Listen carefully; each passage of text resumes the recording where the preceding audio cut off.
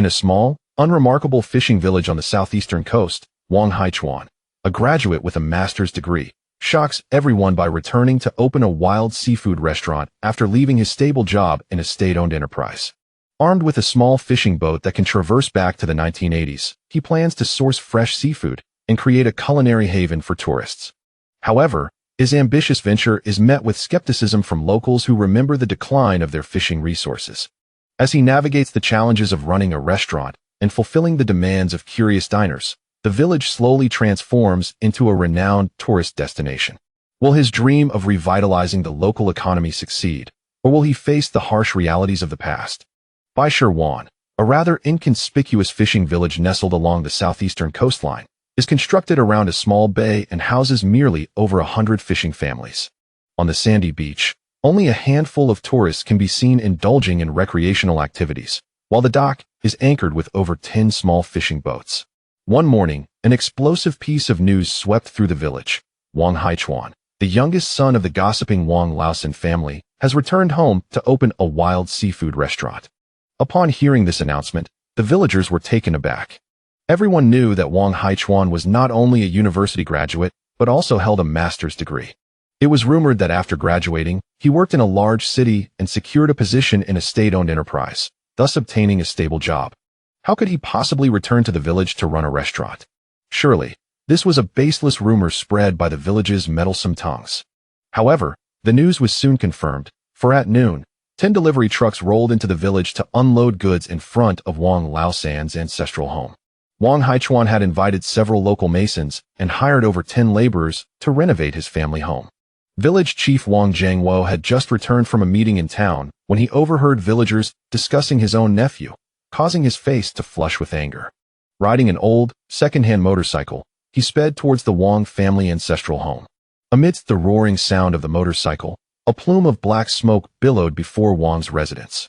"Wang Haichuan, you rascal, where are you? Get over here now," Wang Jiangwo shouted, dismounting from the motorcycle and searching for a branch. In the backyard, Wang Haichuan was directing the masons and laborers to transform the seawater pools, and upon hearing his uncle's roar, he could only smile wryly and urge the workers to continue while he made his way to the front yard. "Uncle, please hold on, allow me to explain." Seeing his uncle wielding a stick in search of him, Wang Haichuan's expression shifted. He was already over 30 years old. Why was this still happening? What is the meaning of this? Just last night, you mentioned wanting to relax after returning home, and today you want to start a restaurant? Have you quit your job at the state-owned enterprise? Wang Jiangwo swung the stick, threatening to take action if he did not receive an explanation. Witnessing his uncle's fury, Wang Haichuan felt helpless, understanding that his uncle's concerns stemmed from care. If there were a good explanation, he would have provided it the previous night. He quickly apologized. "Uncle, please calm down. Let us discuss this inside." "Fine, let us see what you have to say. You've given up a stable job at a state-owned enterprise to open a seafood restaurant in the village? Have you lost your senses?" Wang Jiangwo brandished the stick and struck the ground before entering the main room, sitting down on a chair while fixing his gaze on Wang Haichuan, ready to act if he uttered any naive thoughts. "Uncle, the state-owned enterprise I worked for has been performing poorly over the years, and I lack any connections. My name was on the layoff list announced earlier this month." Upon hearing this, his uncle stood up in shock, staring at him. "What? You, a master's graduate, after working for 7 or 8 years in a state-owned enterprise, cannot even maintain a position as a regular employee? Indeed, I noticed that the competition in the city has become quite fierce. There are plenty of masters and doctoral graduates delivering takeout, struggling to find orders. I realized our village has been developing tourism in recent years, and tourists are not short on money. Opening a wild seafood restaurant here seems promising." "Promising? You think a wild seafood restaurant can be profitable? Do you believe the villagers are unaware of this? Where will the wild seafood come from? I heard from Uncle Yang that the wild resources in the nearby waters are still quite decent." "Nonsense. He is just an old fool." Uncle Wang's anger flared, and after cursing, he felt his pockets. Wang Haichuan quickly pulled out a pack of cigarettes, handed one to his uncle, and lit it for him. Amidst the swirling smoke, his uncle's expression alternated between fury and sorrow. "Uncle Yang has recently been afflicted by dementia," he sighed. When he mentioned that the resources in our village's nearby waters are good, he was referring to the conditions of the 80s and 90s. "Do you know how the first group in our village became wealthy? They pooled their resources to purchase large fishing boats, trawling every spot near the village where they could cast nets. All kinds of fish, seaweed, and small corals were dragged ashore, with large fish sold to seafood merchants and smaller ones to feed factories, never considering how the next generation would survive by the sea. Now, most of the seabed in our village's nearby waters is barren. In recent years, tourism has reduced the number of items found on the beach, and fewer tourists come to visit. You can't source affordable wild seafood, yet you want to open a restaurant selling it? Branding it as wild seafood without substance? Just look at those tourists. Who would care to patronize you? Realizing that his nephew had already purchased materials and furniture for the renovation, Wang Jiangwo knew his efforts to dissuade him were in vain. He huffed and stood up to leave. Once his uncle, the village chief, was out of the way, Wang Haichuan breathed a sigh of relief, only to hear another call from outside. "Haichuan, where are you? Are you there? What a commotion. I'm in here." Wang Haichuan recognized the voice. It could only belong to his younger cousin, Wang Erjuan. "I can't believe it. Brother, are you really planning to open a wild seafood restaurant in the village?" Seeing several masons dismantling windows in the side room, Wang Erjuan wore a look of disbelief. "Indeed," Wang Haichuan said as he began to tidy up the items in the main room, preparing to move them as well. "So, you've quit your job at the state-owned enterprise? What a shame to leave such a stable position." Wang Erjuan, who had long aspired to become a civil servant living off government salary, lamented, having failed the examination after 3 or 4 years of retaking classes at home. "What is so regrettable about it? The salary at the state-owned enterprise is low, and without connections, I couldn't get promoted. Besides, I could be laid off at any time.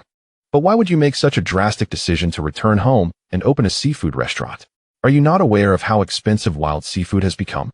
Observing Wang Haichuan's confidence, Wang Erjuan felt compelled to inform his cousin that he had previously operated a small wild seafood eatery 2 years ago.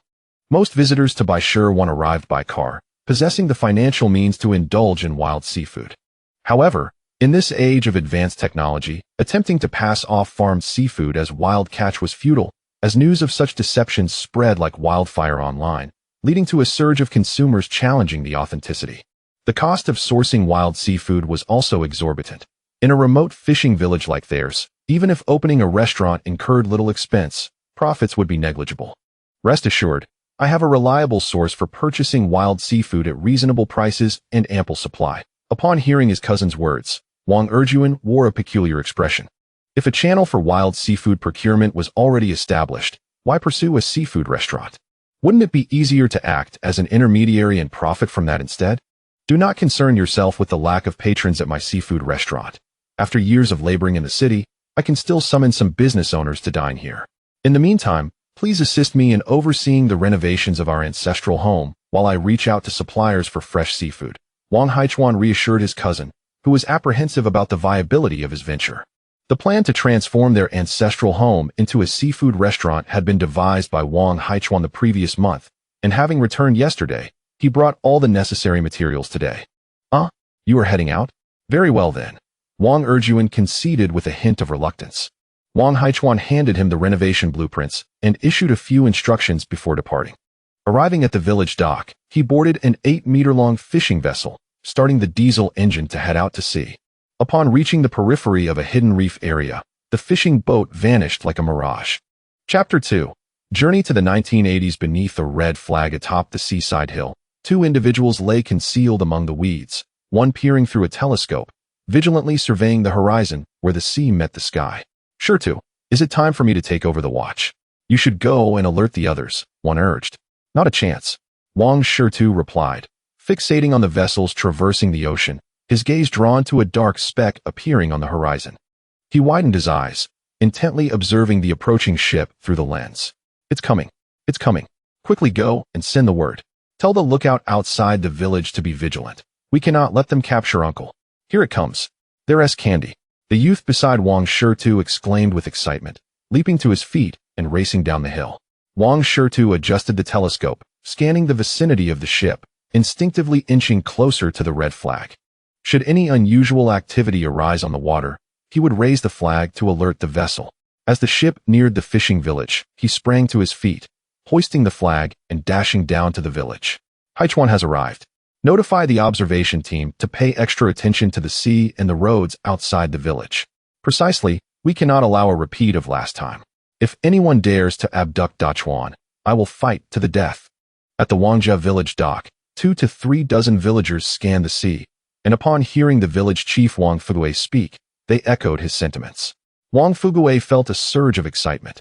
Ever since last year when he heard through the radio about the economic market opening in the provinces of Fugui and Guangxi, he had eagerly awaited news that the county would finally permit trade. Initially, he believed Wangjia village, having endured years of poverty, was on the cusp of a new dawn. However, a surge of fishermen venturing out to sea had led to a relentless decline in the purchase prices set by urban aquaculture companies, leaving them struggling merely to make ends meet. It was not until his younger brother, who had once fled to Hong Kong Island, secretly returned aboard a small fishing boat that life in the village began to improve. Dachuan, steer the boat over here. Haichuan, did you bring candy? Was your trip back smooth?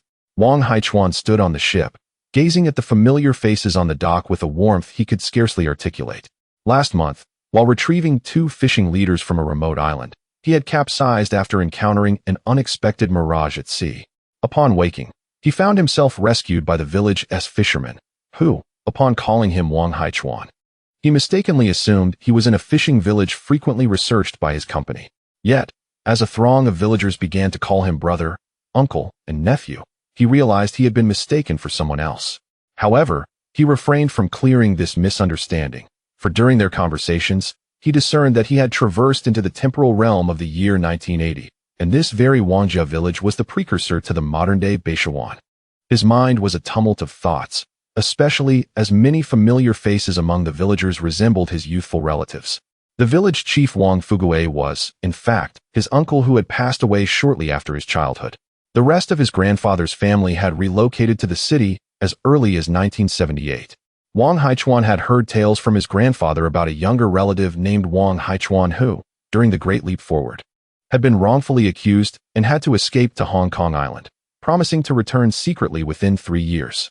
Yet, even after the return of Hong Kong, he never made it back to the mainland, likely having met with misfortune during his escape.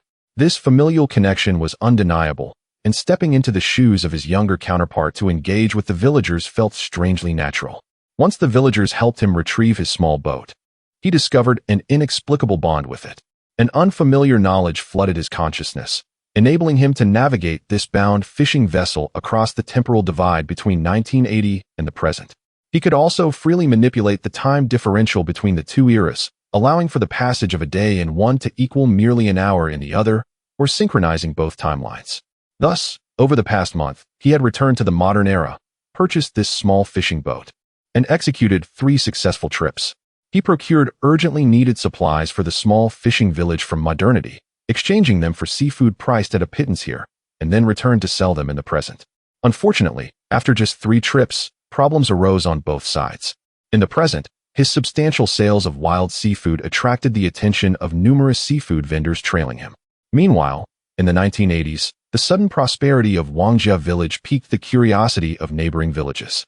News of the return of the smuggler from Hong Kong Island, who had led Wangjia village to wealth, incited envy, prompting reports to the authorities who dispatched officials to apprehend Wang Haichuan. Fortunately, the villagers acted swiftly, allowing Wang Haichuan to escape by setting sail into the ocean. Dachuan, steer the boat closer. I've fixed some tires for you. You'll be fine if you bump into them, an elder called out, waving from the dock. Wang Haichuan smiled at the elder, nodding as he guided the boat to gently collide with the tires at the docking point. The elder leapt aboard, secured the boat to the dock, and tossed the anchor into the water. Wang Haichuan retrieved a box of specially supplied white cigarettes from his pocket, offering one to the elder. More special supply cigarettes. Dachuan, you should save these for networking. Giving them to us villagers is a waste, the elder chuckled, wiping his hands on his clothes before accepting the cigarette. He then produced a piece of rolling paper, wrapping it carefully before stowing it away. Wang Fugui approached, and Wang Haichuan offered him a cigarette as well, using a lighter to ignite it. Wang Fugui beamed with delight, glancing at the boat. What good items have you brought back this time? I mainly brought some clothing and pork, Wang Haichuan replied, having not brought much at all. As instructed by Wang Fugui, the villagers held the belief that too much of what he brought could incite thoughts of reselling among them, leading to complaints that he had brought back too little. Let us first deliver the goods to my home. We can discuss how to exchange them later. All right, Aguai, you take Dachuan back to rest. I'll keep an eye on things here. The elder directed several local men to unload the cargo while Wang Fuguei led Wang Haichuan back toward the village, with many villagers greeting Wang Haichuan warmly along the way, a gaggle of children trailing behind. The villagers were well aware that Wang Haichuan was striving to enhance the living conditions of Wangjia village, transporting goods from Hong Kong Island without selling them externally, incurring losses to provide for them.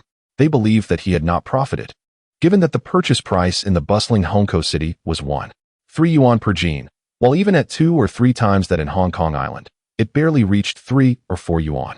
When Wang Haichuan exchanged goods with them, a fish weighing 2 to 3 jean could be traded for a pair of yellow rubber shoes. After a brief walk, they arrived at a quaint red brick house. Beneath the grand lychee tree in the yard, a child of 2 or 3 years, tethered by a rope, waved a small wooden stick. Upon catching sight of Wang Haichuan, he tightened the rope and exclaimed with delight, "Uncle, candy! I want candy! Brother, why have you tied A's to the tree like this?" Wang Haichuan inquired with a peculiar glance at Wang Fuguei. "Your sister-in-law is busy cooking. She fears this little rascal will run off. Did your mother not do the same to you in your childhood?" Wang Fuguei chuckled as he approached, untying the rope from his grandson, brushing off the dust from his clothes, and carrying him into the house. Wang Haichuan entered the dwelling, observing the evenness of the walls adorned with a calendar and various charts, while a portrait of the chairman was prominently displayed on the wall ahead. "Haichuan has arrived. Please wait. Dinner will be ready shortly." Zhang Lan called from the adjacent kitchen, peeking into the living room and greeting Wang Haichuan with a smile. At that moment, a group of villagers arrived at the village chief's house, enthusiastically laying out waterproof cloths in the yard and placing their goods upon them. After transferring everything from Wang Haichuan's boat, Wang Fuguei informed them to wait until Wang Haichuan finished his meal before exchanging goods. The villagers, understanding the situation, cheerfully bid farewell to Wang Haichuan and departed. Chapter 3. Brother, why is the decoration of your restaurant so rustic? The dining table at noon was bustling with activity. Wang Fuguei had 3 sons, all of whom had established their own families yet still resided together. Zhang Lan, accompanied by 3 daughters-in-law, was simultaneously enjoying the meal while attending to 8 lively grandchildren darting about on the floor.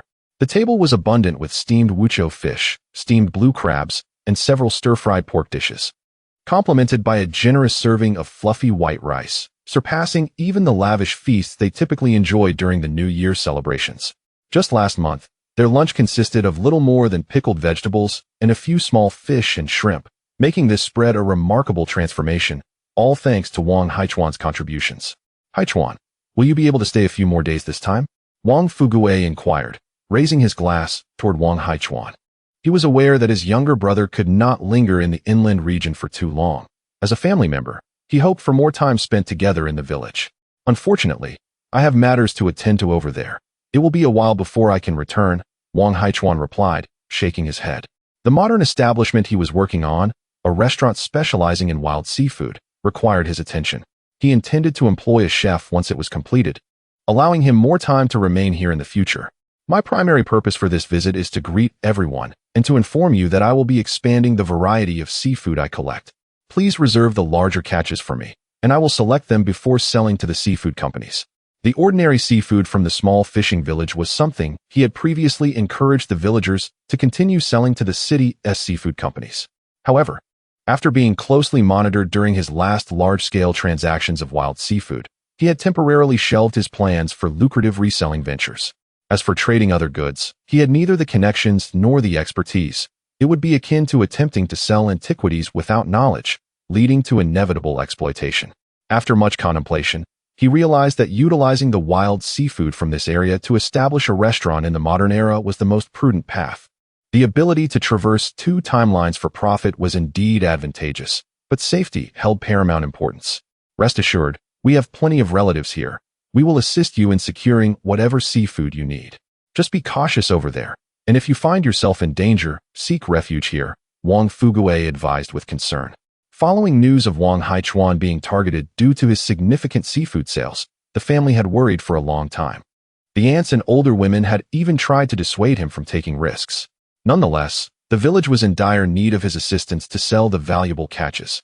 Otherwise, they would struggle to offload the seafood they had caught, given the low prices offered by the city's seafood companies.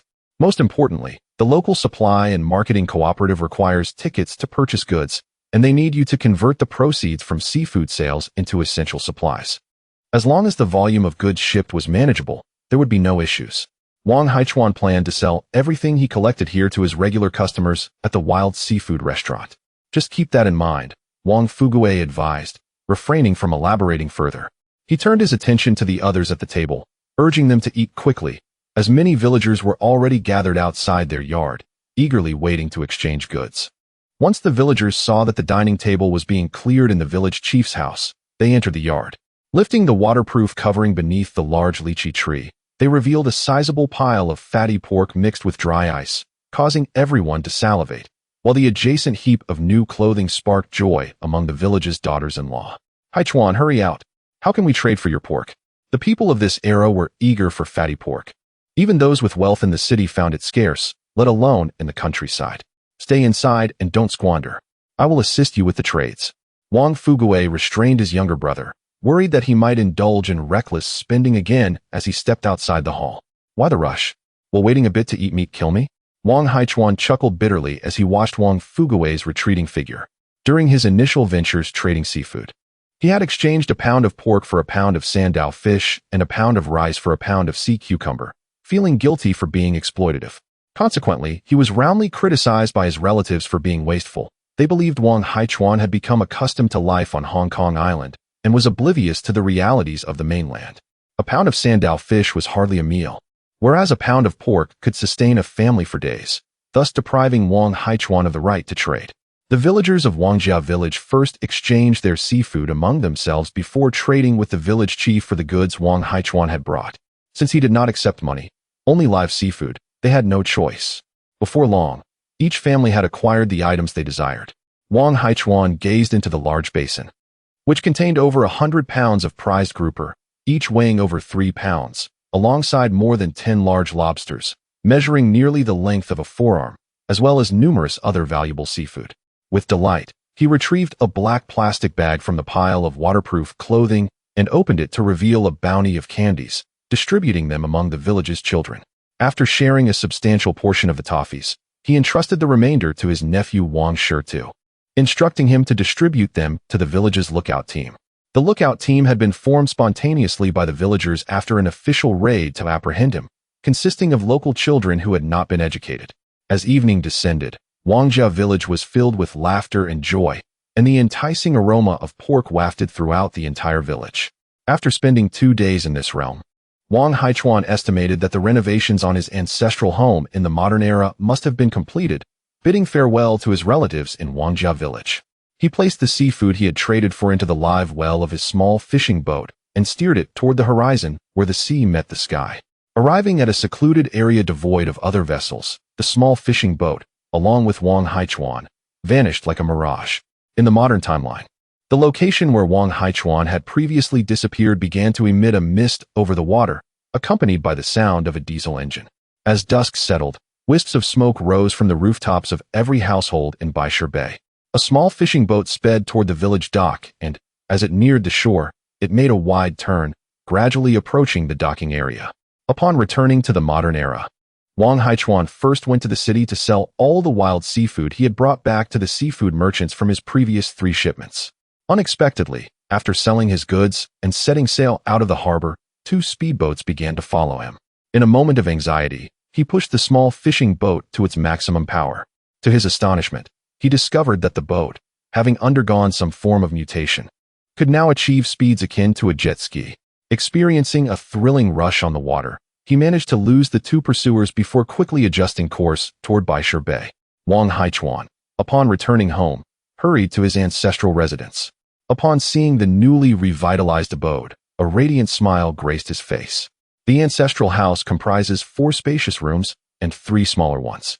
He transformed the 3 rooms adjacent to the sea into private dining spaces, allowing patrons to savor their meals while enjoying the picturesque ocean view.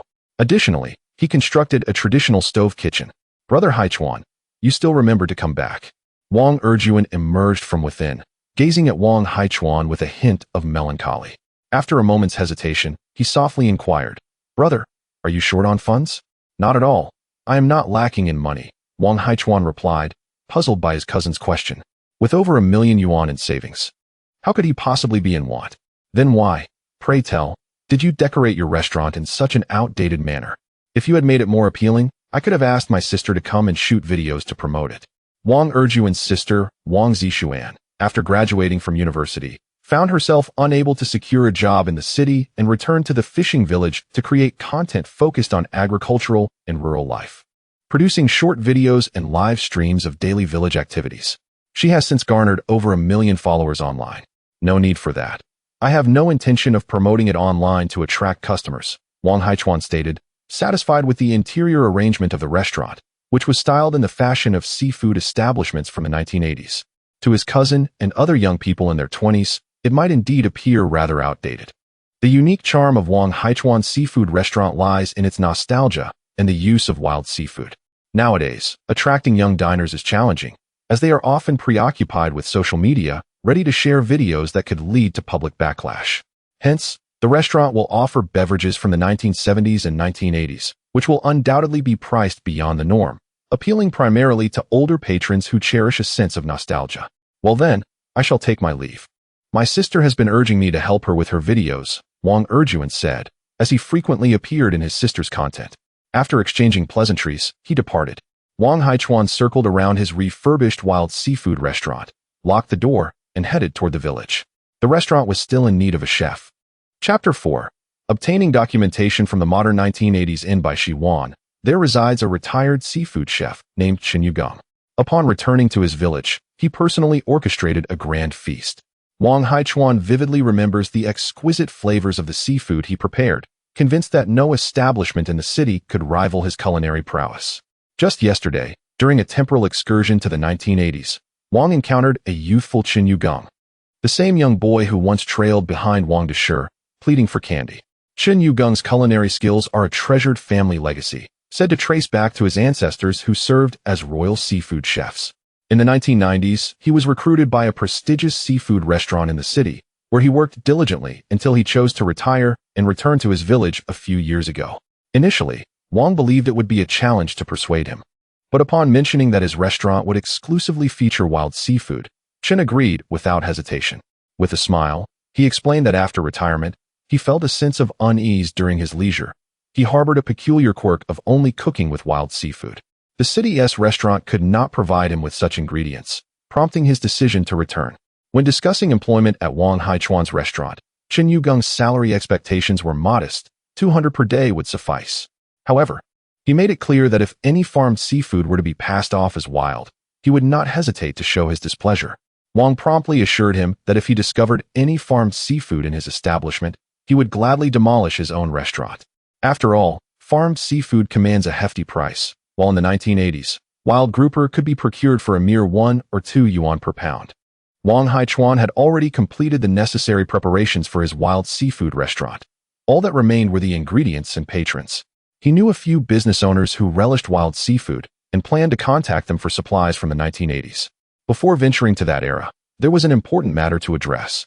In the 1980s, Wang was still considered a stateless individual. Wang Fu Gui had intended to help him secure a household registration, but previously, someone from a neighboring village had reported him, leading the police to classify him as a fugitive.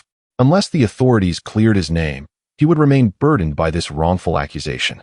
Unfortunately, during the tumultuous period of political movements, countless injustices occurred, and it was uncertain how long it would take for him to be vindicated. Wang devised a plan to disguise himself as a resident of Hong Kong, which would allow him to avoid capture. As the inland economy opened up in the 1980s, there was an active effort to attract Hong Kong investors back to the mainland. With a Hong Kong identity, the government might expedite his case and perhaps even seek his investment in the mainland. However, he did not intend to make a significant commotion, as he merely needed a counterfeit document to navigate the situation. Presenting excessive evidence might draw scrutiny from the authorities. He had a connection for creating fake documents. His university classmate, Zhang Chong, whose family had a long history in the counterfeit business. Since college, he had honed his skills in various illicit enterprises, including selling pirated study materials, counterfeit electronics, and fabricated employment credentials. Remarkably, many of his products were often more convincing than the originals, allowing applicants to pass unnoticed if the hiring companies did not conduct thorough investigations. Returning to his ancestral bedroom, Wang Haichuan took out his phone and sent a message to Zhang Chang. After waiting for a few minutes without a response, he decided to call. When the call connected, he heard heavy breathing and a weary voice speaking in a somewhat rough Mandarin. Shan Haijing, how did you remember my number? Xiao Chang, where are you? Should I come to rescue you from the vice squad? Wang Haichuan sensed that his friend was involved in dubious activities. Zhang abruptly exclaimed, damn. Shut your mouth. The only 2 times I've been caught were right after you called me. You must need something, right? Let me be clear, I won't lend you any money. I can barely help out my unemployed sister once or twice a month. Am I that kind of person? Let us discuss something serious. Hang on after a few minutes. Zhang Chang's voice returned. All right, go ahead. Xiao Chang, can you still make fake documents? Wang was unsure if Zhang had continued his illicit work after returning home to take over the family business. Of course, our counterfeit business is tough, but I'll take any small job that can earn some money. What kind of document do you need? A Hong Kong resident certificate and an employee verification from a seafood purchasing company there. Are you out of your mind? You want to settle in Hong Kong and think you can just get a fake residency certificate? Do you think I'm some kind of magician? The documents I make can easily get you arrested if they do a quick scan. Don't be ridiculous. That's not the case, Wang Haichuan deceived.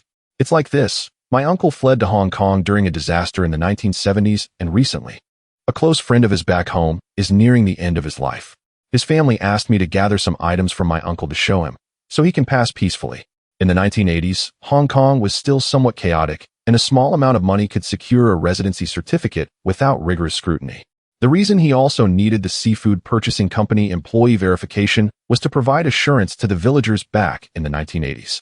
After all, during the early 1980s, the inland market was not fully developed, and there was still a risk of being arrested for private business. If he were to claim to be an employee of a company, no one would question him, especially if it was a Hong Kong company and the quantities were small. As for the goods exchanged with the villagers, as long as there was no resale, authorities would likely turn a blind eye rather than classify it as smuggling. Zhang Chang assumed Wang was genuinely seeking to create false documents to comfort the elderly. Oh, I see. That is no problem. As long as you're not actually using it, I can whip something up for you when I get home. Such deceptive documents are easy to make. I can have it ready in a few minutes. Xiao Chang, don't take it lightly. They've already paid for it. Concerned that he might not take the task seriously, Wang promptly sent a generous red envelope. Ding. Damn. 2,000 yuan. I've just recouped my monthly relief funds. But is this too much? Zhang Chang was taken aback, as the counterfeit certificates he created were worth at most 200 to 300 yuan. With concern, he inquired, Shan Haijing, are you absolutely certain that these fake certificates won't be misused as authentic? Wang Haichuan retorted with irritation. Are you foolish? A resident certificate from the 1970s and a seafood company employee certificate, even if they were genuine, would be invalid today. That's reassuring. Please send over your little master's information. By the way, do you have a photograph of him? I'll send it to you shortly. You can use my photo. I bear a striking resemblance to my little master. Just make sure to adjust it to appear a few years younger, and remember to age the counterfeit certificate to reflect 2 to 3 years of use. Wang Haichuan meticulously organized the necessary information for the counterfeit certificate and sent it along with a picture of himself. All right, Shan Haijing, rest assured. I will strive to make it as authentic as possible. Trust in my expertise with counterfeit certificates. I assure you, even from the 1970s and 80s, they will pass as genuine. Zhang Chang diligently set to work, benefiting from the current digital age wherein any information could be easily sourced online. Moreover, his remarkable resourcefulness allowed him to obtain authentic documents from the 1970s and 80s from the Hong Kong region for reference. The following day, he dispatched the materials via express delivery to Wang Haichuan. That evening, upon receiving the package, Wang Haichuan opened it and was astonished. Not only did the items appear remarkably authentic, but they also included a complimentary Hong Kong foreign trade certificate. Chapter 5. The influential cousin visits the restaurant in the morning. Chen Yugen, accompanied by his apprentice, his young son Chen Yi, visited Wang Haichuan's wild seafood restaurant, provoking even greater gossip within the village. With only 20 to 30 tourists visiting Baishur Bay daily for beachcombing, there was a quaint and affordable little fishing eatery by the pier. Wang Haichuan's establishment, however, featured a chef, hinting that the prices of the meals were anything but modest. The villagers were incredulous, questioning who among the affluent would choose to dine in their humble fishing village. In no time, the local internet celebrity, Wang Zixuan, made her way to Wang Haichuan's wild seafood restaurant, eager to capitalize on the sensational news surrounding him, certain that posting about it online would ignite a frenzy. Hello everyone, I am Xian, the little sister from the fishing village. Today, I am taking my brother to our cousin's wild seafood restaurant with her cameraman capturing every moment. Wang Erjuan, holding a bucket, grinned amiably. Wang Zixuan, with a basket in hand, continued her cheerful commentary. Upon learning of her cousin's impending restaurant opening last night, she and her brother ventured out early this morning to gather some wild seafood as a congratulatory gift. Please forgive me, my luck has not been great lately. I only managed to collect a few conchs and clams. Can everyone recognize the seafood in this basket? This is the king of clams. Look over there. That is my cousin's wild seafood restaurant. Although it hasn't officially opened yet, the chef is already hired, a retired head chef from a 5-star seafood restaurant in the city. Of course, what is even more impressive is my cousin himself. He is the only one from our village to have attended a 985 university and earned a master's degree, landing a position in a state-owned enterprise right after graduation. Just a few days ago, he resigned from his job to return to the village and open this wild seafood restaurant, leaving everyone in the village utterly astonished by his bold move. However, I have learned from my brother that my cousin has already secured a supplier for wild seafood. As everyone knows, wild seafood is in high demand. I truly admire his resourcefulness. As Wang Zixuan interacted with her online followers, she entered Wang Haichuan's restaurant. Everyone, what do you think of the decor inside? Hey, brother, what do you think of our cousin's restaurant's decoration? Wang Zixuan deliberately aimed to create a moment for Wang Erjuan. Ahem, I believe that being rustic to the extreme can also be a unique characteristic. The decor of our cousin's restaurant certainly has its charm. Don't say that. This is retro decor. Wang Zixuan hastily directed the cameraman away, as Wang Erjuan's previous comment had drawn ridicule from viewers, branding him a provincial simpleton. Let us go deliver our congratulatory gift to cousin and interview him. While we're at it, Wang Zixuan quickly shifted the focus of her audience, leading the cameraman towards the restaurant's kitchen. Inside, Wang Haichuan was discussing kitchenware and dining utensils with Chun Yugen and his son, feeling rather unfamiliar with these matters and planning to pay them to assist in the purchases. At that moment, Wang Zixuan entered the kitchen and handed him a basket of clams. Cousin, I wish your wild seafood restaurant great success. This is my congratulatory gift. As long as your restaurant serves only wild seafood. This basket of king clams is something I spent 2 days digging up. Wang Haichuan looked at the basket of clams, bemused. In the 1980s, such digging was effortless near Wangjia village, but he appreciated the sentiment nonetheless. Brother, this is a bucket of oysters for you. Definitely wild.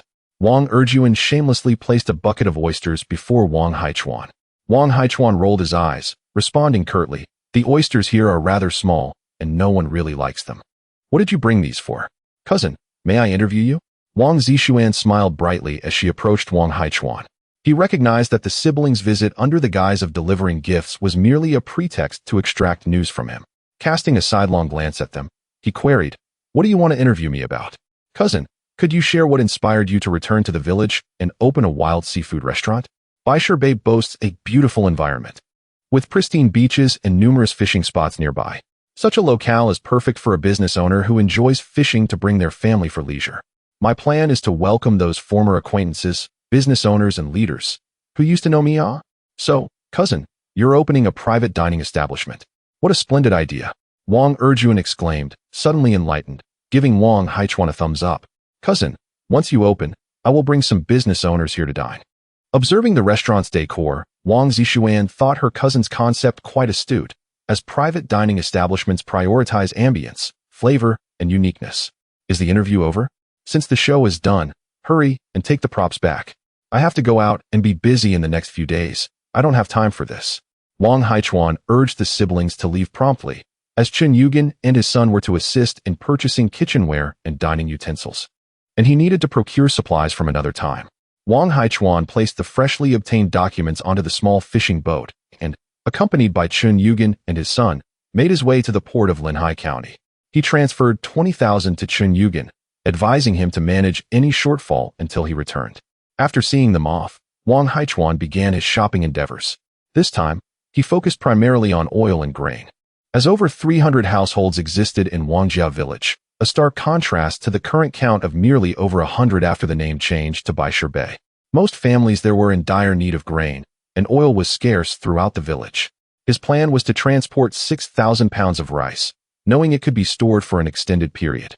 The small fishing boat could carry a maximum of 4 tons, along with over 1,000 pounds of oil. Beyond that, he couldn't take much more. Oil and grain were readily available, and it was easy to request the vendor to repackage them without labels for a small fee. Once he loaded the purchased oil and grain onto the small fishing boat, Wang Haichuan returned to the market. He first visited a familiar vendor selling counterfeit cigarettes, purchasing a pack of white-shelled specialty cigarettes, along with several packs of foreign cigarettes from the island. Of course, he scrutinized the foreign cigarettes carefully, ensuring he only bought those without production dates. Otherwise, exposing them to others with dates from the 2020s would ruin his reputation. Next, he approached a grocery stall, acquiring a substantial amount of bulk seasonings, and discovered a vendor selling insecticides and flea powders, which he purchased in bulk. After scouring the market and making several trips to his small fishing boat, wholesale vendors eagerly passed Wang Haichuan their business cards to curry favor. "Dear sir, should you require any goods in the future, do not hesitate to reach out to me. I assure you that I will provide competitive prices without compromising quality. Should you find yourself in need of certain products, simply give me a call, and I will promptly ensure your needs are met. My esteemed brother, feel free to inform me of any goods you seek. I possess extensive connections in this realm." Wang Haichuan is presently acquiring merchandise in the market, and the wholesalers are keenly observing him, convinced that the items he procures are destined for resale in the remote fishing villages along the coast. Vendors with established sales channels are the prime targets for these wholesalers. It is worth noting that the locality where I deliver is known for its fierce spirit, and the villagers are quite particular. Just recently, a villager discovered that the Jinlongju oil lacked the essence of fish, and, accompanied by a group, he vandalized the manufacturer's facility. In a bid to extricate himself from the clutches of these wholesalers, Wang Haichuan resorted to a ruse to intimidate them. Seizing the moment while the wholesalers were momentarily stunned, he returned to his vessel, feeling that he had acquired a sufficient quantity of goods, and set his small fishing boat towards the harbor. Chapter 6. Wang Shirtu catches blue crabs to exchange for rice. In the temporal landscape of the 1980s, Wangjia village was alive with activity. After anchoring his small fishing boat along the shore, Wang Haichuan coordinated the unloading of goods into his home. Observing Wang Shirtu squatting on the ground near the dock, engrossed in scribbling, curiosity piqued, he approached. "Shirtu, what are you doing down there?" "Uncle, I am calculating," replied Wang Shirtu. "Calculating?" Wang Haichuan noticed the ground before Shirtu was covered with various symbols. He could recognize numbers, as well as words like father, mother, and over 10 others, yet the majority resembled a mix of characters and pictographs, leaving him bewildered. Why does this look like Oracle bone script? Is there an archaeology expert teaching in Wangjia village? Wang Haichuan scrutinized Wang Shirtu earnestly. "Did your teacher teach you these characters?" "Huh, uncle. I only attended the first grade of elementary school. I cannot write many characters." "Then what do those symbols mean?" "I cannot write, so I draw symbols instead." "Uncle, do you think my calculations are correct?" Wang Shirtu beamed proudly, gesturing to his creations on the ground. "Absolutely ridiculous." Wang Haichuan playfully tapped him on the head, chuckling at his own folly. Surely, no archaeology expert would impart Oracle bone script to elementary students. "So, what exactly are you calculating?" Wang Shirtu glanced down, slightly disheartened. "I am calculating how much oil and rice our family can exchange, and how much rice I can eat." "How much rice can you eat?" Wang Haichuan paused, suddenly reminded that in this era, every adolescent was a voracious eater. Few children in the countryside could fill their stomachs adequately. "Shirtu." "Yes? Come with me later to carry back some rice." Wang Shirtu was the child of his cousin, who had tragically perished at sea the previous year, leaving behind a widow and an orphan. "If you ever find yourself in need of food, just let me know." Wang Haichuan gently wiped away the symbols on the ground with his foot, not wishing to dwell on the grim reality. Life was arduous for every household. Most families in Wangjia village were connected by kinship, and while he could not extend his hand to aid every impoverished relative, he could not bear to see Wang Shirtu in such despair. "No, uncle, I cannot accept your things," Wang Shirtu replied gloomily, shaking his head resolutely, unwilling to accompany Wang Haichuan to fetch rice. "Why not accept my help? It is merely rice. We are relatives, and there is no need for such formality," Wang Haichuan inquired, somewhat perturbed. "My mother says one must have dignity and not take things for free from others." Wang Haichuan recalled that his cousin's wife was a sent-down youth from the city. Perhaps the political movements had instilled a fear of imparting knowledge, leading her to only teach her son the virtues of character. If you refuse, then let us go to the beach and see if we can find some treasures. You can trade those for rice, and I will secretly cook for you later. Upon hearing Wang Haichuan mention the beach, Wang Shitu initially brightened, only to be disheartened again. Uncle, the tide hasn't receded yet. There are no treasures to be found. The beach outside the village was frequented daily by the local women and children, and any treasures washed ashore would quickly be scavenged. To find anything worthwhile, they would need to wait for low tide, at which point, many people would gather, increasing the chances of discovering something valuable. Noticing Wang Shitu's discontent, Wang Haichuan playfully kicked him. Do you have any long iron wires at home? Go fetch 2 pieces about 1 meter long. The thicker, the better. Uncle, I have a few thick wires for repairing boats. What do you need them for? Quit asking questions, just bring them. Wang Shitu returned home stealthily, carrying 2 pieces of iron wire approximately 1.5 meters long, slightly thinner than a cigarette. Wang Haichuan retrieved a pair of pliers from the fishing boat, fashioned hooks on one end of the wires, and wrapped some cloth around the other end. The wire is a bit thin, but it will suffice. The rocky beach was deserted, and Wang Haichuan led Wang Shitu, carrying a bucket. It was rumored that the aquatic company in Linhai County did not accept blue crabs, and thus the villagers paid them no mind, as they did not consume blue crabs themselves.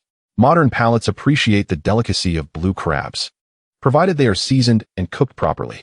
However, steamed blue crabs without ample seasoning and oil could be overwhelmingly fishy. Wang Haichuan probed the crevices of the rocks with the long wire. Uncle, are you trying to catch crabs? They are not very tasty and have little meat. Why bother? Sure to, if I catch blue crabs weighing over half a pound, I can trade 2 for 1 pound of rice. Would you help me catch them? Really, uncle? Wang Shitu's excitement was palpable. He often spotted blue crabs on the beach, and it was not uncommon to find them weighing over 1 pound. He picked up another long wire and began searching the vicinity for blue crabs. Could it be that there are indeed some here? They seem rather large. Wang Haichuan slowly teased a blue crab out from a deeper crevice. In those days, blue crabs had become rather brazen, as they were rarely disturbed. When prodded, they would clamp onto the wire with no intention of letting go. What color is this? As he pulled the crab out, he noticed something unusual about its color, and upon closer inspection, he couldn't contain his glee. Goodness, it's a yellow crab. How fortunate. They say 1 in 100 blue crabs is a yellow crab. This one weighs over 1 pound. In modern times, it could fetch at least 1,000 yuan. In this rocky area, blue crabs were plentiful. After 2 hours of effort, he had caught dozens of blue crabs, including 10 over half a pound, and notably 3 yellow crabs, which elated Wang Haichuan. However, Wang Shitu's words irked him. Uncle, why are you catching sick crabs? Sick crabs?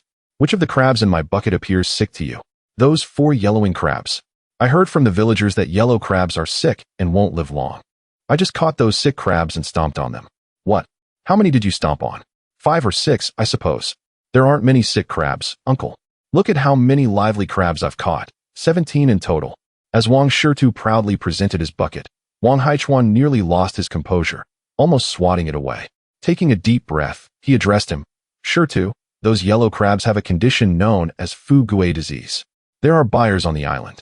If you bring me a yellow crab, I can trade it for 5 pounds of rice. With a resounding thud, Wang Shitu stood in a daze, staring at Wang Haichuan, as the bucket he held slipped from his grasp and fell to the ground, crushing 6 yellow crabs beneath it. This was equivalent to 30 pounds of rice. He lamented, "Woe is me. I shall take vengeance upon Zhao Guzi. He was the one who informed me that yellow crabs were diseased. I must make him pay." Do not flee, Wang Haichuan urged, grasping the distraught Wang Shitu, who was intent on seeking retribution. This was a matter of personal oversight. He had neglected to recognize the precious varieties among the green crabs. Come now, let us go. I shall take you to exchange for rice. You caught 17 large green crabs, which will yield 8.5 pounds of rice, sufficient to sustain you for several days. Wang Haichuan, carrying 2 buckets, coaxed Wang Shitu as they made their way to Wang Fugue's home. Chapter 7. The Terrifying Memory of Steamed Blue Crabs. My little nephew expressed his reluctance to eat crabs.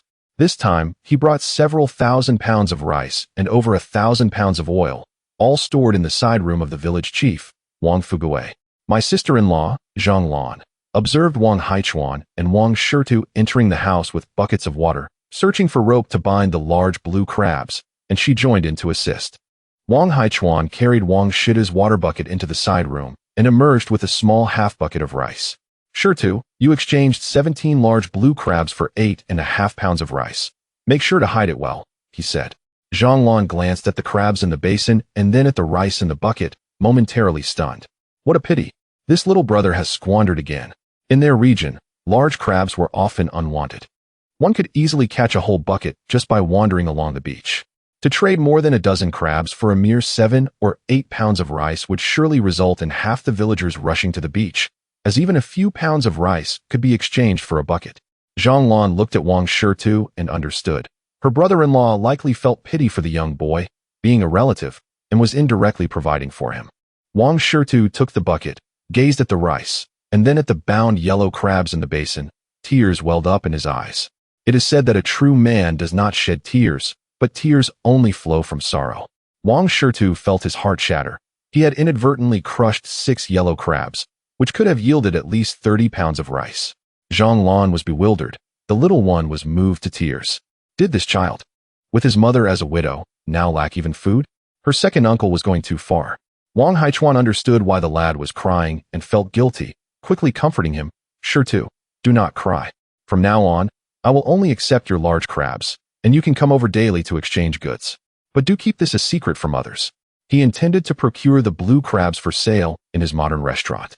Not wanting to take too many at once, he would let the boy catch them discreetly, and if his restaurant prospered, he could later allow other villagers to catch them as well. After all, for the next 2 or 3 years, the economic market in Linhai County would not fully open, and no one would compete with him for seafood resources. Upon hearing Wang Haichuan's assurance, Wang Shitu dried his tears. Though he remained resolute in his decision to set traps for stray dogs that night. Had it not been for the careless talk, he would not have crushed the yellow crabs. The thought of losing dozens of pounds of rice was heart-wrenching. Uncle, I will head back now. Wang Shitu ran towards the yard with the water bucket, and after exiting, he pulled some weeds nearby to conceal the bucket. Zhang watched his departing figure and turned to Wang Haichuan. Haichuan, if you truly intend to collect large crabs, I can gather people to help you catch them. There are plenty of large crabs around here. Let me assess the situation once I deliver to Gangdao, he replied. Sister-in-law, I will prepare these large blue crabs tonight for you to taste. In the evening, within the main room of Wang Fugui's home, a large platter of steamed blue crabs sat at the center of the dining table, yet no one dared to pick up their chopsticks. Last year, during the grain shortage, several children in the household were extremely hungry and had brought home a whole bucket of blue crabs, pleading with their mother and grandmother to prepare them. The flavor of that boiled crab meal had left a profound memory for the entire family. Now, even the youngest and most gluttonous, Xiao A's, upon seeing the orange crabs on the table, burst into tears, exclaiming, I do not want to eat crabs. Crabs are so terrible. Zhang and her daughter-in-law quickly rushed to comfort the little one. Wang Haichuan felt somewhat embarrassed. He cleared his throat and picked up a large blue crab, placing it in his bowl. As he began to dismantle the crab and eat, he said, I have added many spices to this crab. Using ginger and yellow wine to eliminate any fishy odor, it truly does not smell. Please give it a try. Wang Fugui observed the platter of crabs, noting the generous amounts of spices and oil used. Do not let the oil go to waste. Everyone should sample it. In these times, villagers were quite frugal, and only Wang Haichuan would indulge in such extravagance. With some trepidation, Wang Fugui and Zhang each took a crab and brought it to their bowls. After tasting a crab leg, they found it remarkably devoid of any fishy flavor and quite delicious. Not fishy at all. Everyone eat up. The crabs made by your uncle truly taste wonderful. Do not discard the crab legs. Zhang urged her family to partake in the blue crabs. While Wang Haichuan was preparing them in the kitchen, she felt a pang of sorrow. The crabs had been washed and then fried in oil. She dared not adopt the cooking style from Gangdao, as such wastefulness would surely earn her 3 scoldings from Fugui in a day. Once the head of the household had spoken, the others could only follow suit. It must be said, the blue crabs prepared by their uncle tasted better than the other dishes on the table. Once the large crabs were divided, the sauce and oil remaining in the platter were also shared, and the rice drizzled with sauce was simply delightful. After a few mouthfuls, they added fresh rice, and soon the pot of rice was emptied. Xiao A's, who had adamantly refused to eat even a bite of his uncle's crabs and had been sulking at his mother, found himself unable to resist. His mother, not indulging him, mixed a small bowl of rice with crab oil for herself. Upon tasting it, the rice was exquisite. He devoured it completely, and then sampled the crab meat his mother had shelled for him. It was not overly fishy, and he finished that as well. Just as he wished for more, the crab platter was empty, and the rice was gone.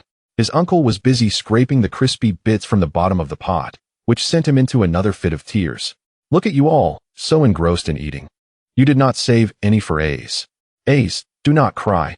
Grandma's dishes have not been finished yet. Zhang Lan, thinking her grandson had not eaten enough, poured her own rice into his small bowl and added some meat dishes. Xiao A's took a bite of the rice his grandmother had given him.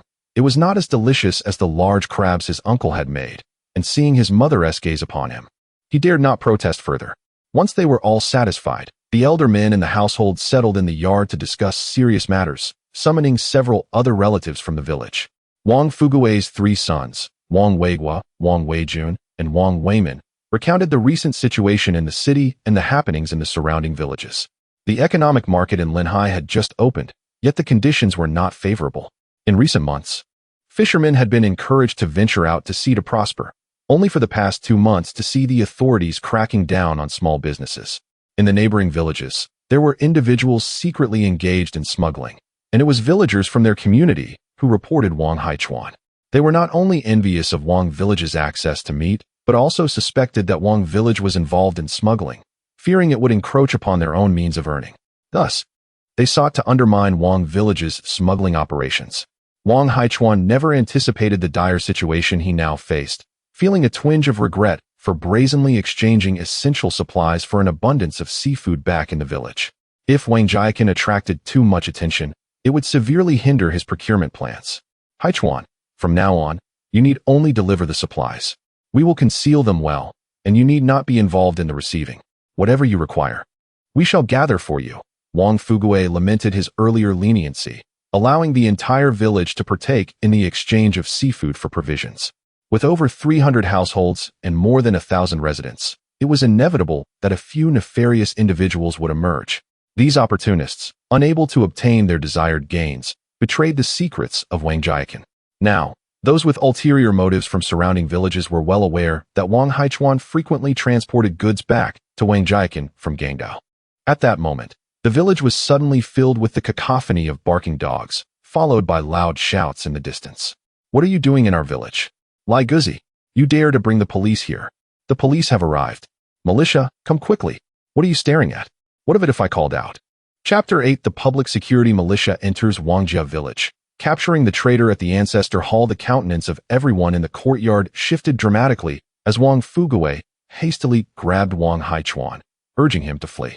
Quickly, Wei Jun, take your uncle and run towards the mountains through the backyard. The others scattered, dashing into the village to divert attention. Wang Haichuan, in a state of panic, followed Wang Wei Jun to the backyard. As they ran, his pace slowed. Why am I running? I possess proof now. What is there to fear? Uncle, hurry. Don't panic. You need not run, Wang Haichuan exclaimed, shaking off Wang Weijun's grip. Noticing his urgency, he quickly clarified, I have brought all the necessary documentation from Gangdao. I am now a resident of Gangdao, with permits for foreign trade. The authorities will not apprehend me. Unsure whether to trust his uncle's words, Wang Weijun realized there was no time to waste. Outside the backyard, several militia members charged in, surrounding Wang Haichuan and Wang Weijun upon sight. The militia comprised locals, many of whom were familiar with Wang Weijun. Xiao Jun, don't act recklessly, one of them warned. Wei Jun, step aside. We have no intention of detaining you. As Wang Weijun saw someone attempting to pin Wang Haichuan to the ground, he rushed to intervene. Do not restrain him. My uncle is a resident of Gangdao, not a fugitive from the mainland. The militia member froze, exchanging glances with his comrades. The leader, recognizing Wang Haichuan, bore a complex expression. Do not think of escaping. Come with us. Chaos erupted in Wangjia village. Amidst the commotion, several public security officers and over a dozen militia members found themselves encircled by an irate crowd of villagers outside the Wang family courtyard. The individual who had led the officers into the village was also caught in the encirclement. Lai Guzi, you treacherous wretch, you ungrateful scoundrel. Haichuan was wronged by you. On what grounds do you apprehend him? Villagers erupted in indignation, their faces flushed with anger. Just as we began to enjoy better lives, you vile miscreants. The officers and militia wore grim expressions, unaccustomed to such public scorn. As a few militia members escorted Wang Haichuan forward, the villagers' fury intensified, prompting them to take action. Do not intervene. I am fine. Everyone, stand down. Wang Haichuan, fearing a brawl among his relatives and fellow villagers, sought to prevent further escalation.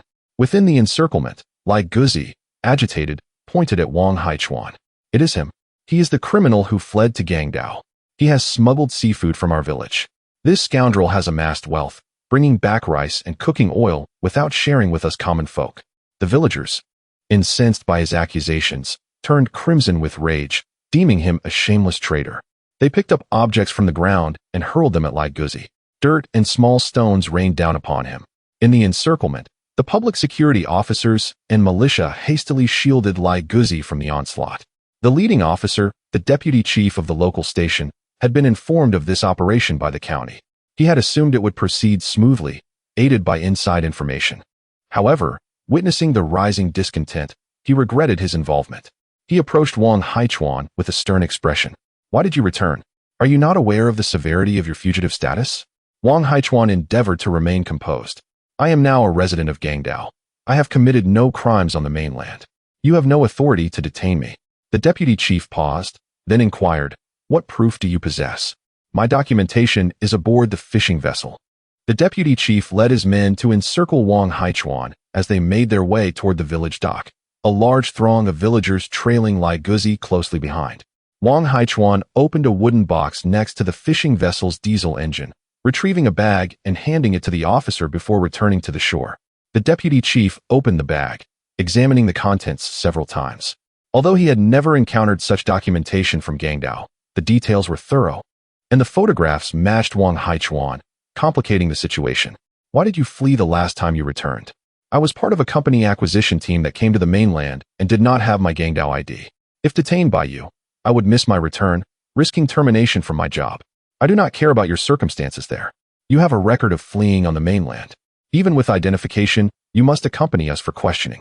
The deputy chief interrupted, withholding the documents. Wang Haichuan felt a surge of anxiety, realizing he might indeed be detained. Just then, a resonant elderly voice rang out from the crowd. Ho Goe, do you not understand why Dechuan fled? The villagers parted to reveal an elderly gentleman, aged 70 or 80, leisurely approaching with a pipe. The deputy chief's expression shifted as he hastened to greet the elder. Old Wang, I did not expect to disturb you. The elder reached for the bag in the deputy chief's hand, drawing out the documents. Upon seeing the Gangdao ID, he displayed a look of regret. Dechuan, how could you truly have obtained residency there? We will eventually vindicate you here. Your bright future is being squandered. He turned to the deputy chief, pointing at Wang Haichuan. Haichuan was wrongfully accused in 75 of setting fire to the county warehouse. I refuse to believe that your public security has not uncovered the truth. At that time, the reactionaries sought to execute him. Should he have stayed and awaited death? Now you refuse to aid in his vindication and seek to apprehend him. Are you not remnants of the reactionary faction? That is not true. Old Wang, do not wrongfully accuse me. I was merely following orders to apprehend individuals. Comrade Wang Haichuan is now a resident of Gangdao, and I lack the authority to detain him. I intended to bring him back for questioning regarding smuggling issues, but now that it is clear, there is no need to take him back. The deputy chief, desperate to save himself, understood the significance of the elder's identity as one of the last surviving Red Army members, definitely someone he could not afford to offend. He hastily explained his position to the villagers before quickly retreating with his men. Wang Haichuan wiped the cold sweat from his forehead, glancing at the elder, unable to recognize him. Was he a relative of the family? At that moment, the elder's gaze shifted to Lai Guzi. Find this traitor and take him to the ancestor hall. A dozen villagers surged forward, some grabbing his limbs, others covering his mouth, lifting Lai Guzi like a pig towards the ancestor hall. Wang Haichuan followed the crowd. Lai Guzi was soon tied to a tree in front of the ancestor hall, stripped of his clothing, with thick ropes binding his limbs tightly to the trunk. The hemp rope, soaked in seawater for years, constricted so tightly that it felt akin to a whip lashing against the skin, causing Lai Guzi to wail in agony. His family did not come to his aid. The Lai family had long since harbored a deep resentment for this self-serving, indolent ne'er-do-well, having cast him out 2 years prior. The village head, upon spotting Wang Haichuan, beckoned him over, saying, Dechuan, come here. He then turned to an elderly man beside him, instructing, Tainyo, bring forth the items retrieved from the doghouse. The old man, along with two companions, tossed the bundles they had been cradling onto the ground. With a crash, the 3 parcels spilled open, revealing foreign radios, cassettes, denim jeans, canned goods, foreign cigarettes. And the old man produced a bundle of cash and a stack of notes, discarding them atop the pile. Most of these were contraband. The hefty bundle of bills contained no less than dozens of notes, while the stack of tickets was likely worth a considerable sum. Wang Haichuan kicked aside the belongings from the 3 parcels and scoffed, quite the extravagant display, is it not? This $1,000 worth of goods is merely a deposit, correct? A chill ran down his spine. He had not anticipated that someone would spend such a fortune to ensnare him. If he did not uncover the mastermind behind this, peace would elude him in the future. Lai Guzi glared at Wang Haichuan, his face twisted in hatred. Why don't you go in? If you get shot, I could collect 2,000 yuan. The surrounding crowd erupted in fury, surging forward to strike and seize him. Kill the ne'er-do-well.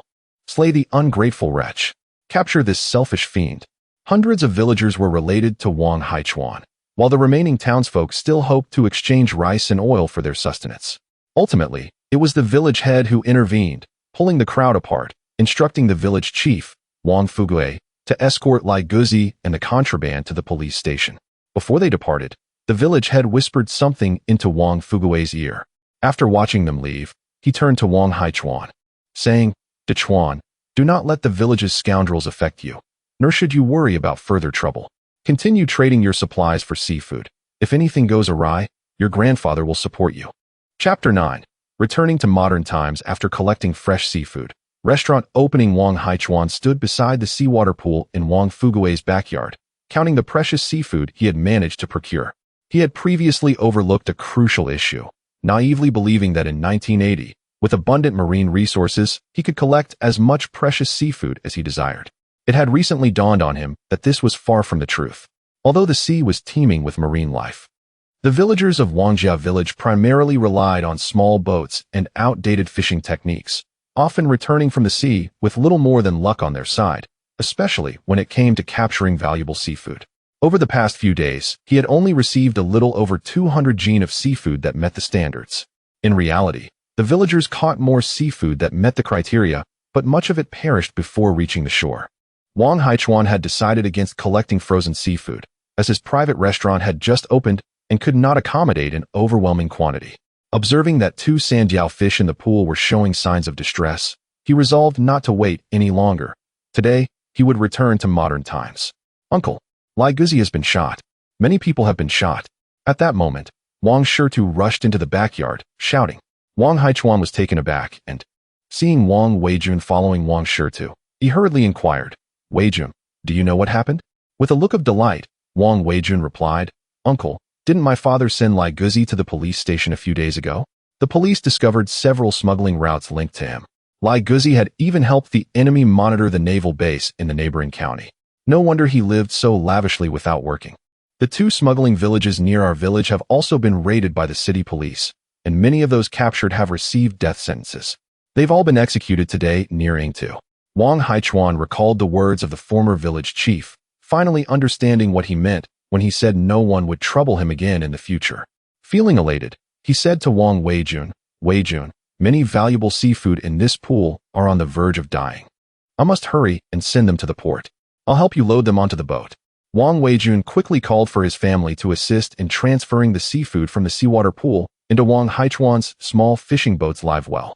As Wang Shirtu helped transfer the blue crabs onto the fishing boat, he noticed several buckets filled with blue crabs and asked, Uncle, will you continue to collect blue crabs? Wang Haichuan reassured him, of course. I will continue. When I'm not around, you can trade with Lan Sa. Uncle, I'll catch a few more yellow crabs for you. Go for it. But don't just focus on yellow crabs. Make sure to catch blue crabs weighing over half a jin. Wang Haichuan affectionately ruffled Wang Shida's hair, saying, next time I come, I'll bring you specialized tools for catching blue crabs. Once all the seafood had been transferred to the fishing boat, Wang Haichuan boarded it. Uncle, come back early. All right. He started the diesel engine, and the small fishing boat slowly departed from Wangjia village's dock. On the water, a solitary fishing boat emerged, surrounded by mist, only to vanish in the blink of an eye. As he approached Bai Sherbei, Wang Haichuan experienced an indescribable feeling. After docking, he retrieved his phone from a hidden compartment on the boat and checked the battery. It was still fully charged. Could it be that everything on this small fishing boat was suspended in time? Observing the seafood in the live well, he noted that the once-dying sand-jiao fish from 1980 now appeared full of vitality, as did the other seafood. This was truly astonishing. Quelling his curiosity, he called Chen Yugen's youngest son, Chen Yi, asking him to come help. Wow, Brother Chuan, where did you get so much fresh wild seafood? It's all top-notch. My dad will surely be thrilled to see this. Chen Yi, who had learned from his father, had never encountered such an abundance of wild seafood, most of which was quite rare. No time to waste. Let's quickly transfer it to the live well in the restaurant's backyard. Chen Yi arrived on a tricycle, and the two, careful not to harm the fish, made 3 trips to transfer the seafood from the small fishing boat. Wang Haichuan's wild seafood restaurant now boasted 3 seawater pools in the backyard, all transformed into live wells. 2 long pipes had been buried.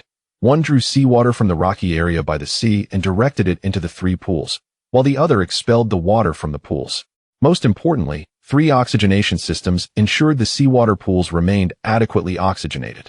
With everything prepared for the restaurant's opening, Wang Haichuan chose not to hold a grand celebration, as such events were not customary in the village. He scrolled through his contacts on his phone, identified his target, and dialed.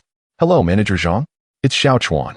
Yes, the one who went to pick you and Manager Wu up last month. I've resigned. No, I wasn't bullied. I've opened a wild seafood restaurant back home. Yes, all the ingredients are wild seafood. Don't worry. I've hired a retired chef who has been cooking seafood for decades. The flavors are guaranteed to be exquisite. What do I have?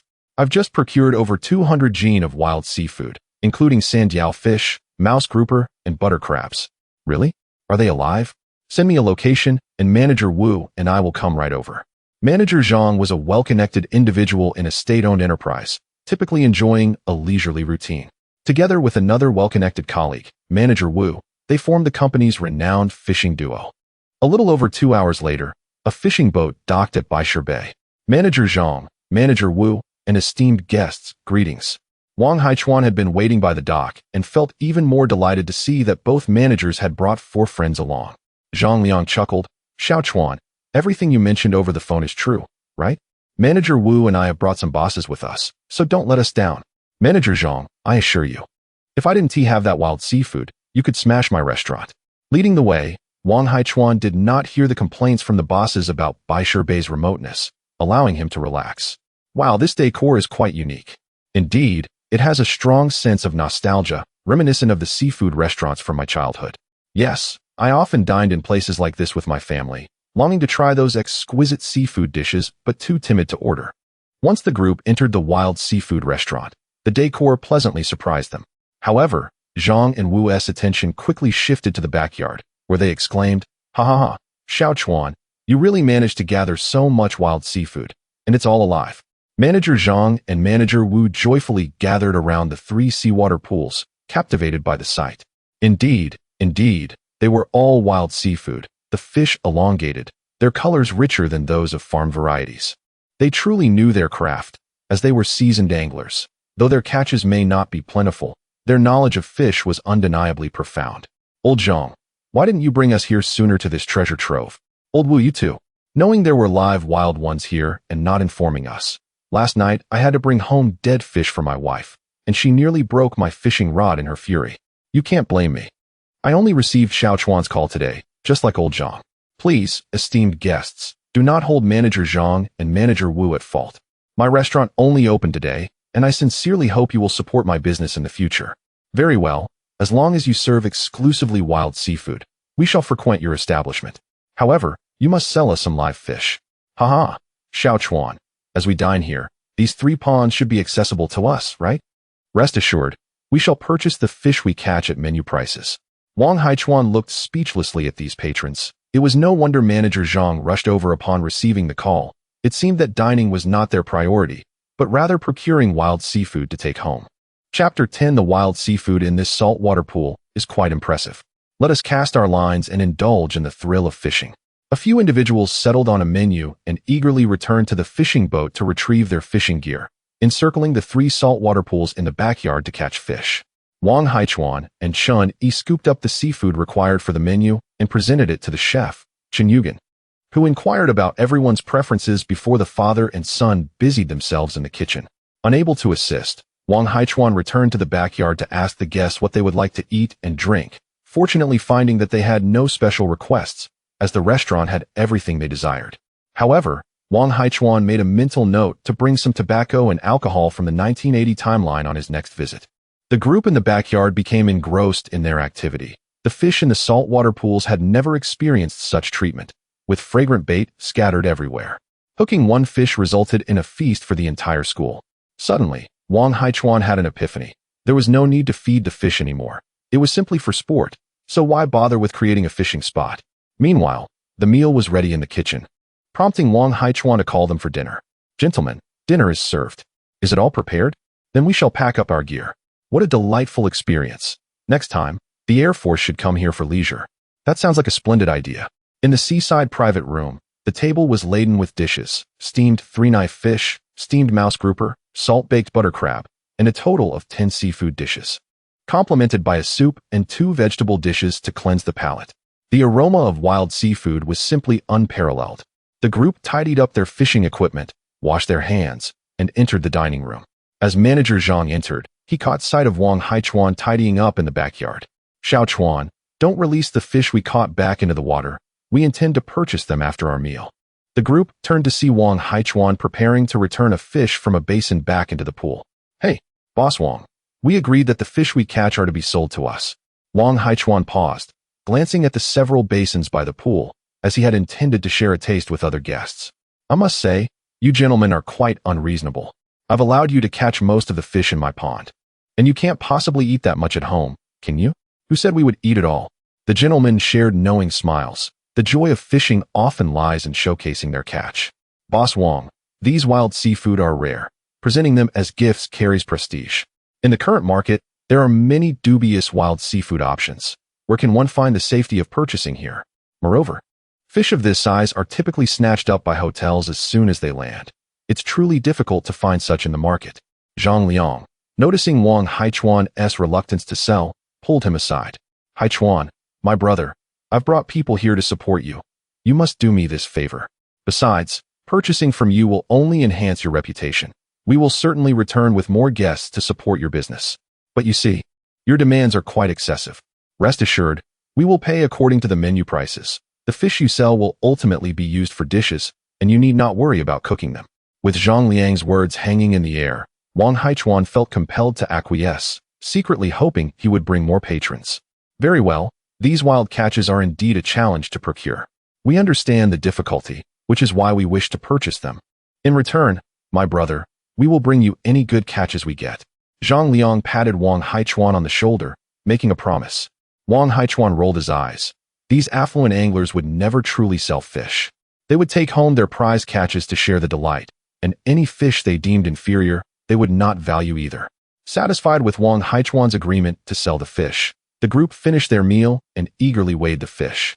2 gentlemen even requested to buy blue crabs, as it was quite normal to catch them while fishing. Others chimed in, deeming it reasonable, and soon clamored to purchase blue crabs as well. Consequently, the more than 100 pounds of blue crabs brought that day were nearly all sold, and they were not concerned about being exposed. Wang Haichuan assisted them in loading the seafood onto the fishing boat, watching them depart with a sense of excitement. The restaurant menu had been crafted by Chen Yugen based on the prices from his former employer, the seafood restaurant. Previously, a 3-pound mouse grouper sold to a seafood merchant had earned 1,800, while today, a similar grouper sold for 2,600 at the restaurant. Zhang Jingguo and the others even remarked on its affordability, noting that selling dishes was far more profitable than selling ingredients. The restaurant sold over 100 pounds of wild seafood, generating more than 50,000 in revenue, much to the delight of Chen Yugen and his son.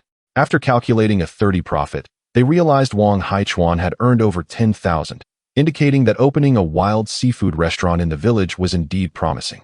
Unfortunately, they were unaware that Wang Haichuan sourced his catch at merely 1 or 2 yuan per pound. If he were to pay 3 or 4, he would be labeled a spendthrift. After Zhang Jingguo and the others left, no one else visited the restaurant. Wang Haichuan decided to stroll around the village to see which households cultivated the best produce. intending to find a source of vegetables for the restaurant. Along the way, he encountered several villagers returning home from the fields, greeting one another. "Haichuan, your restaurant has opened, hasn't it?" "Yes, I had a table of guests today." "You all just returned from the fields, I presume? What did you plant?" "Oh, what can we plant around here? Just some fruit trees and corn."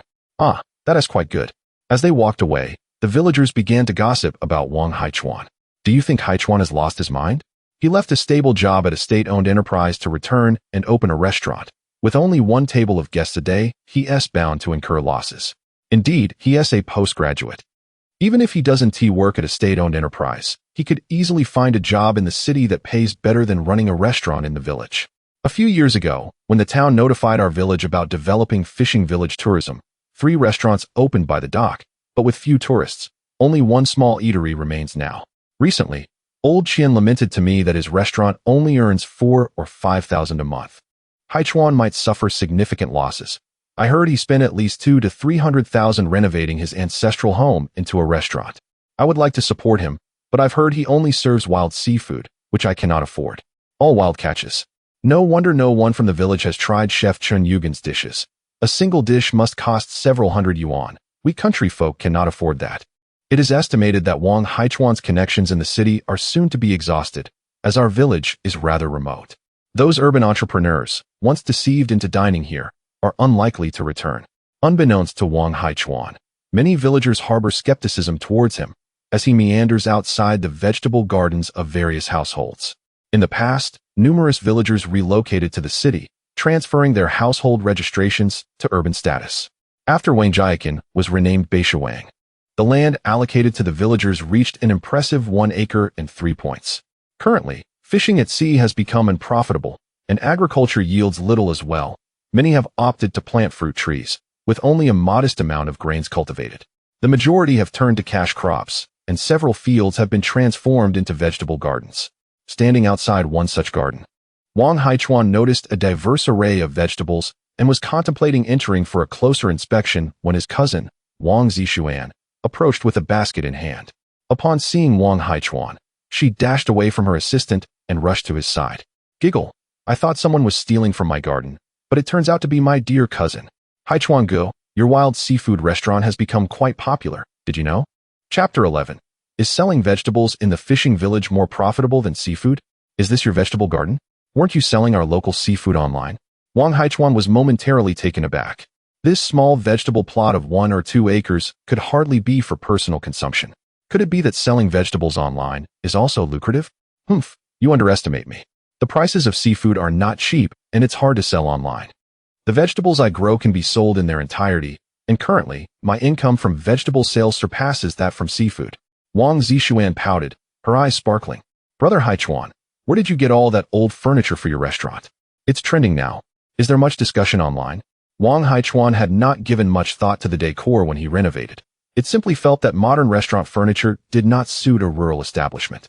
Look at all these videos about your restaurant," Wang Zixuan exclaimed, scrolling through trending charts on various platforms with her phone.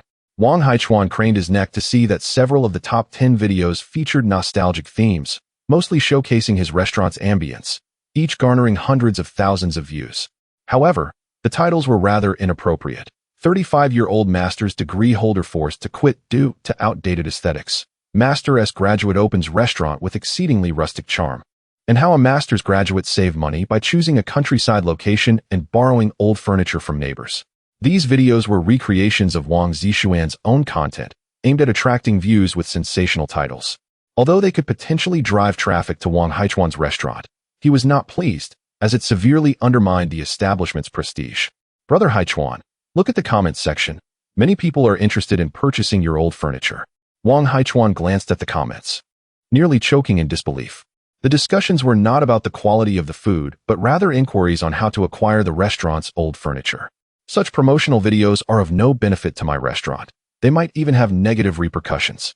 Wang Haichuan felt exasperated, recalling that when Wang Zixuan visited the restaurant before it opened, there were no customers, leading online viewers to assume it was closing due to lack of patronage.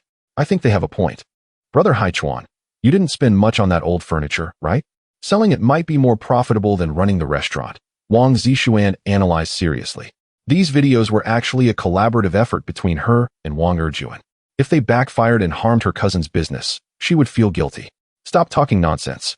I see you've not used any chemical fertilizers in your garden. Am I even allowed to use chemical fertilizers?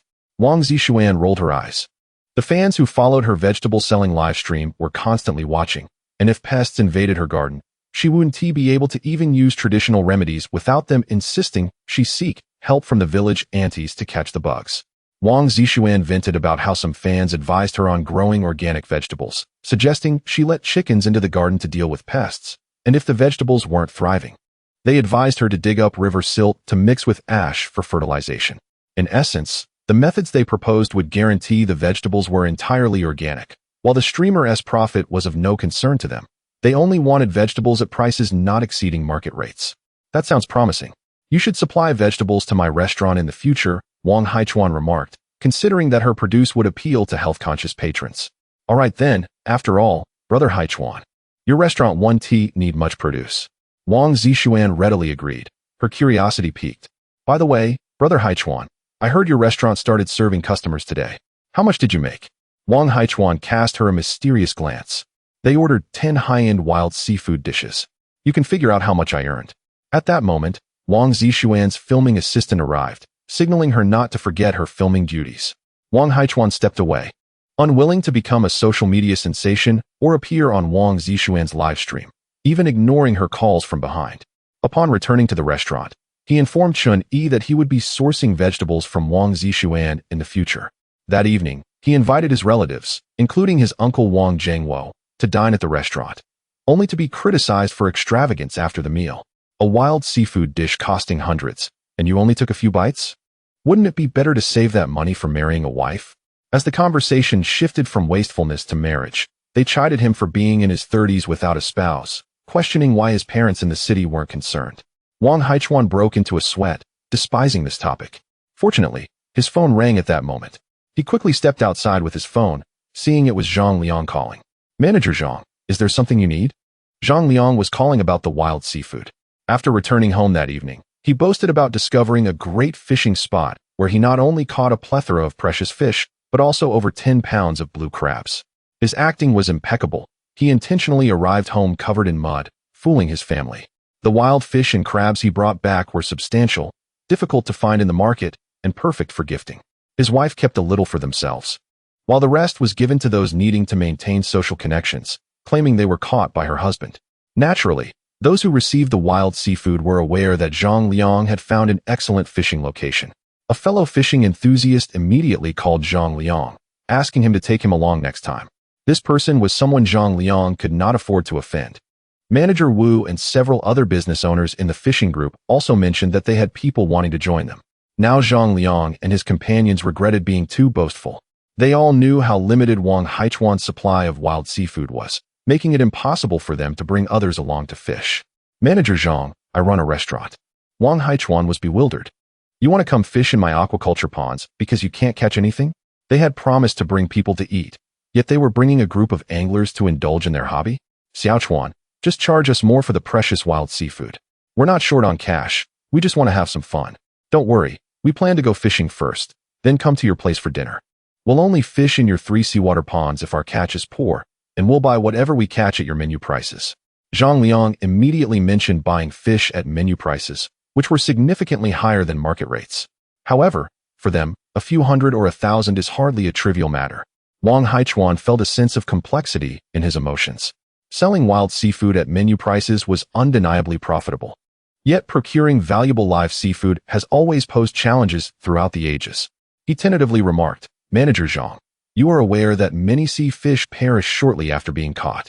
Utilizing fresh wild seafood preserved on crushed ice is also a decent option. No, Xiaochuan, we need them alive. The frozen fresh wild seafood is readily available elsewhere. What they truly covet are the high-quality, sizable live wild catches raised in seawater pools that are still willing to feed. Very well, considering your standing, Manager Zhang, I will offer the fishermen a higher price and see if I can procure more live fish. Wang Haichuan felt a tinge of regret. If only they would accept frozen fresh seafood as well, for the quantity of live fish was indeed limited. Rest assured, even if we raise the price for wild live fish, we shall not shortchange you. After ending the call, Wang Haichuan stepped into the restaurant, pondering the matter at hand. To acquire more live seafood in the temporal landscape of 1980, he needed to convey to the fishermen that live fish are significantly more valuable than dead ones. The relatives in the restaurant noticed Wang Haichuan deep in thought and refrained from disturbing him, finishing their tidying up before departing. Chapter 12. Expressing gratitude to the Wang family village with pork. Early in the morning, Wang Haichuan called Chun-Yi to ask him to watch the shop while he prepared to head to Wang family village.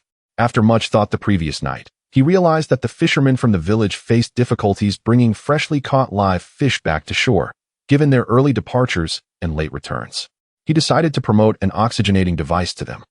Giving it away for free was not feasible, so he planned to exchange it for live fish. The price of the oxygenating device couldn't be too high, or his funds wouldn't cover it. At the fishing gear store, he found a tank oxygenator typically used by anglers, originally priced at $600. Wang Haichuan negotiated a wholesale deal, reducing the price to $400, and bought 10 to test out. For his young nephew Little Stone, who caught crabs, he purchased a set of crab-catching tools, a pair of anti-pinch gloves, and a long iron hook. Recalling how the entire village had nearly clashed with authorities to protect him last time, he felt he should show his appreciation by giving each household a pound of fatty pork. Since they weren't lacking daily necessities for trading seafood, he brought 100 pounds of brown sugar. Noting that the villagers disliked seafood for its fishy taste and reluctance to use oil, he also brought several buckets of light soy sauce and aromatic vinegar to teach them how to steam seafood. Additionally, he intended to bring back cigarettes and alcohol this time, which posed a challenge since Wang family village likely lacked ration tickets for such items. He needed to bring goods from that era's Hong Kong and mainland to trade. By evening, everything was loaded onto his small fishing boat, and he set sail. The sky was dark and heavy, threatening rain. Just 2 kilometers out of the harbor, with no other boats in sight, Wang Haichuan quickly activated the boat's time travel mechanism. The sky brightened, and the sea turned golden under the sunset. Relieved that it wasn't raining here, he surveyed the surroundings and spotted several manually rowed wooden boats nearby. Worried about startling them, he was instead greeted by the fishermen, who asked if he was a maritime trader. Arriving at the familiar Wang family village dock, he found many villagers waiting ashore. Since the last incident, they no longer feared Wang Haichuan being taken away, but his arrivals always piqued their curiosity. "Uncle, did you bring anything for me?" Little Stone rushed forward as soon as the boat docked. "Stone, don't block the way. We need to unload the goods," Wang Weigwa said, pushing him aside happily as he led several cousins aboard to unload. Wang Haichuan trusted only his direct relatives with this task. He ruffled Little Stone's hair and whispered, "Come find me tonight. I brought you a crab-catching tool." The goods were quickly moved to Wang Fugui's house. Wang Fugui, returning from the fields, asked if the seafood sent to Hong Kong had any issues. Last time, Wang Haichuan had left in a hurry, worried the live seafood would die and lose value, which had concerned the villagers. "Only a few died. Don't worry, we didn't lose money," Wang Haichuan replied with a small lie, knowing they wouldn't believe him if he said none had died. He went to the side room where his items were stored, all wrapped in black plastic. Wang Weigwa and the others had brought them in without unwrapping, unpacking 5 large black bundles. Wang Haichuan said to Wang Fugui, "Brother, since everyone in the village helped me last time, I want to give each household a pound of pork. Can you help distribute it? Are you made of money?" "Helping you was the least they could do," Wang Fugui retorted, eyeing the pork with slight reluctance but not objecting further. He called in Wang Weigwa and the others to move the pork to the yard, then summoned the village butcher to divide it. The village loudspeaker crackled to life. "Ahem, attention. This is Wang Fugui. Each household sends someone to my home. My brother Wang Haichuan is giving every family in Wang family village a pound of pork. 1 pound per household." Cheers erupted across the village. Never having experienced free pork distribution before, villagers feared being left with only bones or lean meat if they were late. Within minutes of the announcement, people dropped their tasks and rushed to the village chief's house, crowding the yard. "Don't push. 1 person per household is enough. Line up. How can we divide the meat with everyone crowding?" Onlookers, step back. It's almost dark. Don't waste time. Wang Haichuan's relatives volunteered to manage the distribution, which took over 3 hours due to the crowd. Wang Haichuan gave the pork bones and leftover lean meat to the relatives who had helped, their smiles widening. "Brother, can you exchange the remaining pork for the village's black pork and cured meat?" he asked, troubled by the over 300 pounds left. His relatives had been meticulous, cutting exactly 1 pound per household, not an ounce more. With the hot weather and no refrigeration in the village, and the villagers' frugality, having already traded for pork once, they were unlikely to exchange seafood for more. Why exchange your fatty pork for the lean black pork here? Wang Fugui questioned, knowing fatty meat was more valuable. Thinking Wang Haichuan was worried about spoilage, he suggested, I'll have Weigua and the others buy some dry ice to keep it cold. If no one trades for it in the next couple of days, your sisters-in-law can cure it into bacon for you to sell in Hong Kong. No, people in Hong Kong prefer lean meat. Wang Haichuan explained. He had long coveted the village's native breed pigs, chickens, and ducks, but hadn't traded them earlier due to lack of sales channels. Now, he could supply his modern restaurant with them. Though it was a wild seafood restaurant, its rural location made serving authentic local dishes fitting. All right, I'll discuss it with the villagers, Wang Fugui agreed, knowing they'd be willing to trade. Also, since the villagers find sea fish too fishy and wasteful of oil, I brought several buckets of light soy sauce and aromatic vinegar. Steaming fish with a bit of soy sauce, vinegar, ginger, and minced garlic reduces the fishy taste and improves the flavor. You decide how to trade these, Wang Haichuan added. Furthermore, in the future, all exchanges will involve live seafood. This time, I have also brought along several oxygenators. You might consider enlisting a few fishermen to test their efficacy by placing them in the live water tanks of their fishing boats to see if they can prolong the vitality of the freshly caught fish. Wang Haichuan meticulously outlined the goods he brought for trading seafood in the village. As for the brown sugar, there was no need for further explanation, as they were already well aware of the exchange process. Just as he stepped out of the house, he caught sight of a figure lingering beyond the fence of the courtyard. Chapter 13. Returning to the coastal county of the 1980s, Wang Haichuan lightly slapped his forehead, nearly forgetting about Xiao Shitu, and hurried back to the side room to retrieve 3 items before stepping into the courtyard. Xiao Shitu, come inside. Wang Haichuan beckoned to Wang Shitu, who stood outside the fence. Uncle Xiao Shitu opened the fence gate and stepped in, accepting the items Wang Haichuan handed him. He first tucked the large bundle of rubber bands into his pocket and, filled with delight, examined the other 2 items closely. Looking up with a puzzled expression, he asked, Uncle, what are these gloves for? Have you never been pinched by a blue crab? With these gloves, you won't have to worry about getting hurt. I've never been pinched by a crab. Xiao Shitu felt a bit disheartened at Wang Haichuan's disbelief in his crab-catching skills. He accepted the long iron hook meant for catching crabs, but adamantly refused the gloves. Wang Haichuan did not insist, casually pulling out a few candies from his pocket and giving them to him. Take these home to enjoy. It's getting late. You should head back. Oh, Uncle, I'm leaving now. I'll definitely help you catch some yellow crabs tomorrow. Xiao Shitu waved the long iron hook in delight as he made his way home. Wang Haichuan turned back towards the main room where his sister-in-law, Zhang Lan, greeted him, reminding him to wash his feet and sleep early. Hearing the sounds of Wang Weigua and his wife scolding their child next door, Wang Haichuan suddenly realized it was time for him to build his own house here. Wang Fugui's family already occupied 6 rooms. He had taken one for sleeping and another for storing supplies. His elder brother's family had over 10 mouths to feed. The following morning, Zhang Lan prepared breakfast with her 3 daughters-in-law, filling a large basket with buns and cooking a big pot of dried shrimp porridge, complemented by 2 bowls of pickled vegetables, all arranged neatly. The dining table was filled with the family's joyful smiles. They believed they were living a good life now. Elder brother, with the opening of the economic market on the mainland, do we still need a letter of introduction to enter the city? Wang Haichuan inquired while eating a bun, unfamiliar with the current era and unaware of when the requirement for such letters had been abolished. Who told you we no longer need a letter of introduction? Wang Fugui shot him a glance. The letter serves as identification. Without it, you are no different from an illegal resident. It has nothing to do with the opening of the economic market. Oh, then could you issue me a letter of introduction later? I want to take a trip to the city. All right, I'll have Weijun accompany you. No need. I just want to stroll around the city. Uncle, the city isn't safe. Let me accompany you. Well, fine then. Wang Haichuan planned to go to the city to sell some small goods in exchange for cigarettes and liquor. Recalling what Wang Fugui had mentioned about the uncertain market situation in the county, having someone accompany him would be beneficial. After breakfast, Wang Fugui prepared the letter of introduction, and the number of people accompanying Wang Haichuan to the county seat grew from 1 to 3. Alongside the originally designated Wang Weijun, there was also Zhang Daniu, the militia captain, who was heading to the city for business. As for Wang Weigua, he intended to inquire about Wang Haichuan's case, as the higher-ups were hastening the resolution of the 1975 arson case at the county warehouse. Although Wang Haichuan's charge of fleeing had been revoked, his innocence had yet to be restored. After the three helped Wang Haichuan load some items onto the fishing boat, they boarded. Wang Haichuan started the diesel engine, and the fishing boat slowly pulled away from the village dock.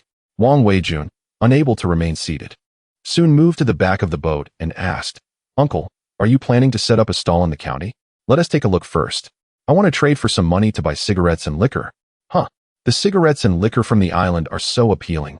Why would you trade for what we have here?" Wang Weijun scratched his head, puzzled. Knowing that Wang Haichuan had brought back a considerable amount of island cigarettes and liquor, he could tell from the packaging that they were premium products. The mainland's offerings were inferior. Could they even sell here?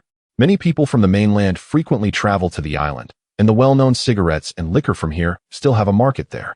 Wang Haichuan found it difficult to explain that the cigarettes and liquor he had brought from the modern era were merely aesthetically pleasing, lacking in taste compared to the local products. Wang Weijun immediately replied, "Getting well-known cigarettes and liquor won't be easy.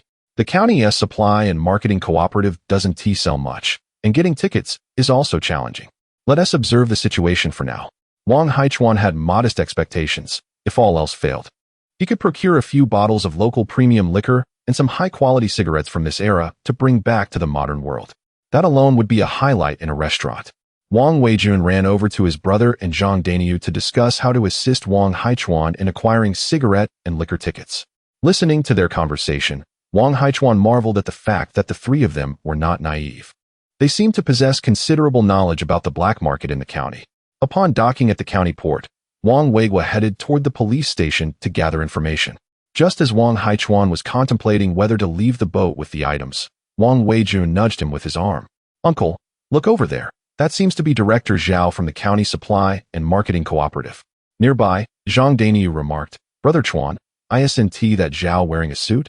Doesn't he resemble a capitalist from the island?" Wang Haichuan retorted, somewhat annoyed, "What capitalist? There are plenty of people wearing suits on the mainland. Members of the Ministry of Foreign Affairs and the Ministry of Foreign Trade all wear ties and suits. Don't make unfounded statements." A few dozen meters from the dock, in front of the port duty room, a balding middle-aged man in a suit was reprimanding a young man and a girl. Wang Weijun tugged at Wang Haichuan and said, "Uncle, don't you want famous cigarettes and liquor? Let us go say hello. Director Zhao knows my father." Wang Haichuan followed him over. After Wang Weijun greeted Director Zhao, the balding man cast a displeased glance at Wang Haichuan. "You must be Wang Haichuan. I've heard you are now a resident of the island. When you return to the mainland for business, follow the rules and refrain from engaging in smuggling. Otherwise, if you get caught, you'll be banned from entry." With the economic market newly opened on the mainland, many fishing villages along the coast were getting rich through smuggling, resulting in a flood of foreign goods entering coastal cities, which posed a significant threat to the economy of the county's supply and marketing cooperative. Numerous foreign goods were both attractive and cheaper than those sold by the cooperative, leading to a one-third decline in sales over the past year. As the leader of the county's supply and marketing cooperative, Director Zhao faced monthly criticisms from higher-ups, and he harbored a particular disdain for smugglers. Having obtained Hong Kong residency, Wang Haichuan frequently returned to the mainland, and Director Zhao did not believe that he had not brought anything from the island. Wang Haichuan frowned. He found Director Zhao's attitude quite displeasing. "I possess the necessary permits to bring items over. As long as I'm not transporting large quantities, it shouldn't be considered smuggling, right?" Director Zhao grew even angrier. "Bringing even one more foreign item counts as smuggling. Do you think I want to have the Coast Guard keep an eye on you?" Wang Haichuan turned and walked over to his small fishing boat, retrieving a small green booklet before returning to hand it to him. Leader Zhao accepted it, opened it, and was momentarily stunned. He recognized the document from a meeting at headquarters. This Port Island Foreign Trade Certificate was not issued by the official authorities of the island, but rather by the Xinhua News Agency to the mainland merchants of Hongxin. In essence, it was a means to entice affluent individuals from the island who supported the mainland to invest back in the mainland. With this certificate, transporting a limited amount of goods back to the mainland would not be regarded as smuggling. "How did you come to possess this certificate?" Leader Zhao scrutinized Wang Haichuan, aware that such documents were not widely distributed. Wang Haichuan, lacking even leather shoes and a suit, certainly did not appear to be a wealthy individual. Chapter 14. In this space-time, Young Master Wang Haichuan's little brother Wang Haichuan felt a slight tension within himself as he accepted the document handed to him. He had researched the details of this certificate online and found only a few pieces of information. Firstly, that this document was seldom issued, and possessing it allowed one to bring a small quantity of goods into the country without scrutiny. Secondly, it had been abolished in 1983 due to some merchants exploiting it for large-scale smuggling, which severely disrupted the normal development of the mainland economy. He silently hoped that the individual before him would remain compliant. Leader Zhao snorted dismissively, returned the certificate to Wang Haichuan, and turned to leave. At that moment, Wang Haichuan noticed that the two individuals who had been reprimanded did not follow Zhao out. The young girl fixed her gaze upon him, her eyes sparkling with admiration, an expression that felt somewhat intrusive, akin to the fervor of a fan encountering their idol. Wang Haichuan could hardly believe that his appearance could incite such infatuation in this era. The young man beside her regarded Wang Haichuan with a familiar look, as if he had known him from the past.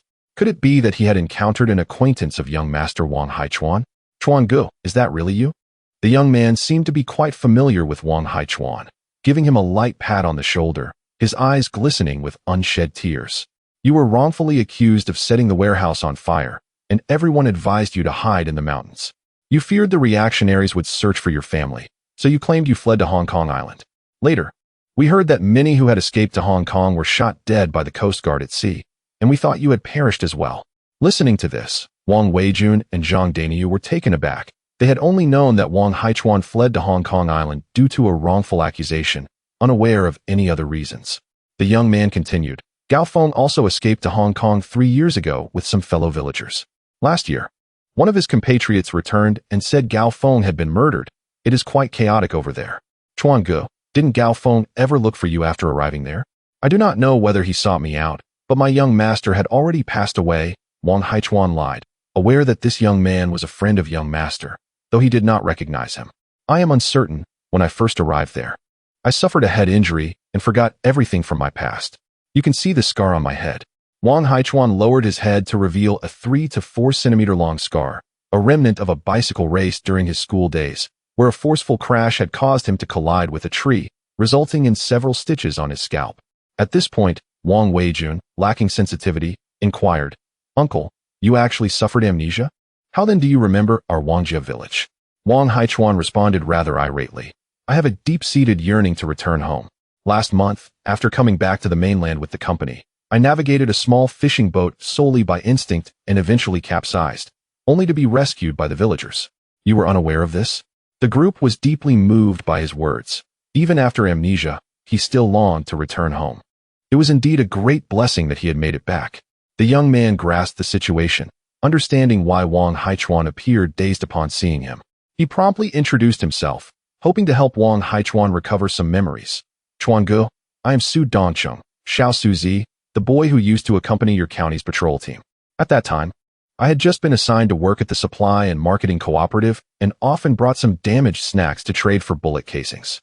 Once, I even tried to exchange a white rabbit candy for bullets, and we ended up getting caught and spent several days in confinement. As Su Dongcheng recounted their past, the others listened intently. Wang Haichuan, however, was preoccupied with thoughts of whether Su Dongcheng still worked at the supply and marketing cooperative and if he could procure some cigarettes and liquor for him. Contemplating this, he nodded lightly while retrieving a pack of foreign cigarettes from his pocket, tapping the bottom of the box to reveal a few protruding cigarettes. Let us have a smoke first. I am sure that through more interactions with you, I will recall many things.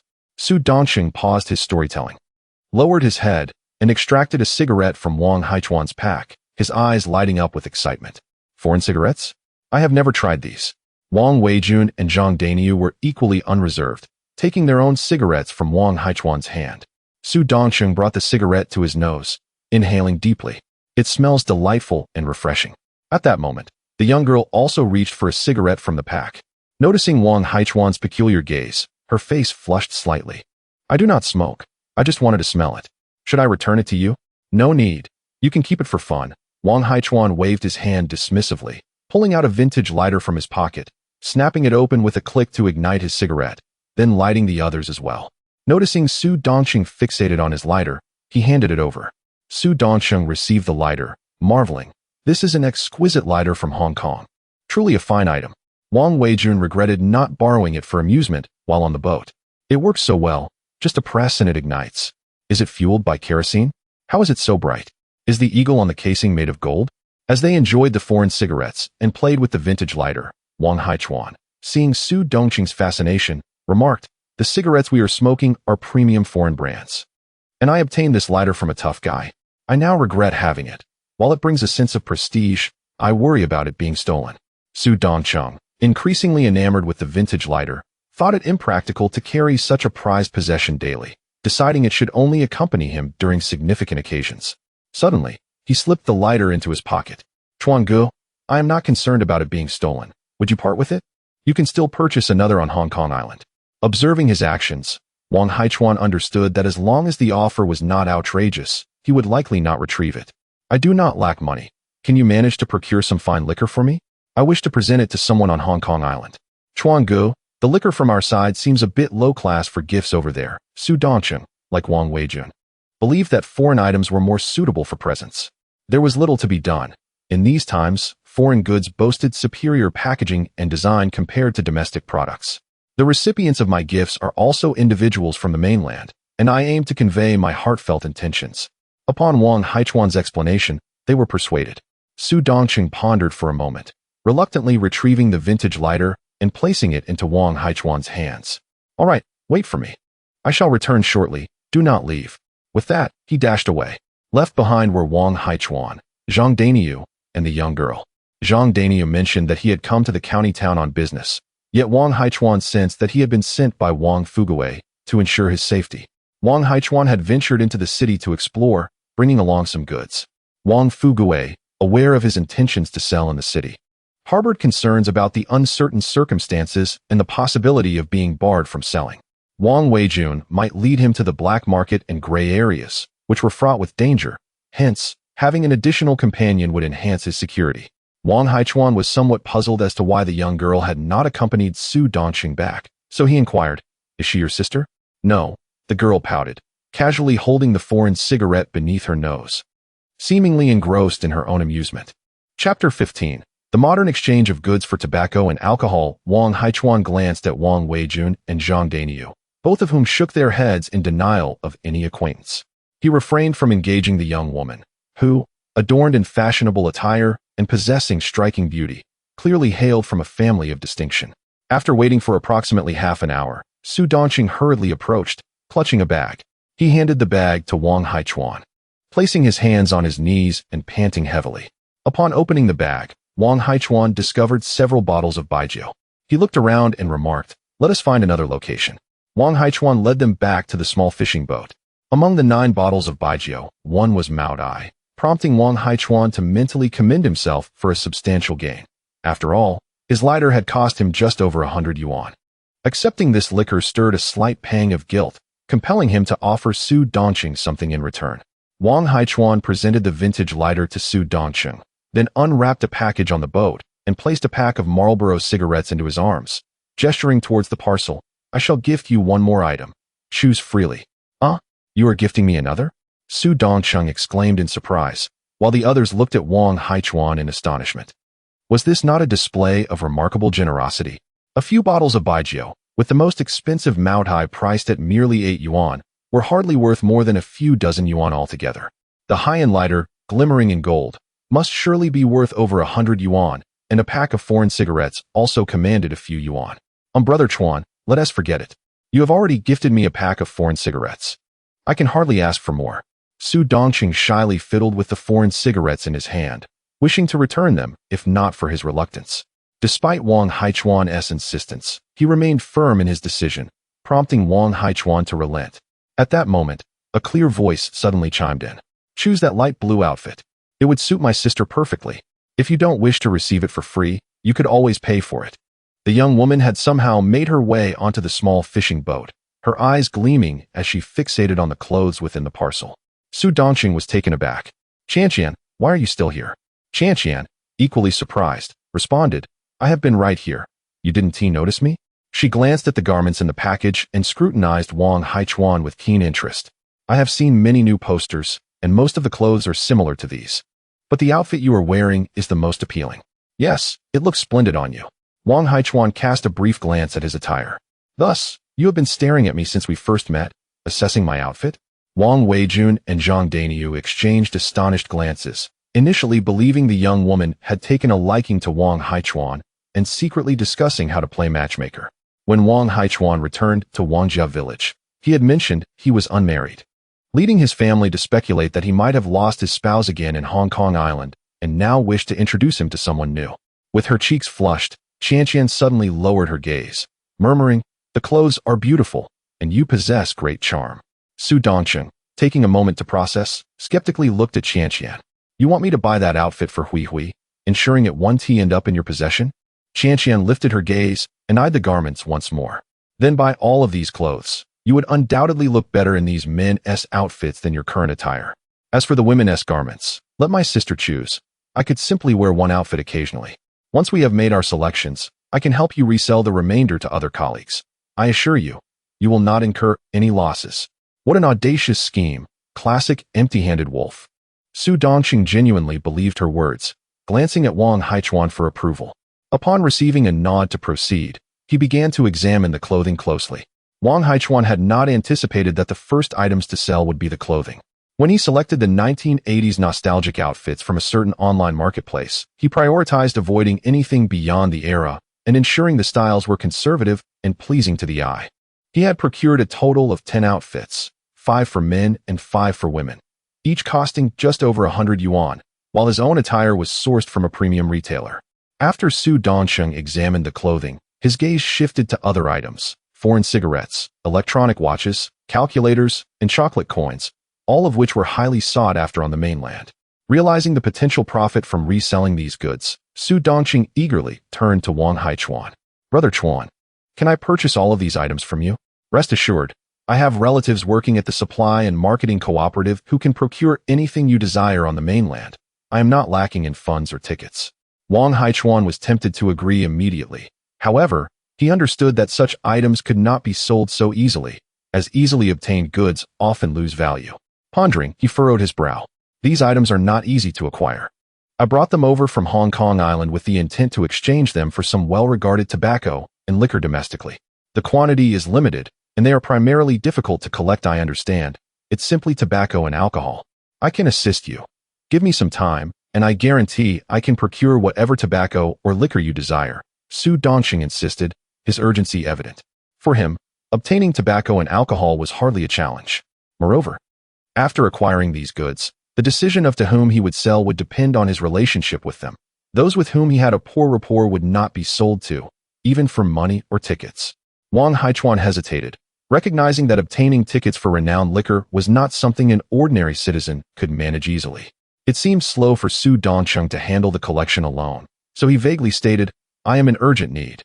"These items are intended as gifts." Qianqian, overhearing Wang Haichuan's implications, sought to accelerate the acquisition of the clothing he had brought. She chimed in, "I can also help collect tobacco and alcohol.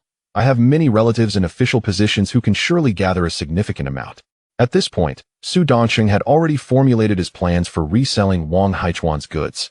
Noticing Wang Haichuan's reluctance to entrust him with everything, he hastily promised, "Brother Chuan, give me 3 days. If I cannot gather them all, I will procure additional tobacco and liquor tickets from the black market, and I assure you I will have enough." With the matter stated so plainly, Wang Haichuan found it difficult to refuse any longer. He began calculating the value of the goods. The stylish garments from Hong Kong Island were priced at 130 yuan each, foreign cigarettes at 10 yuan per pack, electronic watches at 30 yuan each, and calculators at 60 yuan each. One should not deem these prices exorbitant. The clothing Wang Haichuan brought required special fabric tickets from the friendship store, and each set comprised a top, long pants, and a coat. As for foreign cigarettes, they were also priced at several yuan per pack and required special tobacco tickets. Regardless, Su Dongsheng and Qianqian believed it to be a genuine bargain.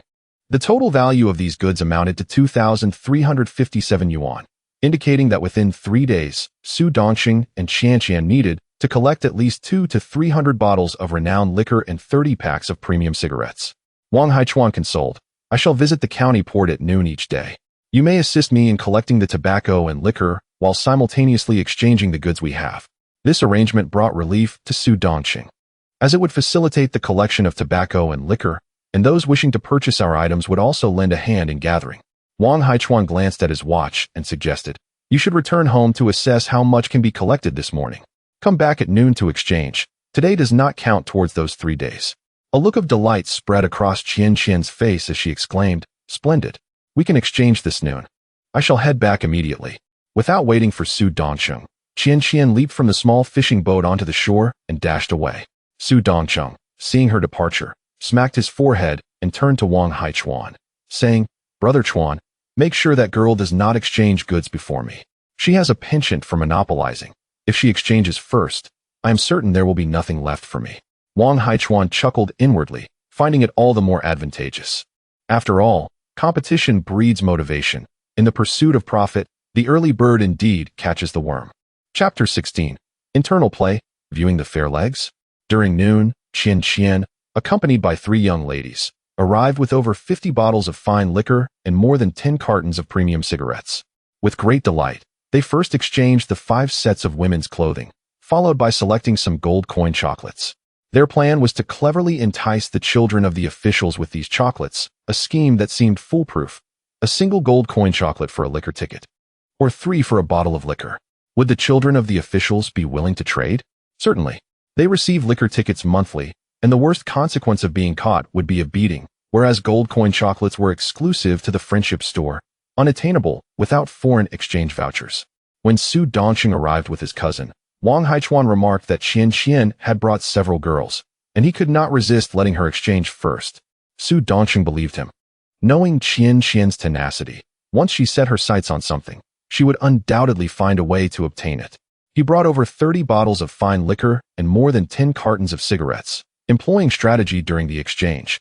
He deliberately avoided trading the 5 sets of men's clothing, knowing Qian Qian would not prioritize them, and instead opted for practical items like calculators and electronic watches.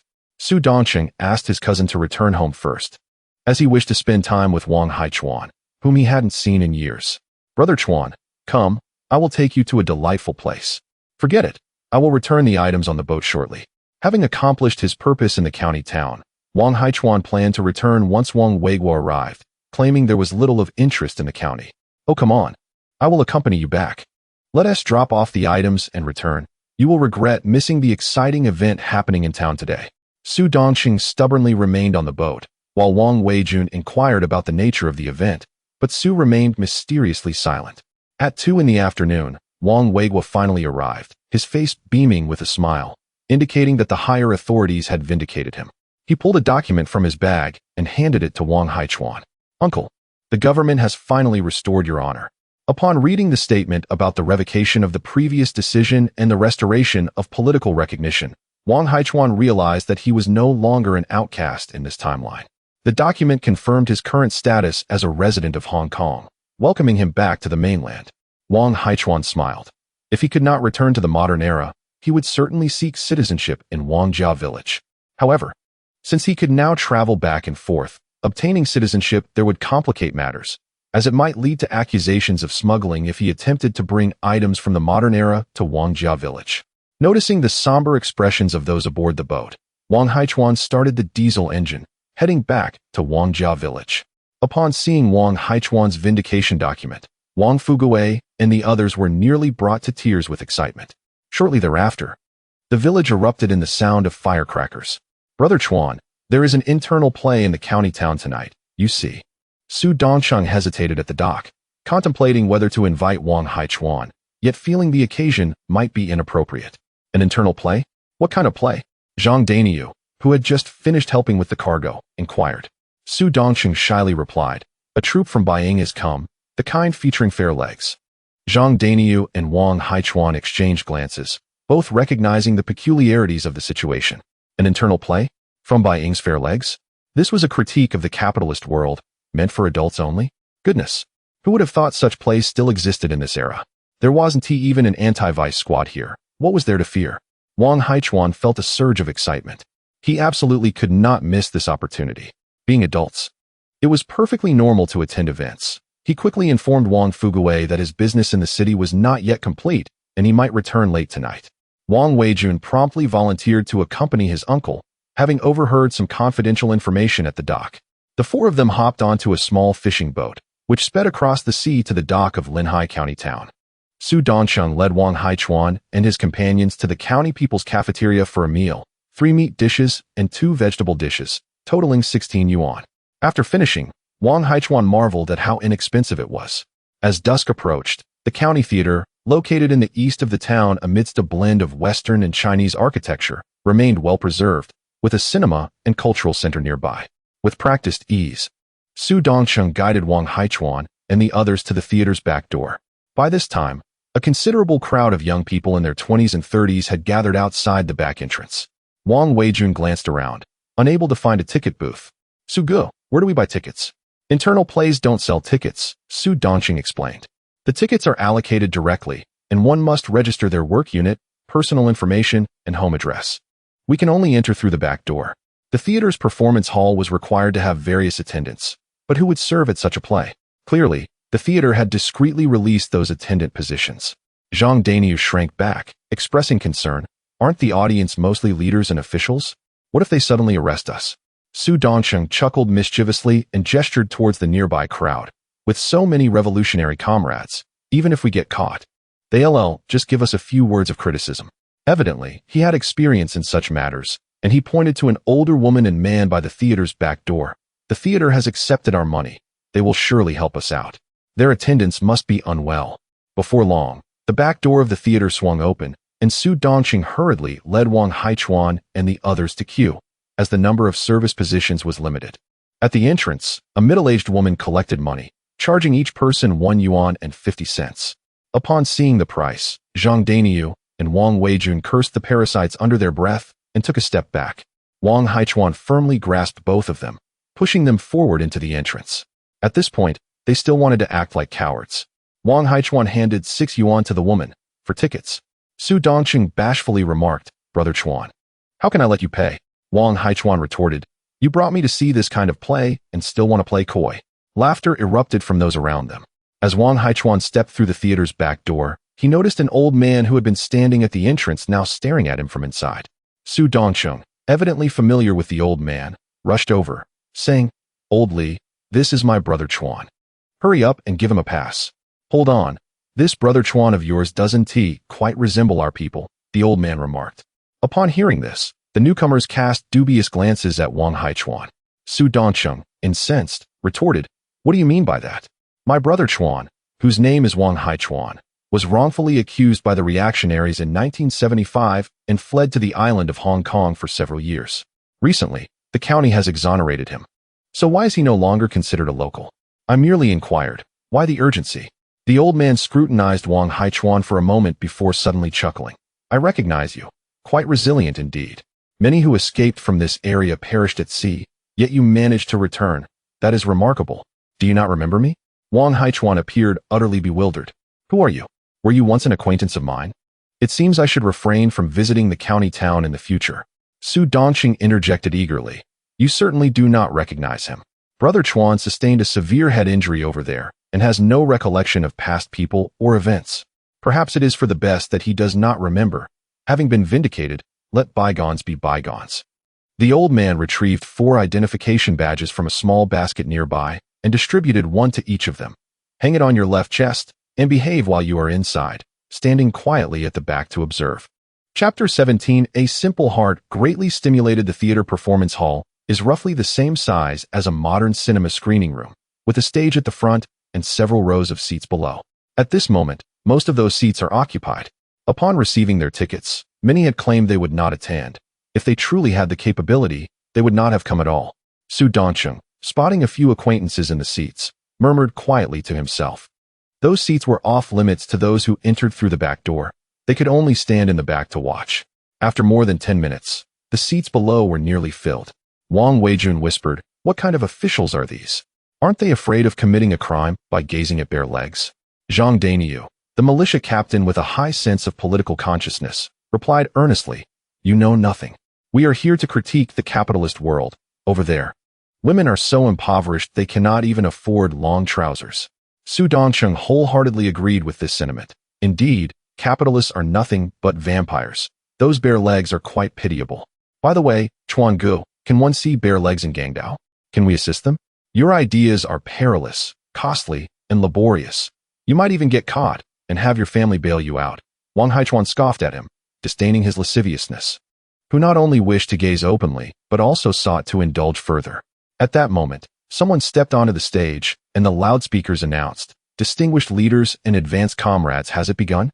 Wang Haichuan felt a surge of excitement. Watching adult films was one thing, but watching them alongside a group of officials was truly exhilarating.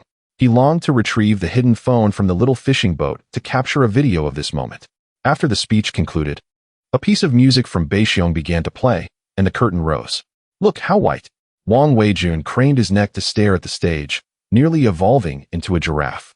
Wang Haichuan, in disbelief, turned to Su Dongqing and pointed at the stage. "Is this what they mean by bare legs? Are they not white? Just look at those legs, so fair and straight. They are much whiter than the women from our side." Su Dongqing responded excitedly in a hushed tone, "You fool." Wang Haichuan lightly slapped him on the back of the head. "Those are just white nylon stockings." Unable to contain himself, he slapped him again. "What is there to be excited about? Damn it. After all this anticipation, only to find out we're watching a ballet performance. I thought the troupe from Beiying was putting on a show with revealing costumes. Even the girls on the streets in modern times wear shorter skirts than this." Wang Haichuan shook his head in disappointment. There's nothing to see here. However, the youth standing in the back found it captivating. Had it not been for the officials seated in front, they would have erupted in cheers. "Damn, we cannot look. Close your eyes." Suddenly, a noise of someone falling echoed through the performance hall, causing the young crowd to collectively take a step back, some even landing on the ground. The lead dancer, perhaps overly excited, had lifted her skirt to reveal her undergarments and midriff. Those in the audience had never encountered such a thrilling display, and chairs toppled over, startling even the youth at the back. This generation truly is innocent. Su Dongqing, with lingering trepidation, lowered his hand from his eyes and saw Wang Haichuan, unfazed, giving him a thumbs up. "You're impressive, Chuan Gu." The youth watching from the back regained their composure, fervently gazing at the stage and animatedly discussing it with those around them. The leaders in front were also engaged in quiet exchanges. Suddenly, a booming voice resonated from the front. "Isn't this internal performance meant to be critiqued only by steadfast old comrades? What is the matter with the younger comrades behind? The party secretary is correct." Another voice chimed in, among the younger comrades. "There are those who have been influenced by capitalism. What? Such a thing exists?" In the front row, a man in a Zhongshan suit leaned toward an elderly person sitting nearby, his gaze fixed on the back of the performance hall. Wang Haichuan sensed someone was watching him and turned to see it was the bald Zhao leader from the supply and marketing cooperative earlier that day. He thought to himself, "This is bad." Wang Haichuan nudged Wang Weijun, Zhang Daniu, and Su Dongqing. "Trouble is brewing. Let us go." Ignoring their engrossed viewing of the performance, he pulled them toward the exit. Just as they opened the side door to exit, the performance hall erupted with chaotic shouts, and soon after, a loud whistle pierced the air. Su Dongqing realized, "Run. It must be the officials calling the theater security to apprehend us." The four of them dashed toward the theater's back door. A middle-aged woman and an old man, selling small tickets, heard the whistle and locked the back door, sitting down on benches to enjoy the spectacle. Su Dongqing, seeing the back door was locked, quickly shouted, "Aunt Shun, Old Li, please open the door." "Ha ha ha, what is little Su afraid of? If caught, you'll only be detained for a night at most." The middle-aged woman not only did not get up to open the door, but also took out a handful of sunflower seeds from her pocket. Su Dongqing realized the old man held the key, so he hastily pulled out a pack of cigarettes, took one out, and offered it. "Old Li, could you please help us by opening the door?" The old man glanced at the pack of cigarettes in his hand. Not enough sincerity. Am I lacking sincerity? This foreign cigarette costs 10 yuan a pack, 5 mao for one. Su Dongqing's eyes widened in disbelief. Wang Haichuan understood that the old man likely did not disdain the quantity of cigarettes, but might be a veteran revolutionary, opposed to foreign brands. Fortunately, he had brought another type of cigarette when he arrived in the evening. He pulled one from his pocket and offered it. "Old sir, I just returned and am unfamiliar with the situation. Please do us this favor." The cigarette was in a pure white soft pack. Under the light of the bulb by the door, the old man could clearly see the words "internal supply" printed in red on the cigarette pack. His hand trembled slightly as he took the cigarette and examined it closely. Su Dongqing anxiously urged, "You've accepted the cigarette. Now hurry and open the door to let us out." "What is the rush? First, return the work badges pinned to your chests," the old man said, gently placing the cigarette into his pocket and unlocking the door. The four of them hastily removed their badges and returned them to the middle-aged woman nearby. Just then, sounds from the performance hall began to approach them, and the four hurriedly ran out the door. Unexpectedly, as Wang Haichuan stepped outside, a hand grasped him from behind. Startled, he shivered. Turning around, he saw it was the old man. Ahem, did you not notice there is a little chin beside you? Quickly, bring her a cigarette as well. Wang Haichuan's expression instantly soured, feeling as though he had kicked the theater's back door 100 times in his mind. If you're going to swindle cigarettes, at least come up with a better excuse. Let go. Hurry and close the door. I will slip it through the crack. The back door of the theater was immediately shut. Wang Haichuan extracted 2 cigarettes from his cigarette box, crouched down, and pushed them through the gap at the bottom of the door, then rose to catch up with Su Dongqing and the others as they fled. Inside, the theater's security personnel rushed a short distance away, glanced at the securely locked back door, and assumed that Su Dongqing and his companions had not escaped in this direction, thus proceeding to search elsewhere. The old man cheerfully retrieved 2 cigarettes from beneath the door crack, meticulously brushing off the ash. Li Bo, what kind of cigarettes are these? Inquired a nearby elderly woman. The old man, beaming with pride at the 2 cigarettes in his hand, replied, Humph, these are rare treasures. Most people have never seen them. Have you heard of special supply? These are said to be the special cigarettes reserved for high-ranking officials. What? Special supply? The elderly woman paused in surprise, quickly reaching out to snatch one from the old man's hand. Li Bo, you mentioned that young man promised to give me one. The old man could only smile wryly and shake his head, glancing toward the back door. How could that young man possess special supply cigarettes? Could it be that he is working for some high-ranking official over on Gangdao? Chapter 18: The Temptation of Braised Pork. Wang Haichuan, accompanied by Wang Weijun and Zhang Daniu, arrived at the county dock and boarded a fishing boat, starting the diesel engine and setting off towards the sea. Although Su Dongqing assured them that the security team from the county theater would not come out to apprehend anyone, the presence of Zhao Tuding was still a cause for concern. Wang Haichuan muttered countless curses at Zhao Tuding in his heart, wondering how his desire to watch a ballet could be a bother to anyone. Throughout the journey, Wang Weijun and Zhang Daniu remained silent, evidently intimidated, until the fishing boat docked at Wangjiakan. Only then did they recover, exchanging furtive glances and a few words before parting ways. Upon returning to Wang Fugui's home, they found the living room brightly lit and the family still awake. To celebrate Wang Haichuan's vindication, Wang Fugui had instructed Zhang Lan to prepare 2 pounds of pork, much to the delight of the children, who eagerly flaunted their excitement upon seeing Wang Weijun return. Having spent an exhilarating day in the county with Wang Haichuan, Wang Weijun couldn't divulge the details of their escapade involving the sight of bare legs, but he animatedly recounted their dinner outing instead. His eloquence transformed a simple dish of stir-fried vegetables and pork slices into a culinary treasure. While the braised pork was described in vivid detail, its lustrous red color and enticing aroma leaving a lasting impression, he concluded with an assertion that it was far tastier than the fatty pork they had at home. Wang Haichuan wholeheartedly agreed with this sentiment. The pork from his home was sourced from modern feed and could not compare to the local free-range pork. This stirred the appetites of his family, leading the children to clamor for braised pork. Wang Fugui shot a reproachful glance at Wang Weijun, scolding him for inciting such desires. Wang Weijun chuckled sheepishly and took the lead in quieting his 2 noisy sons. After some affectionate chiding from their parents, the children obediently followed their mother back to their rooms. In the living room, only Wang Haichuan and Wang Fugui remained. Wang Haichuan pulled out a cigarette and offered one to his elder brother.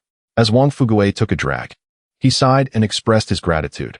Haichuan, since your return from Gangdao, our family has been able to live a good life thanks to your support. In the past, we rarely had white rice, and we were stingy with oil for cooking. We hardly enjoyed pork even a few times a year. I must thank you. Family ties transcended mere conversation. Wang Haichuan gently shook his head, acknowledging that, despite his pretense of being a young master, he genuinely appreciated Wang Fugui's assistance in establishing himself in this place. However, Wang Fugui then shifted the conversation. Haichuan, having grown accustomed to indulgence in Gangdao, now that you have wealth and are a local citizen, why do you still take Weijun out to eat? Just look at how you treated him to braised pork. Now everyone in the family wants a taste, and they're probably scheming about how to dine out in the future. These children have become so spoiled that they no longer appreciate the fatty pork we have at home. They should see what other families in the village are eating. Wang Haichuan was at a loss for words. He had merely treated Wang Weijun to a meal in the county, courtesy of Su Dongqing, and had not anticipated it would provoke such thoughts in Wang Fugui. He casually remarked, "It's no trouble. I can take them to the city for a nice meal sometime to improve their diet." Wang Fugui waved his hands in disapproval. "Absolutely not. If you spoil their appetites, how will my family manage in the future? I do not wish to raise a bunch of gluttonous wastrels. We do not need you to take them to the city for better meals. We can enjoy steamed grouper, braised eels, and braised prawns at home. And an occasional bit of fatty pork will suffice without costing you a dime. Is that so? Then it is settled. Do not take my children out for meat again." Wang Haichuan was effectively silenced by his elder brother. Eating meat occasionally to enhance their diet? Daily seafood for meals? Such indulgence would require substantial wealth back in modern times. Wang Haichuan resolved to forego dining out in the city for the time being and accompany them for seafood meals instead. Wang Fugui smiled with satisfaction, feeling that his younger brother, after years of enjoying rich foods in Guangdao, could benefit from a taste of humility. He closed the door, calling it a night. As Wang Haichuan lay in bed, he contemplated when to broach the subject of building a house with Wang Fugui. Being an outsider to Wang Jiakan, he could only have the house registered under one of Wang Fugui's sons. Otherwise, there would be no basis for land approval from the village. He had already chosen a location for the house, a plot of rocky land a little over 100 meters from the village dock. In modern times, this land had been developed into a seaside villa by the wealthiest individual from Baishur Bay, which had withstood numerous storms, leaving many villagers regretting their choice of location for their own homes. The following day, Wang Haichuan indulged in a leisurely sleep when Wang Weijun burst into the room, nudging him awake. "Uncle, it's time to get up. We still need to go to the county this afternoon." With his eyes still closed, Wang Haichuan mumbled, "What's the rush? What time is it?"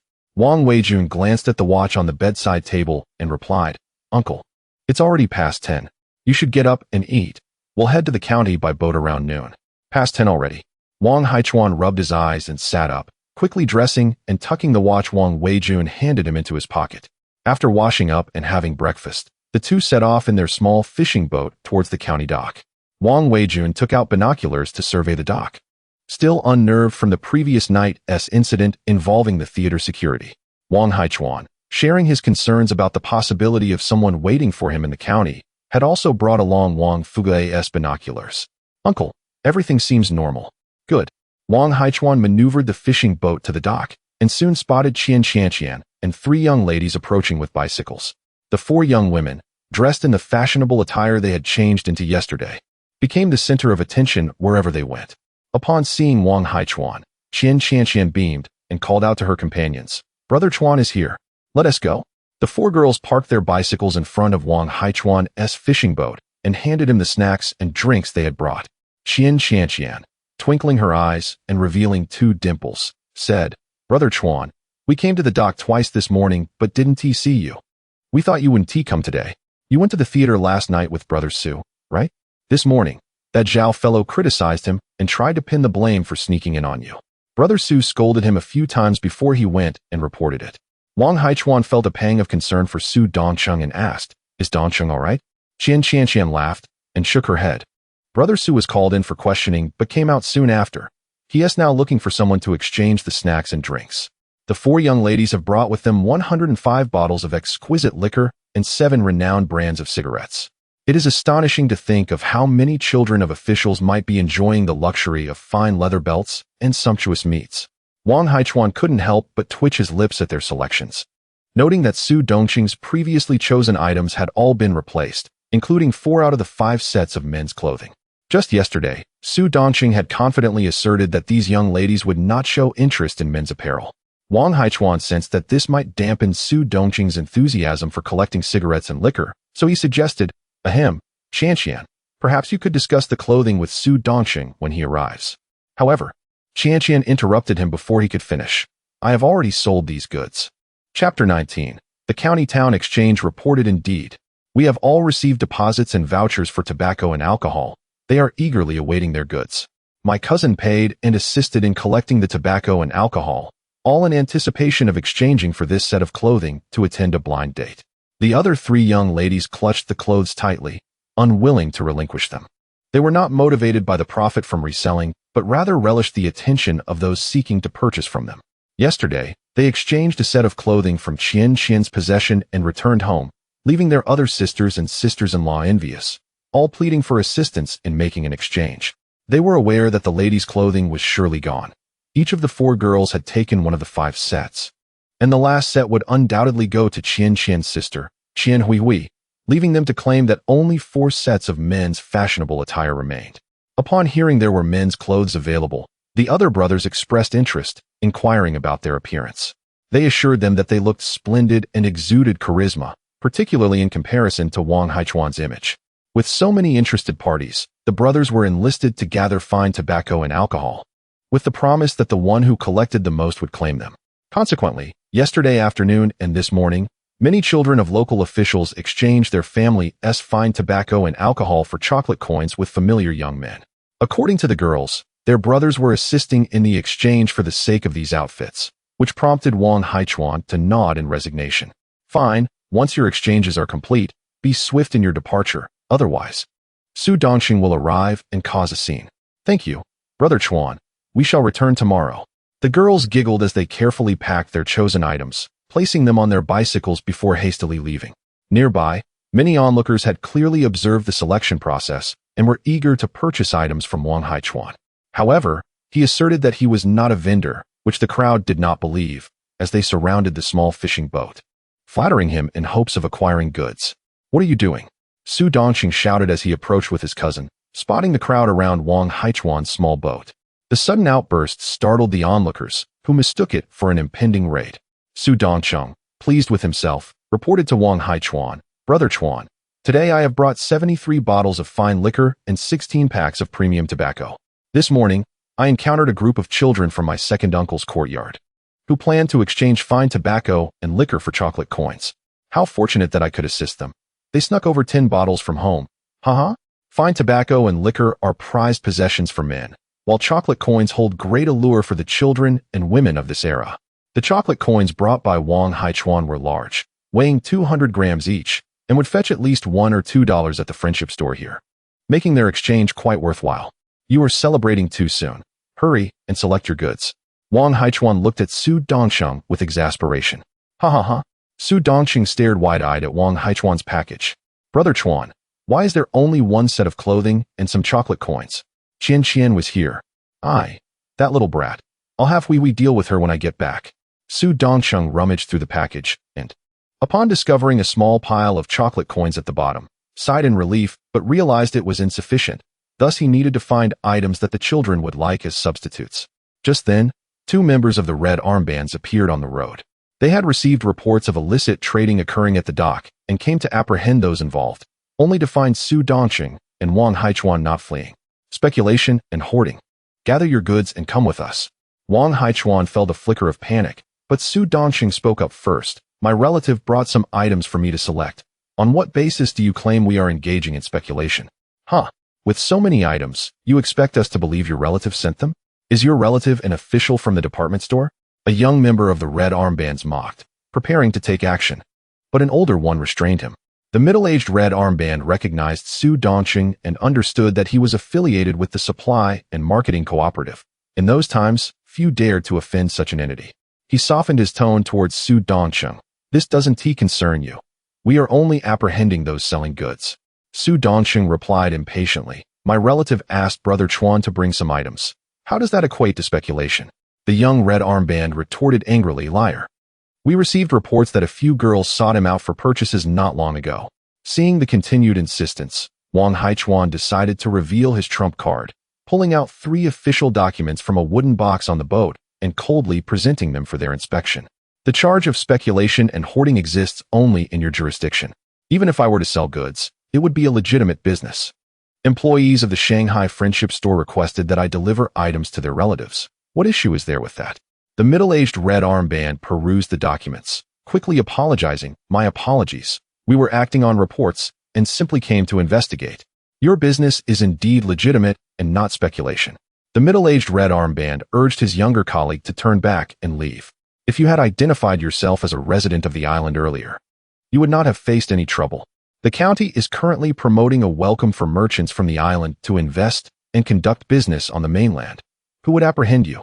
Su Dongqing spat disdainfully at the retreating figures of the red armbands. No one in the city held any affection for these individuals, particularly as the radio had been broadcasting that business could be conducted, yet these 2 months, they had been chasing down vendors.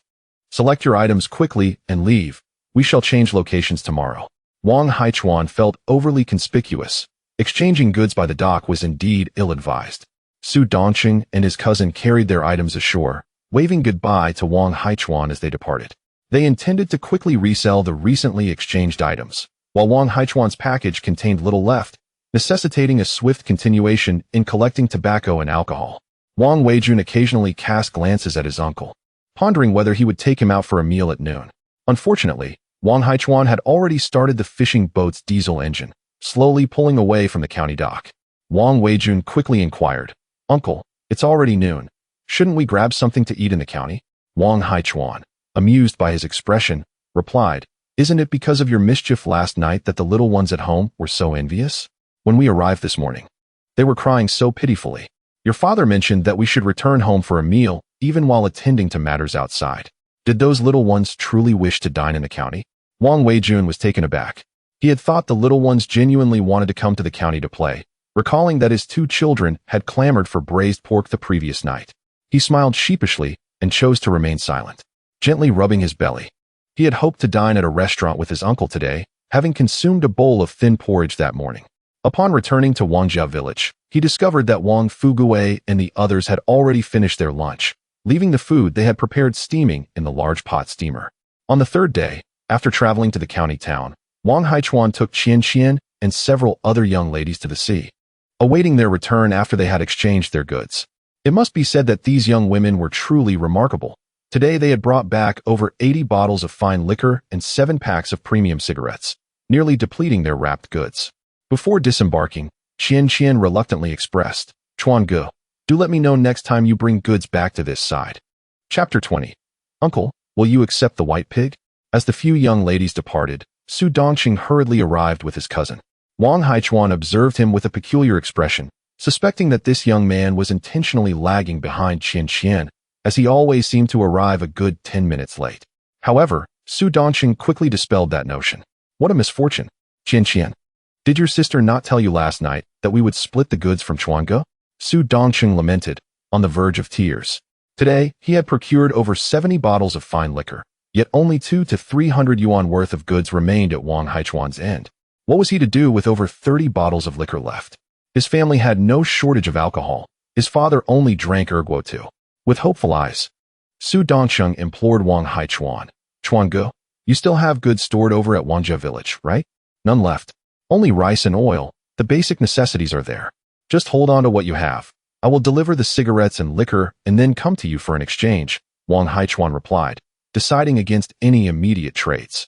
With so much alcohol and cigarettes brought to the modern side, they would sell gradually, as rarity increases value. Selling too much at once would devalue them. After wrapping up Wang Haichuan's parcel, Su Dongqing waved goodbye as he ascended the shore. "Chuange, I'm leaving now. Remember to look for me next time you're in the county." Wang Haichuan glanced at the boat and shouted urgently, "Wait. You still have over 30 bottles of liquor. Hurry and take them. Ha ha ha. That's the deposit for the next shipment. Chuange, when you come back with goods next time, you must notify me to collect them." Su Dongqing exclaimed, turning and running away with his cousin, fearful of Wang Haichuan giving chase. Wang Haichuan shook his head in exasperation. This fellow was quite cunning. Having already paid a deposit, even if he didn't wish to sell goods next time, he would still have to bring something along. Upon returning to Wangjia village, he placed the cigarettes and liquor into the storeroom. After finishing lunch and settling down in the yard for a brief respite, Xiao Shitu rushed over, pulling Wang Haichuan as he exclaimed, "Uncle, will you accept the white pig?" "What on earth? The white pig?" Xiao Shitu insisted, dragging Wang Haichuan along. "I was catching crabs by the rocky shore and saw a white pig eating small fish, lying in the shallows, so I hid it away." A white pig eating small fish, and it was lying down? Wang Haichuan stared at Xiao Shitu, perplexed. Such a curious occurrence. He had heard of pigs catching fish, but actually eating them was unheard of. Most pigs in Wangjia village were local breeds. Where did this white pig come from? Was it possible that one had fallen off a breeding company's ship during import and, against all odds, learned to swim and survive on the beach? Xiao Shita's good fortune was remarkable. having stumbled upon a pig without an owner. However, that pig could not remain in Wangjia village, as this was the base for their local pork supply. Let us go see this gluttonous pig that can catch fish. Uncle will take it to Gangdao and sell it as a pet. Uncle, won't the white pig on Gangdao catch fish? A question surfaced in Xiao Shida's mind, but the thought of Wang Haichuan accepting a white pig excited him. Wang Haichuan understood his excitement. Anyone who found an unclaimed pig would be thrilled. His family was struggling, and selling the pig would surely improve their circumstances. This little fellow was quite clever, knowing to avoid other villagers, as the place where he hid the pig was seldom visited. After seeing the white pig eating small fish, he had hurried to scoop it up and run to his secret hideout, placing it in a puddle and covering the area with weeds and branches. Wang Haichuan paused, realizing that the pig catching fish did not necessarily mean it could live in water, and using weeds to cover the rocky cave was quite conspicuous amidst the stones. A green patch in the gray and black rocks was rather eye-catching. Luckily, no one had come by.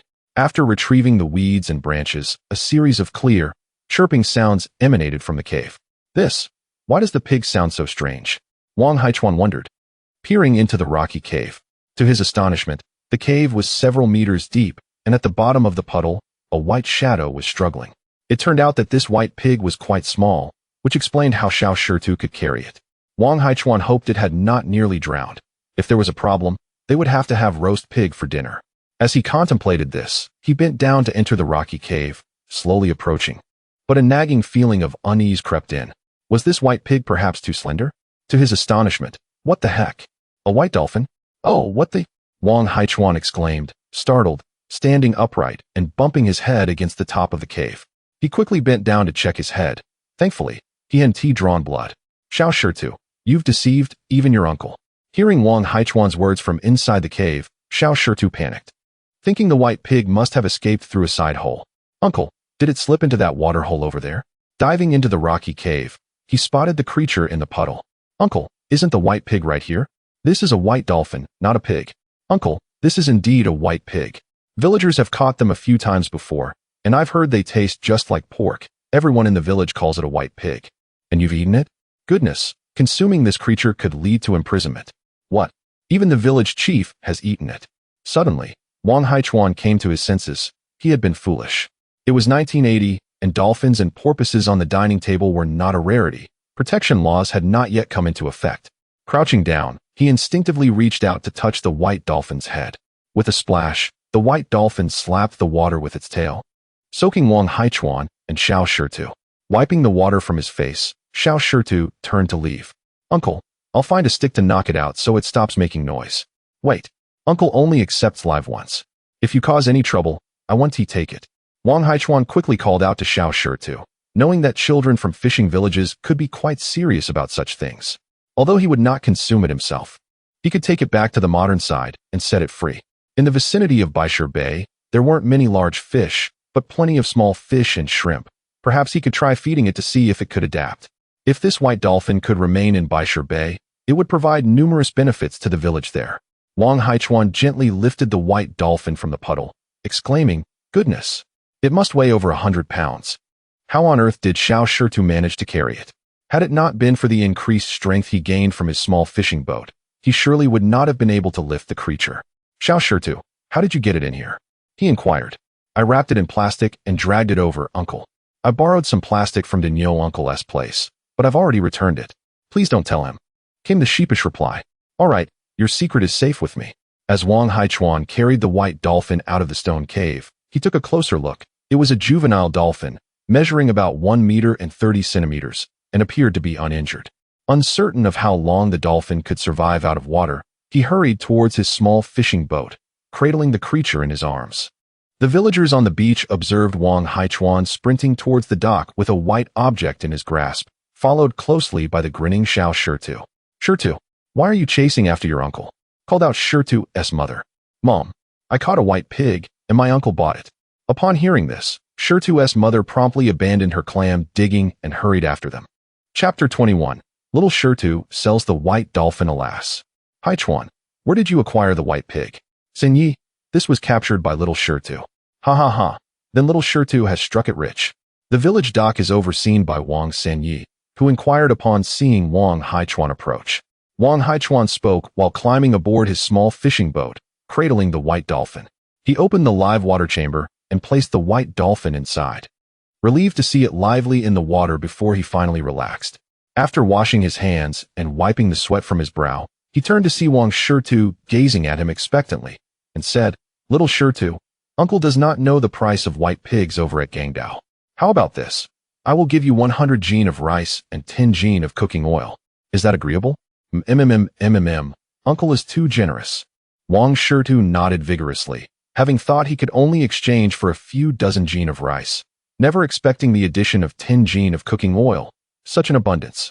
Wang Haichuan disembarked and led Wang Shitu towards Wang Fugui's home, arriving at the storeroom. Wang Shitu waited outside, while Wang Haichuan unlocked the door. The rice was packaged in 50 jin bags, and he carried one in each arm as he exited. "Hey, brother Haichuan, I heard that my son Shitu caught a white pig." Well, he Jinue, Shitu's mother, and a throng of relatives and villagers rushed over to witness the spectacle. Little Shitu looked as wilted as a frostbitten eggplant, hoping to discreetly complete the exchange and return home to savor the bounty with his mother.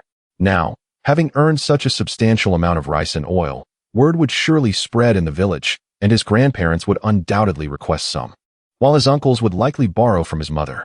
He could only wonder if he could retain half of it. "Sister-in-law, you have come too." Wang Haichuan placed the 2 bags of rice before her. "This is from my son Shitu selling the white pig." He Jinue could hardly believe it. She had seen Wang Haichuan sprinting with that white pig, which did not seem heavy at all. How could it fetch so much rice? "Mother, please don't ask." Wang Shitu tugged at his mother, fearing that further inquiries would reveal the exact amount of the sale. "How can I not ask? Your uncle Haichuan doesn't know the price of white pigs here. We cannot take advantage of him." He Jinue shot a glare at Wang Shitu, for the child was clearly dazzled by the rice. It was fortunate that Haichuan treated him so well. No matter how expensive the white pig was, it could not surpass the value of rice. To exchange a small white pig for such an amount of rice was something the onlookers could not ignore, likely cursing him silently for his ingratitude. "Brother Haichuan, the white pig is not worth that much. It cannot be exchanged for so much rice." Not too much, primarily. The white pig that little Shitu caught weighs over 100 jin and is still alive. I am unaware of the prices over at Gangdao, so I could only offer 100 jin of rice and 10 jin of cooking oil in exchange. Wang Haichuan thought he Jinue was unaware of the situation, believing that the rice and oil he offered for over 100 jin of meat was a fair deal. What? 100 jin of rice and 10 jin of cooking oil? A small white pig could yield such a bounty? The crowd gasped in disbelief, having initially thought that Wang Shitu exchanged a small white pig for a hefty amount of rice, but they never anticipated it would amount to 100 jin of rice and 10 jin of cooking oil. My son has struck a stroke of fortune. He Jinue was astonished by the amount of rice and oil, particularly the 10 jin of cooking oil, which could sustain her and her son for half a year. Sister-in-law, you keep the 100 jin of rice for now. I will fetch the oil for you. He Jinue instinctively moved the 2 bags of rice under her feet when an elderly woman emerged from the crowd, approaching her hesitantly and whispering, Jinue, our eldest and second sons have many mouths to feed. Could you lend them some grain? Mother, I will give you 50 jin of rice, but let it be known that whoever you choose to share it with is fine by me. However, until the 50 jin is returned, no one is allowed to beg from me and Shitu. He Jinue was resolute, voicing her terms amidst the crowd to prevent her elder brothers from asking her for grain in the future and spreading rumors about her. All right, if they do not return it, I will ask them for you. He Jinue hesitated before adding, I will also give you 2 jin of oil. This is a token of respect from Shitu to you and father, but do not distribute it. Then I shall accept it. Our household is nearly out of oil. Remember to reach out to us if you and Shitu encounter difficulties. Wang Shitu looked forlornly at his mother, as half of the rice he had just acquired was given away. He typically needed a jin of rice per meal to feel full. That was a month's worth of rations, and his paternal uncles had never lent grain to his family before. The crowd felt that he Jinue had done enough by lending grain, especially as a widow with a child. However, everyone was more focused on the astonishing exchange of a live small white pig for such a substantial amount of rice and oil. They usually returned from fishing with only a few jin of rice for a prized catch. At that moment, they realized that capturing larger, rarer marine life would yield greater profits. They began to contemplate collaborating with a few others for a fishing expedition using a larger net. Even if they failed to catch what Wang Haichuan sought, Selling to the city's seafood company would be more profitable than fishing for smaller fish. The excitement dissipated as they hurried home to prepare for a big catch. Wang Haichuan emerged with a plastic bucket, handing it to He Jinhua. Sister-in-law, this is 10 jin of oil. The bucket is yours as well. I have an excess of empty oil containers that I cannot utilize. Noticing only one bag of rice remained, he frowned and asked, why is there just one bag left? He Jinhua quickly explained, I gave 50 jin to Shirtu's grandmother to prevent my elder brothers from asking me and Shirtu for grain in the future. Wang Haichuan nodded. Every family has its own difficulties, and as long as things do not go too far, he preferred not to interfere. Seeing Wang Shirtu's forlorn expression, he smiled and ruffled the boy's hair. Little Shirtu, you come to me every day to exchange for 8 or 9 jin of rice. The rice you have given away will be replenished in a few days. As for how your family will manage, your uncles will not dare to criticize you. You have struck it rich. Uncle, is it really so? Wang Shirtu's face brightened, as he had overheard his family discussing the need for more rice. With the neighboring aunts often gossiping about how he ate so much without caring for his siblings. How could he possibly care for so many mouths? Having earned the rice himself, he saw no reason to go hungry. Brother Haichuan, thank you so much. Shirtu, let us go home. After expressing her gratitude, He Jinhua hoisted the rice and carried the oil bucket as Wang Shirtu rushed ahead. Seizing the bag of rice from his mother's shoulder as they exited the courtyard, Wang Haichuan took a bath and changed into a clean outfit, preparing to head to the fishing boat to check on the dolphin. Wang Weijun and Wang Weimin, accompanied by several others, entered the house carrying 3 water tanks. Uncle, Zhang Jia's second son has brought a group from the village to catch numerous valuable live fish at Angshi Pond. The oxygenator you brought is truly remarkable. They managed to return with the fish unharmed. Allow me to take a look. My goodness, what a splendid assortment. There are over a meter-long rice fish, several pounds of sesame bass, stone bream, large red friends, and magnificent stone sculptures, among others. With these fish, along with the marine delicacies from the backyard seawater pool, I have accomplished my tasks here. What are we waiting for? Let us hasten back to the modern era. When Wang Haichuan arrived this time, he activated the synchronized time difference. It has already been 3 days here, and 3 days there as well. His pretext for coming was to gather fresh seafood from the wild, and 3 days is just the right amount of time. Chapter 22, The Arrival of the White Dolphin. Do not pour it into the backyard seawater pool. Deliver everything to my fishing vessel instead. Wei Jun, please take some people to bring the seafood from the backyard seawater pool onto the ship. Xiao Shirtu has just sold me a live white pig, which is precisely what the zoo over there requires. I must hasten back to Gangdao. If it dies, it would be a significant loss.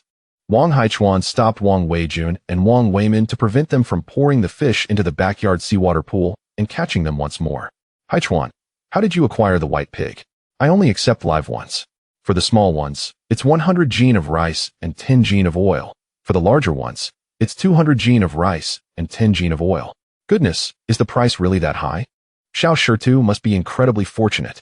Several villagers assisting in carrying the water tanks were astonished, and they exchanged glances before swiftly transporting the tanks to Wang Haichuan's fishing boat. They jumped onto several nearby small boats and vigorously rowed out to sea. While returning to Wangjia village after a day of fishing, they had spotted a large white pig in the nearby waters. Uncle, you've made a poor trade. I told you a few months ago. Someone from our village caught a large white pig, but the city's aquatic product company Woon Tea accepted. Wang Weimin murmured in Wang Haichuan's ear while helping to transport the live seafood. His disposition, akin to that of his sister-in-law Zhang Lan, was frugal and home-oriented. Seeing his uncle squander resources pained him, and he resolved to keep a closer watch on him in the future, ensuring that his uncle does not acquire any more white pigs, as it could cost him dozens of jin of rice. Enough with the chatter. Xiao Shirtu is also my nephew. Can I take care of him? Wang Haichuan playfully slapped him on the head. Most of our village is related. In the future, when they exchange seafood for living necessities, if they aren't deceived, they can be given a bit more. I have goods, but what I lack are rare live seafood, understand? This young man and his sister-in-law Zhang Lan helped Wang Haichuan barter goods, yet he refused to give even an extra half-tael to the relatives in the village. If he had given a handful of rice, those relatives would have been delighted, unlike now when, aside from Wang Fugui's family, the other relatives regard him with indifference. Wang Haichuan's fishing boat had been modified, with 2/3 of the deck transformed into a live water chamber, allowing the small white dolphin to swim freely within. Seeing that the little white dolphin posed no threat to his seafood, Wang Haichuan nodded in satisfaction. He also loaded the prized tobacco and liquor stored in Wang Fugui's side house onto the boat. As he set off, Zhang Lan and her 3 daughters-in-law prepared some meals for him, fearing he might go hungry on the journey. The fishing boat gradually departed from the Wangjia village dock. On the sea, they encountered several small boats, and the villagers called out to Wang Haichuan, urging him to return early as they had spotted a large white pig. Another large white dolphin? Wang Haichuan, piloting the boat, glanced at the lively little white dolphin in the live water chamber, estimating it to be its mother. The little white dolphin was likely around 2 years old, as juvenile dolphins typically leave their mothers at 3 or 4 years of age. Presently, the villagers were attempting to capture its mother to bring it to modernity. Chirp, chirp, clatter, clatter, chirp, chirp, clatter, clatter. Listening to the joyful calls of the little white dolphin, Wang Haichuan felt a wave of elation as he arrived at an uninhabited marine area. He activated the time travel feature of his small fishing boat. A mist enveloped the vessel. Suddenly, a white shadow leapt from the sea's surface, colliding with the small fishing boat. Goodness! The fishing boat rocked violently, and the surrounding space trembled. Wang Haichuan gripped the ship's railing tightly, fearing the boat might capsize. A capsize at sea could still be salvaged, but a time travel capsize would mean total disappearance. Darkness enveloped him, and his mind went blank. He lost track of time. The sounds of waves and seabirds gradually brought him back to consciousness. Wang Haichuan slowly regained awareness and quickly assessed the condition of the fishing boat. Thankfully, it remained intact. Wang Haichuan surveyed his surroundings, noticing nothing on the surface of the sea. He hurriedly retrieved his phone from the hidden compartment of the wooden box in the cabin, checking the time. Fortunately, it was merely delayed by just over an hour. Dozens of missed calls on his phone were typical. Opening the Beidou app, he discovered that the time travel location had shifted by 3 kilometers. At that moment, the small fishing boat suddenly swayed again. Oh no, not again. Wang Haichuan shuddered. He heard a series of dolphin calls emanating from the live water chamber. Clatter, clatter. Chirp, chirp, clatter. Wang Haichuan looked suspiciously at the live water chamber, fearing for the little white dolphin's well-being. The deck covering the chamber had been partially removed by him, but now was securely closed. This unexpected turn of events was somewhat alarming. However, the sound of the little white dolphin's call suggested it was not a dangerous creature. Wang Haichuan lowered his gaze, searching for something. He picked up a fish-knocking stick from the cabin and cautiously approached the entrance of the live water chamber, peering inside. Well, it has come to me willingly. Wang Haichuan chuckled incredulously as he opened the cover of the live water chamber. Inside, a large white dolphin, measuring 2 to 3 meters long, occasionally picked up a grouper and tossed it aside, producing a clattering sound. The nearby little white dolphin chirped in response. Was this an impromptu lesson for the little white dolphin to recognize food? But please do not play with my hard-earned valuable catch. Wang Haichuan glared at the large white dolphin with irritation. Carefully observing the seafood in the live water chamber and realizing there was no damage, which improved his mood. Chirp, chirp, clatter, chirp. Both white dolphins raised their heads at the sight of Wang Haichuan, emitting joyful sounds, with the larger dolphin even expressing excitement. Wang Haichuan noticed that the little dolphin's eyes seemed to widen, its skin color transforming into a pure white, and its calls appeared to convey emotion, leaving him bewildered. Had it mutated and gained intelligence?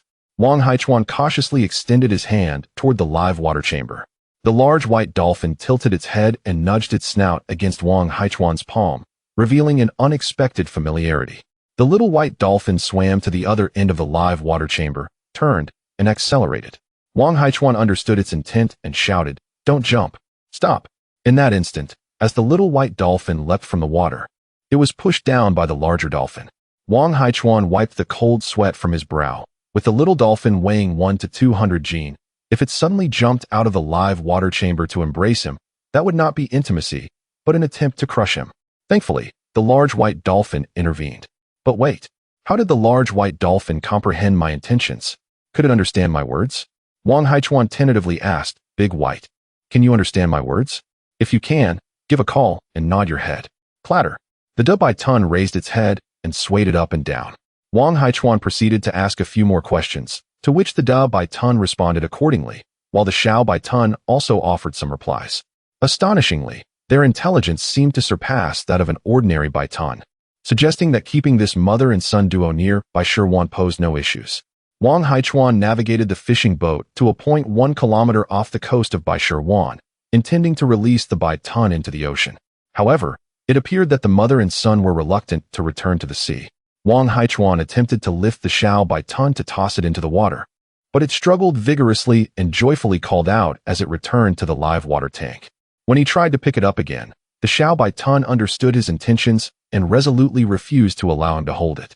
Aware of the special significance of the live water tank for marine creatures, Wang Haichuan realized its limited size made it impossible to keep both of them there.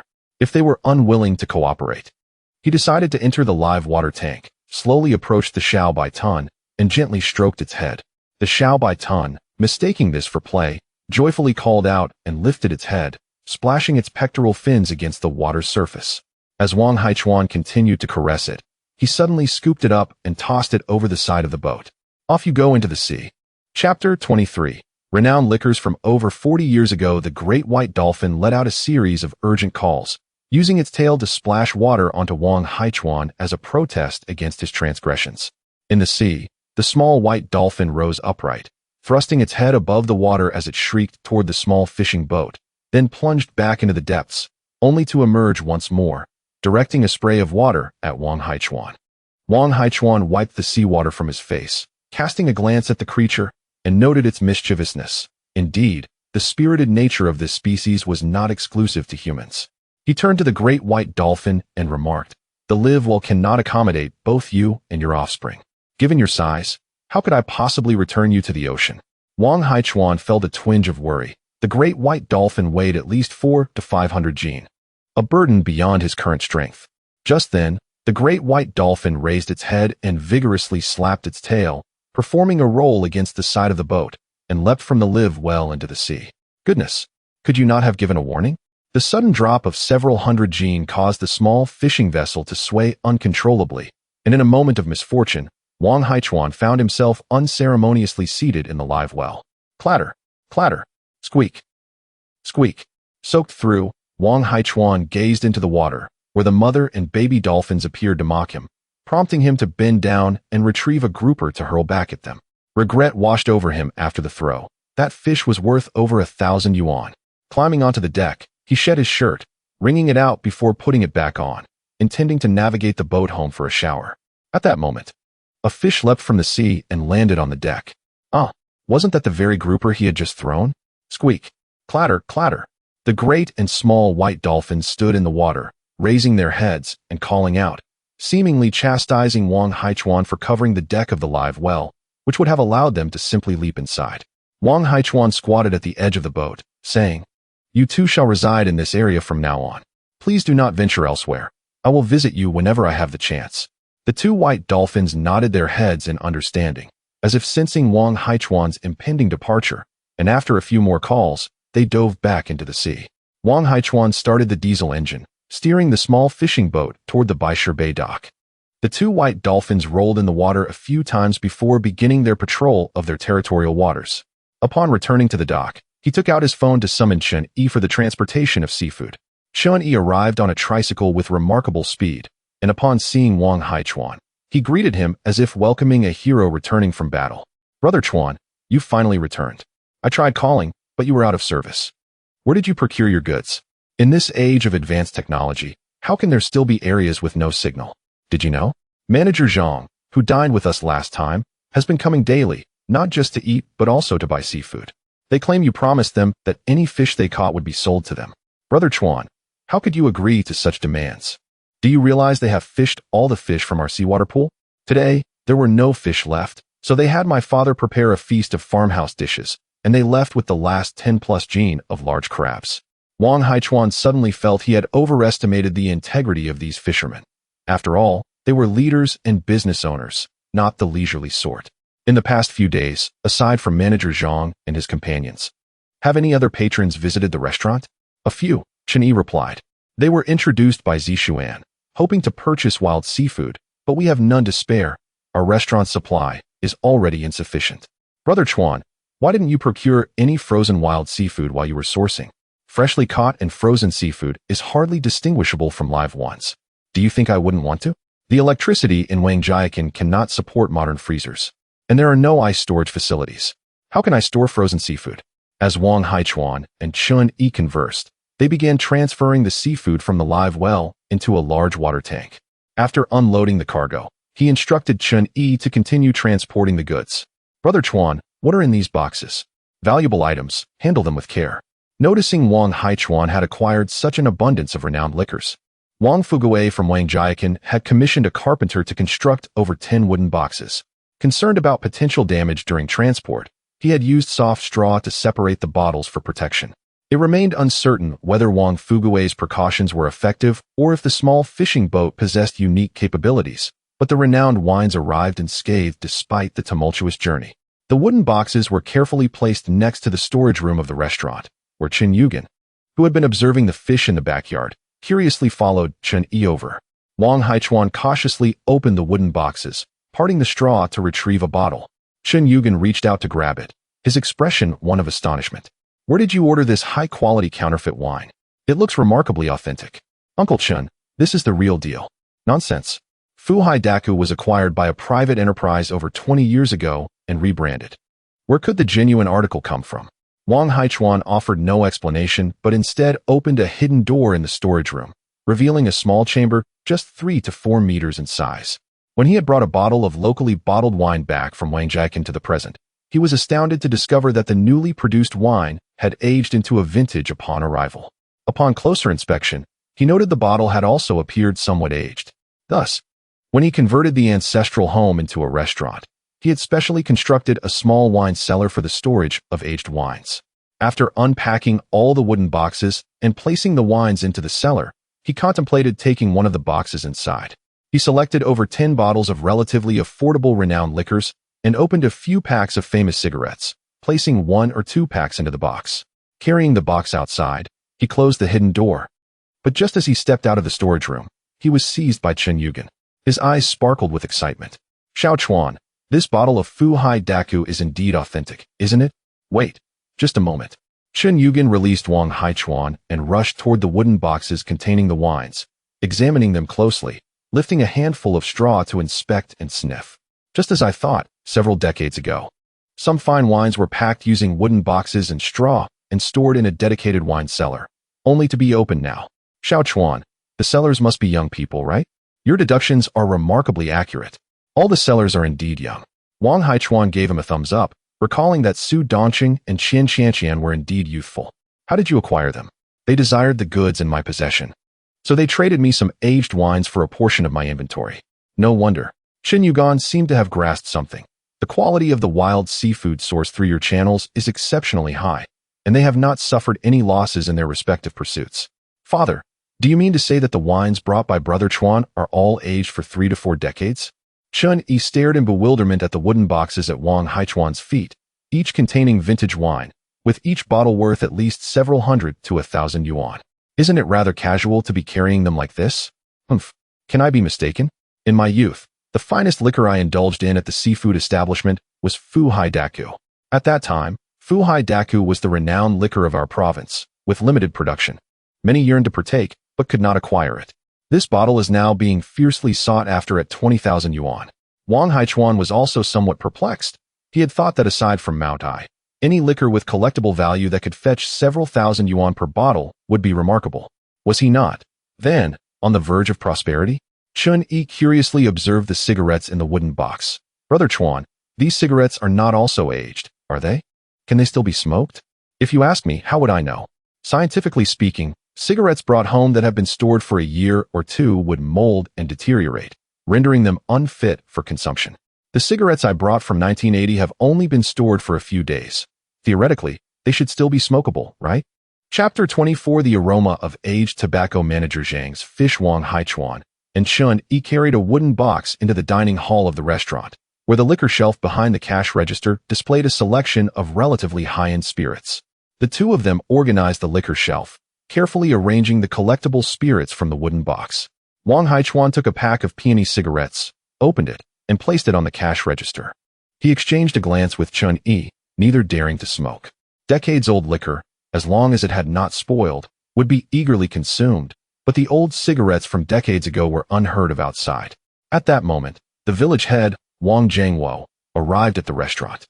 Haichuan, are the seafood in the restaurant all wild? Yes, Is there a shortage of stock? No, there is plenty.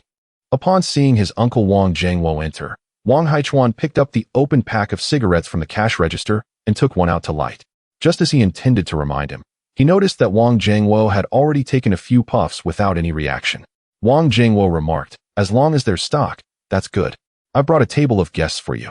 Make sure you don't drop the ball tomorrow.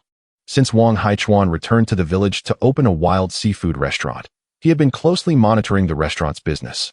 The establishment only had 1 or 2 tables of customers daily, primarily fishermen who probably came to process seafood, earning little profit.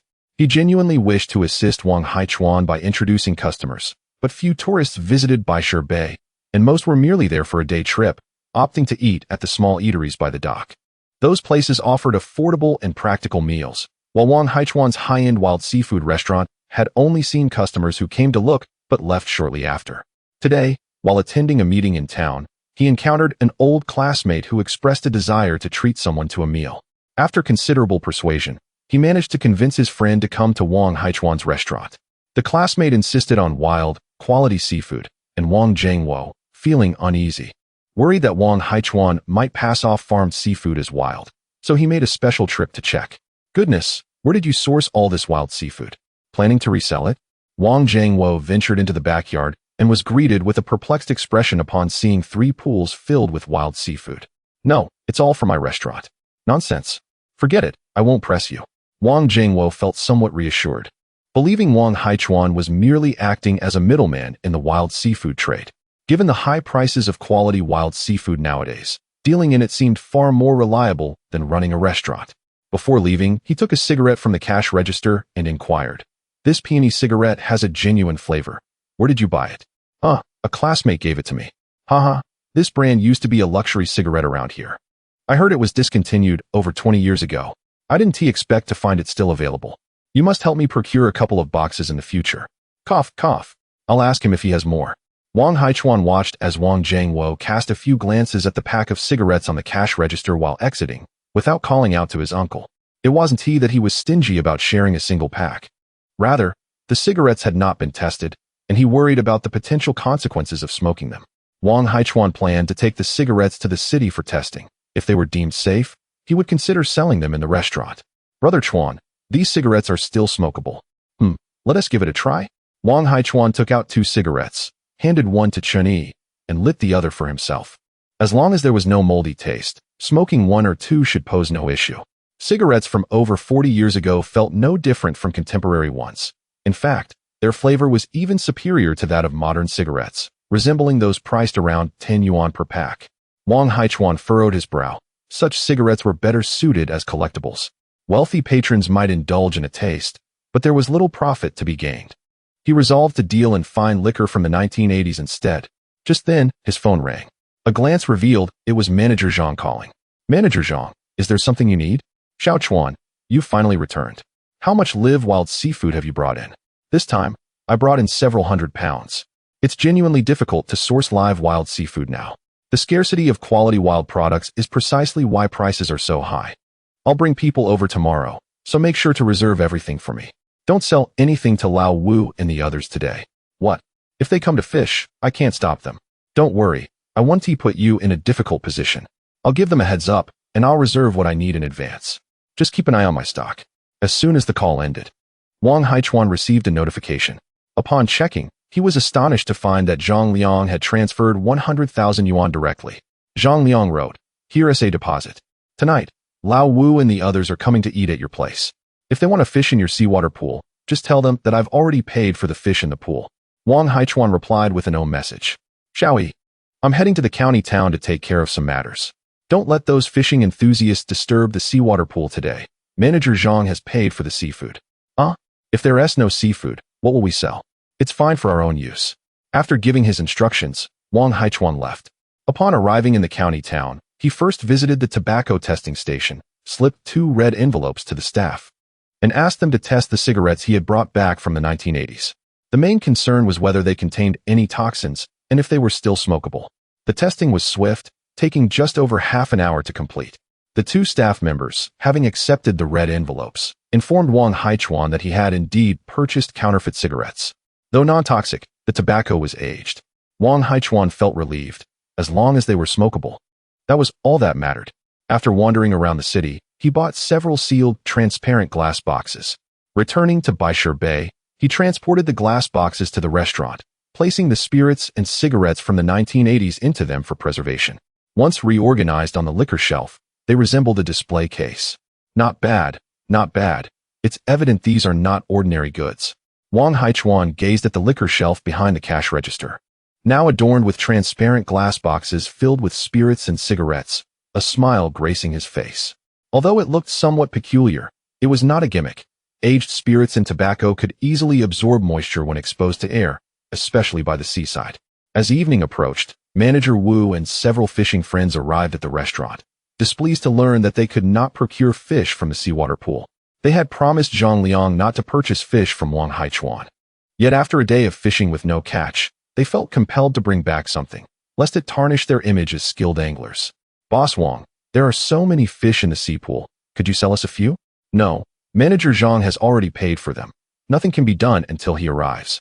Xiao Chuan, old Zhang doesn't need this many. Sell us a few, and I will speak to him in the group. A few anglers surrounded Wang Haichuan, persuading him. With no other option, Wang Haichuan had to call Zhang Liang directly. What? Old Wu and the others want to buy fish? Please hand the phone to Old Wu.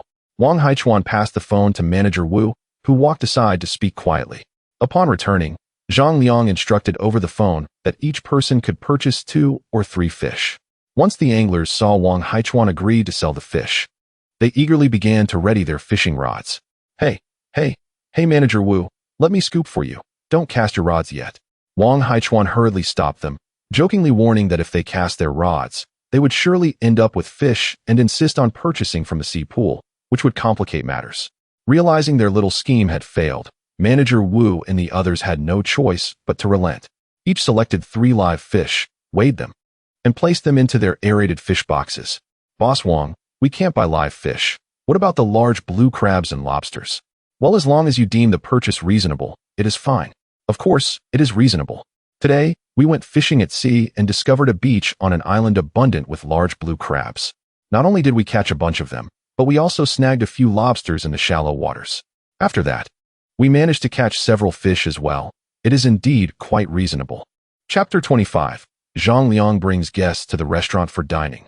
Fishing. The following day, Wang Haichuan set sail and traversed the sea, playfully engaging with 2 white dolphins that seemed to have adapted well to the local environment. Upon returning to the restaurant, he instructed Chun Yi and Chun Yugen to prepare for the reception, having been reminded by Zhang Liang that he was bringing a significant client, and it was imperative not to falter. As the sun descended in the west, Wang Haichuan stood at the dock, gazing at the yacht approaching from the distant sea. There was no need for speculation. It was undoubtedly Zhang Liang and his party. In such a remote fishing village like Baishuan, luxurious yachts worth millions seldom made an appearance. Once the yacht docked, Wang Haichuan stepped forward. Manager Zhang, it seems you've switched boats since our last outing. Not quite. This yacht belongs to General Li. Wang Haichuan observed the 5 or 6 individuals disembarking from the yacht, noting the presence of a new face. Greetings, General Li. Welcome to Baishuan. Ah, ahem, Xiaochuan. Have you made the arrangements? Everything is ready at any moment. Excellent. General Li, shall we proceed? The group, carrying their fishing gear, made their way towards Wang Haichuan's restaurant. Li Jun was in a foul mood, having anticipated a fruitful day of fishing with Zhang Liang, only to catch a mere few black bream and stonefish after a long day. Lately, he had heard that Zhang Liang and his team frequently brought home large crabs, so he had implored Zhang Liang to take him to their crab-catching locations. However, after circling the island, they managed to catch only a handful of small crabs. It was evident that Zhang Liang was reluctant to share their secret fishing spots, which left Li Jun feeling quite frustrated. If he did not wish to take him, he should have simply stated so instead of leading him in circles. Ultimately, he had been promised a good fishing location, only to arrive at this small fishing village. Seeing Li Jun disembark from the yacht with a sullen expression, Zhang Liang addressed him with a serious tone. Li Jun, this is our most prized secret fishing spot. Please do not disclose it after you return. Liang, you did not bring me here after circling the sea just to avoid me, did you? Ahem, you will find out shortly. Li Jun's expression softened slightly, though it quickly turned peculiar again. Upon entering Wang Haichuan's restaurant, Li Jun noticed the establishment was adorned with vintage furnishings, including several tables and chairs made of old rosewood and boxwood. They then proceeded to the restaurant's backyard, where 3 seawater pools were filled with wild, live seafood. It became clear that the fish Zhang Liang had caught were sourced from here. Liang, you, a fishing expert, have merely returned home to purchase fish after a day at sea? Ahem, we only buy fish that we catch ourselves. Is that not the same thing? Not at all. This is no different from fishing in a black pit, generally. Come, cast a few lines. Zhang Liang handed the assembled fishing rod to Li Jun. Initially hesitant, Li Jun's interest peaked when he saw someone nearby effortlessly catch a fish mere seconds after casting their line, and it was a grouper at that. Taking the rod, he baited the hook and cast it into the pool, only to feel the line tauten immediately. Now this is intriguing. Indeed, the fish in Boss Wang's seawater pools are all wild and of excellent quality. There is nowhere else where we can indulge like this. Seeing Li Jun engaged, Zhang Liang felt a sense of relief, for there are many types of anglers. Some seek the thrill of large catches while others simply wish to savor the experience. It was clear that General Li belonged to the latter category. Wang Haichuan arrived in the backyard to take their orders, prompting Zhang Liang to let Li Jun choose. Liang, these wild seafood selections are splendid. Feel free to choose a few. That will not do. Today, we have General Li accompanying us after a long day at sea. We cannot be casual about this. Please select a few options. The chef here is quite skilled. Very well then. Let us have a 3-knife fish, that one, and that large lobster looks promising as well, along with that tiger grouper. All right, we shall add a few more. Wang Haichuan and Chun Yi took the ingredients to the kitchen, where Chen Yugen swiftly began preparing the dishes. Finding Wang Haichuan's assistance to be more of a hindrance, he promptly urged the owner out of the kitchen. Without Wang Haichuan's interference, Chen Yugen completed a table full of dishes in just over an hour. Everyone, it's time to eat. Is it ready so soon? Indeed, stop fishing for now. My pool is nearly depleted of fish.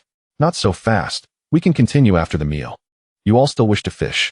This is a restaurant's ingredients. Li Jun, in high spirits, chuckled, Boss, do not be stingy. I heard from Liang that the fish we catch are purchased at menu prices, so you profit handsomely. While selling fish is indeed profitable, I run a wild seafood restaurant. If you buy all my ingredients, what am I to do? Then you should hurry and restock. Wild seafood is not so easy to procure. Please, esteemed guests. Have mercy. The group laughed as they washed their hands and entered the restaurant's private room. Zhang Liang followed Wang Haichuan to fetch the wine and, casting a few glances at the liquor rack behind the cash register, noticed that the wines and spirits were encased in transparent sealed glass boxes, which piqued his curiosity. Xiaochuan, what is the story behind the liquor rack? Wang Haichuan intended to sell aged spirits discreetly, so he replied, Those on the top are collectibles, not for sale. Collectibles? How old are they? Over 40 years. I painstakingly acquired them from someone else, and they have been verified as authentic. Zhang Liang appeared skeptical. Have you been duped? There are many counterfeit aged spirits on the market. I cannot speak for the authenticity of others, but I assure you that what I have here is genuine. How can you be certain that what you bought is authentic? Because I purchased a batch and selected a few bottles at random to share with friends. Really? You better not be deceiving me. Rest assured, I have every intention of continuing this restaurant. So why would I deceive you, Manager Zhang? Zhang Liang remained somewhat doubtful as he took 2 bottles of Matai and 2 bottles of the aged spirits Wang Haichuan had mentioned. The aged spirits were not inexpensive, priced at 25,000 per bottle for the former and 60,000 for the latter. Zhang Liang felt uneasy, suspecting that Wang Haichuan was marking up the price significantly.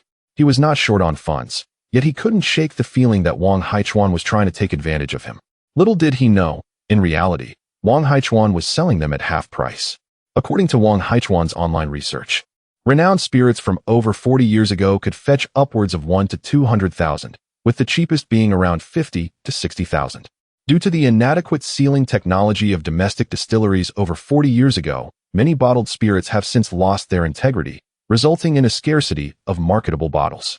Wang Haichuan intends to offer aged liquor at his restaurant, where patrons can enjoy a discounted price for consumption on the premises, yet must adhere to the collector's price should they wish to take it away, while also regulating the quantity. In a private room, Li Jun observed Zhang Liang placing 4 bottles of liquor on the table, 2 of which were encased in rather unrefined packaging, piquing his curiosity.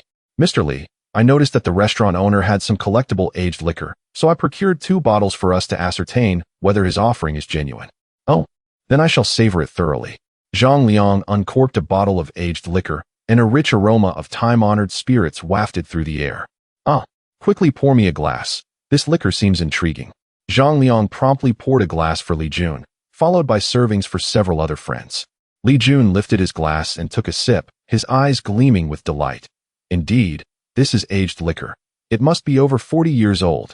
He set down his glass, gesturing for Zhang Liang to show him the bottle. What is this liquor? Let me see.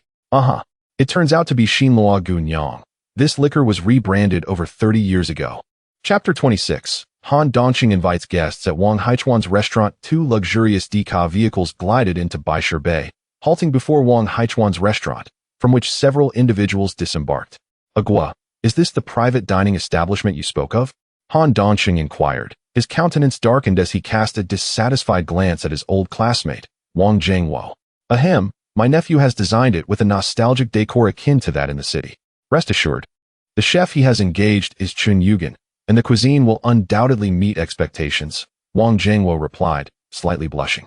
In his eagerness to attract customers to Wang Haichuan's establishment, he had exaggerated its reputation as a high-end private dining venue, having heard from his niece, Wang Zixuan, that affluent patrons in the city favored such an ambience. Little did he know that his old classmate shared his lack of appreciation for finer nuances. Chef Chen. Now that is more like it, Han Dongqing thought to himself, feeling a sense of relief as he hastened to clarify matters for his guests, lest they form misconceptions. Today, he primarily sought to entertain Li Kuan, the owner of the county's construction company, along with his brother-in-law, who fancied himself the town mayor. Han Dongqing had taken on a river renovation project contracted by Li Kuan. However, payment had yet to be settled. With Li Kuan visiting the town to inspect another project, Han Dongqing seized the opportunity to invite him to dinner to gently nudge for payment. Not too shabby, certainly much better than that restaurant in town, Li Kuan remarked, observing the decor of the seafood restaurant. Having traveled extensively, he was not one to underestimate the establishment. Upon entering, Wang Haichuan greeted Wang Jingwo and escorted the group to the backyard to select seafood. Oh my, all wild seafood! Li Kuan exclaimed upon seeing the fish in the seawater tanks, casting a surprised glance at Wang Haichuan. Han Dongqing, gazing at the 3 seawater tanks, felt a pang of regret. He had initially dismissed Wang Jingwo's claims as mere bravado, but it turned out that his old classmate had indeed spoken the truth. The seafood restaurant operated by his nephew was entirely stocked with wild catches, indicating that this meal would not come cheap. In an effort to properly host Li Kuan and hope for timely payment, Han Dongqing smiled, saying, "Very well, Li Kuan, feel free to choose whatever you desire."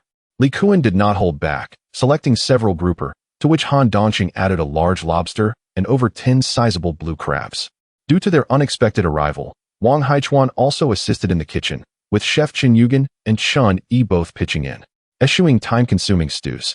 The seafood was relatively easy to prepare, and within just over half an hour, a sumptuous feast was ready. As the group engaged in light-hearted conversation, Han Dongqing and Wang Jingwo stepped out of the private room upon seeing the dishes laid out on the table. Han Dongqing whispered, "Agua, does your nephew have any fine wines available? What kind of wine are you looking for? Surely those will suffice." Wang Jingwo gestured toward the wine rack behind the cash register. Han Dongqing examined the selection, noting the presence of Maotai and Wuliangya, though their prices were rather steep. Since Li Kuan intended to remain in town for a week and was known to enjoy his spirits, should tonight's affair not yield results, he would likely return several times, making it impractical to serve him Maotai and Wuliangya daily. "Agua, do you have any moderately priced wine that still appears upscale? I may need to host several times over the next few days, and the expenses are becoming a concern." "I understand," Wang Jingwo replied, recognizing that Han Dongqing's invitation was intended to prompt payment. Nowadays, it was challenging for contractors to secure funds, particularly when many projects had concluded months prior without receiving payment. Thus, it was crucial to intoxicate the project owners, while ensuring the quality of the wine remained respectable. After surveying the wine rack, which displayed prices, Wang Haichuan's restaurant only offered bottles priced in the thousands, with no affordable options. The only exception was a selection of wines in a glass case that lacked pricing. Han Dongqing inquired, "Agua, why is there no price tag on that selection?" Wang Jingwo recalled the pack of cigarettes from the day before and replied, That must be a high-end imitation of aged wine, primarily sold for its packaging. Then we shall take that, Han Dongqing decided, believing the nostalgic version of the wine would appear impressive and presumed its price would not be exorbitant. The two retrieved 4 bottles from the sealed glass case and returned to the private room. Han Dongqing opened a bottle, and the rich aroma wafted through the air. Excellent wine. Come, let us partake, he encouraged. Li Kuan savored the wine with satisfaction and expressed a desire for Han Dongqing to procure 2 additional bottles for him to take home. As Han Dongqing acknowledged this request and opened the door, he suddenly overheard voices from the adjacent room. Boss Wang, this old wine is truly remarkable.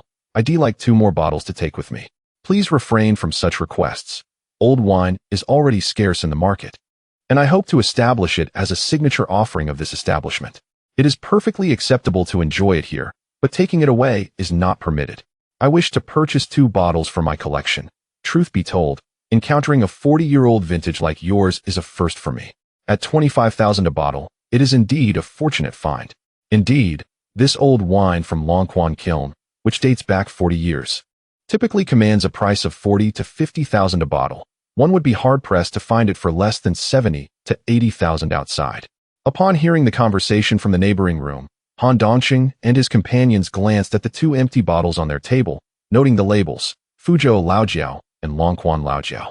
Li Kuan's interest piqued, realizing that Han Dongqing was genuinely sincere in his generous invitation. At that moment, voices from the adjoining room continued. I understand, but we only have 1 bottle of the 1978 Zweiking left. Do as you see fit. The individuals in that room exchanged glances at the recently opened Zweiking on their table. Han Dongqing's engineering contract amounted to just over 1 million, with a potential profit of around 200,000. Was it possible that the cost of this meal, particularly the wine, could exceed 100,000? Chapter 27. Opening a restaurant in the countryside. Do you not feel anxious only serving 1 table a day? Inside the private room, several individuals cast unfriendly glances at Wang Zhengwo. While it is acceptable for a small countryside restaurant to charge a bit more for its dishes, a bottle of wine priced in the tens of thousands is clearly an act of exploitation. Li Kuan, having conducted business for many years, had never encountered a restaurant that sold wine at such exorbitant prices. Surely even decades-old vintage wine would not warrant such a price. Wang Zhengwo stood up, exclaiming, I will go and inquire. Li Kuan interjected, signaling Han Dongqing to restrain Wang Zhengwo, eager to observe how Wang Zhengwo's nephew would promote the wine next door. The door to the adjoining private room was ajar, and with a darkened expression, Li Kuan pushed the door open. Just as he was about to speak, he recognized a familiar face. Mr. Li, are you dining here as well? Ah Kuan, what brings you here? Li Jun was somewhat surprised. Li Kuan was a distant relative, and they rarely interacted due to their differing social circles. I came to find the owner of this restaurant. Li Kuan turned to Wang Haichuan, his expression stern. Boss Wang, a bottle of Mutai aged 20 to 30 years only costs about 20 to 30,000 yuan outside. What justifies your pricing of several tens of thousands for this old wine? What I am selling is a renowned wine from over 40 years ago, Wang Haichuan replied. Renowned? Is there a white liquor more famous than Mutai? Have you verified that this wine is truly over 40 years old? You are deceiving your customers. Seeing that Li Kuan was looking for trouble, Li Jun quickly intervened to prevent any unpleasantness. Do not cause a scene. The price of this wine is indeed justified. Not only is it aged, but it also holds collectible value. Li Jun, being more knowledgeable, had a collection of fine wines, primarily used for entertaining guests. Last month, he hosted a dinner and opened a bottle of Mutai from 1985, which he found to be less enjoyable than the restaurant's old Fuzhou Daku, confident that Wang Haichuan was indeed selling authentic wine from 40 years ago. Grain-based liquor, if stored properly, tends to improve with age. I have developed a taste for aged spirits over the years and can discern the approximate vintage, Li Jun asserted. Upon hearing this, Li Kuan calmed down, realizing that the price disparity between collectibles and ordinary wines was substantial. This was his first encounter with drinkable collectible grade aged liquor. He flushed with embarrassment and offered apologies to Wang Haichuan and Li Jun before stepping out of the private room and returning next door. Village Chief Wang, I apologize for the misunderstanding. This drink is a gesture of my contrition. Not at all, not at all. Li Kuan apologized to Wang Zhengwo and then poured a glass of wine as an apology, downing it in one gulp. Wait, is this wine truly over 80,000? Han Dongqing stared in disbelief at the 2 bottles on the table, realizing that this meal had far exceeded his budget. The 2 bottles of aged wine had cost him over 100,000, a significant loss. Li Kuan glanced at Han Dongqing and remarked, "Boss Han, come by my company in a couple of days. I will settle your project payments first." "All right. I suppose this bottle of Zweiking is mine then." Han Dongqing had invited local officials to this meal, particularly since Mayor Ho was his brother-in-law. Since Li Kuan's project required local government cooperation, he could not afford to let Han Dongqing down. Hearing Li Kuan mention settling project payments improved Han Dongqing's demeanor. Li Kuan tucked away the bottle of Zweiking. Even with his wealth of over 10 million, spending on such a bottle still stung. And he planned to enjoy it slowly at home. The meal was not particularly pleasant for the group. After finishing, as they stepped outside, Han Dongqing grimaced and said to Wang Jingwo, "Agua, please do not bring me to such restaurants in the future. The seafood may be wild, but the prices are exorbitant." Beside him, his brother-in-law Ho Jun expressed interest in Wang Haichuan's restaurant, cheerfully stating, "Do not say that. This could be a good place for hosting esteemed guests. I believe this restaurant is the finest in our town." Li Kuan wholeheartedly agreed. The small town where Beishuan is located has a low economic level. The 2 best restaurants in town are comparable to the average restaurants in the county. Meanwhile, Li Jun and Zhang Liang had their fill and returned to the restaurant's backyard to weigh the fish they had caught, purchasing some large blue crabs or lobsters for each person. Li Jun had come to accept their antics. As a frequent fisherman, it was quite normal to bring home fish, and going out to catch crabs and lobsters was entirely reasonable. However, Li Jun still maintained some pride, buying only a few fish and 2 lobsters, in contrast to Zhang Liang and the others, who each bought over 10 fish and several pounds of large crabs.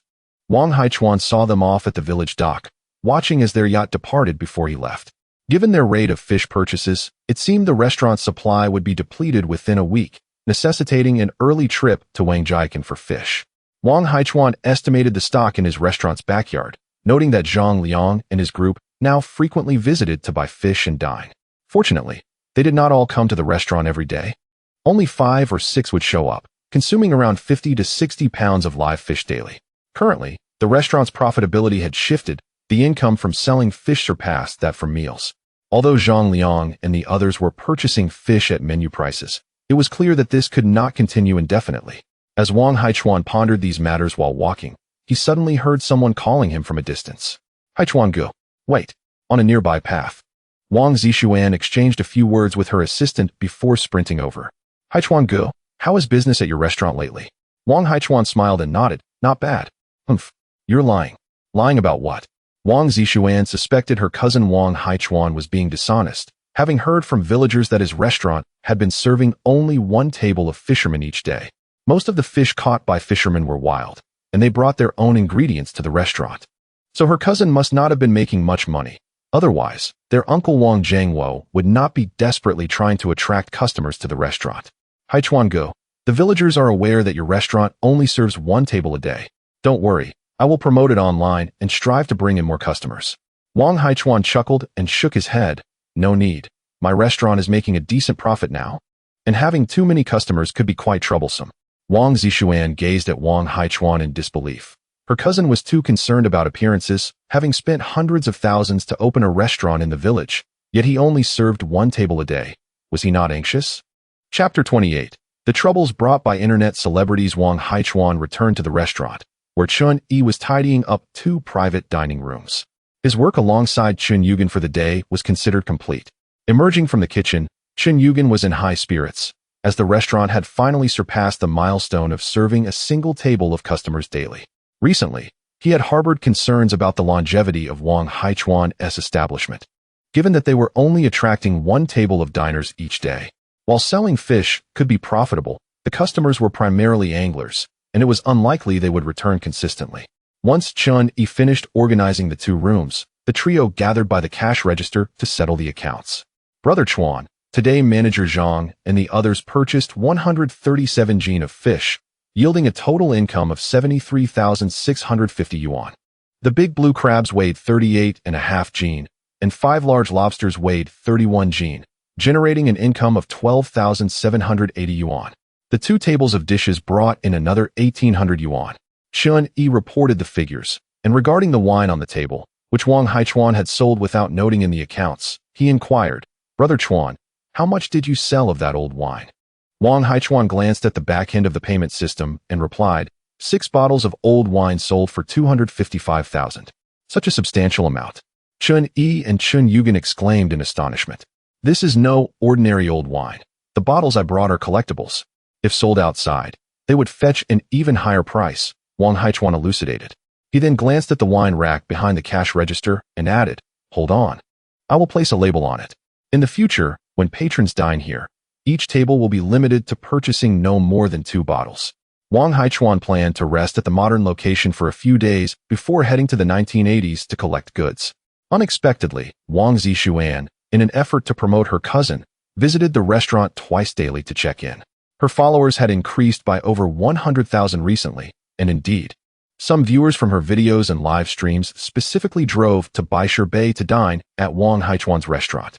His establishment, known for serving wild seafood and valuable old wine, attracted a significant number of visitors following online reviews, leading to a surge in tourism to Baisher Bay.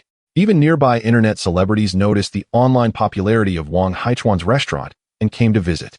In the evening, 2 influencers arrived with a filming crew and ordered a lavish meal. Live streaming from a private room, Zhang Liang and Li Jun entered the restaurant with several anglers, and upon witnessing the live streaming, their mood soured. They ordered a meal, and, after Wang Haichuan entered to serve the dishes, Zhang Liang remarked, "Xiao Chuan, your restaurant resembles a private dining establishment. Its discretion could be improved. Boss Wang, the wild seafood you serve is quite upscale. There is no need for online promotion," they added. "Indeed, Boss Wang. We came here precisely because we found your restaurant tranquil. Why invite internet celebrities for publicity?" Wang Haichuan rolled his eyes, thinking to himself that even in a small fishing village, the restaurant's location was already quite discreet. Since its opening, it had only served 1 table of guests daily, and to continue operating, he needed to attract more patrons. "Ahem, Xiao Chuan, if business is slow, we can bring more guests for you tomorrow. You needn't invite internet celebrities for promotion." Wang Haichuan glanced at them and noted their fishing gear leaning against the wall. It dawned on him that they were concerned about their fishing secrets being exposed. "Manager Zhang, Boss Li, I understand.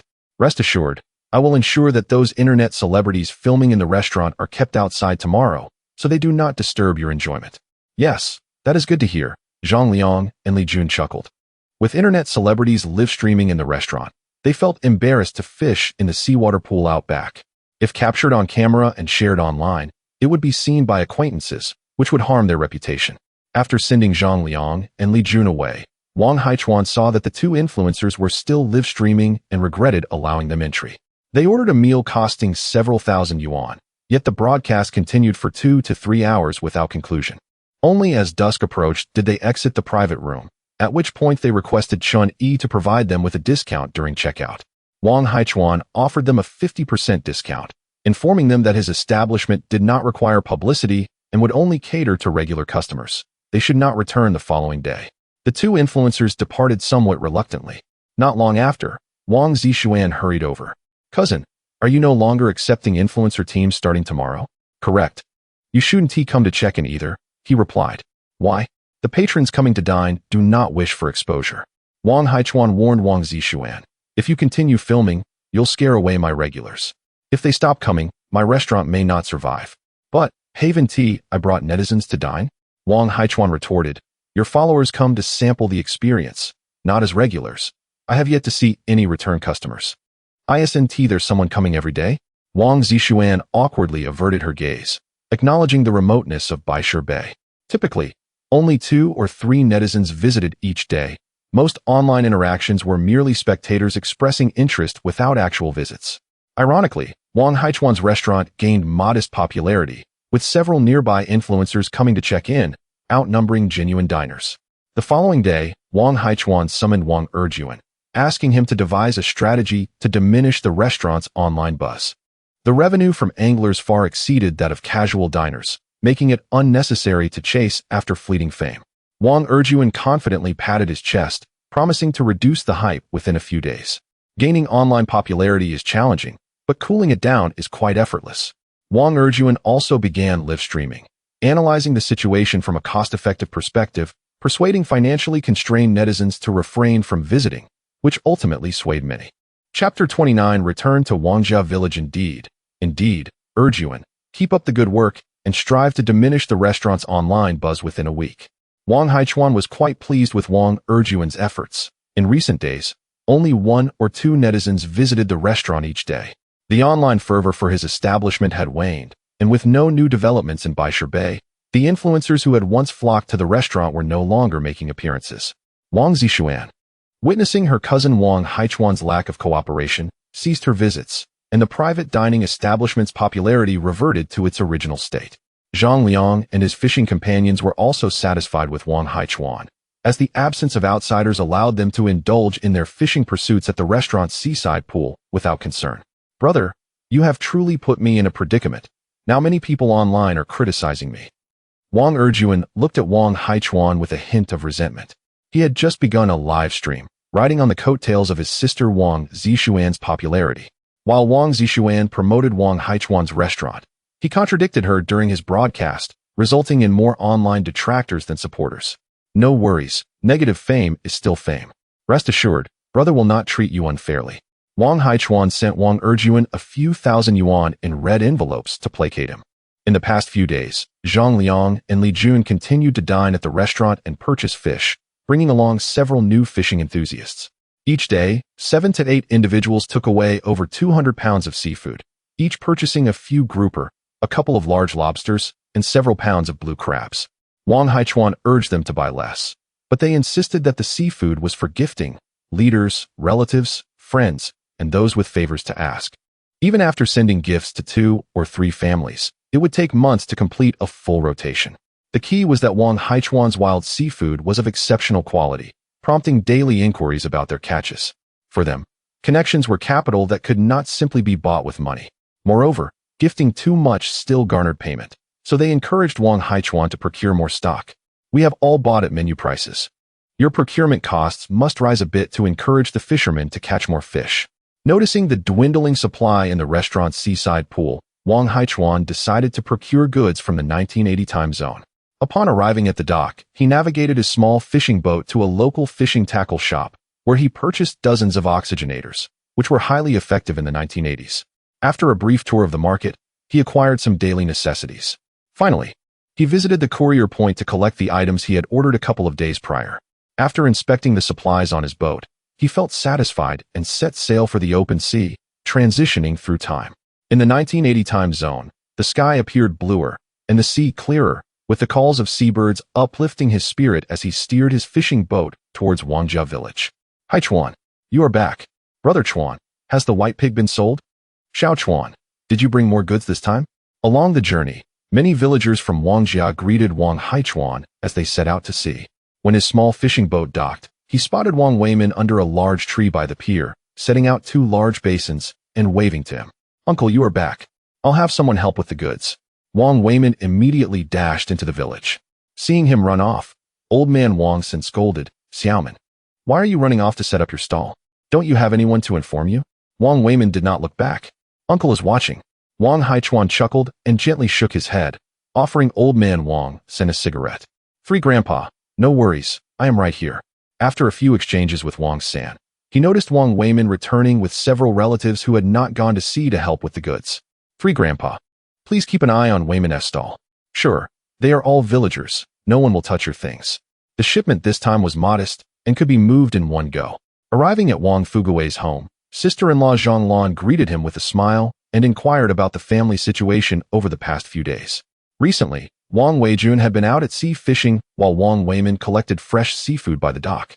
And sister-in-law Zhang Lan managed the inventory and cared for the fish in the backyard seawater pool.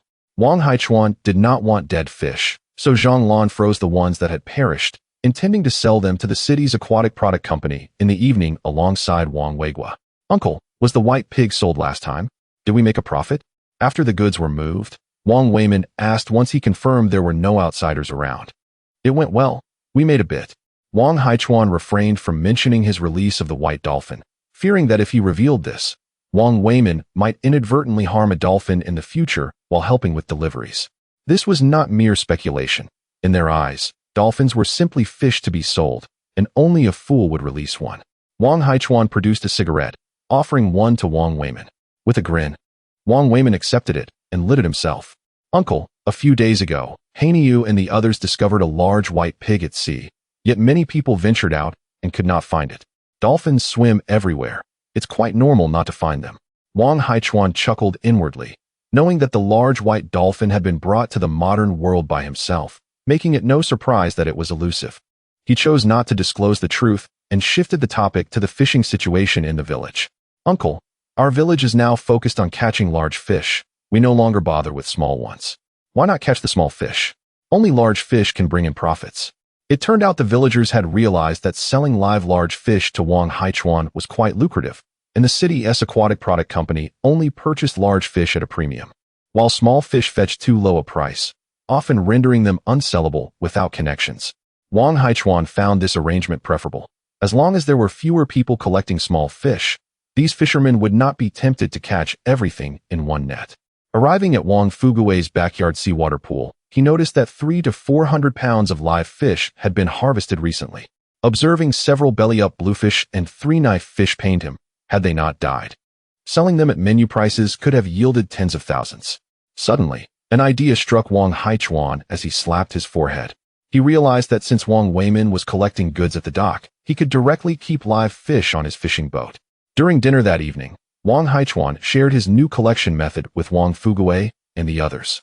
Live fish would be kept in the active water tank of Wang Haichuan's fishing boat, while blue crabs and lobsters would be raised in Wang Fugui's backyard seawater pool.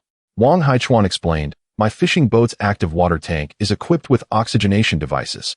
Live fish can be kept for half a month without dying." Considering that now his elder brother Wang Fugui was assisting him, he felt it was only fair not to let them work for free. Dear brothers and sisters, as well as Wei Guo, Wei Jun, and Wei Min, you are all currently assisting me, and in the future, I shall provide each of you with 100 yuan or equivalent supplies every month. What are you doing? We are all family. How can we accept your money? Indeed, uncle, it is not arduous work, and we are daily enjoying the provisions you bring us. Haichuan, are you distancing yourself from us? Wang Fugui and his family are quite upset. They rely on what Wang Haichuan provides for their sustenance. If they were to accept Wang Haichuan's money, what would outsiders say? Rest assured, it is all reimbursed by the company. Chapter 30. Renting oxygenators for live fish. Wang Haichuan, in a whimsical tone, remarked, "I have recently delivered an abundance of quality goods to the company, and as a result, I have been promoted to the position of procurement manager on the mainland. The company has permitted me to hire a few temporary employees here. Since the company is footing the bill, it is more prudent to hire our own kin rather than outsiders." Upon hearing this fortunate news, Wang Fugui and his family were instantly filled with joy. "Haichuan, is this salary not excessive?" Wang Fugui expressed his concerns, noting that very few workers in the city earn a mere 100 yuan per month, let alone temporary workers. Wang Haichuan reassured them, "Not at all, not at all. Temporary workers on Gangdao typically earn several hundred yuan monthly. Offering 100 yuan here is quite reasonable. Otherwise, the company would not have approved my hiring a few individuals." After hearing this, Wang Fugui and his family felt at ease. As dawn broke, heralded by the crowing of roosters, Wang Haichuan opened his eyes to a dimly lit morning. Hearing the commotion outside, he realized that the Wang Fugui family had already risen to commence their daily tasks. Wang Fugui owned a small wooden boat, and every morning he would take Wang Weiguo and Wang Weijun out to sea for fishing. With everyone else in the village striving for prosperity through fishing, the village chief could not afford to fall behind. Although Wang Haichuan had hired them as temporary workers, he was determined not to miss out on fishing that morning. After dressing, Wang Haichuan stepped out of his room. His sister-in-law, Zhang Lan, along with her 3 daughters-in-law, was busy tidying the dining table. Wang Fugui and the others had already set sail, and upon noticing Wang Haichuan's awakening, they called out, "Haichuan, why are you up so early? Come and have breakfast." Wang Weiguo's wife brought over a bowl of thin rice porridge and a plate of large steamed buns, while Wang Weijun's wife followed with a bowl of pickled vegetables and a bowl of spicy dried shrimp. "Uncle, hurry and eat. If it's not enough, there is more in the kitchen. Uncle, do try the dried shrimp. This is specially prepared by Wang Weijun as a side dish for you." The sudden warmth from his 2 nieces-in-law made Wang Haichuan aware that their enthusiasm stemmed from the prospect of temporary employment. In this era, a monthly salary of 100 yuan was an unimaginable fortune for the villagers. Although Wang Haichuan had brought a wealth of supplies, they did not belong to their family. Now that they had 5 temporary workers generating a monthly income of 500 yuan, they could enjoy Wang Haichuan's provisions without fear of gossip from other villagers. After finishing breakfast, Wang Haichuan made his way to the village dock. A few villagers had returned from fishing, having set sail at dawn. In the past, they would not return until after 10 in the morning, but now, if they caught valuable live seafood, they would return early. As Wang Haichuan only accepted live goods, under a large tree by the dock, Wang Weimin was arranging 2 large water basins to collect fish. He weighed the fish, wrote a note for the villagers selling the fish, instructing them to take it to his home in exchange for supplies. A villager remarked, "If only Haichuan would buy our seafood with cash." Another responded, "Buy with cash? Then I would have to spend money on the supplies I receive in exchange? Bah, I was just joking. Do you truly think I would take advantage of you?" The villagers laughed, well aware that trading supplies was far more advantageous than cash. In this era, obtaining daily necessities required coupons, sometimes more valuable than cash. Moreover, the quantity of valuable live fish they could bring to shore each day was limited and often a matter of luck. Near the dock, a villager returned, gazing at the live water tank where several fish had already flipped belly up, casting a helpless glance at Wang Weimin. Wang Weimin rose and peered into the small wooden boat, gesturing him away. Wang Haichuan remained silent. While the fish were indeed valuable, he had no means of freezing the perishables and could not accept dead fish. In Vindication, they either did not accept frozen goods or accepted all of them. How unfortunate. Had I known I could have obtained the 3-knife fish, I wouldn't have skimped on renting the oxygenator. The villager lamented, wishing he could slap himself for missing the opportunity. These 3-knife fish, if alive, could easily be exchanged for dozens of kilograms of rice. The villagers were aware that recently, Wang Haichuan had introduced a small oxygenation machine. With such a machine on the fishing boat, any live fish caught, provided they were unharmed, could be brought ashore. Wang Fugui, understanding that the villagers could not afford to purchase an oxygenator, decided to rent it out, charging 1 kilogram of rice per day. Several villagers had rented it to try, and the results had been excellent. However, the number of renters was limited. Catching valuable live fish depended heavily on luck, and few villagers were willing to spend 1 kilogram of rice daily on an oxygenator. Wang Haichuan had not intended to sell the oxygenators. The villagers could not afford them, and the machines operated on lithium batteries, which were unavailable in this era. It was impossible for him to sell large quantities of lithium batteries in this time period. This time, Wang Haichuan had brought 2 lithium battery charging cabinets purchased online, the technology either being advanced or altered by his time travel, but they worked nonetheless. "Ah Gui, what's wrong? Did you not catch many fish today?" "Sigh.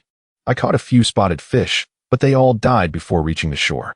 "Isn't the village chief renting out the oxygenator? Why didn't you rent one? With that, you surely could have kept them alive." I was just reluctant to part with that kilogram of rice."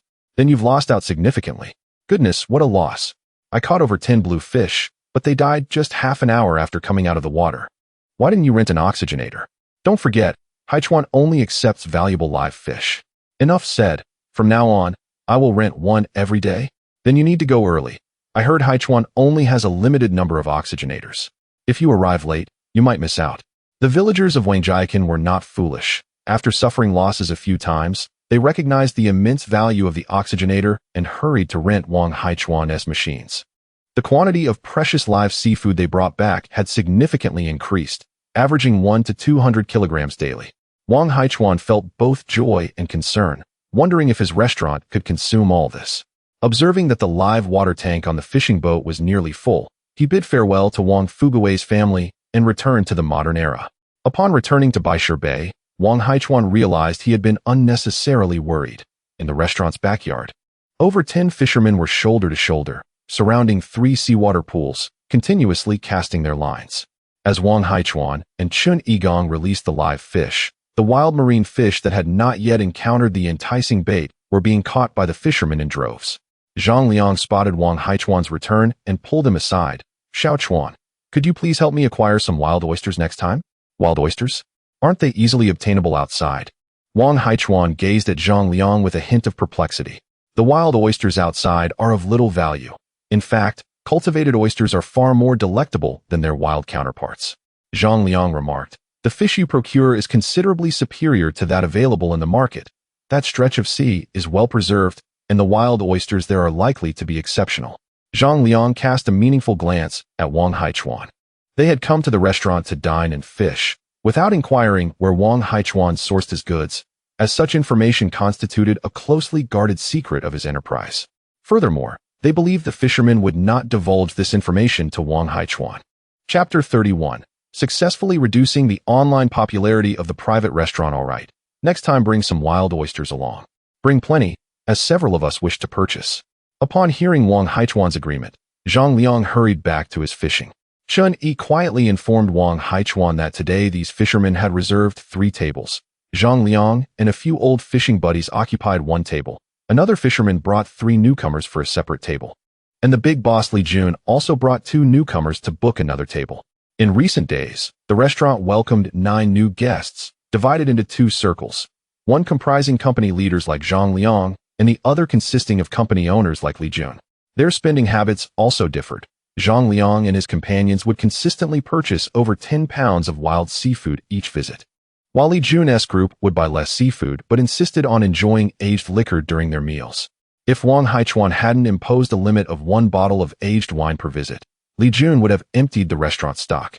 On average, the restaurant sold 2 tables of dishes daily, generating over 10,000 yuan in revenue. According to Chun Yi and Qin Yugen, Wang Haichuan's restaurant had stabilized. In the countryside, a daily net income of several thousand yuan from a restaurant was truly remarkable. In the evening, Wang Erjuan stealthily arrived at the restaurant, wearing a distressed expression. Brother Haichuan, the restaurant's online popularity has diminished. I no longer need to livestream, right? Oh, let me see. Wang Haichuan grabbed his phone and scrolled through various online platforms, discovering that recent hot rankings no longer featured videos of his restaurant. The internet's trends surged unexpectedly and faded just as swiftly. Without new videos, one would soon be forgotten. However, while his restaurant's videos had vanished, he stumbled upon 3 videos about Wang Erjuan, all bearing sensational titles. Internet celebrity siblings fall out. The reason is him. Erjuan live streams while opposing Xin Yuan, fisherman's village internet celebrity. Why did siblings fall out? Wang Haichuan glanced at Wang Erjuan. Erjuan, you haven't truly fallen out with Xin Yuan, have you? Wang Erjuan, flustered, replied, don't joke. How could I have a conflict with my own sister? Xin Yuan chased me with a broom after she learned I was live streaming to cool down your restaurant's popularity. My parents punished me when they found out I spoke ill of your restaurant online. I told them you asked me to do it, but they didn't believe me. Regret washed over Wang Erjuan for having live streamed to lower his restaurant's online presence. Yet he remained committed to fulfilling his promise, even if it meant enduring punishment to continue broadcasting. All right, just keep an eye on things for me. Don't let my restaurant gain popularity again. Understood, I'll head back now. Wang Erjuan approached the door, then turned back with a sheepish grin. Brother Haichuan, please explain things to my family. It's all right, I'll speak to your parents. Wang Haichuan nodded, smiling as he watched him leave. Upon returning, Wang Haichuan had heard from Chun Yi that San Ani had visited the restaurant 2 days prior to apologize, claiming Wang Erjuan had tarnished its reputation. Chun Yi explained to San Auntie that the restaurant did not rely on online fame, yet it appeared she did not comprehend his reasoning. The villagers still struggled to grasp the operational model of his restaurant, mistakenly believing it was like other seafood establishments that profited from high foot traffic. The prices of wild, high-quality seafood were steep, making it unaffordable for the average consumer. Currently, his restaurant depended on the group of fishermen to sustain its business. After spending 3 days at the Beishuan restaurant, Wang Haichuan tallied the seafood sold daily, noting that the supplies brought from the 1980s would be depleted within a week. Over these 3 days, 2 new fishermen had also joined the restaurant, and at this rate, a new supply would soon be necessary.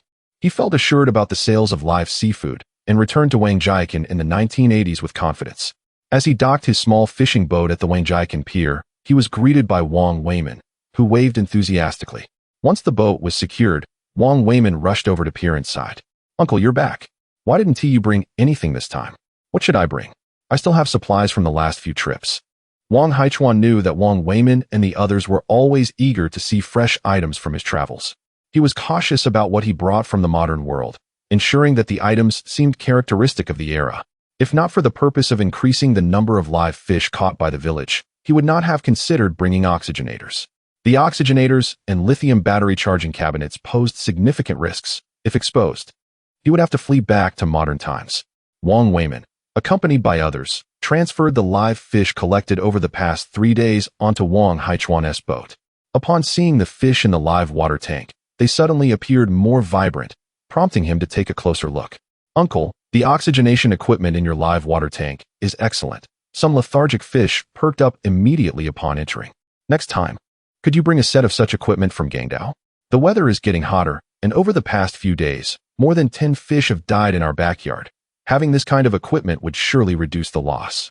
Wang Haichuan shook his head. "I don't have that much money to buy oxygenation equipment. This boat belongs to the company."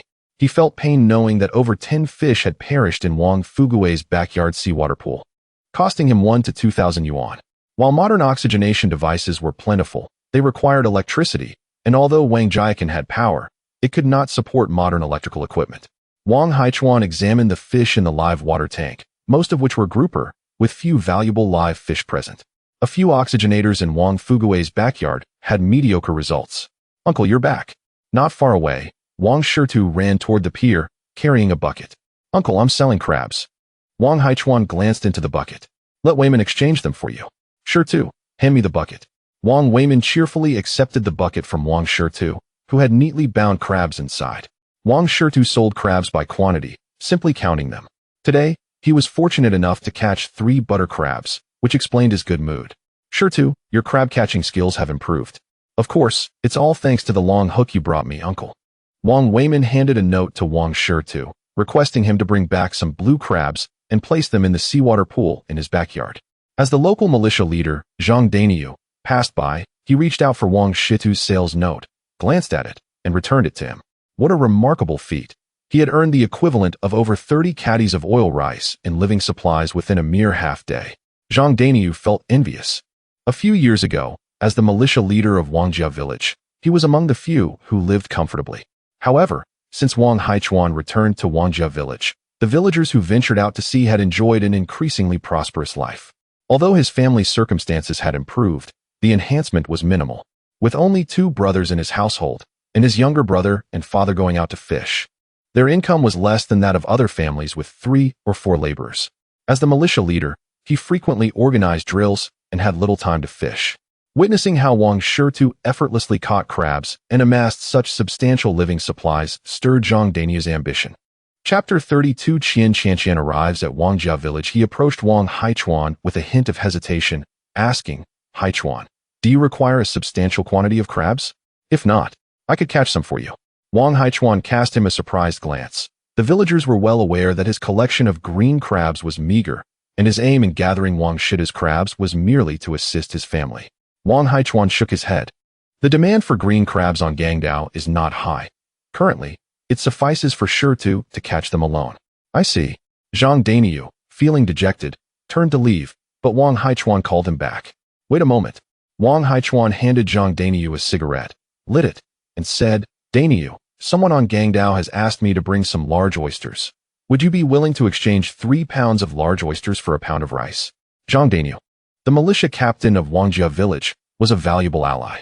Although the modern restaurants had little need for wild green crabs, allowing him to dig for oysters to earn some living supplies was a decent arrangement. "Absolutely. How could I refuse such an opportunity?"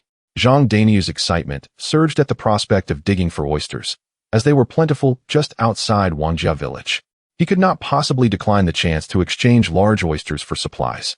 "Haichuan, just wait. I promise to bring you the biggest ones." With a cigarette clenched between his teeth, Zhang Daniu dashed home, fearing that Wang Haichuan might enlist someone else for oyster digging.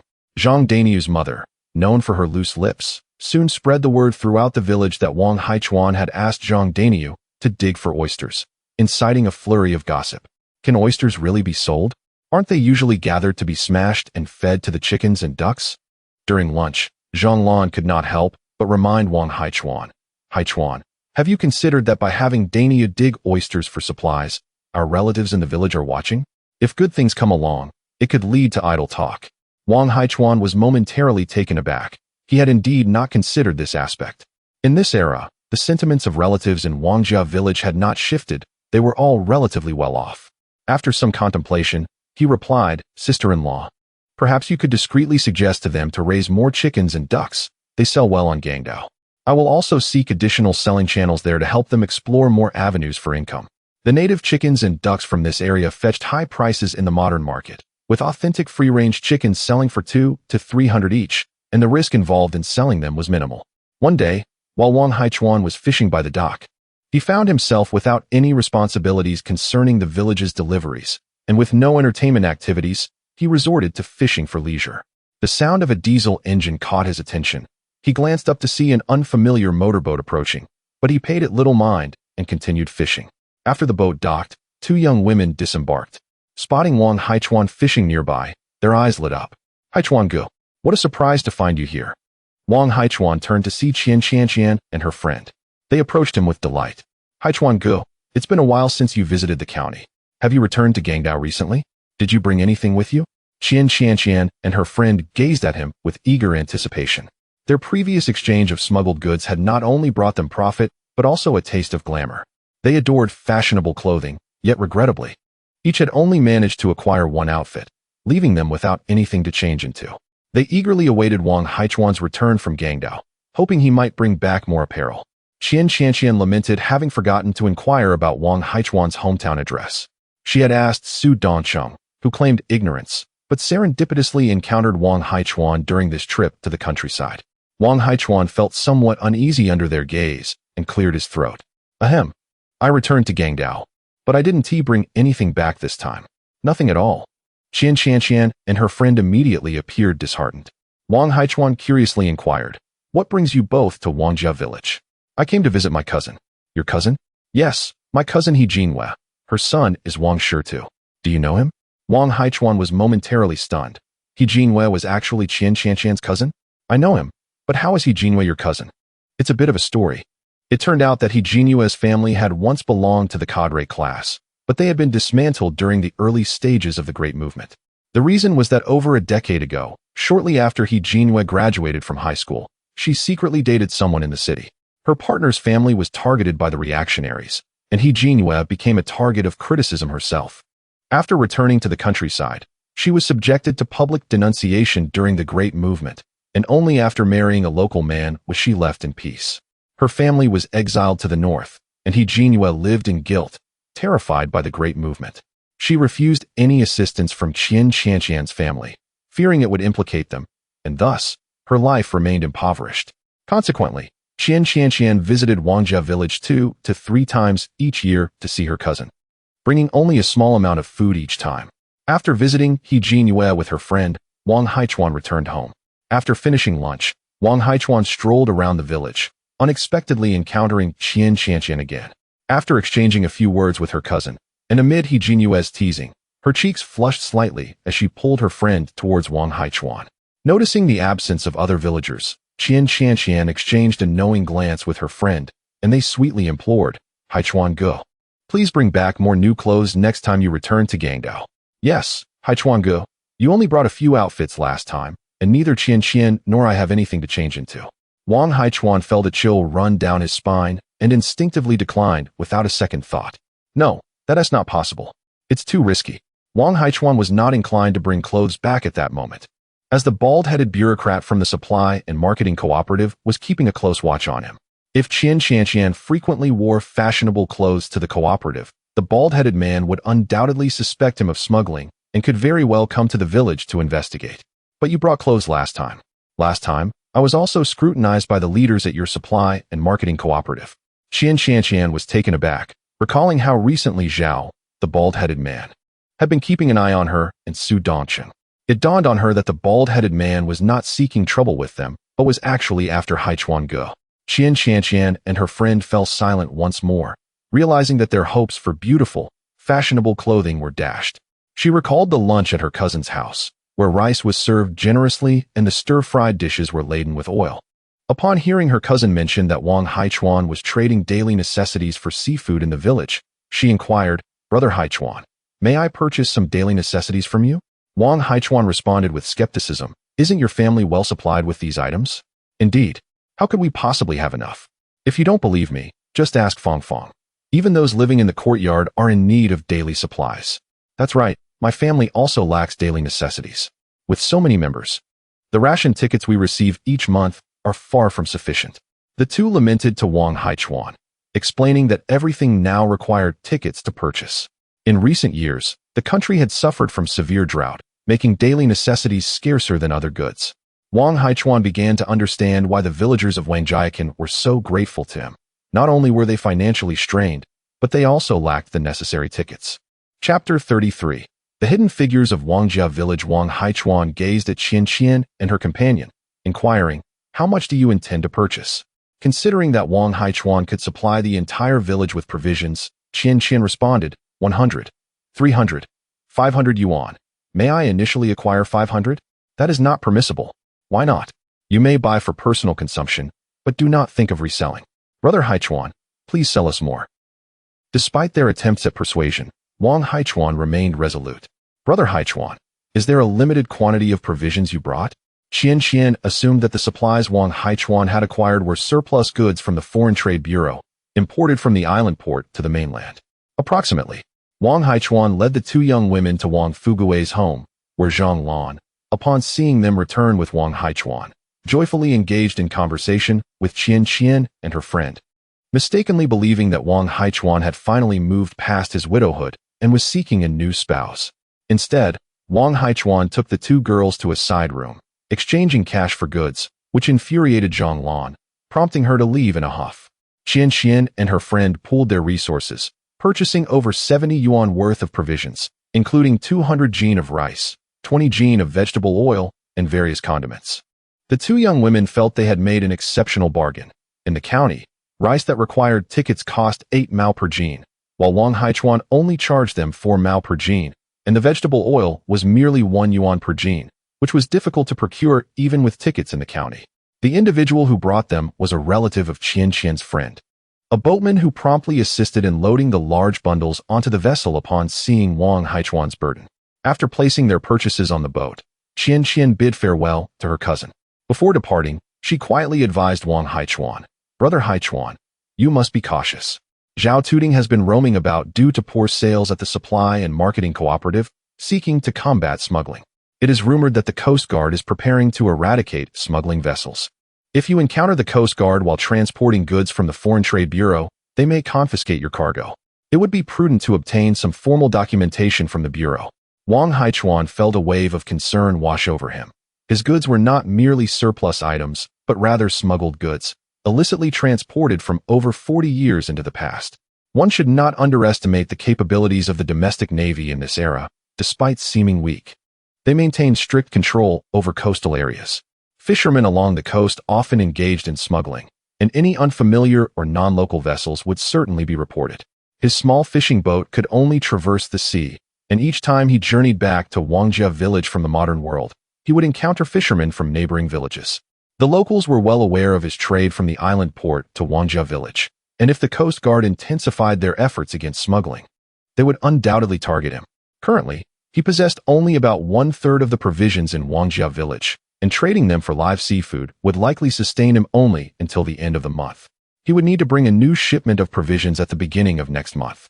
Furrowing his brow, Wang Haichuan pondered for a considerable time at the dock without arriving at a solution, ultimately deciding to consult Wang Fugui. In the courtyard, Wang Fugui listened to Wang Haichuan's predicament, his expression mirroring concern. "Are you suggesting that exchanging provisions for live seafood constitutes smuggling?" "Indeed, it has not passed through customs." Wang Fugui regarded Wang Haichuan with newfound respect. His younger brother had consistently managed to transport goods from the island without ever being scrutinized by the Coast Guard.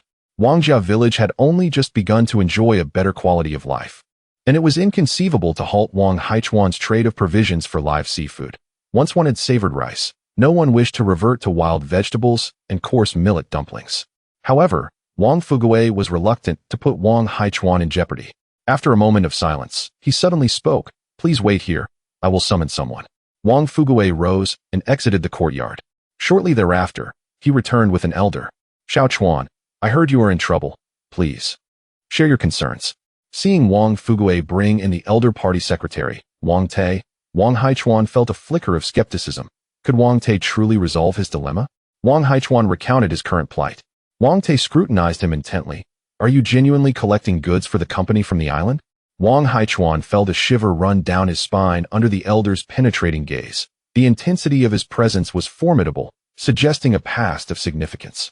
Yes, the company requires live seafood and is aware of my familial ties here, hence my involvement. Fearing disbelief, Wang Haichuan fabricated further. Initially, I intended to collect seafood from here for resale, but after being followed, I discovered that the seafood trade there is monopolized. Wang Te nodded thoughtfully. That is more like it. It is unlikely that you would not be tempted by an easy profit, yet you also recognized your limitations, leading you to assist the company. After a moment's contemplation, Wang Te advised, upon your return, have your seafood procurement company draft a document for exchanging provisions for seafood, and bring it with you. The rest is not your concern. After a brief conversation, Wang Te departed. Once he had left, Wang Haichuan quietly inquired, Brother, what did the elder do in the past? Heh, I knew you would ask, Wang Fuguei chuckled, glancing around before whispering. The elder was a veteran of the Red Army. I only know that one of his comrades' sons is the secretary of our city. You must not disclose this to others. Wow, the elder is that impressive? How come I have never heard of him in modern times? Wang Haichuan was taken aback. Regardless of the era, the identity of a veteran Red Army soldier commanded great respect and connections. Rest assured, I shall keep this to myself.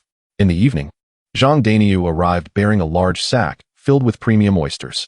Haichuan, take a look. I selected only the finest oysters for you. Wang Haichuan emptied the sack, inspecting its contents. Dainiu, larger oysters are not necessarily better. Having researched wild oysters online in the modern world, Wang Haichuan beckoned Zhang Dainiu closer. Come here and learn. I do not accept just any oversized oysters. What? We must select the larger ones? Of course. Oysters are abundant along the coast. If I do not choose carefully, people will wonder why I am assisting them with their oysters. Wang Haichuan sifted through the pile of large oysters, selecting a few to show Zhang Dainiu. Look here, I only accept these that are clean on the surface and possess a darker color and substantial weight. In the island port, dining on oysters is quite discerning. Inferior specimens are of no use to me. Wang Haichuan then guided Zhang Dainiu through over 100 jin of oysters, meticulously picking through them and setting aside a small selection. Upon weighing, the total was precisely 40 pounds, prompting a request to exchange it for the equivalent amount of oil and rice.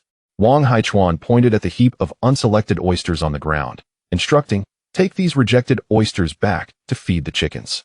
Zhang Dainiu, gathering the oysters discarded by Wang Haichuan into a burlap sack, felt a sense of satisfaction. After laboring for the better part of the day harvesting oysters, he had managed to trade them for 3 pounds of oil and over 10 pounds of rice. A rare stroke of fortune indeed. During his 3-day stay in Wangjia village, Zhang Dainiu diligently delivered 1 to 200 pounds of large oysters each day. However, Wang Haichuan soon discerned that Zhang Dainiu was also employing a bit of cunning. Despite having previously instructed him on how to select oysters, the large oysters he brought were not sorted at all. Zhang Dainiu defended himself, claiming his memory was poor and he had forgotten which variety of large oysters was the superior choice.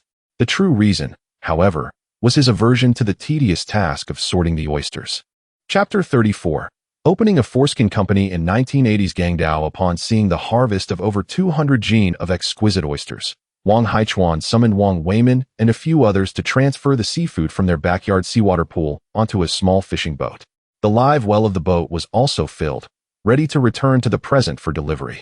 A mist rose from the sea, and the little fishing vessel vanished in an instant. Upon returning to the modern era, he navigated the boat towards Baishur Bay. As soon as he arrived at his private restaurant and transferred the cargo from the boat into the seawater pool, Wang Haichuan called Manager Zhang Liang. Manager Zhang, I have brought back the wild oysters you requested. Oh really? Wild oysters are not necessarily better the larger they are. Rest assured, they all have deep shell colors and clean surfaces. That's good. I will come over for dinner later. After ending the call, Wang Haichuan and Chun Yi rinsed the oysters with seawater and placed them into a large basin, selecting a few jin to taste for themselves. When Chun Yugen saw Wang Haichuan entering the kitchen with a basin, he exclaimed, "You've brought oysters again this time." He casually opened one of the large oysters and popped the meat into his mouth. The quality of this batch is quite good. Should we steam them, use garlic, or blanch them? Let us prepare garlic oysters. After enjoying a meal prepared by Chun Yugen, Wang Haichuan reclined in a chair, feeling content. In the 1980 timeline, Wang Fuguei favored eating pickled vegetables. His sister-in-law, Zhang Lan, prepared dishes with minimal oil and seasoning, making it necessary for him to cook something better himself. However, Cooking his own meals would lead to accusations of being wasteful, and every dining experience there felt like a weight loss regimen. In the evening, 3 yachts docked at Baishur Bay, and 3 tables of patrons, fishermen, arrived at Wang Haichuan's restaurant. When Zhang Liang came to the restaurant and requested oysters, he was pleasantly surprised by the large oysters Wang Haichuan had brought. Very impressive. These are all top-grade wild oysters, and their size is quite rare nowadays. The fishermen in the backyard, who were fishing in the seawater pool, also expressed their desire to purchase some oysters. Wait, these oysters are reserved for me. Why do you need so many? Share a bit with us. Exactly. You can't possibly eat all of them alone. Good things should be shared. Come on, let us divide a few gene among us. Hold on, let me choose first. Choose what? With the appearance of these wild oysters, what else is there to select? In no time, the fishermen had finished dividing the oysters from the basin. Oysters are hardly valuable. Even wild ones, no matter how pristine, do not fetch a high price. At 10 yuan per gene, this price was already significantly higher than the market rate outside. Zhang Liang snatched over 30 gene of oysters, saying, "Xiao Chuan, bring some more oysters next time. I love these. I will check with the folks over there to see if they can procure more." Wang Haichuan glanced at the money from selling the oysters on his phone. 2,130 yuan. Selling over 200 gene of seafood yielded only this amount, which was less than what a single 3-knife fish would bring. He decided not to bring oysters next time. Before bed that night, Wang Haichuan searched online for information on registering a company in 1980s Guangdao.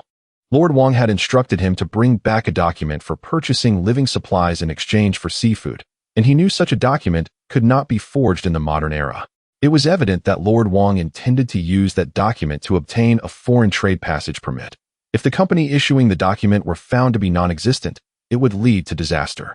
Therefore, he planned to venture to 1980s Guangdao to establish a foreskin company and draft a legitimate contract for exchanging living supplies for fresh seafood. The following day, Wang Haichuan went to the city and purchased 2 kilograms of gold. Starting a company requires capital, and he had none in the 1980s. The primary currencies in that era were Hong Kong dollars and US dollars, while gold could serve as money in any age. Subsequently, Wang Haichuan ordered 2 sets of vintage clothing suitable for the 1980s online, as such nostalgic attire was hard to find offline. Upon returning to his restaurant in Baishur Bay, he noticed that the 3 seawater pools in his backyard were crowded with fishermen, who were ostensibly there to dine, but were actually indulging in fishing. Wang Haichuan contemplated whether he should consider leasing a fishing pond to develop a black market business. After receiving the ordered clothing and a password box, Wang Haichuan navigated his small fishing boat to an uninhabited sea area. Traveling through time to the 1980s sea, he decided not to return to Wangjia village.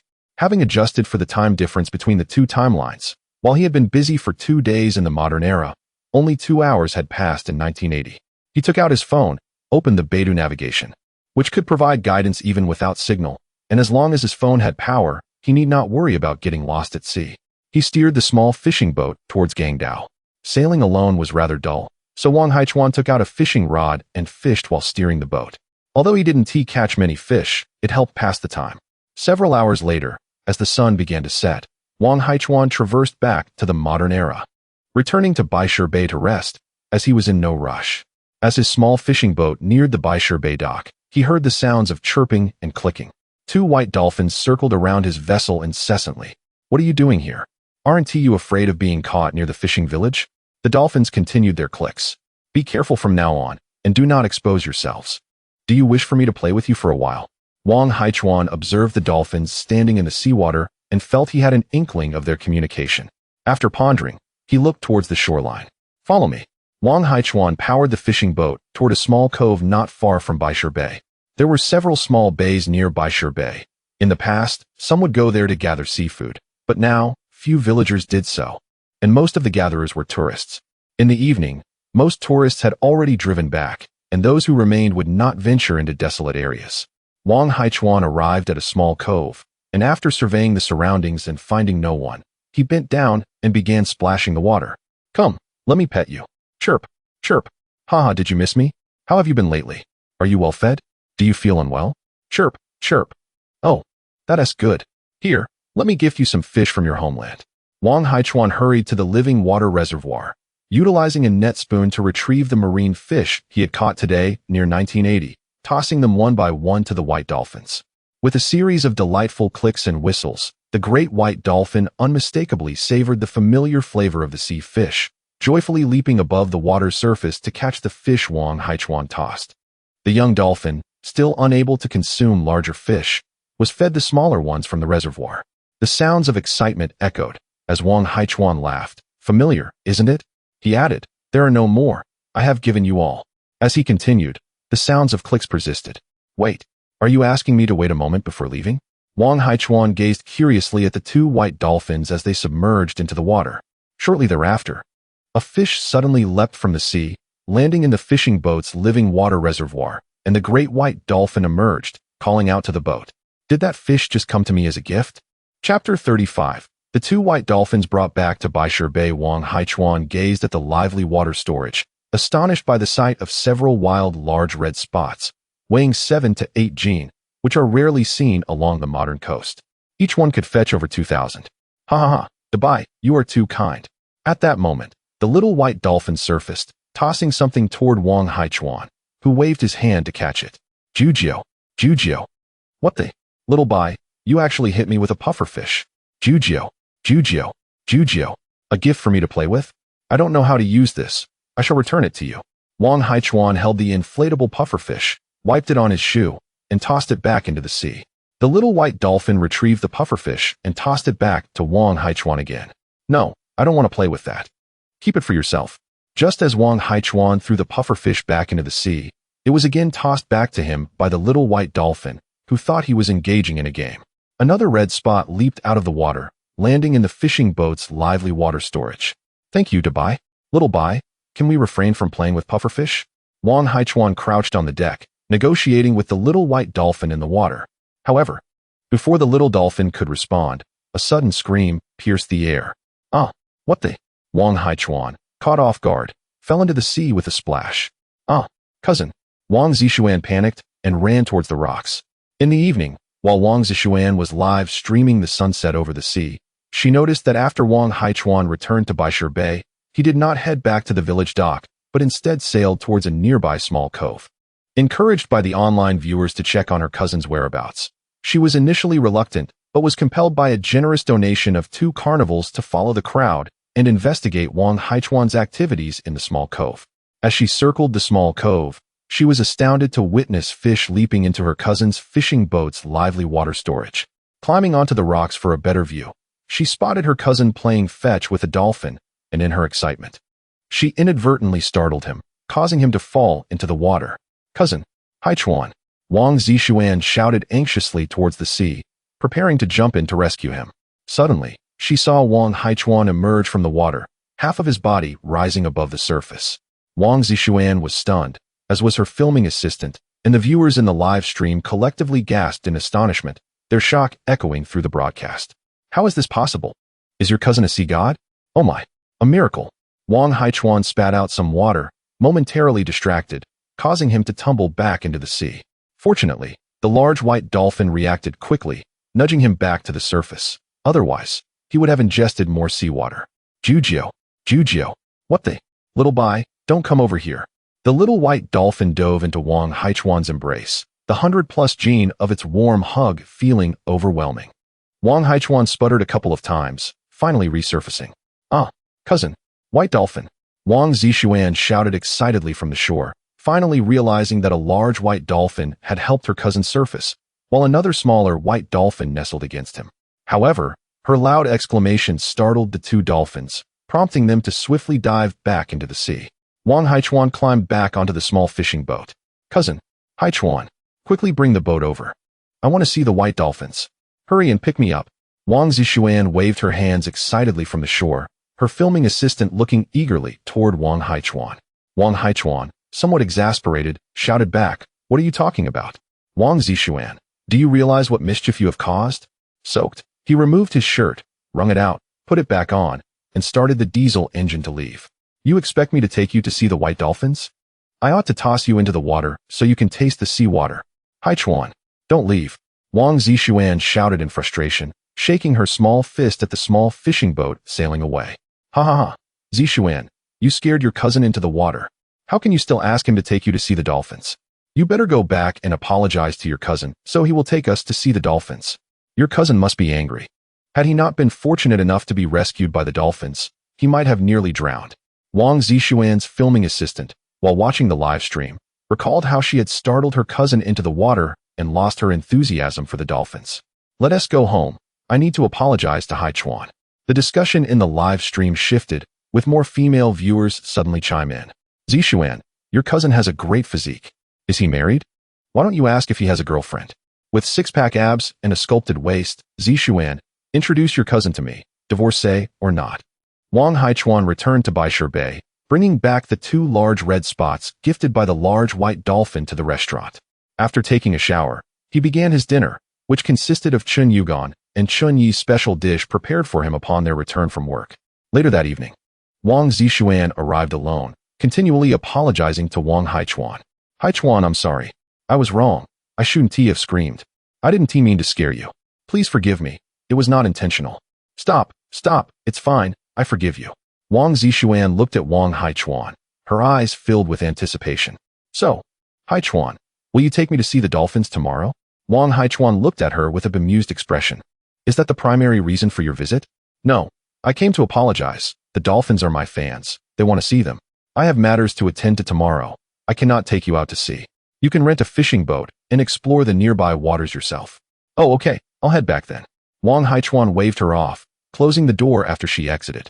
The restaurant's backyard contained 3 bedrooms. Chen Yi occupied one, while Wang Haichuan, often away from home to manage the store, needed to ensure the safety of the many wild seafood stocked in the yard. Returning to his own room, Wang Haichuan opened his notebook to review information about Hong Kong Island in the 1980s to avoid being uninformed when he traveled back in time. The following morning, Wang Haichuan continued his journey back to 1980, sailing towards Hong Kong Island. In the modern timeline, some villagers who had watched Wang Zixuan's live stream the previous evening had already spread the news about the arrival of 2 white dolphins in Baishur Bay. Is it true? Are there really white dolphins in our area? I am not deceiving you. If you do not believe me, take a look at Zixuan's video from today. The condition of the sea here has improved significantly. Otherwise, dolphins would not come to this area. Upon hearing this, the village head, Wang Jiangwo, promptly sought to ascertain the situation. If those 2 white dolphins intend to make their residence near Baishur Bay, it could greatly enhance the village's tourism industry, attracting numerous visitors eager to witness the dolphins. This morning, Wang Zixuan rented a fishing boat and circled the waters near Baishur Bay twice, yet she did not spot the white dolphins. Netizens urged her to hasten and seek her cousin, suggesting that he might possess information regarding the white dolphins. Ultimately, Wang Zixuan searched the entire village but could not find Wang Haichuan, which left her utterly exasperated. Oh, at such a critical moment, where could you have possibly gone, Haichuan? Chapter 36. Acquiring a seafood company on Hong Kong Island in the 1980s. Later that afternoon, Wang Haichuan observed the navigation map, noting that he was nearing Hong Kong Island. At this point, he exercised caution and returned to the modern era to leave his mobile phone at home, as he anticipated security inspections for boarding near the island. Indeed, as he approached Hong Kong Island, he was subjected to 2 rounds of checks, the first by the mainland authorities and the second by the Hong Kong Water Police. Upon reaching the waters of Hong Kong, he could faintly discern the silhouettes of skyscrapers in the distance. Wang Haichuan anchored his boat and took out the fishing rod he had prepared in advance to fish until dusk before returning to the modern Baishur Wan for a rest. The following morning, before dawn, Wang Haichuan changed into a fresh set of clothes, took a coated suitcase, and set sail on his small fishing boat, traversing through the temporal space of 1980. As the sun gradually ascended, numerous fishing vessels from Hong Kong appeared upon the sea. On his small fishing boat, Wang Haichuan, rod in hand, checked his watch and noted that it was already past 8 in the morning. He stowed away his fishing rod and navigated his vessel to the Hong Kong pier. Dressed in the latest fashion, sporting sunglasses and carrying a coated suitcase, Wang Haichuan inadvertently intimidated the dock manager. "Watch my boat carefully," he instructed. The middle-aged dock manager nodded vigorously, recalling various scenes from the gangster films he had watched. "Rest assured, I will personally oversee your vessel." "Well, I will reward you upon my return," Wang Haichuan replied. As he departed the harbor, Wang Haichuan felt a wave of relief wash over him, but soon realized he had no Hong Kong dollars on him. With no means to take public transport, he was left with no choice but to walk to the bank to exchange currency as planned. Outside the Citibank, he wiped the sweat from his brow with a handkerchief taken from his pocket. Upon entering, he was approached by a young man. "Hello, I am Wu Jiahui, a client manager at Citibank. How may I assist you today? I wish to exchange some gold for US dollars." The mention of gold exchange piqued Wu Jiahui's interest further. "Very well, please follow me." He led Wang Haichuan to the reception room, where Wang opened his coated suitcase to reveal 2 kilograms of gold, which could be exchanged at the current rate of 53.6 US dollars per gram, totaling 107,200 US dollars. He requested to exchange 10,000 Hong Kong dollars in cash and opened an account for the remaining dollars to be deposited in the bank. Initially apprehensive about the possibility of opening an account due to his counterfeit Hong Kong identity card, Wang Haichuan felt reassured when Wu Jiahui presented him with a passbook. "Mr. Wang, do you require any further assistance?" Wu Jiahui inquired. "I would like to register a shell company." "A shell company?" Wu Jiahui paused momentarily before responding. "That is quite simple. It can be completed in 3 days. Can it be expedited to 1 day?" "That is possible, but it requires an additional fee. Alternatively, you could acquire an existing shell company, which would take only half a day and cost less." "Very well. Please assist me in acquiring a shell company." "It would be my honor to serve you," Wu Jiahui replied. However, after Wang Haichuan articulated his specific requirements, Wu Jiahui shook his head. "A shell company cannot meet your needs. A shell company is merely registered without operational activities." Wang Haichuan insisted on acquiring a company engaged in seafood business, one that would not reveal its recent acquisition and could also handle foreign trade. "These requirements can only be fulfilled by a small operational company," Wu Jiahui suggested. "You might consider acquiring a small seafood company, which will not cost much more than a shell company." "That sounds agreeable." Upon Wang Haichuan's acceptance of his suggestion, Wu Jiahui promptly sought out information on small companies that met Wang's criteria. Citibank's business network was extensive, and during this era, many Hong Kong residents were avid stock traders.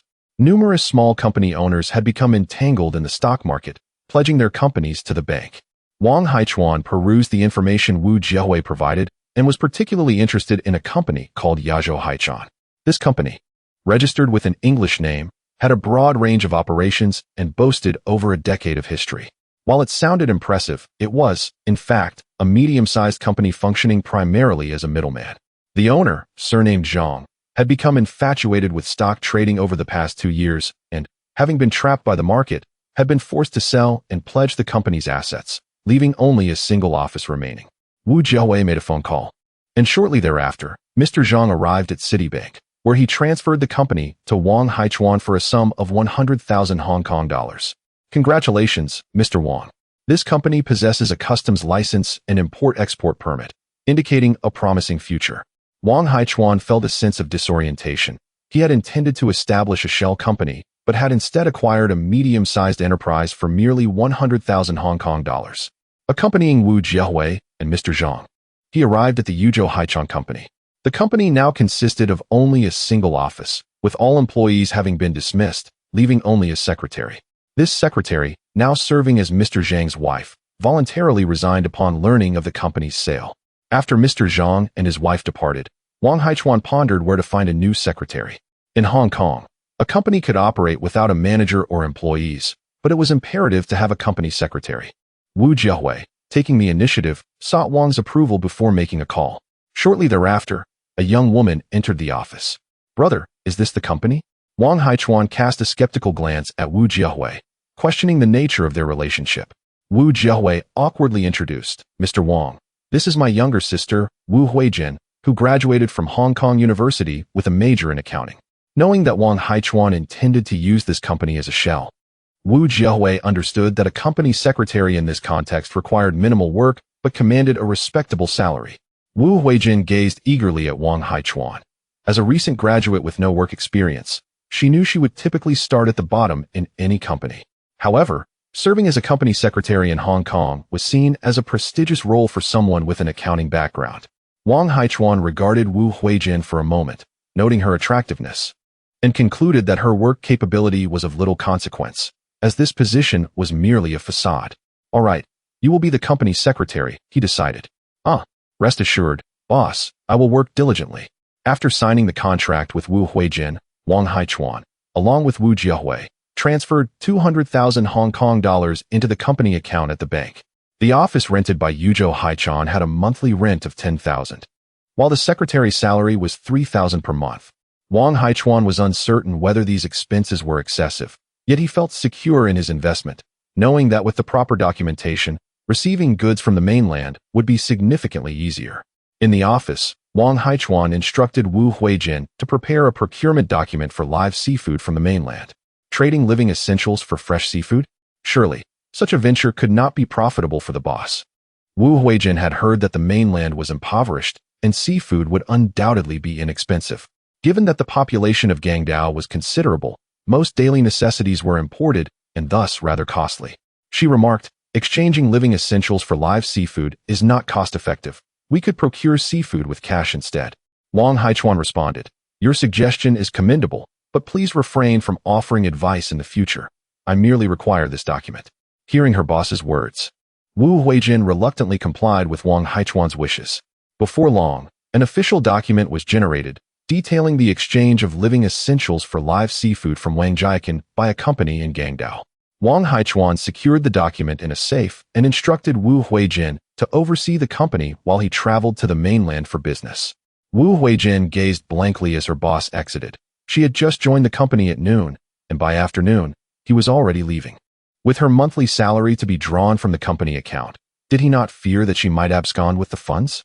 In truth, Wang Haichuan's trust in Wu Huijin stemmed from the fact that her elder brother, Wu Jihui, was employed at a bank, providing her a reliable point of contact should any issues arise. Chapter 37. Return to Wangjia Village. News from Wang Te is truly invaluable upon arriving at the port. I casually produced 1,000 Hong Kong dollars and handed it to the middle-aged administrator overseeing the boats. I then set sail in a small fishing vessel towards the mainland. This time, I was entirely unperturbed by the presence of the Hong Kong Water Police conducting inspections at sea. The English company name proved remarkably effective, the officers boarding the vessel. Upon glimpsing the cash in the lockbox, exchanged furtive glances, but upon noticing the English name on the documentation, assumed it was a legitimate British business and refrained from attempting to seize the money. I maintained a nonchalant demeanor, further dissuading the officers from taking any action, and they quickly allowed me to pass. The coastal defenses on the mainland were even more courteous, as the country is currently very supportive of Hong Kong merchants returning to procure goods. Upon seeing the cash in the lockbox, they recognized it as foreign exchange being brought into the country. As I navigated the small fishing boat across the waters, I reflected on the inconsistencies in my previous claims regarding deliveries from Wangjia Village to Hong Kong. The journey from Wangjia Village to Hong Kong takes a day and a half, making the round trip 3 days, combined with the time spent delivering goods to the company. It would require at least half a day. How could one possibly make such a journey in 3 days? However, considering that most people in this era had never been to Hong Kong, the villagers likely had no idea how far it truly was, and thus remained blissfully unaware of this discrepancy. That evening, I returned to the modern Bai Shirwan to rest. In the early hours, I departed from the Bai Shirwan dock, venturing into uninhabited waters, poised to traverse the temporal fabric of 1980. Suddenly, a nautical map materialized in my mind, accompanied by unfamiliar information that indicated I could select a point of traversal. This meant I could choose to cross over to any maritime area navigated by my small fishing boat in 1980. How splendid! This would eliminate the need for lengthy voyages to Hong Kong in the future. Elated, I designated the waters near Wangjia Village in 1980 as my destination. A mist rose from the sea surface, and in an instant, the fishing boat was transported to the new map. At dawn, as the sun began to rise, the villagers of Wangjia were seen rowing their small wooden boats, casting nets to catch fish in the waters nearby. Upon spotting my fishing vessel approaching from afar, they greeted me with loud calls of salutation. At the Wangjia Village dock, Wang Weiman, upon noticing his uncle's return, took the initiative to gather a few relatives and transferred the live fish from the saltwater pool in his backyard into the live well of my fishing boat. I returned to Wang Fugui's home, and upon learning that I had brought the goods, he stepped outside to call for Wang Te. I offered Wang Te and Wang Fugui a cigarette, lighting one for Wang Te. As he smoked, he scrutinized the English company name on the document, his brow furrowing in contemplation. A foreign company? No, the owner is from Hong Kong. The company uses an English sign for operational convenience.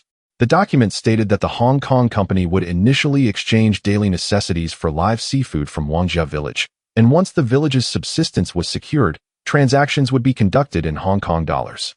The person responsible for receiving the goods on the mainland would be Wang Haichuan. Wang Te silently marveled at this procurement arrangement, recognizing its immense benefit to Wangjia village, though wondering how I had managed to persuade the company in Hong Kong. The initial procurement would be limited to 1,000 jin at most. Could this quantity be increased? No, the company is merely testing the waters with live seafood procurement from the mainland. This amount is already the result of my negotiations. I shook my head repeatedly, understanding Wang Te's implication that many villagers had relatives in nearby villages, and he wished to include them in the prosperity. However, the restaurant I operated in the modern era could only handle a maximum of 1,000 jin of live seafood per week. Any surplus would pose a risk of unsold stock, attracting the attention of seafood traders. Moreover, my small fishing boats could only accommodate a limited quantity. Excess would be impossible to transport back to the modern era. Wang Te sighed, admitting, I have been greedy. Te, when can these procedures be completed? Are you in a hurry? The daily necessities stored in the village have dwindled to a third. If the next shipment from Hong Kong is intercepted by the Maritime Smuggling Inspection Team, it will surely be confiscated. Previously, I had not worried about such matters, but this time, the coastal defenses of Linhai County seemed genuinely intent on combating maritime smuggling. As I approached Wangjia village today, a motorboat had deliberately passed by my small fishing vessel. The individuals aboard, though not in uniform, did not resemble fishermen either. Don't worry, if you transport fish from this side to Hong Kong, no one will apprehend you. Wang Te rose and exited. I observed his retreating figure, realizing that merchants from Hong Kong returning to the mainland for seafood would not be caught as long as they possessed company procurement certification. This information was likely unknown to the average person, yet Wang Te was evidently well informed. His network of information was truly remarkable. I wandered about the village until I reached the dock, where Zhang Daniu spotted me and approached, inquiring, Haichuan, are you still buying oysters? A few days prior, he had dug up oysters to sell to me, earning over 200 jin of rice and more than 10 jin of vegetable oil. And now he sought to secure a private deal. Not for the moment. The last batch of oysters has yet to be consumed. I had lost interest in reselling oysters. Selling a few grouper could yield hundreds of dollars. Who would want to engage in a business that only offered $10 per jin? Oh, then let me know when you are buying oysters again. Zhang Daniu appeared somewhat disappointed, so I handed him a cigarette. Go back and have your family raise a few chickens. Feed them with the inexpensive oysters and clams. When they grow large, I will purchase them at a premium. Oysters for feeding chickens? Is there some special effect? I don't know. It will at least save on chicken feed. In truth, I was uncertain whether there were any special benefits, but I could certainly promote it in the modern restaurant as authentic free-range chickens raised on oysters, known to enhance vitality. If those who consume the chicken do not experience any effect, it would indicate a more serious condition. Wealthy patrons often favored such claims. Rarity and high costs in the modern era would only serve to heighten their appeal. All right, I will take your advice. Zhang Daniu found the idea plausible and returned home, contemplating the chicken-raising venture. I then joined Wang Weimin under a large tree beside the dock to assist with the goods. Recently, the quantity of valuable live seafood in the village had surged, allowing us to receive over 200 jin daily. The prices offered by the city's seafood company had not increased, and the villagers were eager to sell more to me. The live seafood they exchanged for daily necessities met their household needs while also assisting relatives in nearby villages. As I pondered a loophole in the village's trading system, I asked, Weimin, do you think anyone in the village is collecting live seafood from other nearby villages to bring back for a substantial exchange of daily necessities? Wang Weimin remarked without a moment's hesitation, no one would dare to do such a thing. The provisions you brought, uncle, amount to merely over 100 jin of rice, 20-odd jin of oil, a few new garments, and a couple of pairs of new shoes for each household. Who would risk trading these essential supplies? The entire village would certainly not let him off easily. Wang Haichuan chose not to continue. At present, no one dared to engage in such trade, as the villagers were still in need of basic necessities.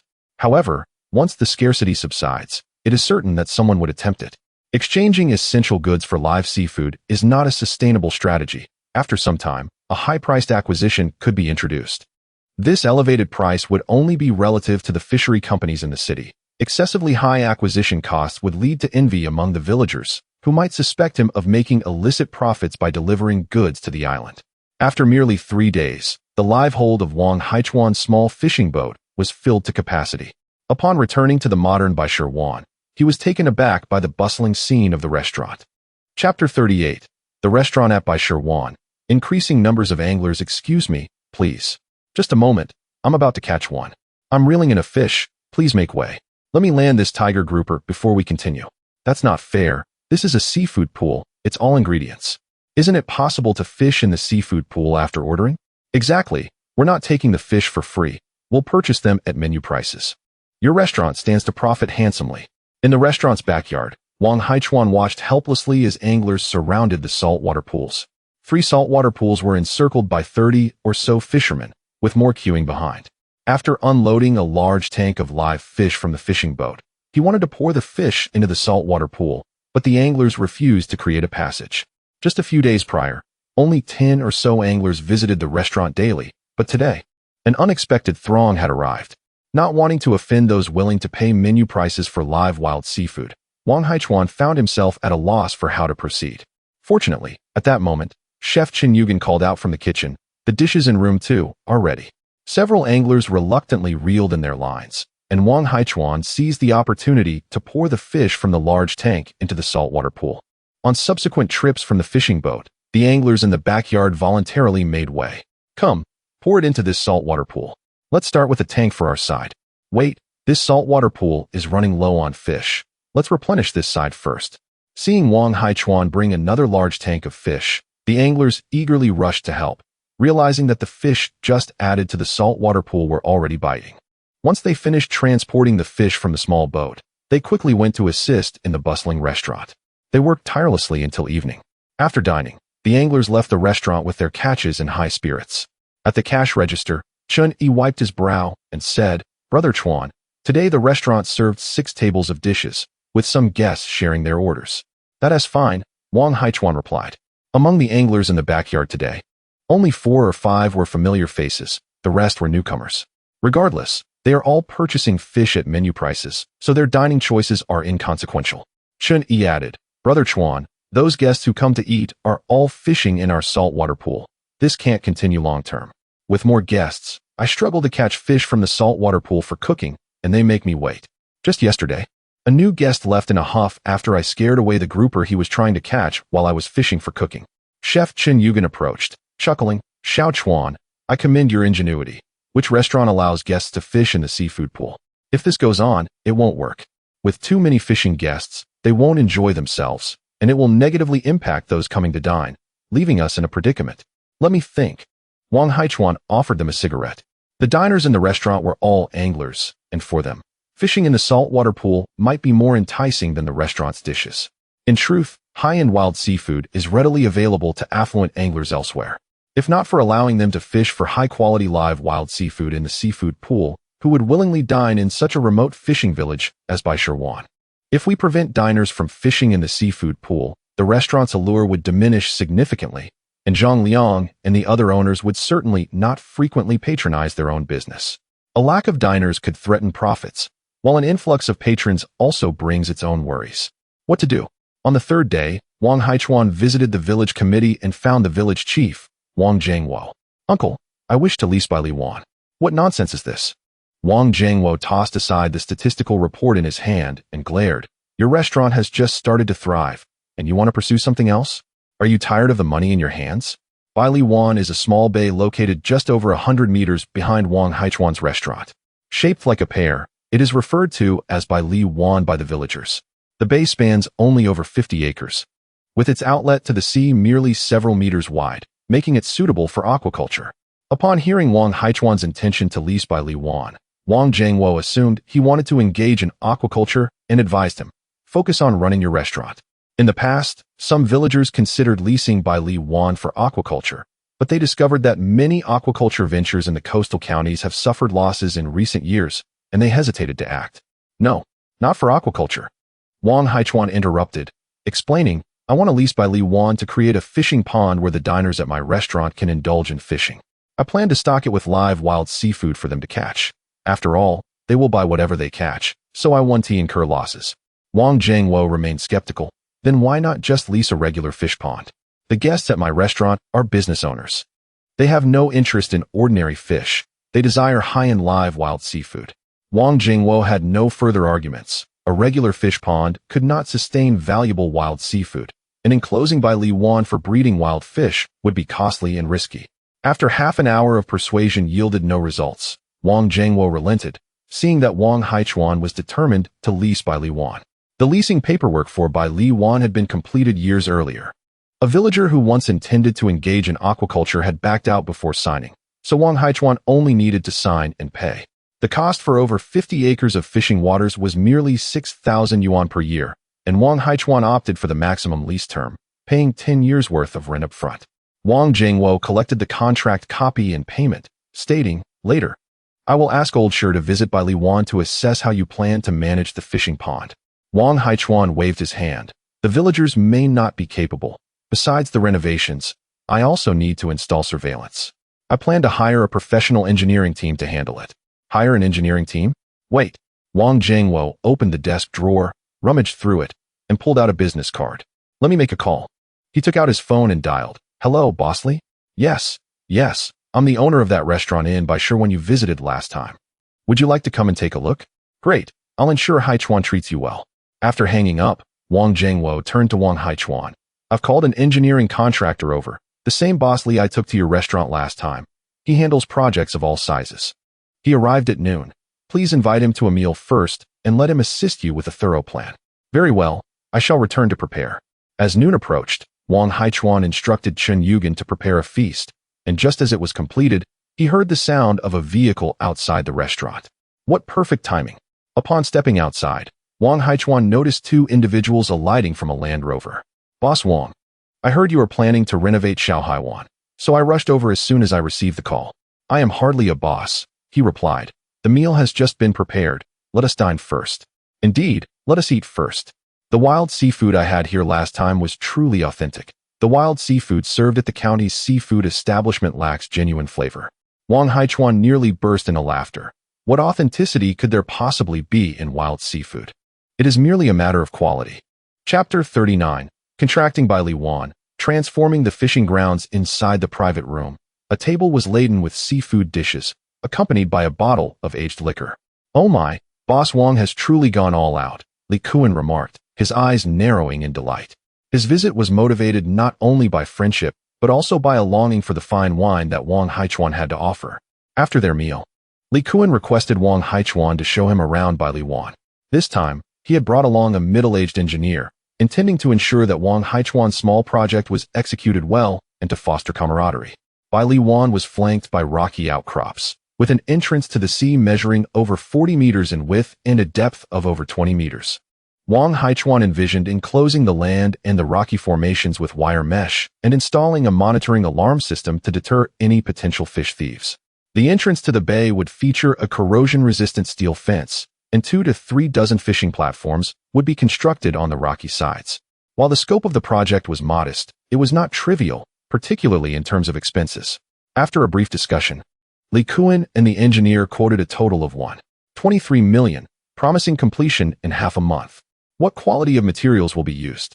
Li Kuan was assured, "Rest assured, we utilize only standard materials, ensuring no issues arise within 10 years.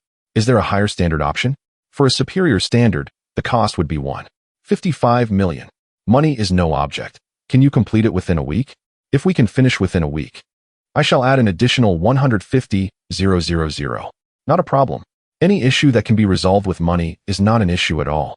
The restaurant sold a couple of 100 pounds of wild seafood daily at menu prices, generating over 100,000 in daily revenue. Wang Haichuan had no qualms about spending money to buy time, as the number of fishermen visiting the restaurant was steadily increasing, and the 3 seawater pools in the backyard were insufficient to satisfy their cravings for fishing. After signing the contract, Li Kuan agreed to prepay 30 of the construction costs, stating that work would commence the following morning. By mid-afternoon, a number of visiting yachts began to dock at the Baishirwan Pier. In the backyard of Wang Haichuan's restaurant, the seawater pools gradually filled with eager fishermen. It was not until 5 or 6 o'clock that these fishermen departed, hoping to boast about their ocean fishing exploits. Wang Haichuan stood at the pier, watching them leave. Brother Haichuan. Not far away, Wang Zishuan, who was live streaming on the beach, spotted Wang Haichuan and hurriedly approached, abandoning her assistant. "Brother Haichuan, do you have some time lately? Would you accompany me to sea to search for the white dolphins? Her voice was sweet and feigned a pitiful tone. Just days prior, she had captured footage of Wang Haichuan and the white dolphins, which had gone viral, garnering her over 100,000 new followers. Other local influencers, witnessing her success, flocked to Baishuan in search of the dolphins to leverage the trend. Wang Zixuan was determined not to relinquish this flow of attention to others. She joined the village's search team, venturing out to sea daily in pursuit of the dolphins. This search team had been organized by the village chief, Wang Zhangwo, who hoped to secure additional tourism resources if they could confirm that 2 white dolphins resided in Baishuan. Unfortunately, after several days of searching, the villagers had yet to spot the dolphins, believing they had merely passed through the bay. Wang Zixuan was convinced that the dolphins had not departed but were simply hiding from strangers. The last time the dolphins had saved her cousin, they had immediately fled upon her approach. Her intuition was indeed correct. Wang Haichuan had previously instructed the dolphins, Dabai and Xiaobai, to avoid humans, and recently the two had been playing hide-and-seek with the villagers. "Brother Haichuan, please," she pleaded. Wang Haichuan, feeling a chill run down his spine at her insistent demeanor, replied curtly, "I have no time. I am quite busy. Just one day, only one day." Wang Zixuan clung to him, her determination evident. Calculating that even if they failed to find the dolphins, an interview with her cousin about his encounter with them would still attract attention. However, Wang Haichuan offered her no opportunity, noticing her assistant approaching, and waved his hand dismissively as he turned to leave. "We can talk another time. You should continue your live stream." "Hey, don't go. Let me interview you." "What interview? Don't film me." The following day, a convoy of construction vehicles entered the fishing village, paving a dirt road leading to Bailiwan. The villagers buzzed with conversation upon learning that Wang Haichuan had contracted Bailiwan. He had entrusted the transformation of Bailiwan entirely to Li Kuan, who did not provide meals or accommodations. The construction crew dined at the small restaurant by the village pier. As the boss, Li Kuan visited Wang Haichuan's restaurant, ordering 3 dishes and enjoying a drink. Li Jun, accompanied by 2 friends who shared a passion for fishing, set out to sea, only to find themselves at Baishuan, where they entered Wang Haichuan's restaurant. Seeing Li Kuan leisurely sipping his drink prompted a puzzled response from them. "Ah Kuan, what brings you here for a meal?" Li Kuan turned to see Li Jun and quickly stood up. "Mr. Li, you're here for a meal too? I've taken on a small project for Boss Wang and thought I'd take the opportunity to support his business." "Oh, what small project?" "Boss Wang intends to transform a small bay into a fish farm, but he has given me only a week to complete it, so I must oversee it personally." "Very well, make sure you do it properly and don't be lax." A smile spread across Li Jun's face as he led his friends toward the backyard of the restaurant. Recently, the restaurant had seen an influx of patrons, which he found somewhat displeasing. The crowds gathered around the seawater pools diminished the tranquility of leisurely fishing. After sharing the news about Wang Haichuan's fish farm project with Zhang Liang, who was fishing in the backyard, the information quickly spread. The fishermen in the backyard felt a mix of joy and concern. They were delighted that the area was expanding, eliminating the need to crowd together, yet worried that if a fish farm was established, the availability of ordinary fish would lessen their experience. There were abundant fishing spots outside, and they were not lacking for places to fish. They simply relished the thrill of catching high-quality wild fish, one after another. Zhang Liang approached Wang Haichuan, inquiring, "Xiao Chuan, are you planning to open a black pit?" "Not at all. We heard you were constructing a fish farm. Catching ordinary fish isn't very exciting. I have contracted a small bay for fish farming, intending to cultivate the wild seafood I collect, providing you all with a fishing venue, so you don't have to continue indulging in my restaurant's seafood pools." "Ha ha ha, is that so? That's indeed good news." Wang Haichuan observed the delighted fishermen in the backyard. He realized that operating a black pit would not be profitable.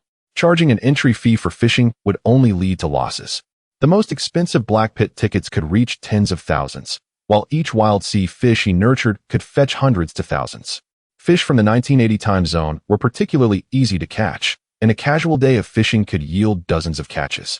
In the waters of Bailiwan, there are over 50 acres. To ensure that the fishing enthusiasts relish their experience, it is essential to release no less than 40 to 50,000 pounds of valuable live wild marine fish. With such a substantial quantity of precious fish, preparations must be made early at Wang Jiatsun.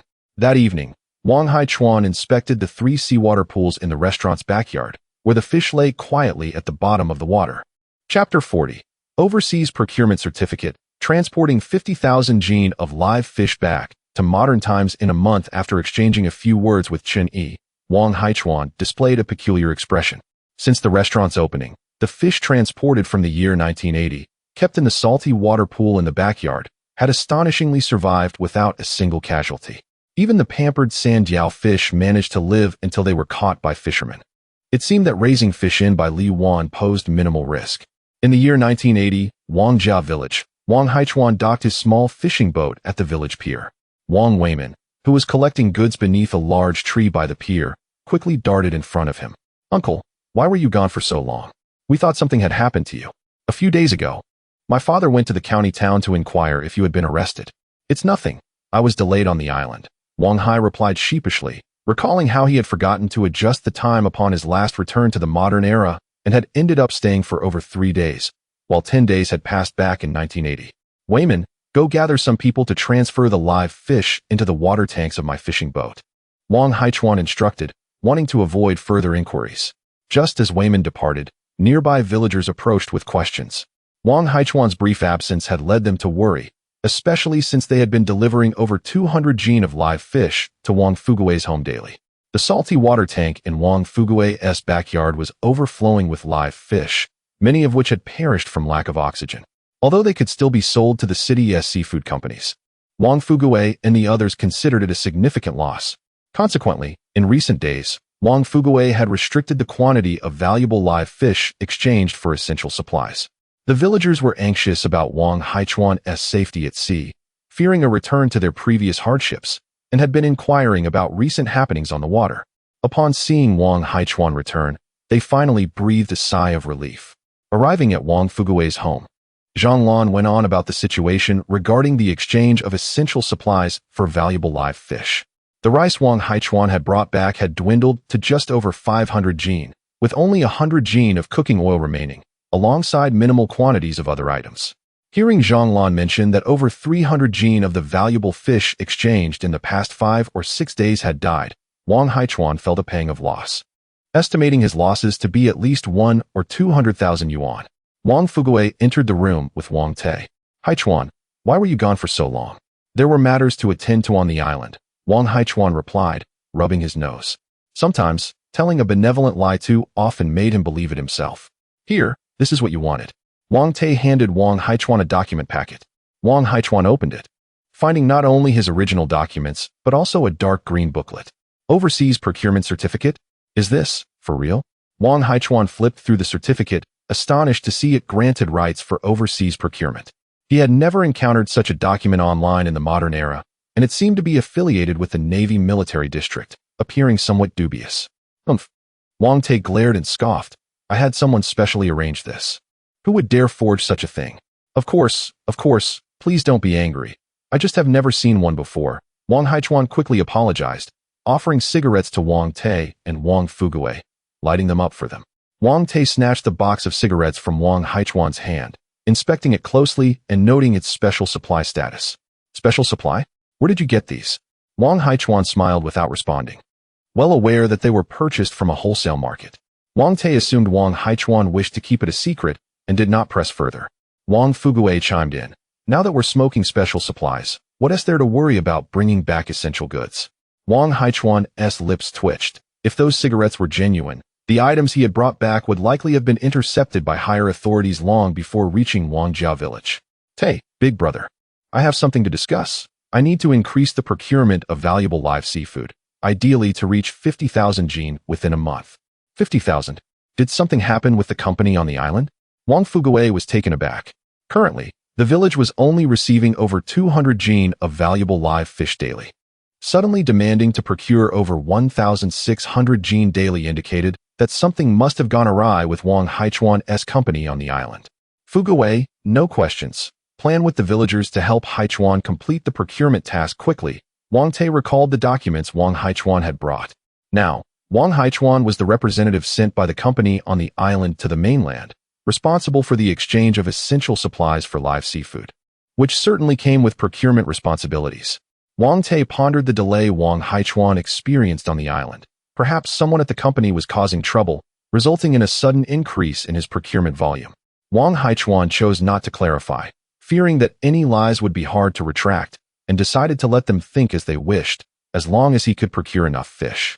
That evening, a village-wide meeting was convened in Wangjia village to assist Wang Haichuan in fulfilling his procurement task, deciding to collectively fish and share communal meals, reminiscent of years past. The next morning, the pier was crowded with small wooden boats.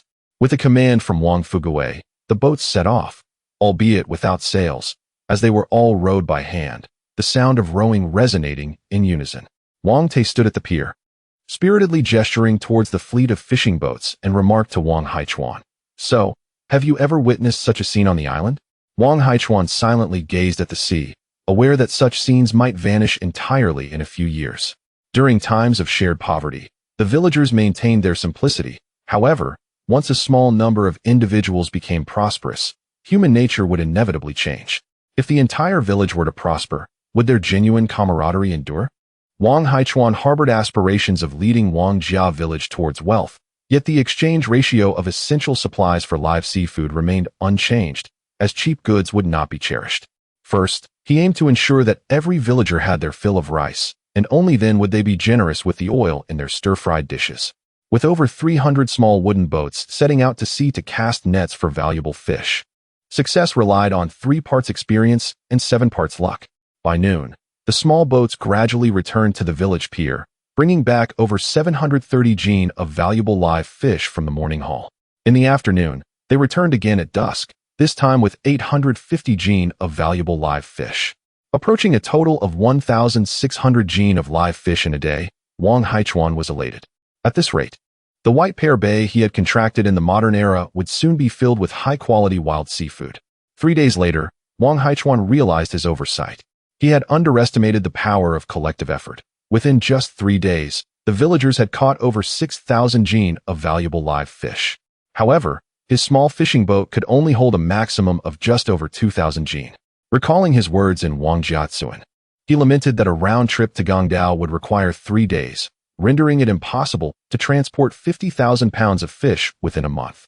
Upon observing Wang Haichuan's troubled expression as he sat in his small fishing boat, Wang Fuguwei inquired about the situation and, with a smile, patted him on the shoulder. "What are you worried about? Our 4 to 5 meter fishing boats can carry 2 to 3,000 pounds of live fish. Your vessel can surely accommodate 7 to 8,000 pounds without issue."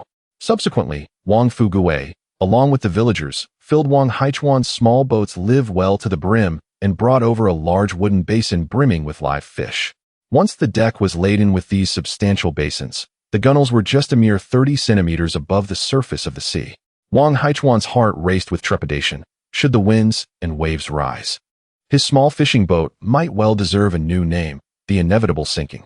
Fortunately, the weather was splendid that day, with little wind or waves. With utmost caution, Wang Haichuan navigated the fishing boat into uninhabited waters and activated its crossing function.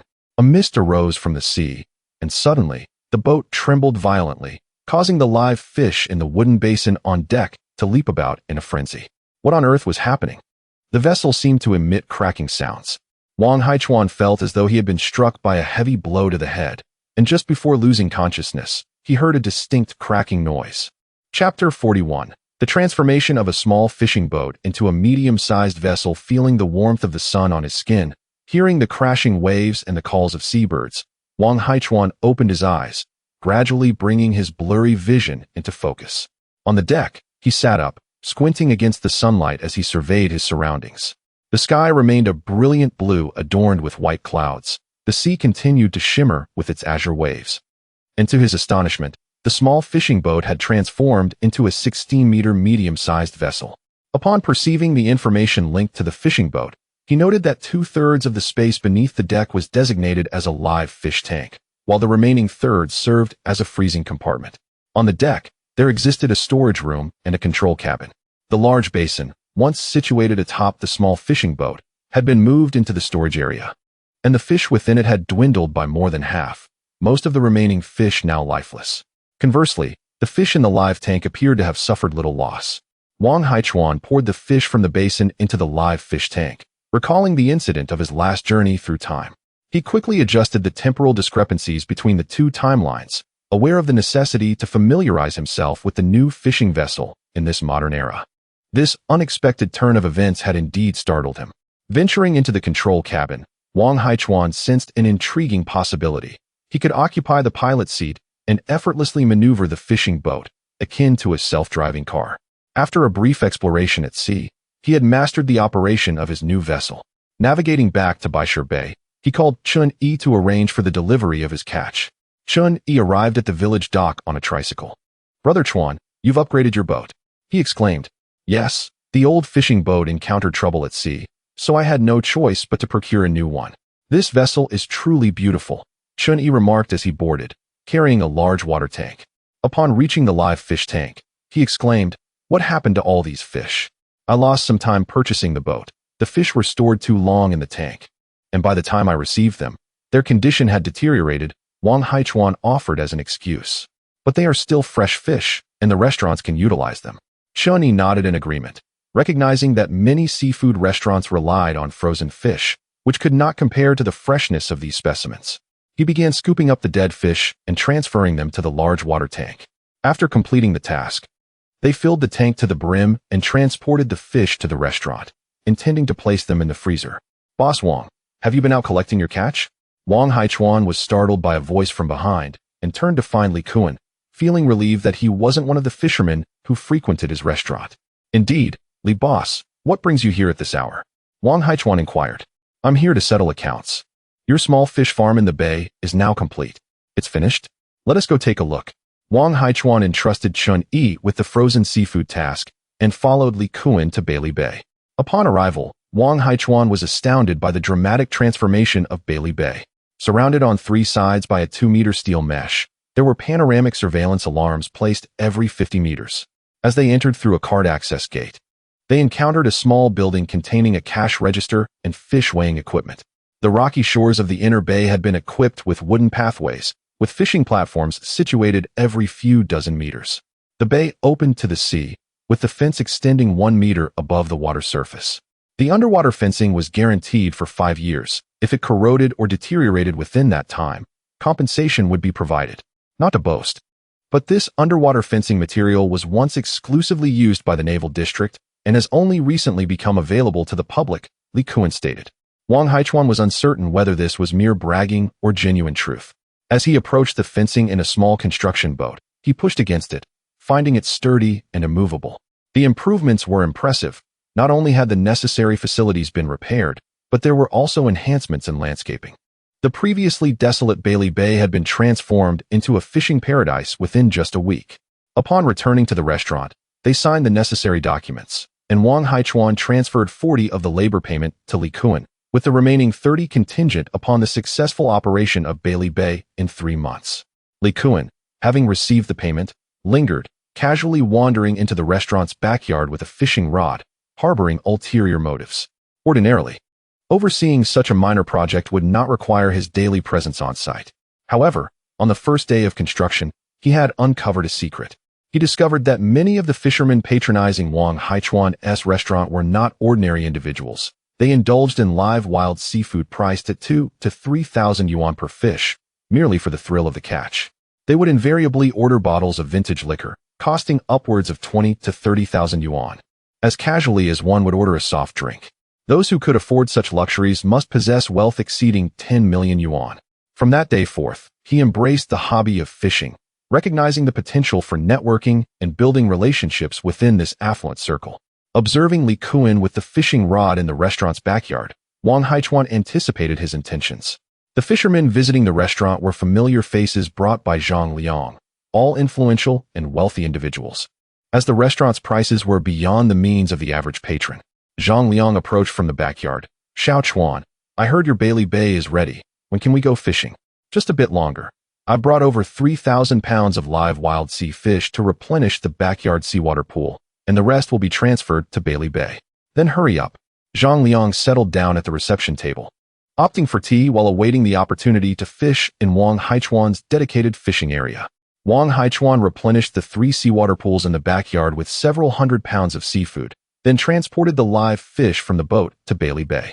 Hearing that Wang Haichuan had returned with several thousand pounds of high-quality live wild sea fish, the fishermen from the restaurant flocked to Bailey Bay. Watching Wang Haichuan release the fish into the water, they felt a wave of frustration wash over them. In a vast expanse of water, releasing thousands of pounds of fish would make fishing nearly impossible. Boss Wang, are you intentionally preventing us from enjoying the thrill of the catch? Another complained. With this size of the fishing pond, without releasing tens of thousands of pounds of fish, we won't catch anything. As he poured the fish into the water, Wang Haichuan replied, I have secured this year's valuable wild sea fish from the channels. Several fishing villages are assisting me in the catch, and tens of thousands of pounds is merely a small matter. The fishermen were awestruck by Wang Haichuan's grand ambition. The premium wild sea fish he sold had a procurement cost of at least 300 to 400 yuan per pound, meaning tens of thousands of pounds represented an investment of 1 to 2 million yuan. Maintaining them in the pond was a high-risk venture, as losing even a single fish could incur a loss of 1 to 2,000 yuan, and any complications could lead to even greater financial repercussions. The question was not merely about profit. Recovering the costs was a concern in itself. Wang Haichuan poured the last tank of live fish into the water and remarked, Esteemed patrons, the seawater pool in the back of the restaurant will no longer be accessible, lest it interfere with the chef's culinary endeavors. Should you wish to indulge in the sport of fishing, feel free to cast your lines here. He continued earnestly, I have already placed a deposit with the supply channel, and in the future, we will see an increasing abundance of high-end wild sea fish at Bailuan. I trust that you, dear patrons, will support my restaurant's business to ensure I do not incur losses.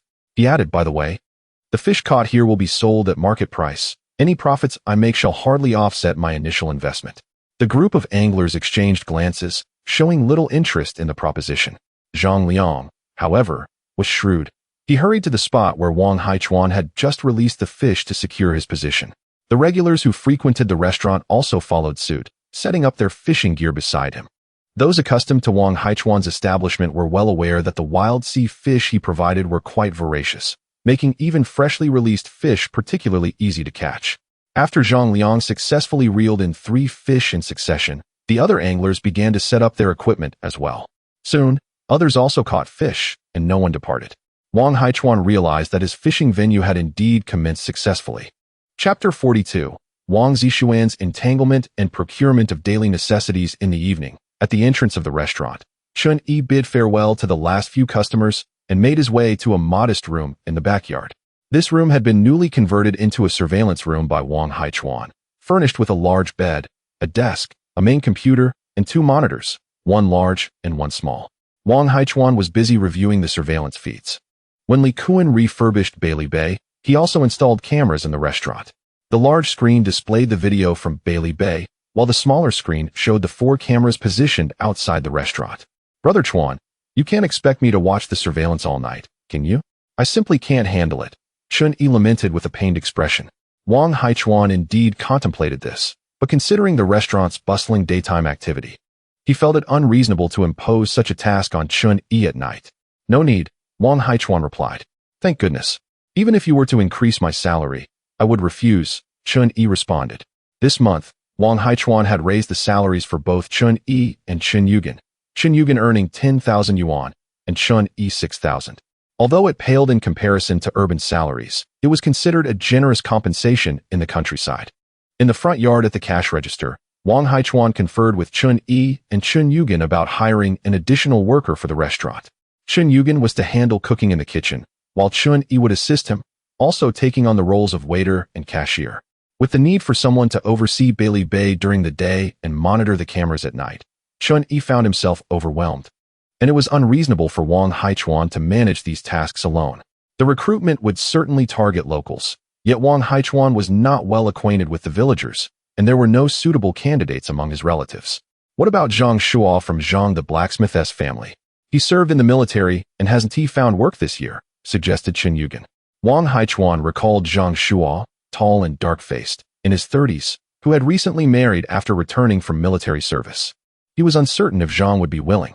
All right, let us call him and inquire, he decided. Chun Yi dashed out to fetch him. Before long, Chun Yi returned with Zhang Shuo in tow. Wang Haichuan outlined the job responsibilities and mentioned the compensation. Sounds good, Zhang Shuo replied without hesitation upon hearing the promise of an 8,000 yuan salary. Wang Haichuan suggested that he find someone to alternate shifts since he would need to oversee Bailey Bay during the day and monitor the cameras at night, which, though not overwhelming, could be exhausting. Zhang Shua declined the suggestion, stating that the surveillance room was equipped with alarms, which would alert him to any disturbances, allowing him to sleep without having to vigilantly watch the screen all night. After returning home to shower, he came to the restaurant and settled into the surveillance room in the backyard. The following morning, after Zhang Shua had washed up and enjoyed breakfast, he arrived at Wang Haichuan's restaurant. The fishing area at Bailey Bay was enclosed with steel wire fencing, and the entrance featured an intelligent card lock, with all the cards stored in the restaurant. Wang Haichuan had stipulated that only those who dined at the restaurant could obtain a card to fish at Bailey Bay. Zhang Shua's daytime duties involved weighing and categorizing fish at the entrance of Bailey Bay, armed with a card to commence his work. Wang Haichuan planned to return to Wangjia village in 1980, where the fish-raising facility had been established, but he still needed valuable live fish. At the village dock, as he prepared to untie the boat, he suddenly heard someone calling out to him, "Brother Haichuan, you got a new boat." Wang Zishuan, who had been out filming, spotted her cousin and trotted over. "Brother Haichuan, are you taking me out to sea to find the white dolphins?" Wang Haichuan replied, somewhat irritated. "When did you become so brazen?" "Humph. If you take me out to sea, all of this is yours," Wang Zishuan exclaimed, brandishing several stacks of cash from her small bag in front of him. Earlier that morning, a follower had driven over to buy over 2,000 jin of green vegetables from her, providing her with a hefty sum in cash due to transfer limits. "What is this? Just one trip out to sea, and you'll hand over all this?" Wang Haichuan chuckled, finding her naivety amusing. He quickly created a group chat, adding Wang Zishuan and sending a flurry of red envelopes. Putting away his phone, he untied the fishing boat and boarded. "Enjoy yourself. I'm off to procure supplies," he called back. "Hey." Brother Haichuan. Wang Zishuan stood frozen, wide-eyed, while her filming assistant behind the camera gave a thumbs up, appreciating the entertainment value. Wang Zishuan opened her phone to find herself added to a group chat where numerous red envelopes had been sent. She tapped on one. Wow, a 200 yuan envelope? Seeing she had only managed to grab over 30 yuan, she pouted and tapped on the next, securing just over 10 yuan this time. However, as she continued, she realized something was amiss. Why are there so many? Upon examining the messages, she discovered her cousin had sent out 100 envelopes, each worth 200 yuan. Was that not a total of 20,000 yuan? Add me to the group. Her filming assistant, peeking from behind the livestream camera, excitedly urged her. The viewers in the live stream, especially her loyal fans, clamored for her to include them in the group. No way, no way. Brother Haichuan is just teasing me, Wang Zishuan protested, shaking her head vigorously, unwilling to add anyone. After all, she had only managed to grab a few thousand yuan from the 20,000 in red envelopes, and there was still over 10,000 remaining, a significant amount. Hey sis, add me to the group. At that moment, Wang Erjuan emerged from nowhere, shamelessly pleading. Humph, you're always criticizing Brother Haichuan online, yet you still have the audacity to grab his red envelopes? Wang Zishuan rolled her eyes and turned away, taking her filming assistant with her. Wang Erjuan, with a forlorn expression, recalled how Wang Zishuan had mentioned that it was Brother Haichuan who had paid him to lower the restaurant's visibility online. But she never seemed to believe him. Wang Zishuan was in high spirits. The live stream had suddenly gained over 10,000 viewers. She turned to her filming assistant, who looked rather dejected, and sent a red envelope his way. With the money from her cousin, she felt compelled to invite a few business owners over for a meal. Meanwhile, Wang Haichuan navigated his fishing boat to the county wholesale market. He intended to exchange 50,000 jin of live fish from Wangjia village, and there were numerous daily necessities to procure, with rice and oil being the primary focus. The other supplies he had previously brought were still largely untouched, as the villagers remained most concerned with their basic needs. When purchasing rice and oil, he requested that the shopkeeper package them without any branding. The owner of the oil and rice store pulled Wang Haichuan aside, speaking softly, "Boss, I have some cheaper oil and rice. Are you interested?" "How much cheaper?" "Rice at 1 yuan per jin, and cooking oil at 3 yuan per jin. Such a low price must raise suspicions, does it not? Rest assured, it's just about to expire, but it's still edible." Wang Haichuan shot him a disdainful glance. The old man was quite cunning, and such a cheap offer without being expired was hard to believe. Seeing Wang Haichuan's disinterest, the shopkeeper persisted, saying he could offer an additional 20% discount on that price. The proprietor expressed concern regarding the packaging of the batch of oil rice he was distributing, fearing that the villagers purchasing the product might create complications with the manufacturer. He was apprehensive that if any quality issues arose with the oil rice, he would be unable to leave the village after selling out. Wang Haichuan continued to weave tales about the fierce nature of the mountain villagers, recounting instances of their grievances with various vendors. The owner of the rice and oil store remained skeptical, hesitating to further promote his discounted oil rice, and instead arranged for the delivery of the oil rice procured by Wang Haichuan to his fishing vessel. In the city, Wang Haichuan visited several fishing supply stores, acquiring a collection of hooks and large-eyed nets. Intending to enhance the fishing efficiency of Wangjia village, as the current method of casting nets proved to be rather ineffective. Considering that the villagers were assisting him in fishing, he proceeded to the agricultural market to purchase 1,000 jin of fatty pork. Noticing a discount on lard, he also acquired over 600 jin of it. After inspecting the supplies aboard the fishing vessel, he felt sufficiently prepared. Wang Haichuan then sailed his fishing boat to the uninhabited sea, activating the time travel mechanism, and arrived in the temporal realm of 1980. Chapter 43 Encounter with the Maritime Inspection Team on the vast expanse of the sea. A mist of water vapor was dispersed by the sea breeze, revealing a medium-sized fishing vessel. Not too far off course, Wang Haichuan mused as he checked the nautical chart on his phone. The creators of the Beidou navigation system surely never anticipated that their invention could function without a signal or satellites. This was the first time he utilized the fishing vessel's location crossing feature, which automatically avoided detection by other human eyes upon arrival. The chosen crossing point was situated 10 kilometers off the southern waters of Wangjia village, but they had landed 11 kilometers southwest of the village. Wang Haichuan started the fishing vessel and set a course toward Wangjia village. As he approached within 6 kilometers, he noticed 3 motorboats emerging at the horizon in the northwest. Before long, the 3 boats began to encircle him. After observing the individuals on the boats through his binoculars, Wang quickly stashed his phone in a concealed compartment of the cabin. "We are the Maritime Inspection Team. Captain, please halt your vessel immediately for inspection," came the stern announcement from the loudspeakers as the motorboats surrounded him from all directions. Wang Haichuan complied and halted the fishing vessel. One of the motorboats approached, and several officers boarded. Upon seeing the supplies on board, their expressions turned grave. The leading officer strode up to Wang Haichuan, his face taut. "Where did these supplies come from? Where are they headed?" Wang Haichuan remained composed. "I transported these from Guangdao. My company assigned me to exchange these supplies for seafood on the mainland." The officer immediately inquired, "Did you go through customs? Were they registered? Customs? They don't oversee time-space crossings." Wang Haichuan turned to retrieve his documents. But the other officers swiftly surrounded him. "No misunderstandings, I'm just getting my documents. I'm the only one on the boat, not trying to flee." "Fine, we will escort you." The leading officer regarded him cautiously, signaling to his companions to commence a search. With firearms in hand, Wang Haichuan dared not make any sudden movements and obediently followed the officer to the cabin, retrieving various documents from the seat compartment. "Be compliant and don't make any sudden moves." As the leading officer monitored him, he swiftly flipped through the documents. Upon reaching the dark green booklet, he fixed a penetrating gaze on Wang Haichuan. "Where did this document come from?" "It was issued by the government. Be honest. Who provided you with this military district overseas procurement certificate?" The officer interrupted, aiming his firearm at Wang.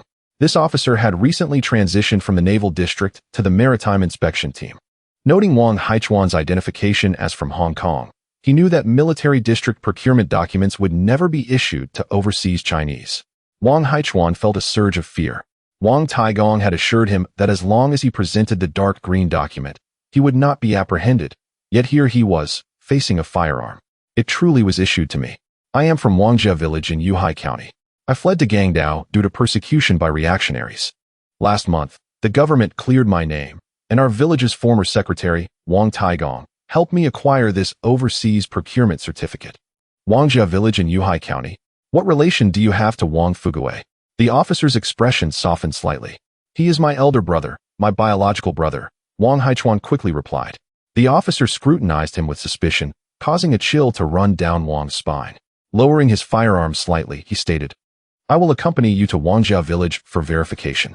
After glancing at Wang Haichuan's face a few more times, he added, "You better tell the truth. I know Wang Fuguei and the former secretary. If I find out you lied in Wangjia village, Do not blame me for treating you as a spy. Wang Haichuan felt a sense of relief. I have not lied. Verifying in Wangjia village is only proper. The officers searching the vessel reported back to the leading officer that there were only supplies on board, with no hidden individuals or contraband.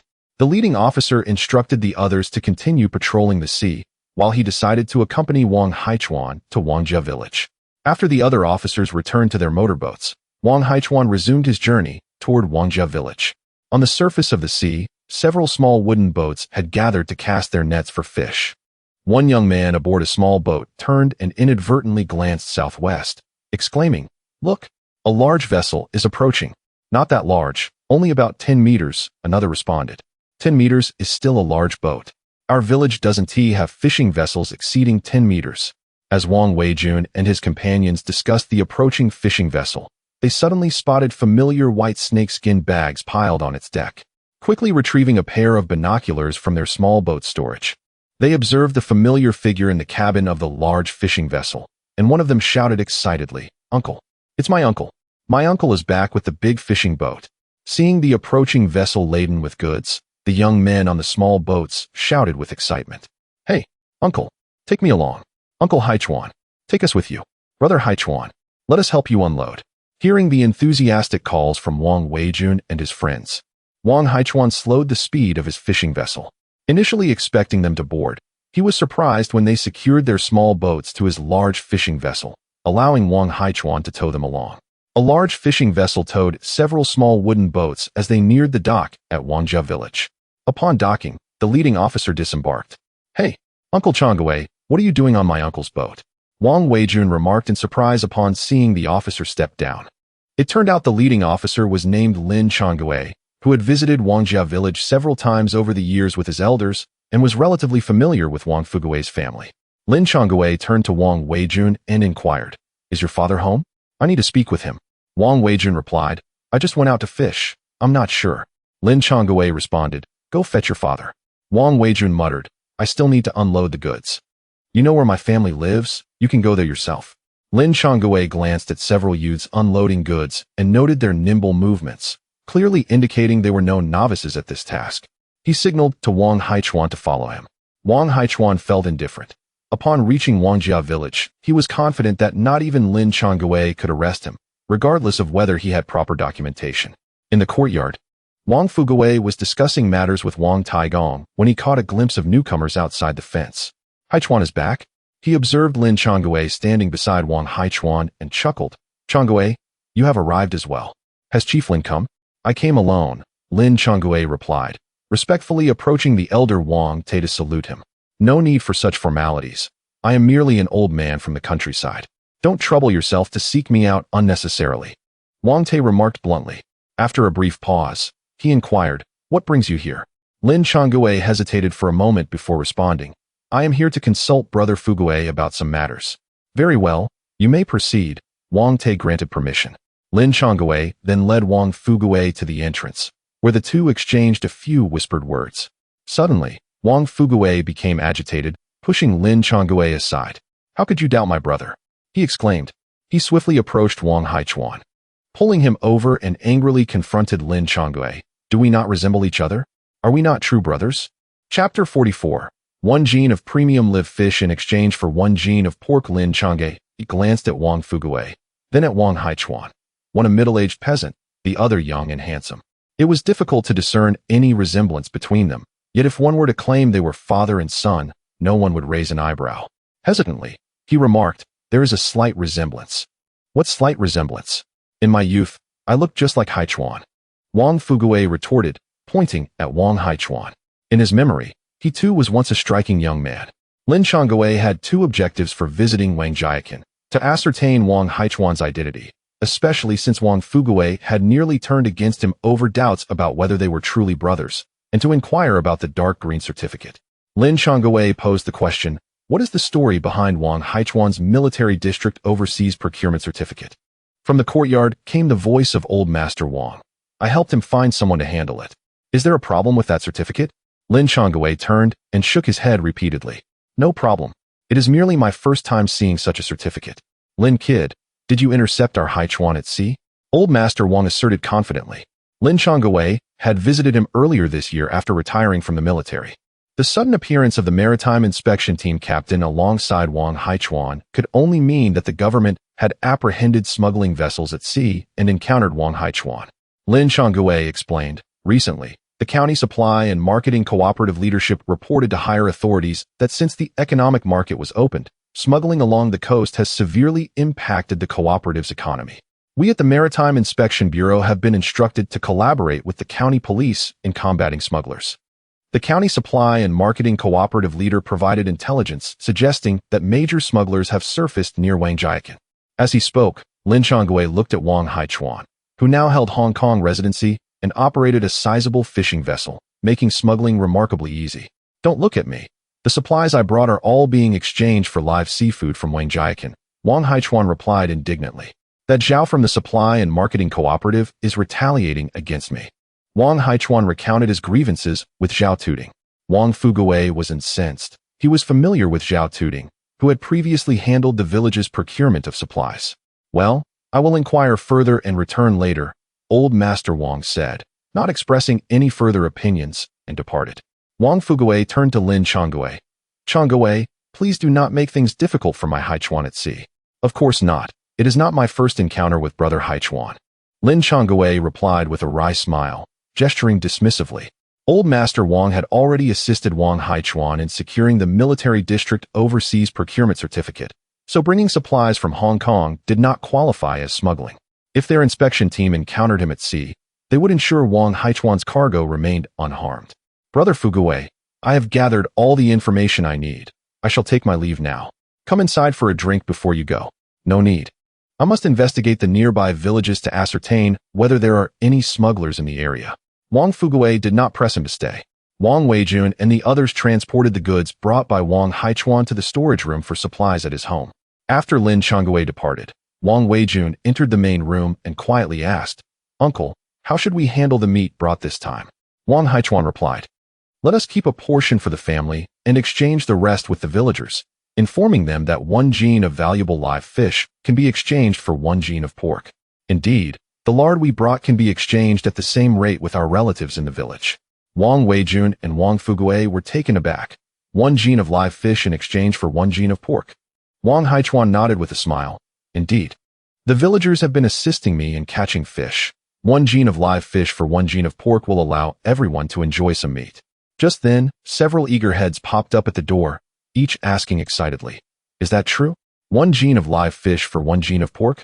Uncle Haichuan, are you really using 1 gene of lard to exchange for 1 gene of live fish? All the meat is 1 gene for 1 gene. Brother Haichuan, are you joking? Wang Haichuan assured them, Of course it is true. I am not joking.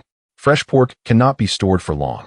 However, not every family in our village goes out to fish, so we will inform you once the village head has discussed it.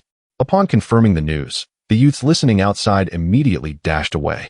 The valuable live fish caught by the villagers were being weighed and exchanged for living supplies at Wang Weiman's stall by the dock. Wang Haichuan's pork had not yet been listed among the exchangeable living supplies. What if the family exchanged all the live fish for something else? Before long, Wang Weiman's stall by the dock was surrounded by villagers eager to exchange their live fish for goods.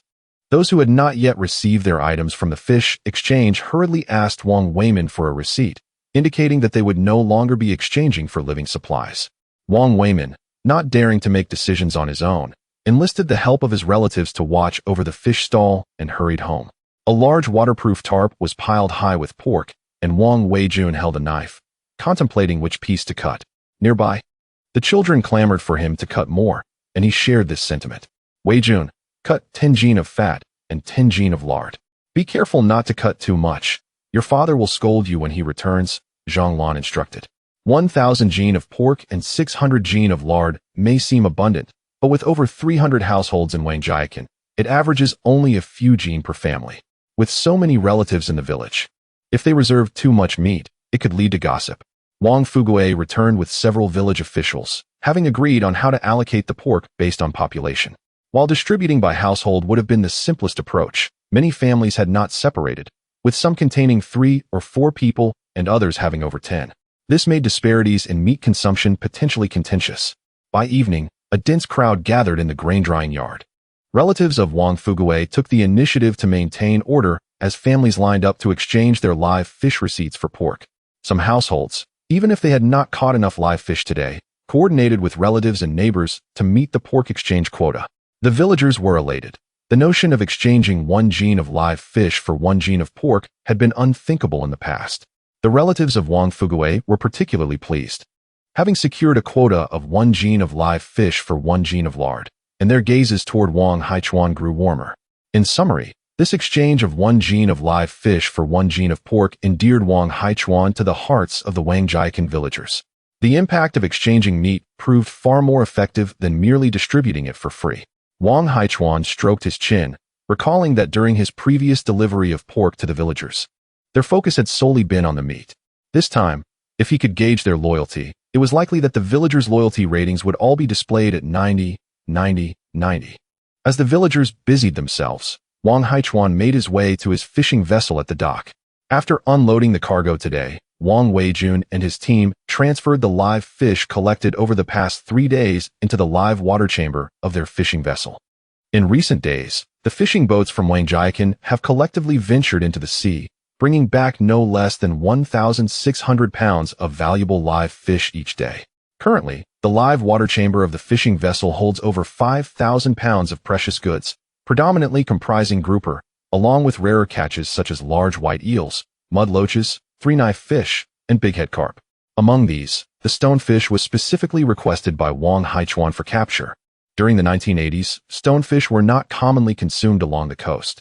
Had it not been for Wang Haichuan's offer to exchange them at a rate of 1 pound of stonefish for 1 pound of rice, the villagers would have refrained from catching these unattractive and venomous fish. Chapter 45. Dabai and Xiao Bai yearn to return to the fishing vessel's live water chamber. Fortunately, it seems there are no issues at hand. Upon returning to the modern era, Wang Haichuan's first action was to check the Beidou navigation system on his phone, which he had left operational during his time travel. A sudden thought struck him.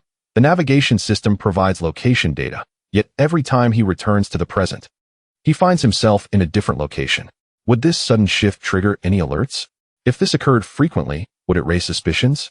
Thankfully, there were no new notifications from the navigation system, indicating that nothing had drawn attention. Strange, why are the local chickens and ducks so unresponsive? Wang Haichuan noticed 2 bamboo cages on the deck of the fishing boat, where the fowl continued to squawk incessantly. This was an experiment of his, to observe whether the poultry brought from 1980 would exhibit increased intelligence, akin to the 2 white dolphins he had encountered earlier. If they were to become sentient beings, it would complicate matters considerably. Fortunately, the chickens and ducks remained agitated, seemingly startled by the journey, displaying no significant change from their pre-travel behavior. How vexing. One of the cages held a persistent duck, causing Wang Haichuan to frown deeply. He had already named these ducks: beer duck, red braised duck, 3-cup duck, sour plum duck. It appeared that only the oceanic intelligent creatures could gain enhanced cognition when transported back to the present. After inspecting the live creatures he had brought back, he confirmed that the live fish in the water chamber lacked intelligence, and the chickens and ducks on deck showed no signs of change. Even the small cat and dog he had brought back remained unaffected. He started the fishing boat and headed towards Baishur Bay. Approximately 4 kilometers from the dock, 2 white dolphins suddenly leaped from the water's surface. "Greetings, Dabai and Xiao Bai," he called. The dolphins chirped excitedly, indicating their desire to enter the live water chamber. However, with the fishing vessel now classified as a medium-sized boat, he realized it would be challenging to assist them alone. Lacking the necessary tools, he found it impossible to transfer the 2 dolphins, each weighing several hundred pounds, from the sea to the boat. "Are you suggesting you can jump in by yourselves?" he asked, eyeing the dolphins skeptically. If they miscalculated their leap and collided with the boat, it could be disastrous. Yet, Dabai and Xiao Bai seemed to take offense at his doubt, emitting a series of sharp calls. Reluctantly, Wang Haichuan opened the deck for their performance. The 2 dolphins swirled in the water, gaining speed before gracefully leaping out of the ocean, landing perfectly in the live water chamber, causing a splash. Their jump was executed flawlessly, without a collision with the chamber's walls. However, the resulting splashes tragically crushed several valuable live fish. "What a loss. Do you realize that you just squashed tens of thousands of dollars worth of fish?" he lamented, observing Dabai and Xiao Bai frolicking in the live water chamber, occasionally tossing the deceased fish out of the water, his frustration mounting. "Are you comfortable in there? Is the water outside unpleasant?" Wang Haichuan crouched down, closely examining the two dolphins, who were gradually exuding a dark gray mucus. Through their vocalizations, he discerned that several kilometers away, there was a patch of polluted water affecting the fish and shrimp, which had made them unwell. Was it industrial waste or urban sewage? He knew that in the nearby town of Baishur Bay, untreated sewage was dumped directly into the sea, but such domestic pollution was typically not severe. If there were factories discharging waste, it would pose a significant problem. The geography of Baishur Bay was remote, with slow economic development, and there were few factories in the area. The environmental regulations were not particularly stringent near the coast. The pollution could not be too serious. Otherwise, someone would have reported it by now. The abundance of fish in the area indicated that it was not chemical pollution. He would have to investigate further when he had the time. Are you two ready to leave? Do you wish to play a little longer? The dolphins' enthusiasm for the live water chamber was due to its mysterious ability to purify their bodies, akin to a cleansing process for humans. However, this effect was swift, taking only a few minutes. The two dolphins were thoroughly enjoying themselves, chirping joyfully. I must return now, Wang Haichuan insisted, as he had pressing matters to attend to. After calming them, he encouraged them to leap back into the sea. Xiao Bai, ever the playful one, was reluctant to leave, but Da Bai nudged him several times. Ultimately, Xiao Bai complied, swimming a few laps before making a vigorous jump back into the ocean. Following Xiao Bai's lead, Da Bai also leapt back into the sea. Once back in the ocean, the two dolphins circled the fishing vessel, reluctant to part ways. Wang Haichuan felt similarly, yet, upon checking the time, he resolved to depart. Stop circling. Let me offer you some local delicacies. Eat quickly and then leave. Do not attract attention, he instructed them. Understanding, they chirped in acknowledgement. Wang Haichuan tossed the dead fish from the live water chamber into the sea. The dolphins had not eaten while in the chamber due to its restrictions, but now that they were back in the ocean, there were no limitations. As he threw the deceased fish into the waves, Da Bai leapt to catch them, relishing the meal. Xiao Bai, still a juvenile, could not manage the larger fish, so Wang Haichuan chopped several into smaller pieces, which Xiao Bai eagerly consumed. That's all for now.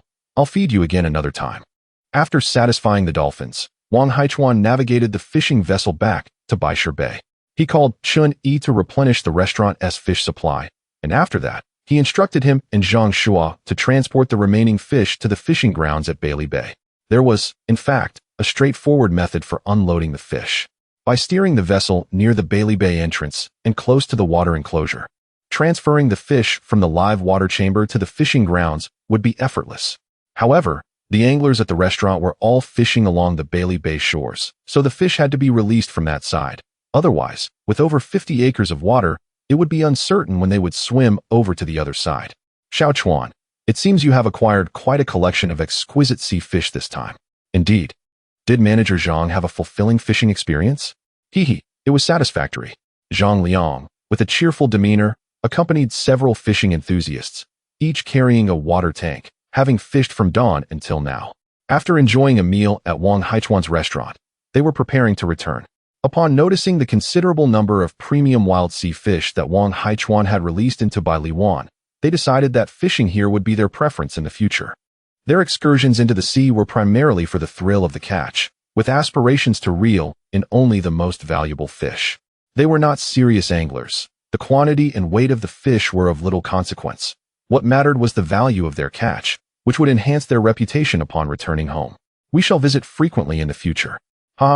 Rest assured, we will come by to support your business whenever we have the chance. Zhang Liang and his companions departed in 2 fishing boats. Wang Haichuan was just about to set sail to procure some small fish and shrimp for feeding when he noticed another group of people arriving at the village dock. Boss Wang, have you received your goods today? Yes, I have just released 10,000 pounds of premium wild sea fish into Bailiwan. Oh, how fortuitous that we arrived just in time. Chapter 46, Capturing Local Chickens and Ducks. Addressing concerns of fishermen's families. High-end wild sea fish must not be fed with artificial feed. It is advisable to procure several boats of small fish and shrimp from the county's aquaculture farm and release them into Bailiwan. As dusk fell, Wang Haichuan was in the restaurant's backyard constructing a cage for chickens and ducks. Boss Wang, what are you up to? I've acquired some local chickens and ducks today, planning to secure them in a wooden cage. Oh, local chickens and ducks? Are they authentic? They are all raised by the fishermen on the island, nourished on shellfish and wild fish and shrimp. Would you say that isn't authentic? Really? How about selling us a few? Sure, I will catch some for you. No need, we can manage ourselves. Goodness. Upon hearing an exclamation from behind, Wang Haichuan turned to find the source of the commotion. Why dump all the chickens and ducks out of the cage? Just reach in one by one. Wait, don't rush in. Wang Haichuan quickly halted Li Jun and the others, who were preparing to pounce on the chickens and ducks. If they charged in, it was likely that all the local chickens would escape the backyard, making them impossible to find later. Chun-Yi, help me bring the fishing net. Wang Haichuan called out loudly to Chun-Yi in the front yard. If it were just 1 or 2 chickens, a few people could surround them and catch them, but with more than 10, it would be quite challenging without a net. Before long, Chun-Yi entered the backyard with the fishing net, his face filled with astonishment as he observed Li Jun and the others. He had overheard their conversation in the backyard. These bosses were attempting to catch chickens, yet they had let them all loose. Were they trying to experience the joy of catching chickens? Boss, feel free to have your fun. I'll go set the net on the fence. Ahem, it's not just for fun. Li Jun, witnessing the chickens and ducks scattering across the yard, realized they wouldn't catch any. Let us each buy 1 or 2, and you help us catch them. All right then. Chuan Gu. Let us coordinate. Chun-Yi held the fishing net while Wang Haichuan approached, and together they spread the net, slowly covering the flock. The ducks could be released first, as they were easier to catch than the chickens. Cluck, cluck, cluck. Ha ha, we've got them all covered. Come on, let us catch them one by one. Wait, let us join. Seeing Chun-Yi and Wang Haichuan ensnare the local chickens, Li Jun and the others rushed over. Laughter echoing as they joined in the chase. These local chickens were indeed wilder than feed-raised ones, squawking loudly. Some roosters even pecked at them. Ouch! They peck. Quite fierce. These local chickens are rather spirited. Each of Li Jun's group held a chicken in one hand and a duck in the other, their faces beaming with joy. Quick, help us weigh them. Wang Haichuan chuckled wryly as he secured the remaining 3 local chickens and 5 ducks in the cage. After Chun-Yi helped them weigh the chickens and ducks, the prices were quite reasonable. 100 yuan per gene. 10 local chickens and 7 ducks sold for a total of 5,300 yuan. After bidding farewell to Li Jun and the last few fishermen who finished their meals, Chun-Yi began tidying up the restaurant, while Wang Haichuan retrieved several bottles of aged wine from the cellar to replenish the shelf behind the cash register. Chuan Gu, I think next time you collect wild seafood, you should gather more of those local chickens and ducks. The poultry you brought is of better quality than what people in our village raise. Indeed. Wang Haichuan responded affirmatively, as he had already contemplated this. But the local chickens and ducks in Wanjia village were not abundant in 1980. Meanwhile, Li Jun returned home, and upon seeing him with a fish box in one hand and chickens and ducks in the other, his family erupted into laughter. Old Li, where did you raid this from? His wife, Wu Yuexia, inquired. I went fishing today and came across a fishing village. Their chickens and ducks are fed with small fish and shrimp. Truly authentic local chickens and ducks, so I bought 2 back. Li Jun set down the fish box, and his youngest daughter ran over, poking at the 2 chickens and ducks playfully. Really? Wu Yuexia asked curiously, as they usually had a chef purchase food for them, and she had never seen live local chickens and ducks. The 2 local chickens and ducks were quite lively, since their family's husky was sent to a friend's house. They placed the chickens and ducks in a dog cage, scattering some rice inside, which the chickens and ducks eagerly devoured. Wu Yuexia and her daughter squatted nearby, watching for a while. Li Jun went to take a shower, and Wu Yuexia began to clean the fish box he had brought back. She found over 10 high-end wild sea fish, which she had no choice but to place in the fish tank. How about it? My catch is impressive. Isn't it?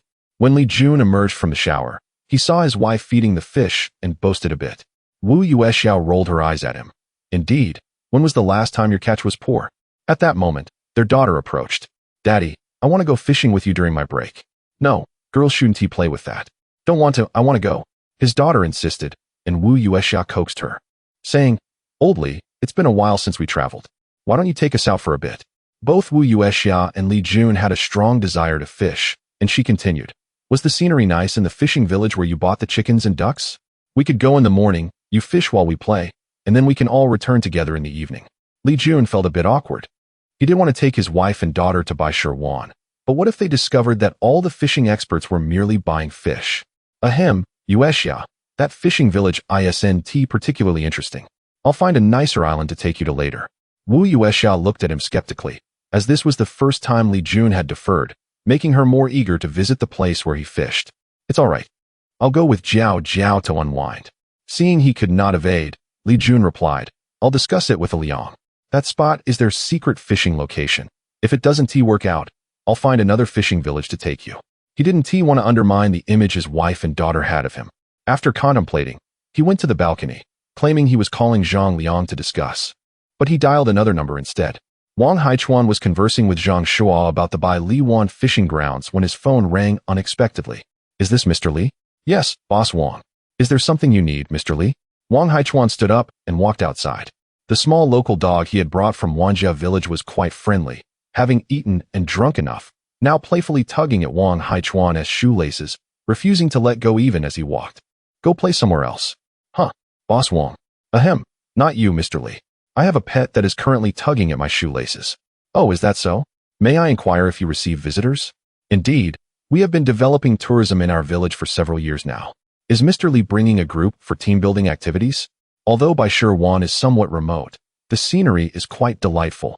However, due to its limited size, it cannot be developed into a prominent attraction, resulting in a scarce number of tourists visiting our village. Wang Haichuan mistakenly believed that Li Jun was merely bringing people for leisure, but regrettably, that is not the case. My wife and daughter wish to visit, and if I were to bring them along, is there any way to conceal my fishing activities at Bailiwan? Li Jun chuckled wryly, acknowledging that he must indeed take them along.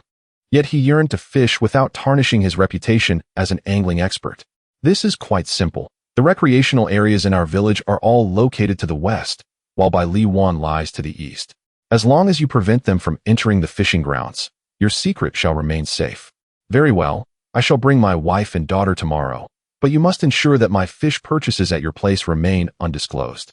No problem at all. Wang Haichuan ended the call, stroking his chin, pondering the services provided by the restaurant for fishing enthusiasts. He considered establishing a fishing ground, but if they were to bring their families, it seemed our village lacked distinctive attractions. Perhaps we should create a few notable spots. Chapter 47.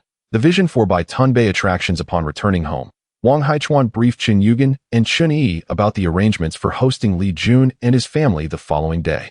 Xiao Chuan, the expenses at your restaurant are rather steep for receiving visitors. It would be prudent to incorporate some rustic dishes, he suggested.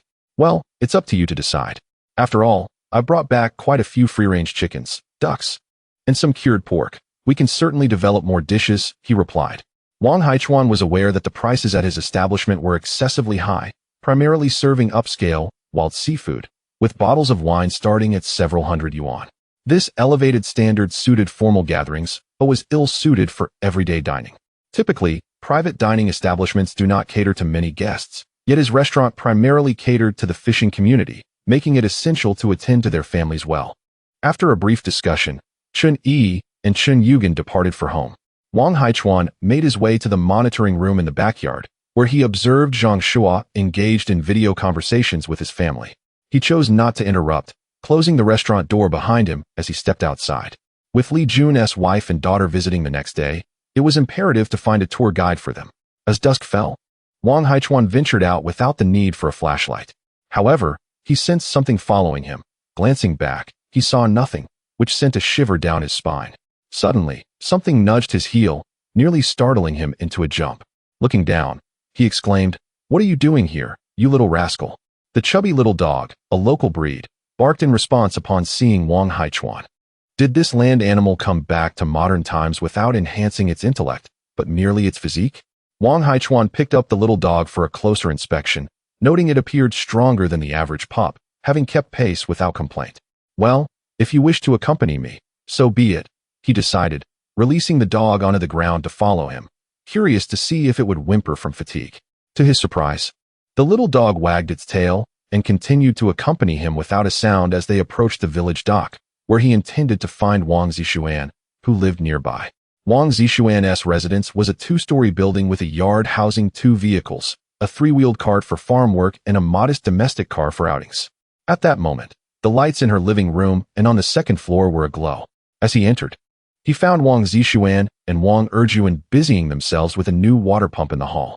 "Ah, Haichuan Ge, you're here. Come, sit with us," she beckoned, setting down a hose. "No, I have a matter to discuss with you." Wang Haichuan raised his hand, directly stating his purpose for visiting.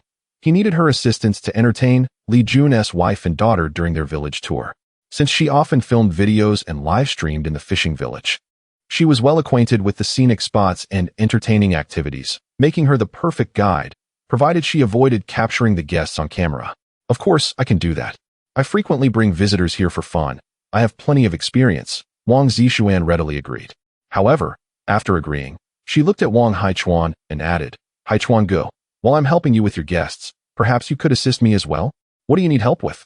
I want to go out to sea to find the baitan. You promised to take me out to search for the baitan, but you've dodged it every time. Can you take me and your guests out to sea tomorrow? Well, that is doable, but it depends on whether the guests wish to go out, Wang Haichuan conceded. Previously, he had avoided attracting too many people to keep the baitan elusive, fearing it might lead to unnecessary trouble. However, after observing for several days without incident, and hearing from his uncle Wang Jiangwo that experts had come to investigate, indicating that this area had once been a habitat for the baitan, he felt that their presence would not necessitate the establishment of a protected area. Once he had made arrangements with Wang Zishuan, Wang Haichuan exited her home and made his way to the dock to set out on his fishing boat. He had an idea in mind, to attract affluent anglers to his restaurant. While they might initially enjoy fishing, over time, they would likely seek more varied forms of entertainment. It was essential to provide them with activities that would also engage their families. The coastal scenery of Baishirawan was pleasant but lacked distinctive features. Thus, creating a few unique attractions was imperative. Since he had already transported 2 baitan from the area near 1980, it would be feasible to bring more over and develop Baitan Bay as a memorable destination for visitors. As night fell around 7, the sea was not overly dark, illuminated by a bright moon. With the fishing boat's lights on, he reached a location 3 or 4 kilometers off the coast of Baishirawan, where the baitan seemed to sense the boat's presence. Just minutes after anchoring, 2 white figures swiftly approached. Do you two know you're following my fishing boat? He called out. After issuing his command to the baitan, he steered the vessel towards Baishirawan. Arriving at the cove where Wang Zishuan had startled them into the sea, he anchored the boat and observed the baitan obediently following his instructions. You two will make your home here from now on. Do you understand? He instructed. Don't worry about being discovered. Even if others see you, it's fine. No one dares to capture you, for you are classified as a first-level protected species. What does it mean to be a first-level protected species? They seemed to inquire. It means humans cannot harm you. With that, he decided it was time to return. Rubbing his temples, he made his way to the boat's helm. Although the baitan possessed considerable intelligence, akin to that of a 12-year-old child, explaining the laws regarding protected species to them was complex. Wang Haichuan noted that the baitan's curiosity resembled that of young children, eager to explore everything around them. As he navigated the boat back to the Baishirawan dock, he returned to the restaurant's backyard, took a shower, and quickly fell asleep. The night passing swiftly. The following morning, Wang Haichuan received a call from Li Jun and set off with Wang Zishuan to the dock to greet their guests. Hey, Haichuan, where are you and Zishuan heading? A villager inquired. We are off to the dock to welcome some guests. As they observed Wang Haichuan's departing figure, several villagers tending to their gardens began to murmur among themselves. The village had few young people, and even fewer young adults remained, as most had left for work elsewhere. Aside from Wang Zishuan and a few others engaged in social media ventures, there were hardly any youths pursuing careers in the village. Does the Haichuan restaurant have any customers?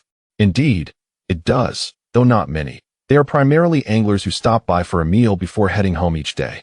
However, this hardly translates to substantial profits, as fishermen typically seek services to process their catches.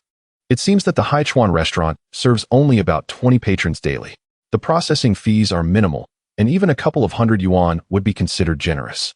The daily gross profit barely reaches 2,000 to 3,000 yuan, leaving little in the pocket.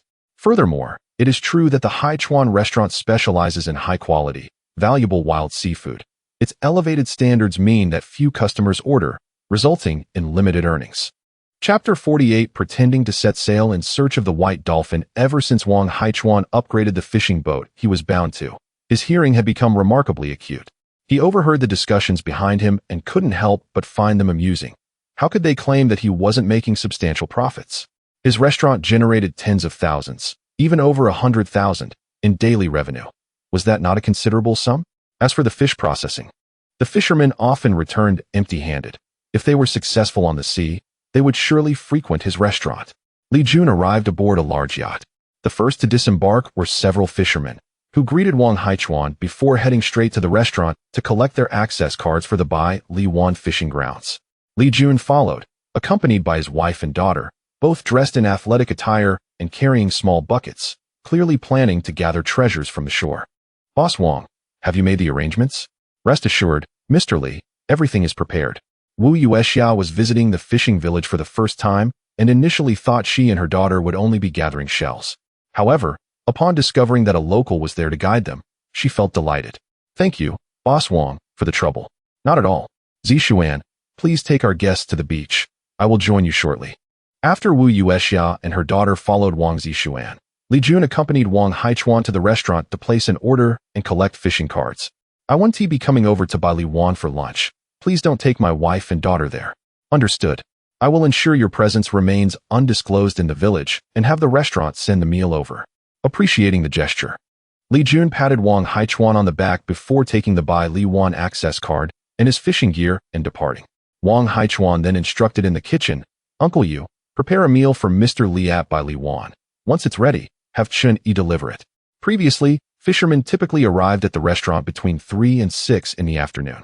However, since the Bai Li Wan fishing grounds were established, several owners came specifically to fish and returned to the restaurant at mealtime, unlike Li Jun, who required his meals to be brought to him. After a busy morning at the restaurant, Wang Haichuan glanced at the time. It was already past 9. He stepped outside to find Wang Zishuan at the beach. On the beach, Wu Yuexiao and her daughter were digging for treasures, merely playing. Nearby, Wang Zishuan was live-streaming, and her assistant ensured that Wu Yuexiao and her daughter were not included in the footage. "Mom, look what I found."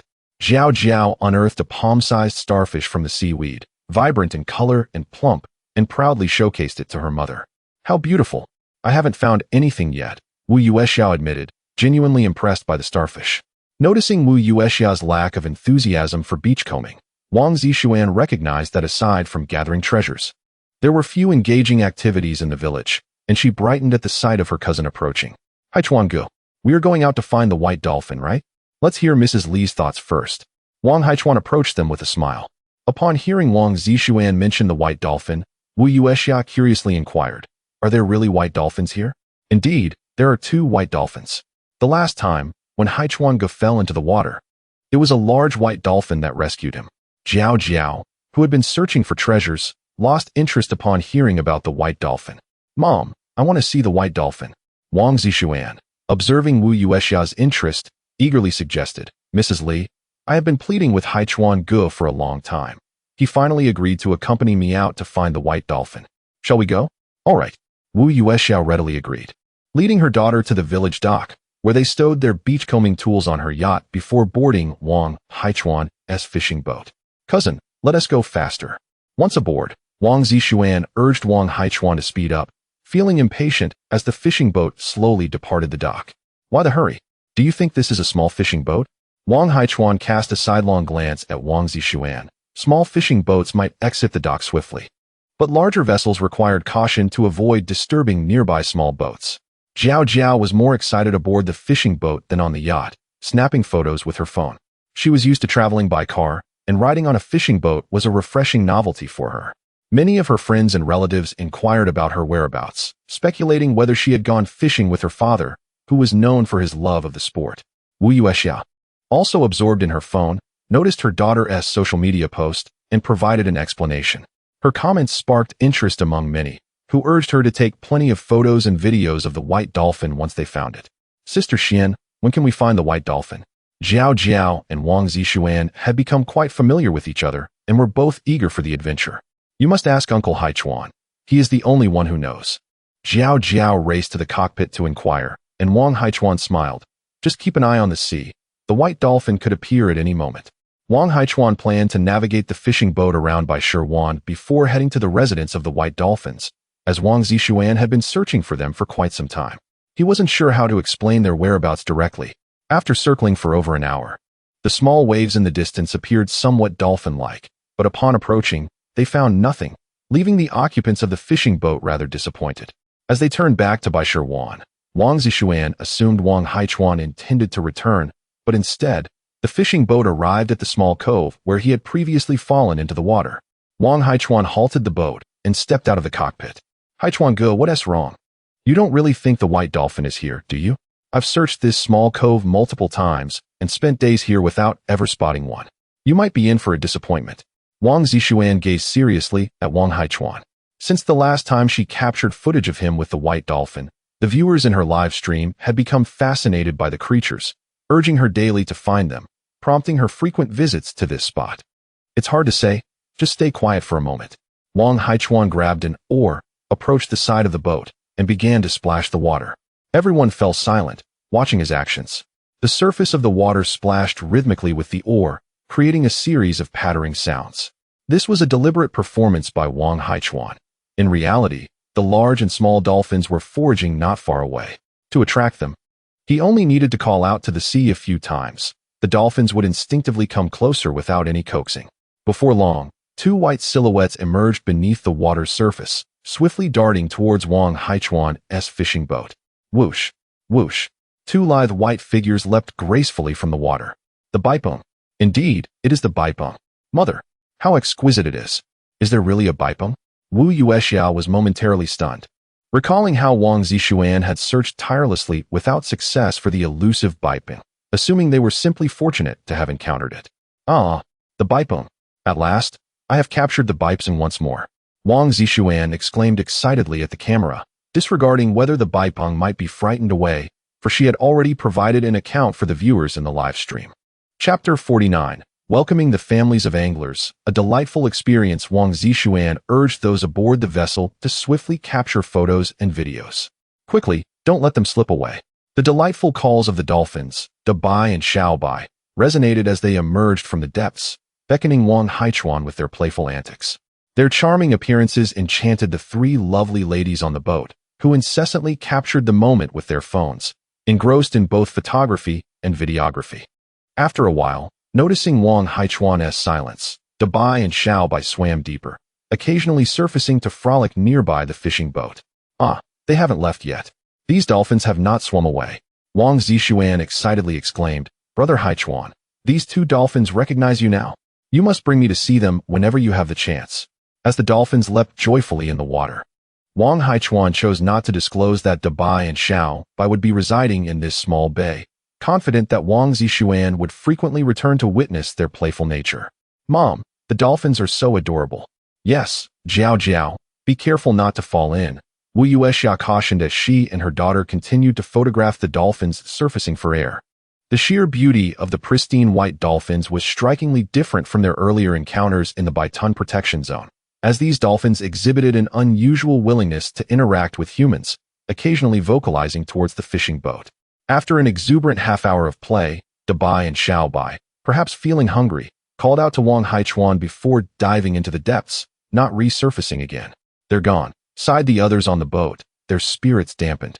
While only Wang Haichuan remained unfazed as he maneuvered the fishing boat back to the Baishirwan dock. Once ashore, he encouraged Wang Zixuan to continue exploring the fishing village with Wu Yuexia and her daughter. It seemed evident that developing Baitan Bay was indeed worthwhile, as both the wife and daughter of General Li expressed interest in the dolphins. Future arrangements for other anglers' families could follow today's delightful itinerary: beachcombing, dolphin watching, and indulging in meals from their restaurant, ensuring an entertaining experience. Upon arriving at the Bai Li Bay fishing grounds, Zhang Shua opened the gate and engaged in conversation regarding the current state of the fishing area. Over the past few days, several high-profile anglers had been enjoying their leisure time, casting lines throughout the day. In contrast, other fishing ponds with only a handful of visitors would have already incurred losses. At Wang Haichuan's establishment, however, profits flowed smoothly. Premium wild fish were acquired at bargain prices and sold at the fishing grounds for a minimum of 1,000 to 2,000 yuan each. The abundance of catches ensured that the fishing grounds yielded 100 to 200 catties daily. Today, Li Jun selected the outermost fishing platform to avoid detection by his wife and daughter, engaging in conversation with a fellow angler while fishing. Generally, how many have you caught? Just 3, Boss Wang. The fish you released are too few. There's hardly any here. Previously, Wang Haichuan had released fish near the coast of Baili Bay, yet for reasons unknown, the majority of them remained close to the release point. The fishing area, spanning over 50 acres, had not been stocked with fish near the seaward side, resulting in minimal incoming fish. Next time, I'll release some fish in this area, Wang Haichuan resolved. Contemplating a strategy to stock the waters more effectively. What are your wife and daughter up to? I just took them out to see the dolphins, and now my cousin is showing them around. Oh, are there still dolphins around here? Indeed, recently, 2 dolphins have taken up residence in our Baishiwan waters and have become quite the attraction. After a thorough inspection of Baili Bay, Wang Haichuan sensed that the fishing grounds would soon attract more visitors, necessitating the hiring of 1 or 2 additional staff to maintain high service standards. After all, those who fish for 1 or 2,000 yuan a catch deserve complimentary refreshments. Observing the growing number of anglers who dined at his restaurant throughout the day, he noted that after hearing Li Jun assure them that bringing family members would not interfere with their fishing, several anglers had also brought their families to Baishiwan for leisure. Wang Zixuan assisted in guiding these families, and Wang Haichuan compensated her with a generous tour guide fee. Such arrangements proved beneficial for him, as the families dined at his restaurant, which generated substantial daily revenue with minimal costs.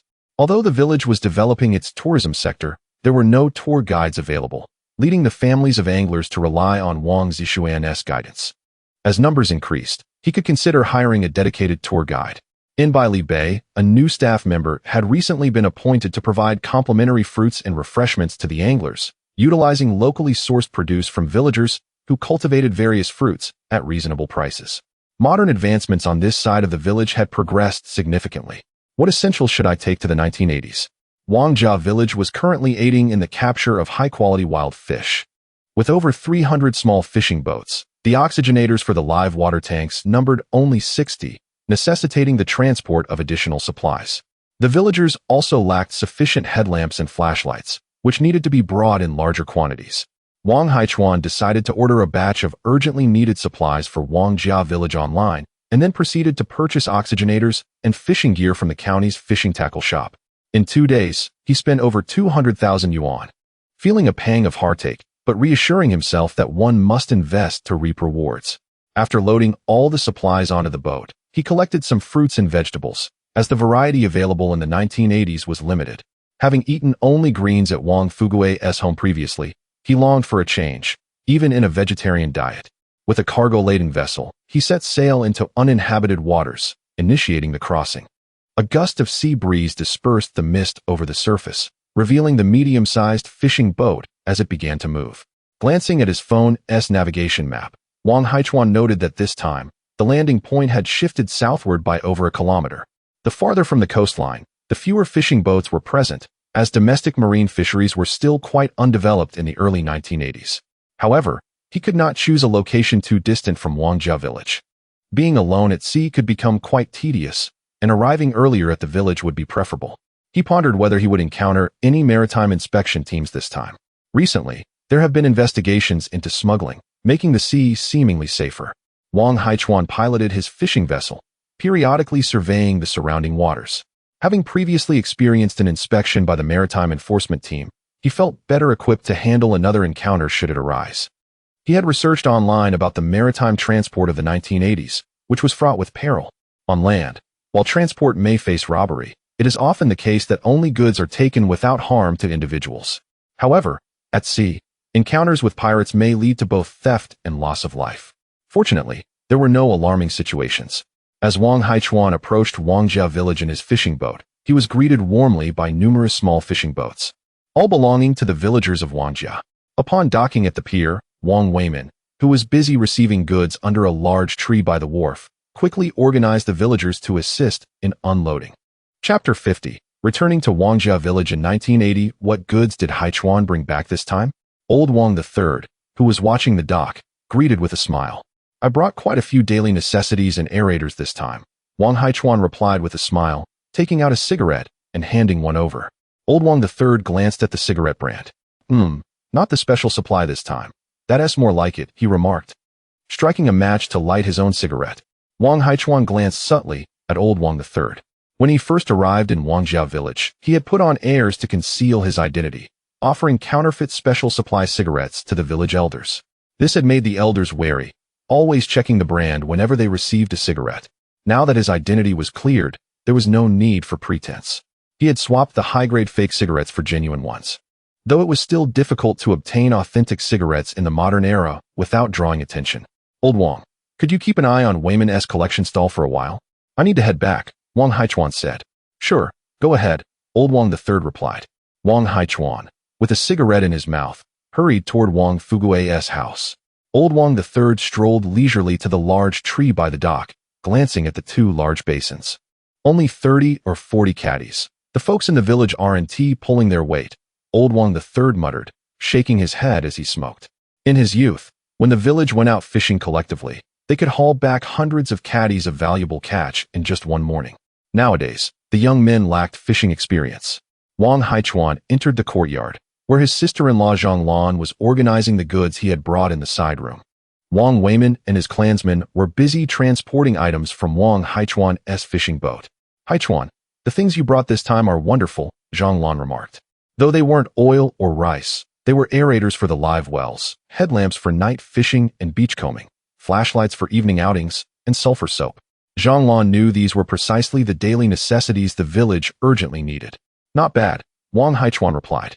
Before I went to Hong Kong, I walked around the village and noticed these were the things everyone lacked.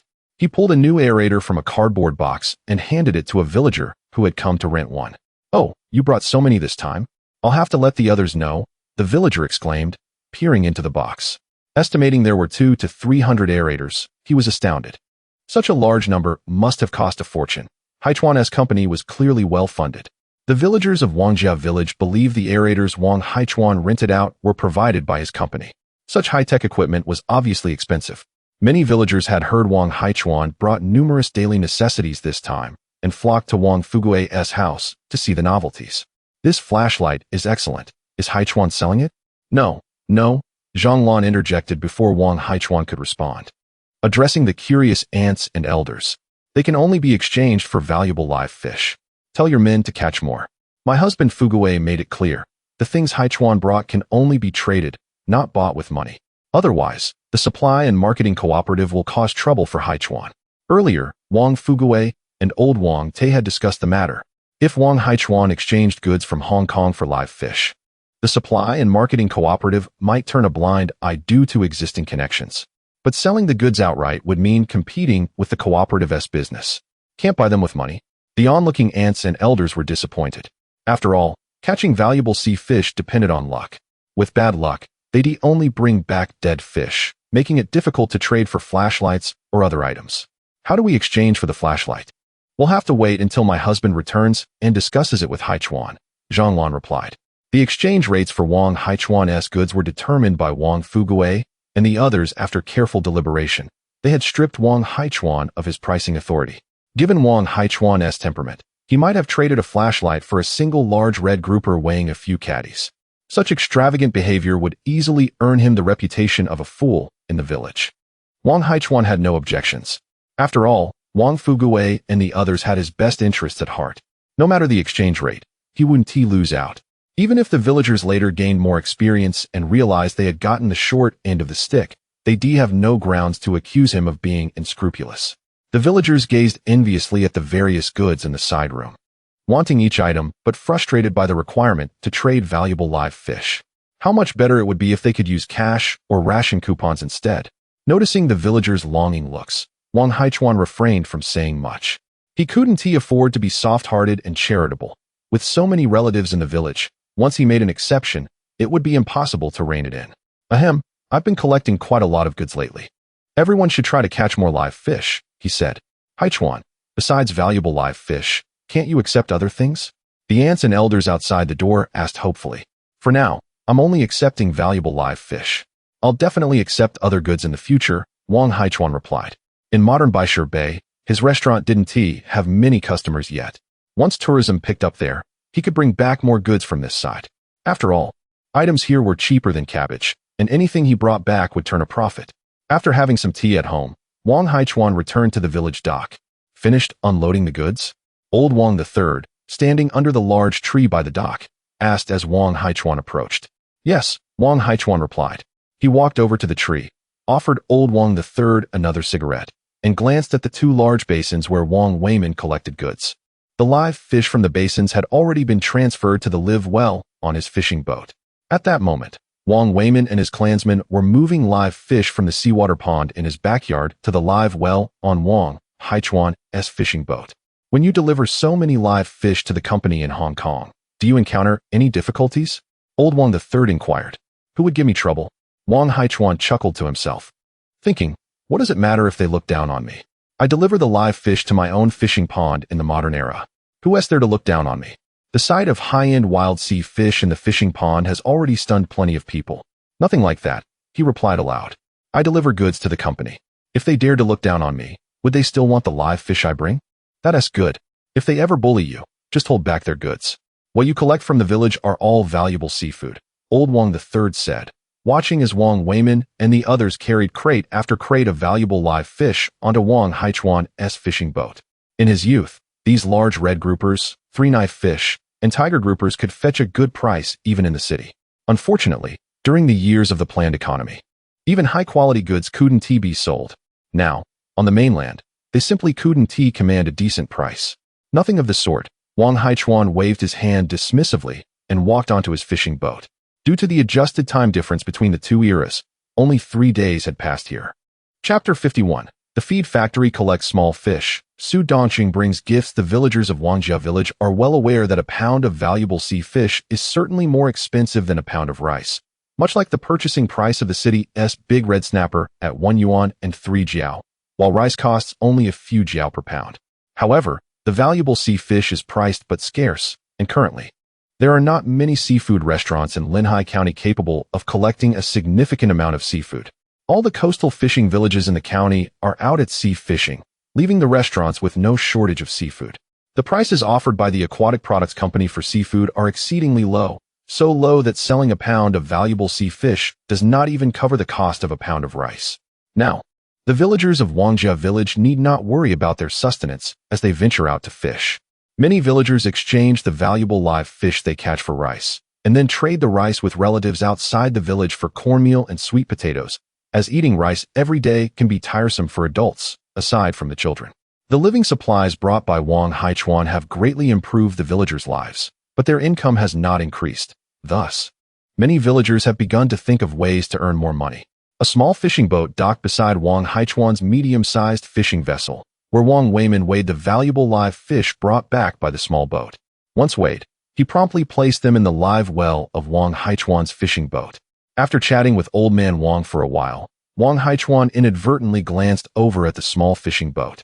The catch was quite impressive. With several valuable live fish to sell, 2 large baskets of dragon head fish and plate fish, along with 2 sacks of seafood. What do you have in those sacks? Wang Haichuan inquired. Nothing much, just 2 sacks of small plate fish and small dragon head fish. They're too small for the Aquatic Products Company to accept. A feed factory in the city has recently started collecting small fish at 2 jiao per pound. Even if it's little, it's still money, right? That's still too cheap, Wang Haichuan remarked. They're just small fish that nobody wants. We can't just catch them and throw them back, can we? True enough, Wang Haichuan handed him a cigarette and asked a few questions about the quantity of small fish being sold to the feed factory. The information he received left him concerned. Over the past few days, most villagers have been catching both small and large fish while out at sea, and even on a bad day, they can bring back 200 to 300 pounds of small fish. Selling them at 2 jiao per pound allows them to earn a few extra yuan daily. It is no wonder that the returning villagers are sporting more smiles than before. Wang Haichuan felt displeased. Many of the small fish caught by the villagers were young, economic fish. If they continue to catch all the small fish, where will the large fish come from in the future? Many might argue that the ocean is vast, and if they deplete this small area of fish, others will swim in to replenish it. This assertion is partially correct. As long as the seabed environment remains undamaged, it is indeed possible to attract fish from other areas. However, the new small fish will not keep pace with the rate at which Wangjia village is catching them. Each fishing boat catches 200 to 300 pounds daily, and with over 300 boats venturing out from Wangjia village, they are hauling in 4 to 5 tons of small fish from the nearby waters every day. Over the course of a month, that totals over 100 tons. One can easily deduce that after a month, the small fish in the vicinity of Wangjia village will be significantly diminished. When the small fish are scarce, the carnivorous sea fish will also decline, as many valuable sea fish are predatory species. If this continues, it will inevitably affect the acquisition of live fish. Wang Haichuan understood that he was powerless to intervene. If Wangjia village refrains from catching small fish, neighboring villages would still continue. Preventing the villagers from catching small fish would sever their means of income, which would lead to discontent. Recently, the atmosphere among the villagers of Wangjia village has been buoyant and passionate, as they exchange valuable live fish with Wang Haichuan for essential supplies. Their livelihood secured, they earn considerable income from selling the fish, both large and small, to the city's aquatic product companies and feed factories, often surpassing the earnings of workers in the city. In just a little over 20 days, they helped Wang Haichuan catch 50,000 pounds of valuable live sea fish. After the collective fishing concluded, they fervently pursued small fish, with some catching several hundred pounds in a single day, earning over 10 yuan daily, a feat they never dared to imagine before. Wang Haichuan consoled himself that as long as they were not using drag nets, it was fine. Yet, seeing the villagers with red eyes, eager to catch every fish in the sea, he realized that if he did not find them a more lucrative path soon, the waters near Wangjia village would soon enter a phase of overfishing. Wang Haichuan was not a saint. He planned to transform the area near Wangjia village into a modern wild seafood ingredient base. However, the villagers' fervent pursuit of small fish was already impacting his plans. Sitting atop a large stone by the village dock, Wang Haichuan gazed at the small fishing boats on the sea, smoking one cigarette after another. "Hey, Haichuan, what are you doing sitting there? What is up? You're not heartbroken, are you? Spill the beans about which girl it is." A motorboat docked at the Wangjia village pier, and a young man disembarked, spotting Wang Haichuan sitting on the large stone and calling out with a smile. Hearing his name, Wang Haichuan snapped back to reality and turned to see his friend from the city. "Su Dongqing, what brings you to Wangjia village? I noticed you hadn't come to the county town for a while, so I thought I'd come see how you're doing in Wangjia village." Su Dongqing carried 2 jars of wine in his left hand and a black cloth bag in his right. "If you're coming, just come. No need to bring anything. That one tea do. We must observe proper etiquette." Wang Haichuan led Su Dongqing to Wang Fugui's home. Upon entering, Su Dongqing revealed the contents of the black cloth bag: a net of morel mushrooms, a net of bamboo fungus, a piece of pork, and a chunk of beef. Wow, in this day and age, these items are quite the find. I know you've had your share of good food over in Gangdao, so I brought you some local specialties. Indeed, you've brought nothing but good things. Wang Haichuan surveyed the items on the table. Such fresh morel mushrooms and bamboo fungus require considerable time to gather, and the 5-flour local pork is hard to come by even with a ticket in the city, let alone beef, which typically necessitates connections to procure in the south during these times. Brother Haichuan, these delicacies are not just the vegetables on the table. The real treasure lies in these. Su Dongqing pointed at the 2 jars of wine, speaking in a tone of mystery. "Can you guess what kind of wine this is? Do you think I can guess?" Wang Haichuan shot him a sidelong glance, approached the table, and examined the 2 jars of wine. The blue-tiled ceramic jars indicated that Su Dongqing's gift was surely not ordinary wine. "Fengjiu, daughter S. Red? I can faintly smell a medicinal aroma. Could it be scorpion and Ganoderma wine or venomous snake medicinal wine? I must tell you, I do not partake in such beverages." Wang Haichuan felt a sense of unease as he recalled his previous visit to the People's Canteen of Linhai County, where he had encountered a variety of medicinal wines, some of which were priced even higher than Maotai and required special permits for purchase. No, just take a look and you will understand." Su Dongqing continued to tantalize him. Upon hearing that it was not the type of medicinal wine made from scorpions or venomous snakes, Wang Haichuan felt relieved and opened the jar.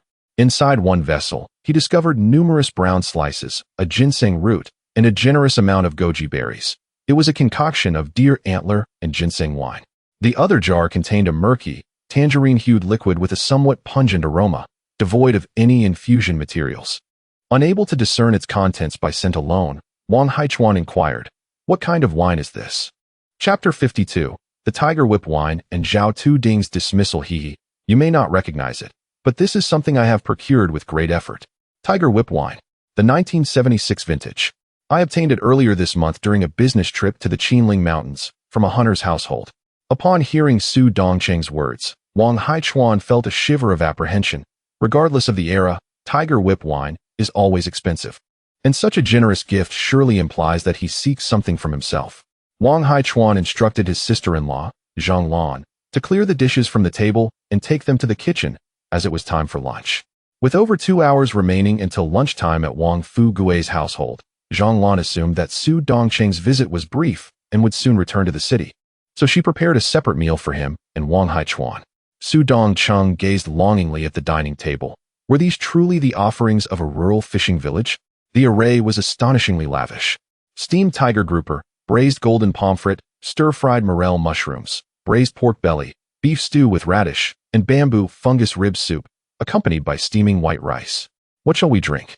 No, no, with such a feast, why would one drink?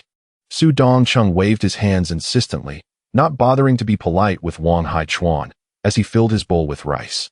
The two savored their meal, and when Wang Fugue and the others returned for lunch, they decided to step outside.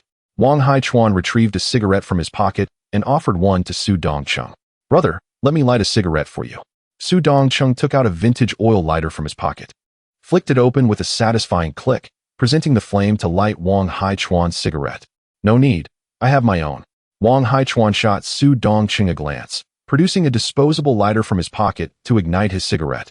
"Hee, Haichuan, your lighter cannot compare to mine in appearance," Su Dongqing remarked, twirling his silver vintage lighter with a few fingers. Ever since Wang Haichuan sold him that antique lighter, he had completely forgotten the notion of keeping it for special occasions. If he didn't show it off daily, he felt utterly restless. Wang Haichuan, smoking, cast a sidelong glance at Su Dongqing's vintage lighter. Given its frequency of use, there likely wasn't much fuel left. He should bring 2 bottles of new oil next time. Surely a bottle of Matai could be exchanged for a bottle of lighter fuel. This fellow had no intention of leaving after their meal. It appeared he truly had matters to discuss with him. Observing Su Dongqing playing with the lighter, nearly forgetting his purpose for visiting, Wang Haichuan directly inquired, "You came to see me. Is there something you need?" Su Dongqing halted his actions, stowing the vintage lighter away, and took a puff of his cigarette. "Haichuan, did you know that Zhao Tu Ding from our county's supply and marketing cooperative has been dismissed?" Su Dongqing's face broke into a grin as he looked at Wang Haichuan, having come to share this delightful news that Zhao Tu Ding had been ousted just yesterday. Previously, upon learning that Wang Haichuan had brought items back from Hong Kong, Zhao Tu Ding had spoken to him in an unpleasant manner, thereby solidifying their enmity.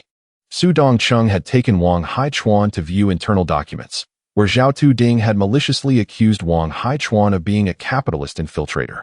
As if that wasn't enough, he roamed about, urging the county to crack down on maritime smuggling, reporting Wang Haichuan as a smuggler. Su Dongqing had been infuriated at the time, as Zhao Tu Ding attributed the poor performance of the supply and marketing cooperative to coastal smuggling.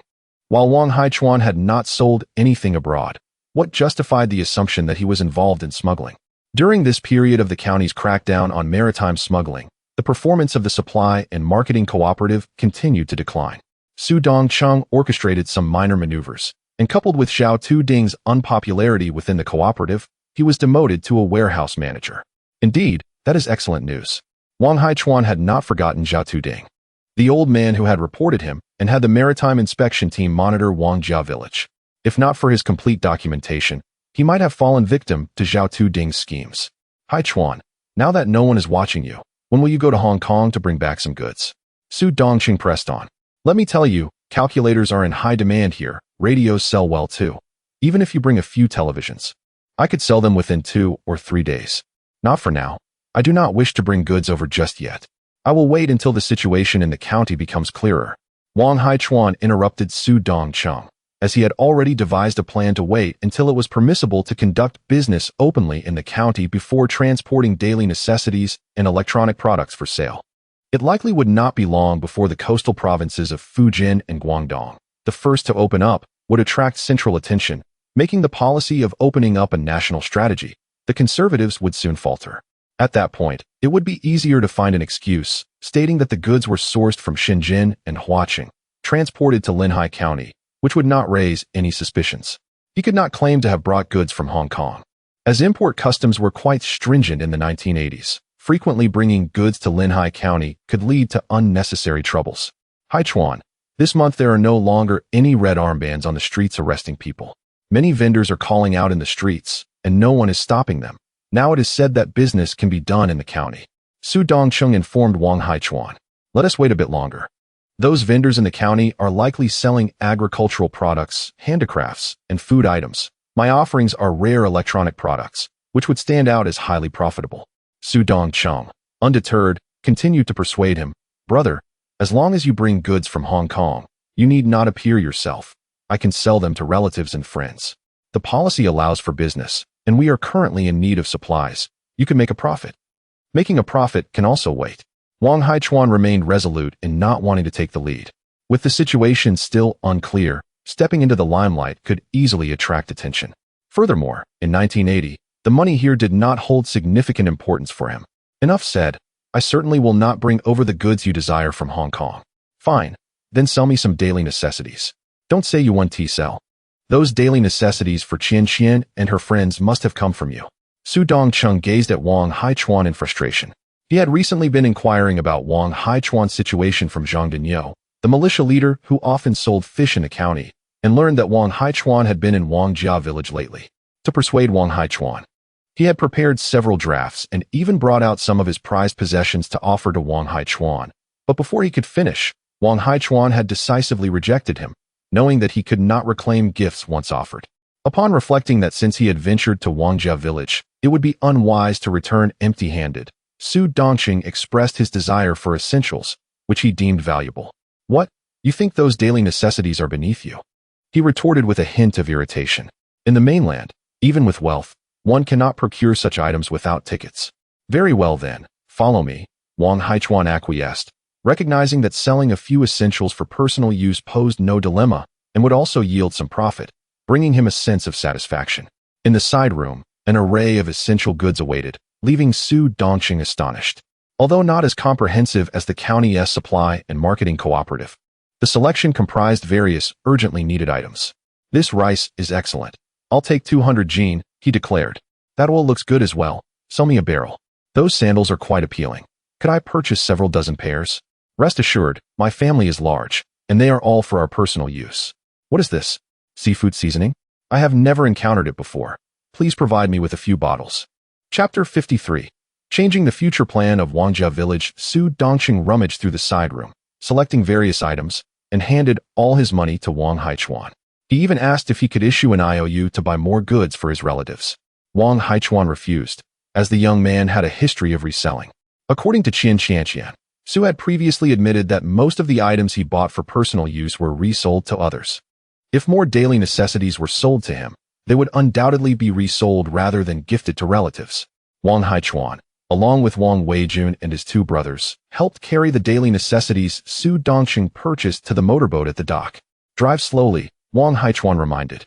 "All right, Brother Haichuan, I'll head off now and visit again next time," Su Dongcheng replied. After seeing Su Dongcheng off, Wang Haichuan turned and headed toward Wang Fugui's house. He took out the money Su had given him, examining the black 10-yuan notes. If he could sell these in the modern era, they would fetch tens of thousands. But without the right channels, such lucrative profits were out of reach. The plan needed adjustment. Originally, Wang Haichuan intended to exchange Hong Kong dollars, or U.S. dollars for renminbi, to purchase live fish from the village. This idea had been driven by greed. But now the villagers were so focused on catching small fish for quick money that they showed little enthusiasm for trading valuable live fish for daily necessities. According to future trends, these villagers would become the first to prosper in Wangjia village. With newfound wealth, they would pool resources to buy large fishing boats and trawling nets, engaging in destructive bottom trawling that would devastate the marine ecosystem around Wangjia village. Even 40 years later, the seabed ecology would not fully recover. Thus, Wang Haichuan aimed to alter their future, or rather, the future of Wangjia village. He planned to guide the village toward collective prosperity. As long as the wealth gap remained narrow, the villagers' mindset would not deteriorate, and they would consider the well-being of future generations. After Su Dongcheng's visit, Wang Haichuan realized that once selling goods in the county town became legitimate, it would be more reasonable to use the profits to purchase goods from Wangjia village. In the future, he would openly admit to buying and selling the village's products, as the capital for his company in Hong Kong needed a legitimate source. At Wang Fugui's house, lunch had already concluded. Zhang Lan and her daughter-in-law were clearing the table. Wang Fugui sat on a stool smoking, listening to Wang Weigua report on village committee affairs. The villagers did not mind Wang Weigua handling official duties on his father's behalf, as he was the most educated among them, a high school graduate and the unofficially designated successor to the village chief position. When Wang Haichuan entered, Wang Fuguwei looked at him and asked, "That young man works at the county's General Supply and Marketing Cooperative, right? He looks familiar." Wang Haichuan nodded. "Yes, he is employed there. Did he come to buy daily necessities from you?" Wang Fuguwei took a drag of his cigarette. Buying daily necessities was just a side task. Su Dongsheng came to inform me that Zhao Tuding, Comrade Zhao, from their county's General Supply and Marketing Cooperative has been dismissed, Wang Haichuan replied, watching Wang Fuguwei closely. He suspected that Zhao's dismissal was related to Wang Fuguwei and Grandfather Wang. Previously, Wang Haichuan had confided in Wang Fuguwei and Grandfather Wang about his conflict with Zhao Tuding. Both had been furious, believing that Wang Haichuan's provision of daily necessities was not for profit, but to assist Wangjia village. In their eyes, Zhao's use of maritime inspection teams to harass Wang Haichuan was an attempt to prevent the village from improving its livelihood. Though Wang Fuguwei was merely the village chief, his report to the county about Zhao's abuse of power for personal vendettas had some effect.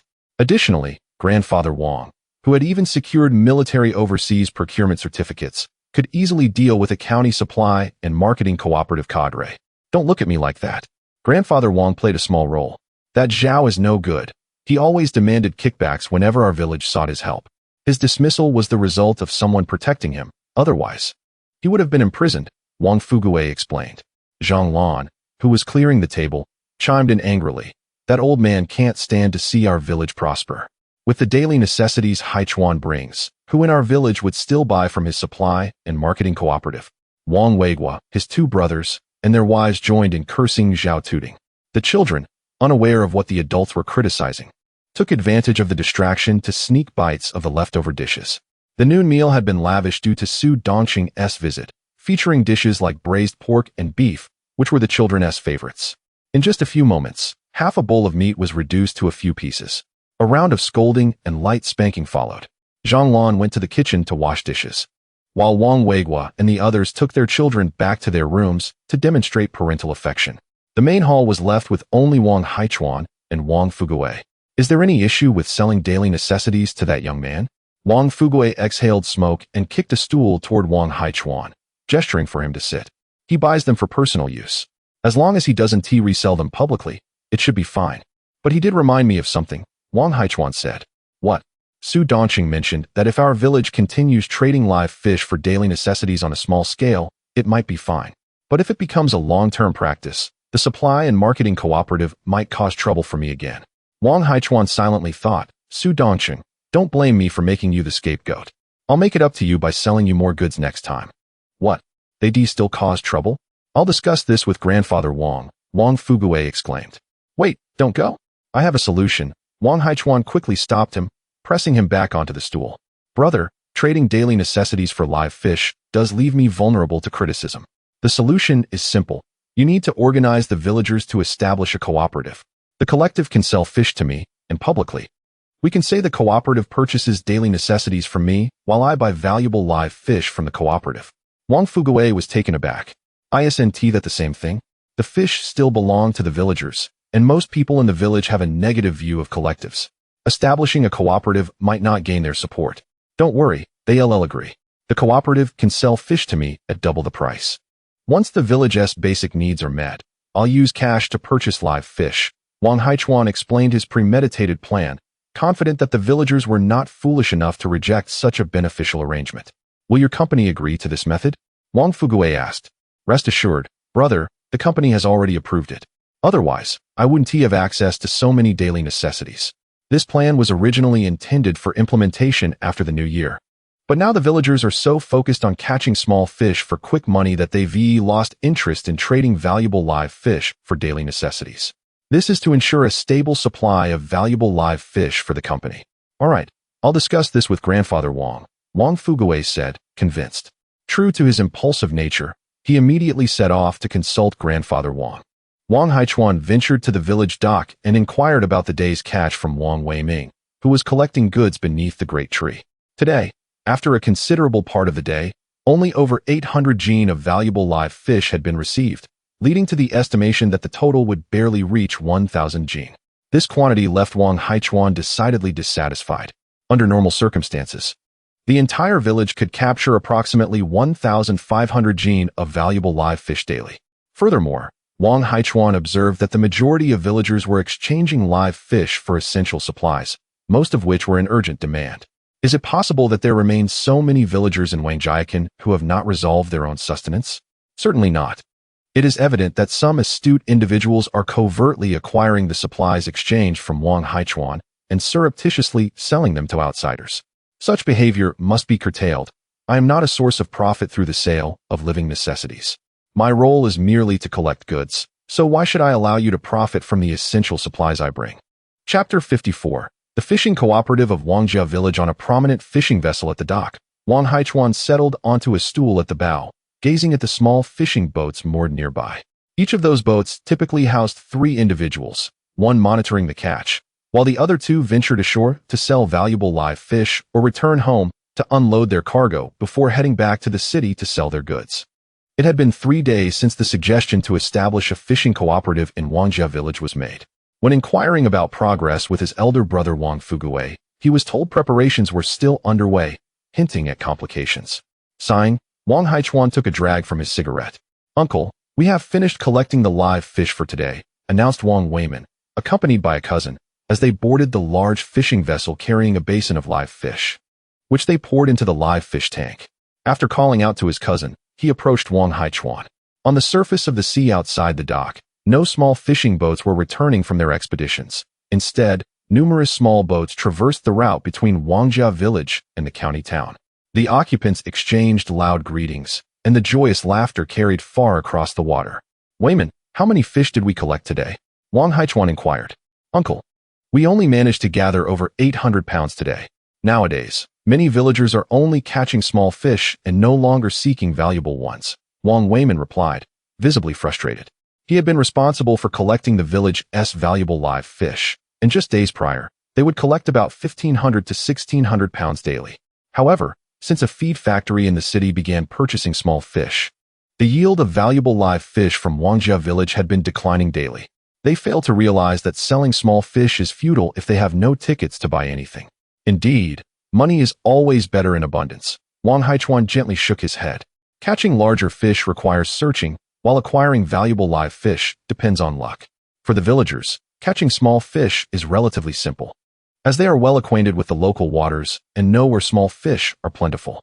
Moreover, many are aware of the spots where small fish congregate, making it entirely reasonable to prioritize them over larger catches, especially since every catch represents guaranteed income.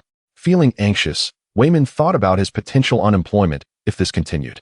He pulled out a cigarette and matches from his pocket, squatting beside Wang Haichuan and lighting one. "Uncle, the decrease in valuable live fish must greatly affect you. What if the authorities at Gangdao remove you from your position as the responsible buyer? It's fine. I'm the only one here. They wouldn't cease wanting our village's live fish unless they decide they no longer require them. Even at a minimum, we still manage to gather several hundred pounds daily," Wang Haichuan reassured him. "You must strive for progress," Weiman urged. Observing Wang Haichuan's nonchalant demeanor, he felt anxious, knowing that Wang Haichuan's success at the Gangdao company would benefit Wangjia village. Their entire family relied on this uncle for prosperity. The futures of his nephews hinged on him. "Rest assured, there will soon be a turning point in the live fish collection," Wang Haichuan remarked, amused by Weiman's demeanor. "The company that collects valuable live fish is my own. I am already the boss. So how can I ascend further?" At that moment, the village loudspeaker crackled to life. "Attention, residents of Wangjia village. Tomorrow morning at 8 o'clock, every head of the household is required to attend a meeting at the drying yard."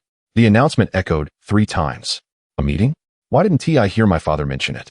Wang Weiman furrowed his brow, extinguishing his cigarette but against the deck and discarding it into the sea. Wang Haichuan smiled, internally affirming that the plan was coming to fruition.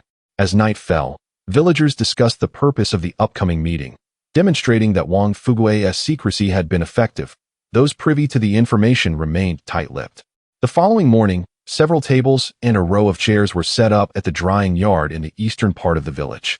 Village officials and about 10 elderly men, some of whom were respected elders or retired soldiers, took their seats.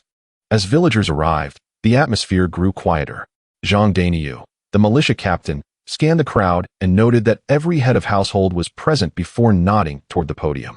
The Wangjia village assembly officially commenced, and silence fell as everyone prepared to listen to the elder party secretary. Standing behind a table, Wang Fugue raised his voice, commanding attention as the crowd settled, each individual gradually taking a seat on their small stools. I have but one matter to discuss. Our Wangjia village will establish a fishing cooperative. The village chief will elaborate on the specifics. From behind the table, Wang Taigong stood briefly to affirm his presence before sitting back down. He and the elders had come to maintain order, ready to discipline anyone who dared to dissent, regardless of age. The effect was immediate. Villagers contemplating opposition quickly retreated into silence, sensing the authoritative gaze from the podium. Observing the obedient crowd, Wang Fugue quietly chuckled to himself, knowing the elders were effective. He stood up and began explaining the fishing cooperative. Ahem, let me clarify the structure of this fishing cooperative. It will operate similarly to the previous collective. Our cooperative's work points can be exchanged for daily necessities, and work points can also be converted into cash after approximately an hour of discussion, during which numerous villagers posed questions. The meeting concluded with a clear understanding. Seeing no objections, he exchanged nods with several village officials and, smiling, announced to the crowd, "Since there are no dissenting voices, I hereby declare the official establishment of the Wangjia Village Fishing Cooperative. Villagers wishing to join the cooperative may line up to sign." A few villagers exchanged glances, feeling the weight of the gaze from the podium. They obediently fell into line, aware of the village's strong unity. Following the previous incident involving lychee, the village had advocated for the removal of disunited individuals. After all 341 households in the village signed, the assembly was dissolved. As the commune's large collective had disbanded only last year, the village officials were adept at organizing the fishing cooperative, and the villagers exhibited no resistance. Primarily, they were motivated by the village chief's assertion that 1 work point could be exchanged for 2 pounds of rice, and 10 work points could secure a pound of cooking oil, a prospect once deemed unimaginable. The cooperative would record points by household, incentivizing the capture of more valuable live fish, as each pound of valuable live fish would yield 2 work points. At the village dock, a group of villagers preparing their fishing boats for the day's expedition exchanged thoughts on the unfolding events. It is akin to the days when one would exchange live fish with Wang Haichuan for essential goods. However, the situation differs.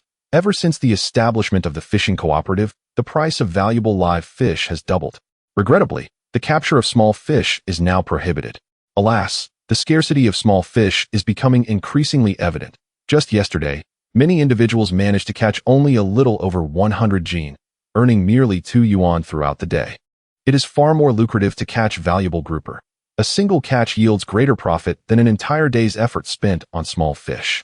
Chapter 55. The Cooperative Work Points. Eating alone is unacceptable amidst the crowd. A young man suddenly spoke in a mysterious tone.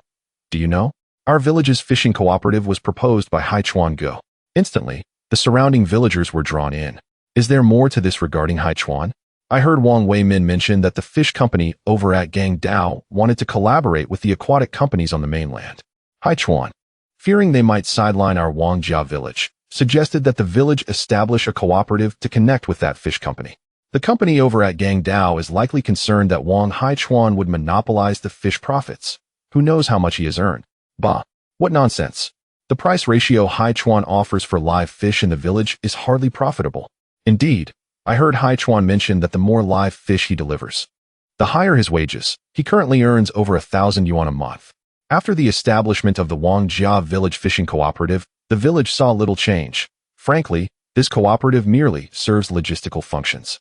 Villagers bring their catch back from the sea to the cooperative for processing, receiving work points in return. Some villagers exchange these points for daily necessities, while others prefer cash. Naturally, the greatest beneficiaries are those who do not toil at sea. Every household's women can collect tasks from the cooperative, such as weeding, mending fishing nets, and planting vegetables, and after a day's labor, they can earn 5 work points, equating to 10 jin of rice.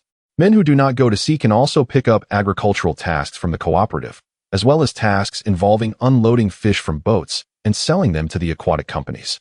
While the cooperative does not compel villagers to accept these tasks, they eagerly seek them out, as every task yields work points, and when it comes to earning money, the villagers are highly motivated.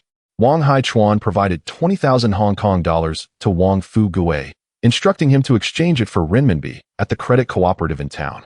In this era, The renminbi is remarkably strong. He only managed to exchange for just over 10,000 renminbi. As soon as this money reached the Wangjia Village Fishing Cooperative, over 3,000 was withdrawn within 2 days, startling the cooperative's head, Wang Fugui, and others. Fortunately, once the villagers realized the work points could genuinely be exchanged for cash, they began to reduce their cash exchanges, as work points for daily necessities were far more advantageous. One day, Wang Haichuan arrived from modern times, bringing a ship laden with supplies. Members of the fishing cooperative busily unloaded the cargo from the vessel to a large warehouse in the village.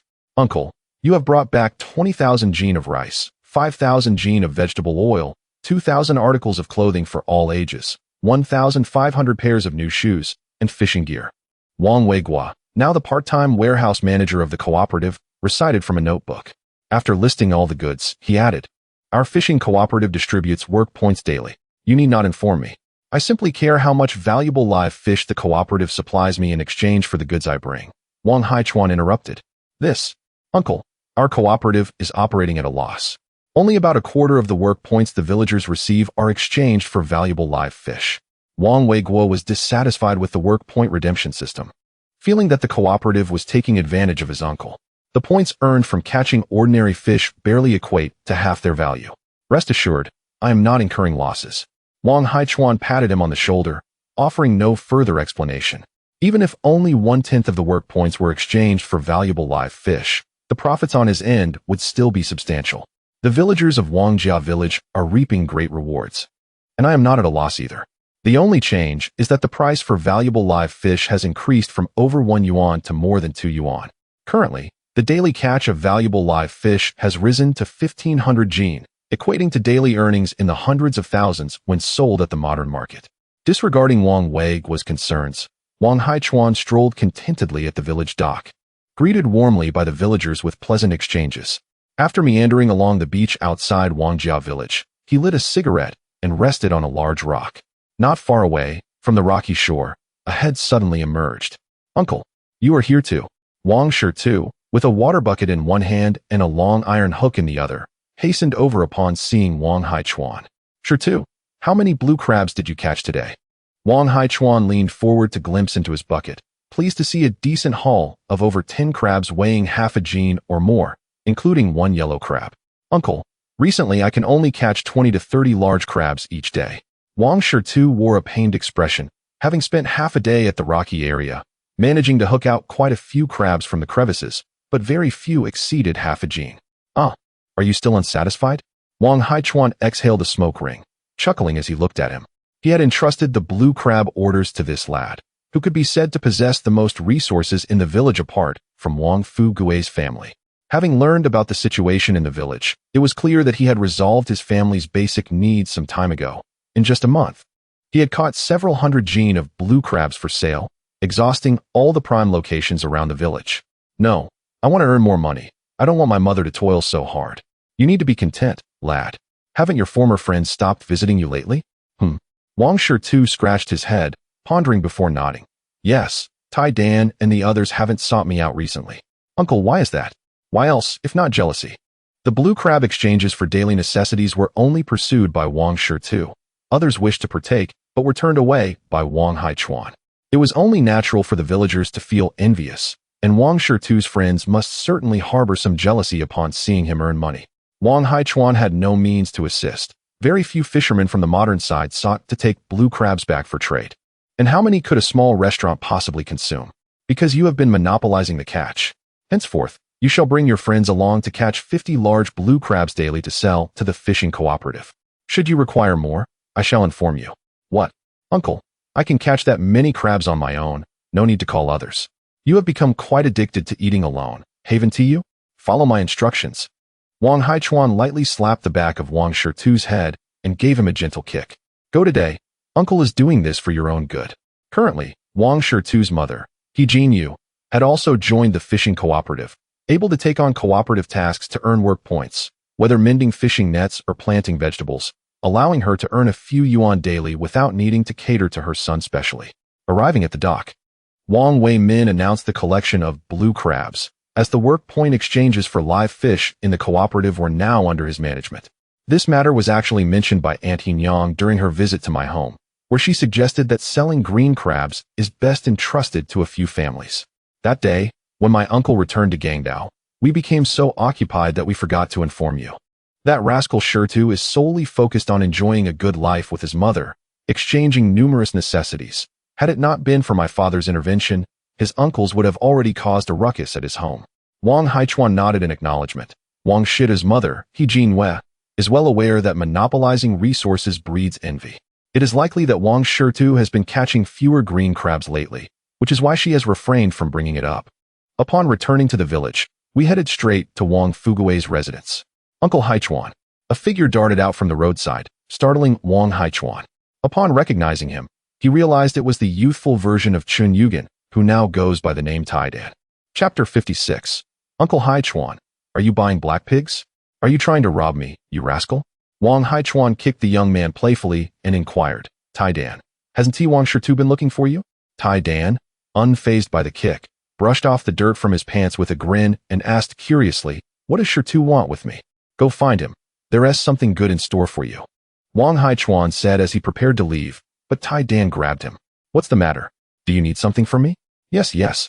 Taidan nodded eagerly, glancing around before whispering, Uncle Haichuan, are you still buying black pigs? Wang Haichuan quickly responded, of course. Which family is selling pigs?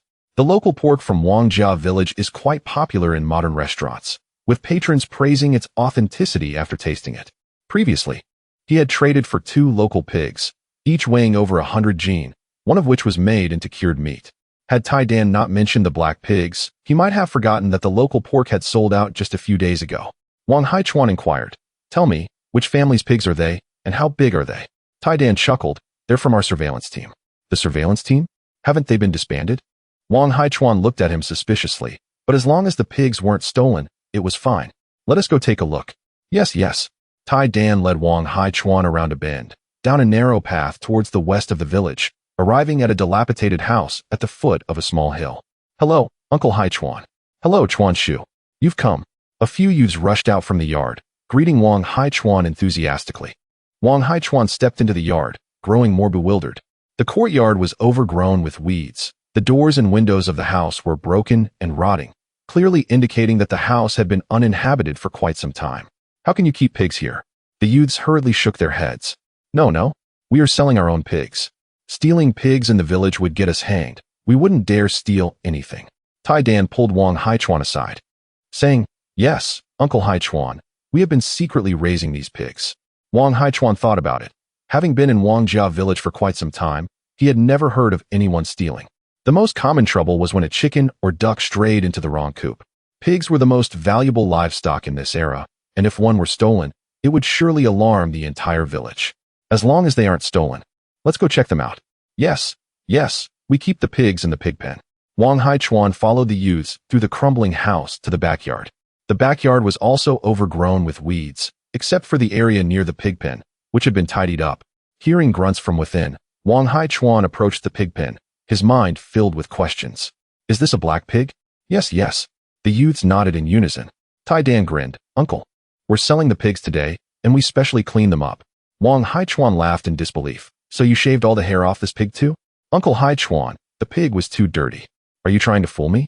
Have you never seen a wild boar? Wang Haichuan slapped Taidan on the head, sternly asking, who came up with this idea? The youths looked towards Taidan. Wang Haichuan, curious, asked, how did you think of this? Taidan stopped pretending and looked earnestly at Wang Haichuan. Uncle, we just wanted to sell this pig. As the youths explained, it became clear they had no intention of deceiving Wang Haichuan for supplies. They genuinely wanted to sell the pig. It turned out that 2 days ago, while playing on a small hill near the west of the village, they had discovered a wild boar and managed to capture it alive using a rough fishing net. The wild boar lacked substantial fat, and in this era, people preferred fatty meat over lean. Few in southern towns desired wild boar meat. After inquiring around the town, they learned that wild boar fetched about 3 to 4 jiao per jin, which was less than half the price of domestic pork, so they decided against selling it. They recalled that last month, Wang Haichuan had brought several hundred jin of fresh fatty pork from Guangdao, which had not sold out in a day, and fearing spoilage, he had traded 2 black local pigs with the village head, Wang Fugui. This incident had left an impression on the villagers, who spread rumors that the folks from Guangdao preferred lean black pigs. Thus, the youths thought to sell the wild boar to Wang Haichuan, but were apprehensive that he would not accept it.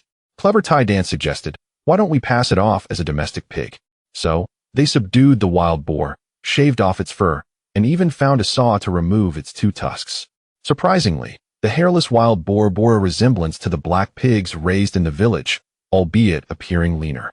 Tai Dan proudly proclaimed, "Uncle Haichuan, you like these lean pigs, don't you? This one is quite good. Quite good indeed."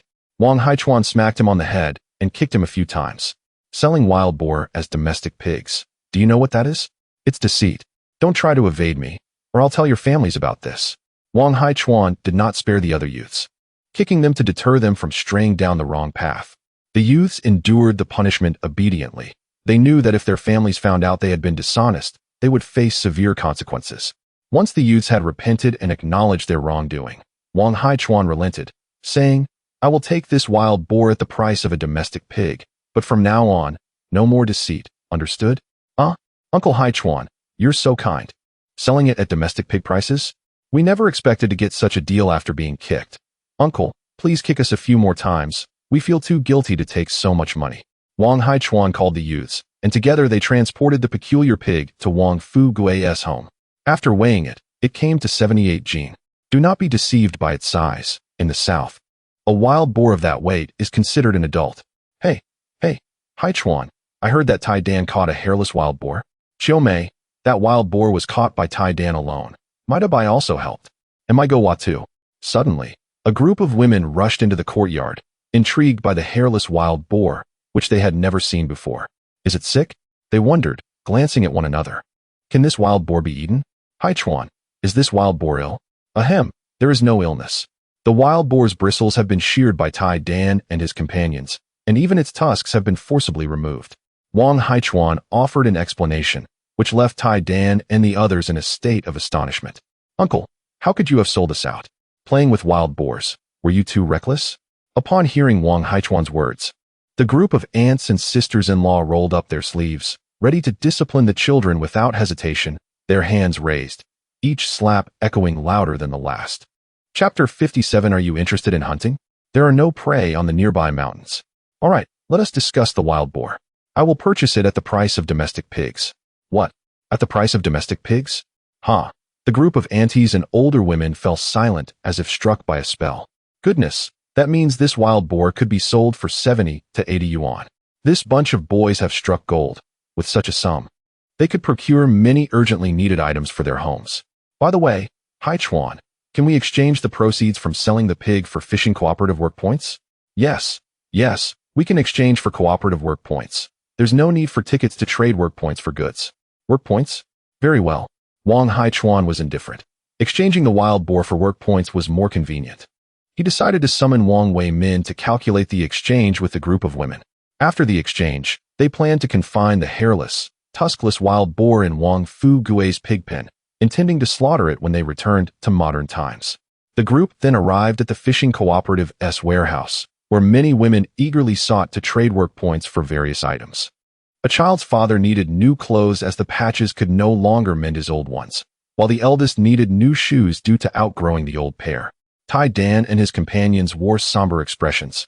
Their original plan to sell the wild boar to Uncle Haichuan for candy, a flashlight, and rubber bands was now thwarted. They resolved to secretly sell whatever they could catch on their next trip to the mountains or sea, keeping half for themselves and handing over the other half. In the evening, Wang Weijun returned from the sea and was astonished to hear that Wang Haichuan had acquired a wild boar that day. Oh, we still have wild boars around here. Wang Fu Gui, smoking a cigarette, glanced at the wild boar in the pig pen, its hair scraped off and tusks removed. It appeared not much different from a domestic pig. Last year, we encircled the mountain, and this wild boar must have wandered in from another region. There are hardly any wild animals on the mountains near Wangjia village because every 2 to 3 years, the entire village participates in a collective hunt. Hunting here differs from other places, primarily relying on encirclement.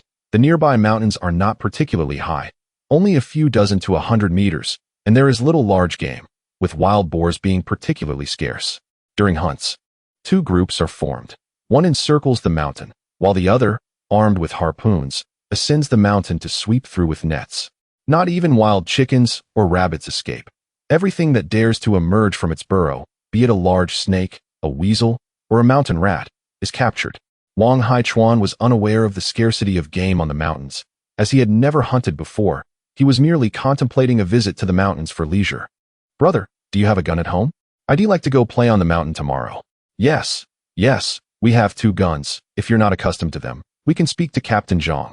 The militia has more than 10 types, and I'm familiar with the mountains. I'll take you tomorrow. Wang Weijun did not wait for Wang Fugui to respond and interjected, eager to join the outing as it had been a long time since he had been to the mountains. Smack. What do you mean by play? You're all grown up, and you're the only one in the family who goes out to fish. Aren't you afraid of being laughed at for leaving the boat idle at the dock? Wang Fugui slapped Wang Weijun back into line. Families without boats in the village envied those who had them. A day spent fishing at sea could yield several work points, and if luck favored them with a few valuable fish, they could earn 20 to 30 yuan for any live catch. How could he neglect fishing at sea in favor of a mountain hunting jaunt, setting a bad example for the younger children at home? Wang Haichuan chuckled. "It's fine. I'll just stroll around the nearby hills." Wang Weijun whispered, "Uncle, there are hardly any wild chickens or rabbits in the mountains around our village. If we want to hunt, we should go to the neighboring Shapa town, where they haven't had a collective hunt in years, so there must be plenty of animals on the mountain." He occasionally cast sidelong glances at Wang Haichuan, hoping he would advocate for him. Knowing that if Wang Haichuan invited him along, his father Wang Fugui would surely not object. Upon hearing that there was no game in the nearby mountains, Wang Haichuan's desire for hunting waned, and he merely wished to wander without the need to travel far for hunting. "That's all right then. Tomorrow I'll accompany you to the sea to fish." Currently, the villagers of Wangjia village were quite busy. Those who went to sea were fishing, while others completed tasks for the cooperative. Only a group of children under 15 had nothing to do. Even the elders were occupied with household chores. Wang Haichuan's solitary stroll around the village felt rather out of place. It was not that he was unwilling to help with the chores, but he truly lacked the skills for farm work, and as for assisting with fishing at sea, he was of little use. In the early morning, after breakfast, Wang Haichuan retrieved a set of fishing gear from his fishing boat and made his way to Wang Weijun's small fishing vessel. His medium-sized fishing boat could not be taken away. The cooperative only placed valuable live fish directly into his boat's live water tank. Besides, there was no need for a large boat to fish at sea. Wang Fugui's fishing boat was 8 meters long and 2 meters wide, the largest in the village, and it was a hand-rowed boat without a diesel engine. There were 3 people on the small fishing boat, Wang Weijun and 2 cousins. As the 3 of them watched Wang Haichuan approach, carrying a water tank and a large bag in his hands, with a black box strapped to his back, Wang Weijun could not help but ask, "Uncle, do you really need all this for fishing? If it's not necessary, why would I bring it out?" Wang Haichuan placed the items on the boat, indicating that this modest gear was nothing. Those who fished in by Li Wan would carry at least 2 or 3 boxes of complete fishing equipment, not to mention the water tank for the fish. Wang Weijun did not dare to ask further, thinking that perhaps such gear was standard for fishing at the island, and he contemplated borrowing this fishing equipment from his uncle someday. Not to mention, when heading out to fish, while others carried merely a fishing rod, he appeared quite sophisticated with his multiple items. The small fishing boat slowly pulled away from the dock, with many small boats scattering nets across the water. After more than an hour, a black dot appeared on the horizon. "Weijun, please take me to that island." "Uncle, aren't you going to fish on the boat?" Wang Haichuan had not intended to fish from the small boat, as Wang Weijun and the others still needed to row and cast nets, and he did not wish to hinder them. The small fishing boat gradually approached the island, docking in a spot devoid of hidden reefs. After disembarking with his fishing gear, Wang Haichuan instructed, "You all go ahead and busy yourselves. Come back to pick me up at noon." "All right, Uncle. Be careful. There are sea snakes around here, so watch out." Wang Weijun offered a cautionary reminder before signaling to his 2 cousins, and they set off from the island. This island spanned no more than 2 to 3 soccer fields, with palm and banana trees growing in the center and numerous coconut trees lining the perimeter. Wang Haichuan circled around the island and returned to the spot where the small fishing boat had anchored. Here, the water was merely a few meters deep along the beach. "Well, this shall be the place for fishing." Wang Haichuan opened a large bag, took out a folding chair, set it down, and then extracted a folding sunshade, which he promptly assembled. Finally, he retrieved his fishing gear. This set of fishing equipment was a gift from Zhang Liang, who had gained a reputation as a skilled angler. Having upgraded to a superior set of gear, he decided to pass on his previous equipment to Wang Haichuan after hearing him express a desire to venture out to sea for some leisure.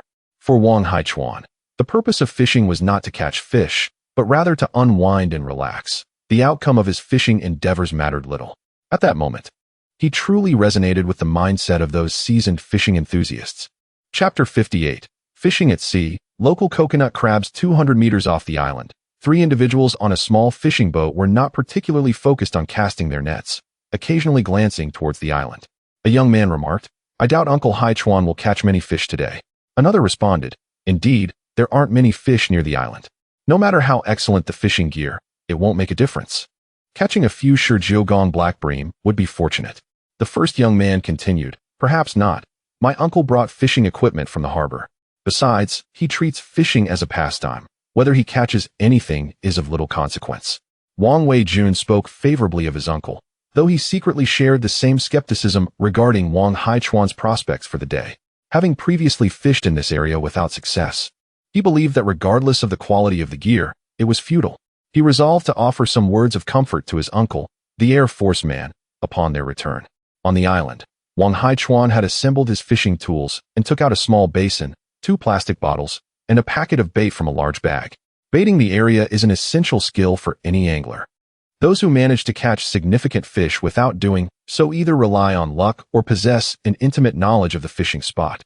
Although Wang Haichuan was here for leisure, he still hoped for some success. Thus he prepared the bait he had brought from the modern world to entice the fish with a taste of gourmet temptation. After baiting the area, he settled into a folding chair to wait. The morning sea breeze was refreshing, and in the distance, numerous small fishing boats were casting nets. On the nearest boat, Wang Weijun was at the helm while 2 others cast nets. Villagers from Wangjia village typically row their boats in search of fish, and Wang Weijun's group had deployed numerous traps in the sea, primarily to catch valuable live fish for labor credits, which explained their prolonged presence in this area. As time passed, Wang Haichuan commenced his fishing. To his surprise, within mere seconds of casting his line, the fishing line tightened. The bait had barely touched the bottom before it was taken. The force was considerable. As he reeled in the line, he felt a significant tug, estimating the fish to weigh around 7 or 8 jin, but he suspected it was smaller. Anything over a pound would be a delightful surprise. Indeed, upon reeling it in, he found a black bream weighing approximately 1 pound. He cast his line again, and within seconds, the line tautened once more. Wang Haichuan demonstrated to the fish below what culinary allure truly meant. The fish responded, daring him. If he cast the bait, they would eagerly consume it, boasting a plentiful supply of kin. "Wow, they are biting quickly," he exclaimed, reeling in a black bream weighing over 2 pounds, which was satisfactory. "Get lost, you Shijiogong. Why are you biting the hook?" Another fish came up, weighing over 5 pounds. "Haha, I didn't expect a sesame grouper." He laughed. "Oh, another grouper." As the sun reached its zenith, Wang Weijun maneuvered the small fishing boat closer to the island. From a distance, he spotted Wang Haichuan standing in the shade, gazing affectionately at a coconut tree laden with coconuts. "Uncle, what are you doing? By the way, do you have any drinking water left on the boat?" "Yes. I'll get some for you," Wang Weijun replied. Wang Haichuan felt parched as he accepted the water jug from Wang Weijun and drank eagerly. "Is that all? No more? Did you forget to bring water this morning?" Wang Weijun admitted he had brought insufficient supplies. Wang Haichuan grimaced as he returned the jug. He had brought 2 large bottles of cooled boiled water for fishing, which was typically enough. However, given the morning's unusual circumstances, fish biting furiously without pause, he had worked up quite a sweat and needed more hydration. As noon approached and the water was depleted while the fish continued to bite, Wang Haichuan ceased fishing due to thirst. He initially considered knocking down a few coconuts to quench his thirst. The idea was splendid, yet his aim was lacking, and he failed to dislodge any. Unable to climb the tree, he could only gaze up at the coconuts in frustration. "Weijun, can you climb trees?" "Of course, why? Could you help me pick a few coconuts?" "Sure," Wang Weijun said, setting down his belongings. In a flash, he ascended the tree, effortlessly reaching the top and tossing down several coconuts. As Wang Weijun descended, Wang Haichuan stroked his chin thoughtfully. "Weijun, are you part monkey?" "Uncle, I'm born in the year of the pig. A pig that climbs trees and does so swiftly. That has quite a unique talent." "Uncle, I've discovered something splendid." Wang Weijun, oblivious to Wang Haichuan's peculiar expression, dashed towards another old coconut tree, quickly scaling it and grasping an object. "Uncle, look! A meat spider! This is a delicacy." Wang Weijun returned with a dark, hairy creature in hand, presenting it to Wang Haichuan. Wang Haichuan recognized it as a coconut crab, which seemed to exist only in Hainan Island in the country. "Have you eaten this before?" "Yes. Meat spiders are delicious when roasted. Villagers used to wander beneath coconut trees for them." The mystery was solved. Wangjia village also produced coconut crabs, a fact unheard of in later generations, likely due to overconsumption. It was likely that many coastal areas in the south boasted coconut crabs, but their meat, being both plentiful and flavorful, made them a rare delicacy for people of this era. In a few decades, this species might well become extinct on the mainland. Well, let us take it back to taste. Wang Haichuan had never tried this delicacy. He pondered its potential popularity if he brought some coconut crabs to modern restaurants. However, he had heard that coconut crabs were a protected species in modern times. If he were to present one to authorities, what conservation status would the local coconut crabs receive? To avoid any unnecessary complications, Wang Haichuan decided against collecting the coconut crab. "Hey, uncle, you caught so many fish."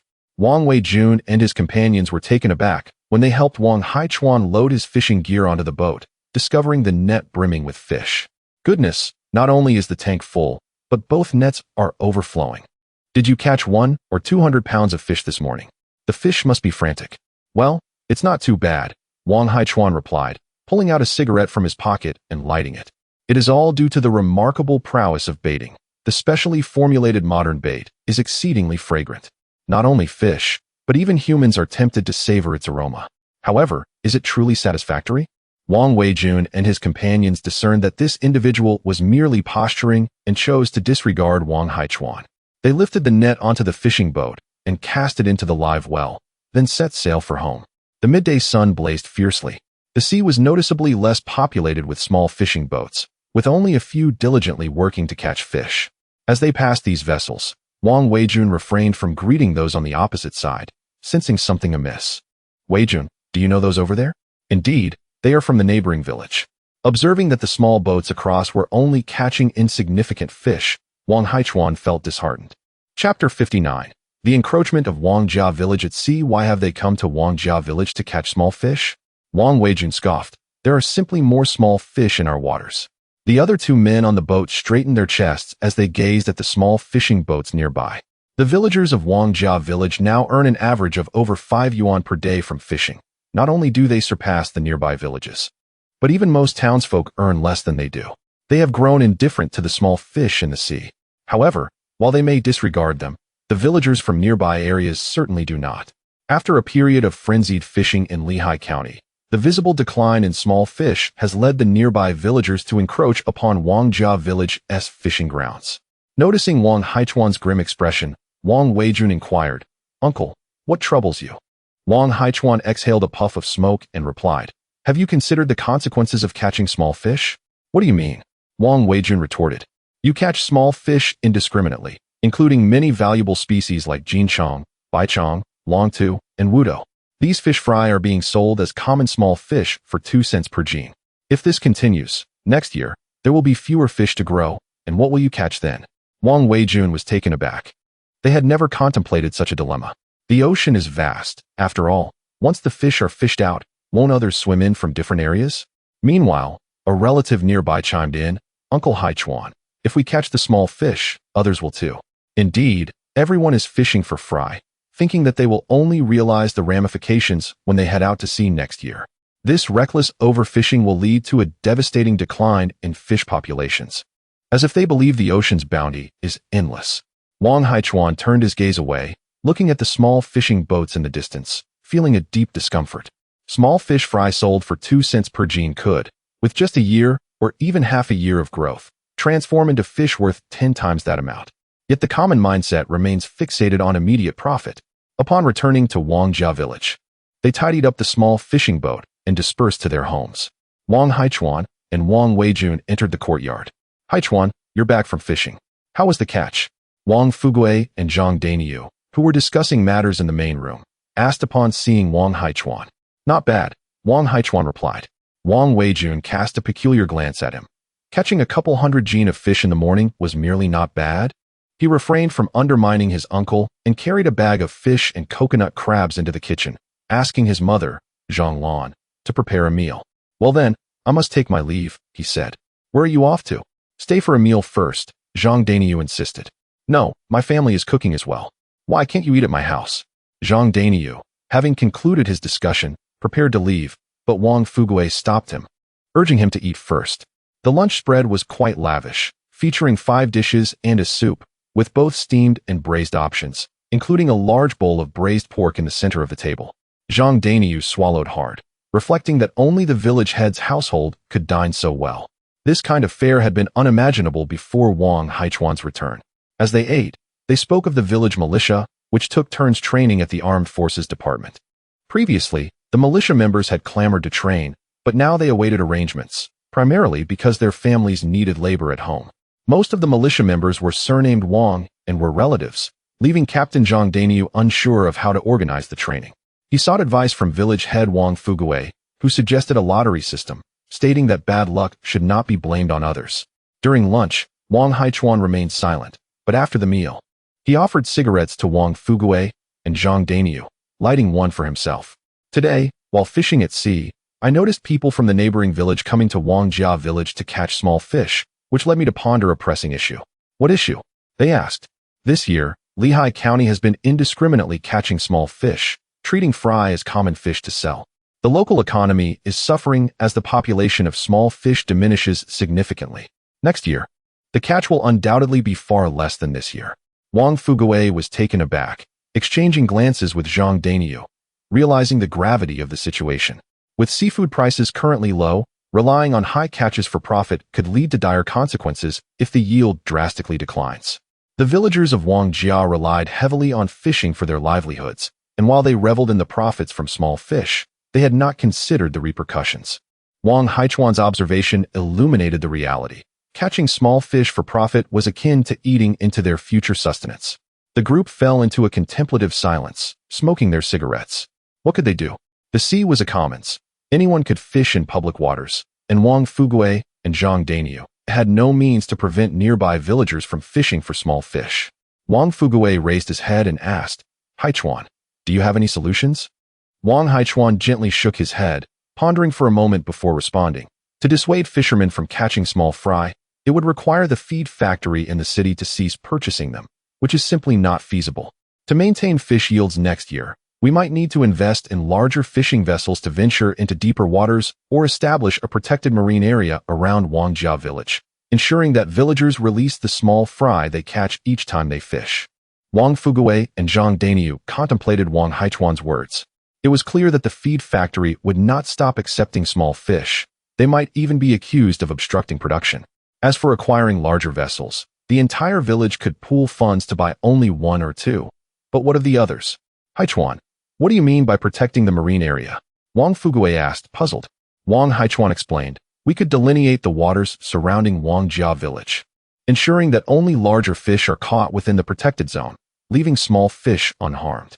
This way, we guarantee annual fish yields, allowing small fish populations to flourish, thereby attracting larger fish from other areas.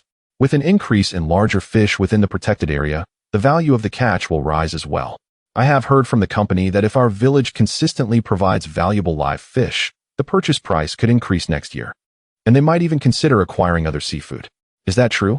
Wang Fugue and Zhang Daniyu were visibly moved. The prospect of higher prices for valuable live fish could allow them to consider prioritizing the catch of valuable fish as their main focus, while ordinary seafood could serve as a supplementary venture. That evening, Wang Haichuan's words spread rapidly throughout the village, sparking widespread discussion among the residents. Given the implications for their future sustenance, the villagers reacted swiftly, deciding that any small fish caught would be sorted, with the economically viable fry returned to the sea.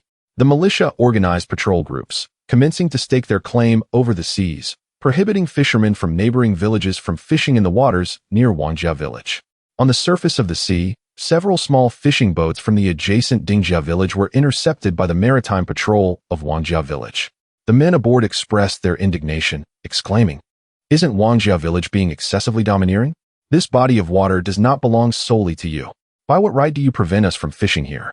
Chapter 60. Bringing back 20,000 gene of wild, precious live fish on the patrol boat of Wangjia village. The patrolling villager looked at the fishing net on their boat, which was fine enough to serve as a mosquito net, and said sternly, "You come here to fish, and even scoop up the small fry.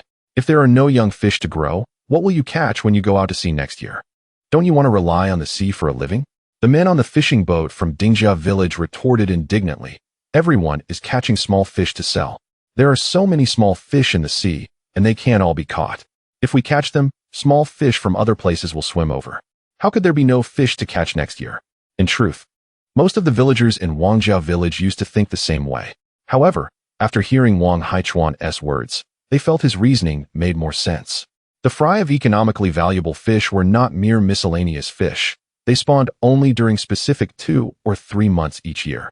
If the number of fry significantly decreased, there would certainly be few large fish the following year. As for small fish migrating from other areas, fry rarely moved over long distances. "Leave quickly. You're not allowed to catch small fish here in our Wangjia village waters." "Why not? This is Wangjia village's fishing grounds. If we went to fish outside your Dingjia village, would you be happy? We're just catching a few small fish. What is the big deal? This isn't even outside your village.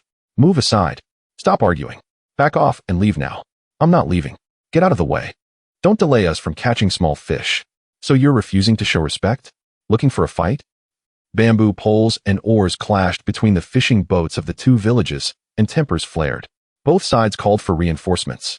Wangjia village had prepared in advance, and soon another patrol group joined the fray. Several small fishing boats from Dingjia village fled in disarray. For several consecutive days, Wangjia village engaged in fierce confrontations at sea, shocking the entire town. Rumors spread among nearby villages that Wangjia village had become maritime bullies, monopolizing the waters around their village. The matter caught the attention of the authorities, who sent investigators. After Wang Fugue stepped forward to explain, nothing further came of it. The authorities neither encouraged nor prevented Wangjia village's act of demarcating the sea area, only suggesting that the feed factory in the city refrained from purchasing economically valuable fry. The feed factory in the city stated that if fishermen sold fry as small miscellaneous fish, not purchasing them would only lead to waste. Wangjia village's protection of the waters near their village was effectively settled, akin to having contracted the area. Wang Haichuan was pleased with Wangjia village's actions. Regardless of other factors, the daily catch of valuable live fish had now increased by 200 to 300 jin. In the future, as the price of valuable live fish gradually rose and his own ventures in the modern era developed, he planned to gradually acquire larger, common sea fish. He believed the villagers would firmly commit to protecting the waters around Wangjia village. The preliminary goal for 1980 had been achieved. Barring major changes, Wangjia village would henceforth serve as his supply base for wild seafood. After purchasing a black native pig in the village and hiring a butcher to process it along with the previously bought hairless wild boar, Wang Haichuan also acquired some native chickens. With a list of urgently needed supplies for the village, compiled by Wang Weigua, he set sail from Wangjia village's dock on a medium-sized fishing boat. In the modern era, the sea was calm. Wang Haichuan retrieved his phone from a hidden compartment in the wheelhouse, glanced at the navigation, and steered the fishing boat toward Baishur Bay. More than a dozen yachts of various sizes were moored at Baishur Bay dock. It was rare to see so many vessels, each costing over $1 million, in such a remote fishing village. As Wang Haichuan docked his fishing boat, he was surprised to see so many yachts. Was it only past 10 in the morning, and already so many people had come to fish? It wasn't out of vanity. The yachts coming to Baishur Bay were undoubtedly headed for his restaurant and fishing grounds. The village's tourism industry hadn't yet taken off, so there were few visitors. Wang Haichuan took out his phone and called Chun Yi, asking him to bring a large tank and come over on a tricycle to transport the goods. Before long, Chun Yi arrived on the tricycle, boarding the fishing boat while complaining incessantly. "Haichuan-ji, next time you're delayed with restocking, could you please let us know? You've been gone so long this time, and when there were issues at the restaurant, we couldn't find the boss. Do you have any idea how swamped I've been at the restaurant? Your phone was unreachable too. If my dad hadn't stopped me, I would called the police to look for you." Wang Haichuan glanced sideways at the time on his phone. Only a week had passed in the modern era. Wasn't it normal for a restocking trip to be delayed by a few days? The adjusted time difference between the two eras was 2. He had spent half a month in Wangjia village in 1980. When he went to Wangjia village, he had considered that his Bailey Bay fishing grounds had released over 50,000 jin of precious wild sea fish. Too short a time wouldn't tea allow for digesting such a large quantity. Good heavens. Haichuan, how did you manage to bring back so many fish again? Chun-Yi peeked into the live well of the fishing boat, and his face fell. Precious wild seafood was excellent. But bringing in over 10,000 jin each time, was this something a rural restaurant and fishing grounds could handle? However, since it was the boss's stock, he couldn't say much. With a pained expression, he said, Haichuan, are we moving all this by ourselves? Last time, it took us 3 to 4 hours to handle 10,000 jin of live fish. With even more this time, how long will it take? Wang Haichuan thought for a moment and realized he was right. After a brief consideration, he picked up his phone and dialed. Hello, Erjuan, are you free? Yes, that's right. Could you find 3 or 4 people to come to the village dock and help me transport the live fish from the boat to the restaurant and fishing grounds? After hanging up, he turned to Chun-Yi and said, hurry back and bring more large tanks. Okay, got it. Seeing that Wang Haichuan had called for help, Chun-Yi finally relaxed. Transporting live fish from the fishing boat was exhausting work. Scooping the fish into large tanks, hauling them to Bailey Bay on the tricycle, then carrying them into the fishing grounds and pouring them into designated spots. Making dozens of trips back and forth, and after moving the fish, he still had to return to the busy restaurant. This job was inhuman. He returned to the restaurant to fetch several large tanks, and by the time he came back, Wang Erjuan had arrived at the village dock with 4 other villagers. Haichuan, did you bring back a lot of live fish again this time? Yes. Wang Haichuan took out cigarettes and handed them around. The men smiled, accepted the cigarettes, and boarded the fishing boat. Wow, there are so many. Good grief, so many groupers. Haichuan, isn't it too risky to release so many valuable fish in your fishing grounds?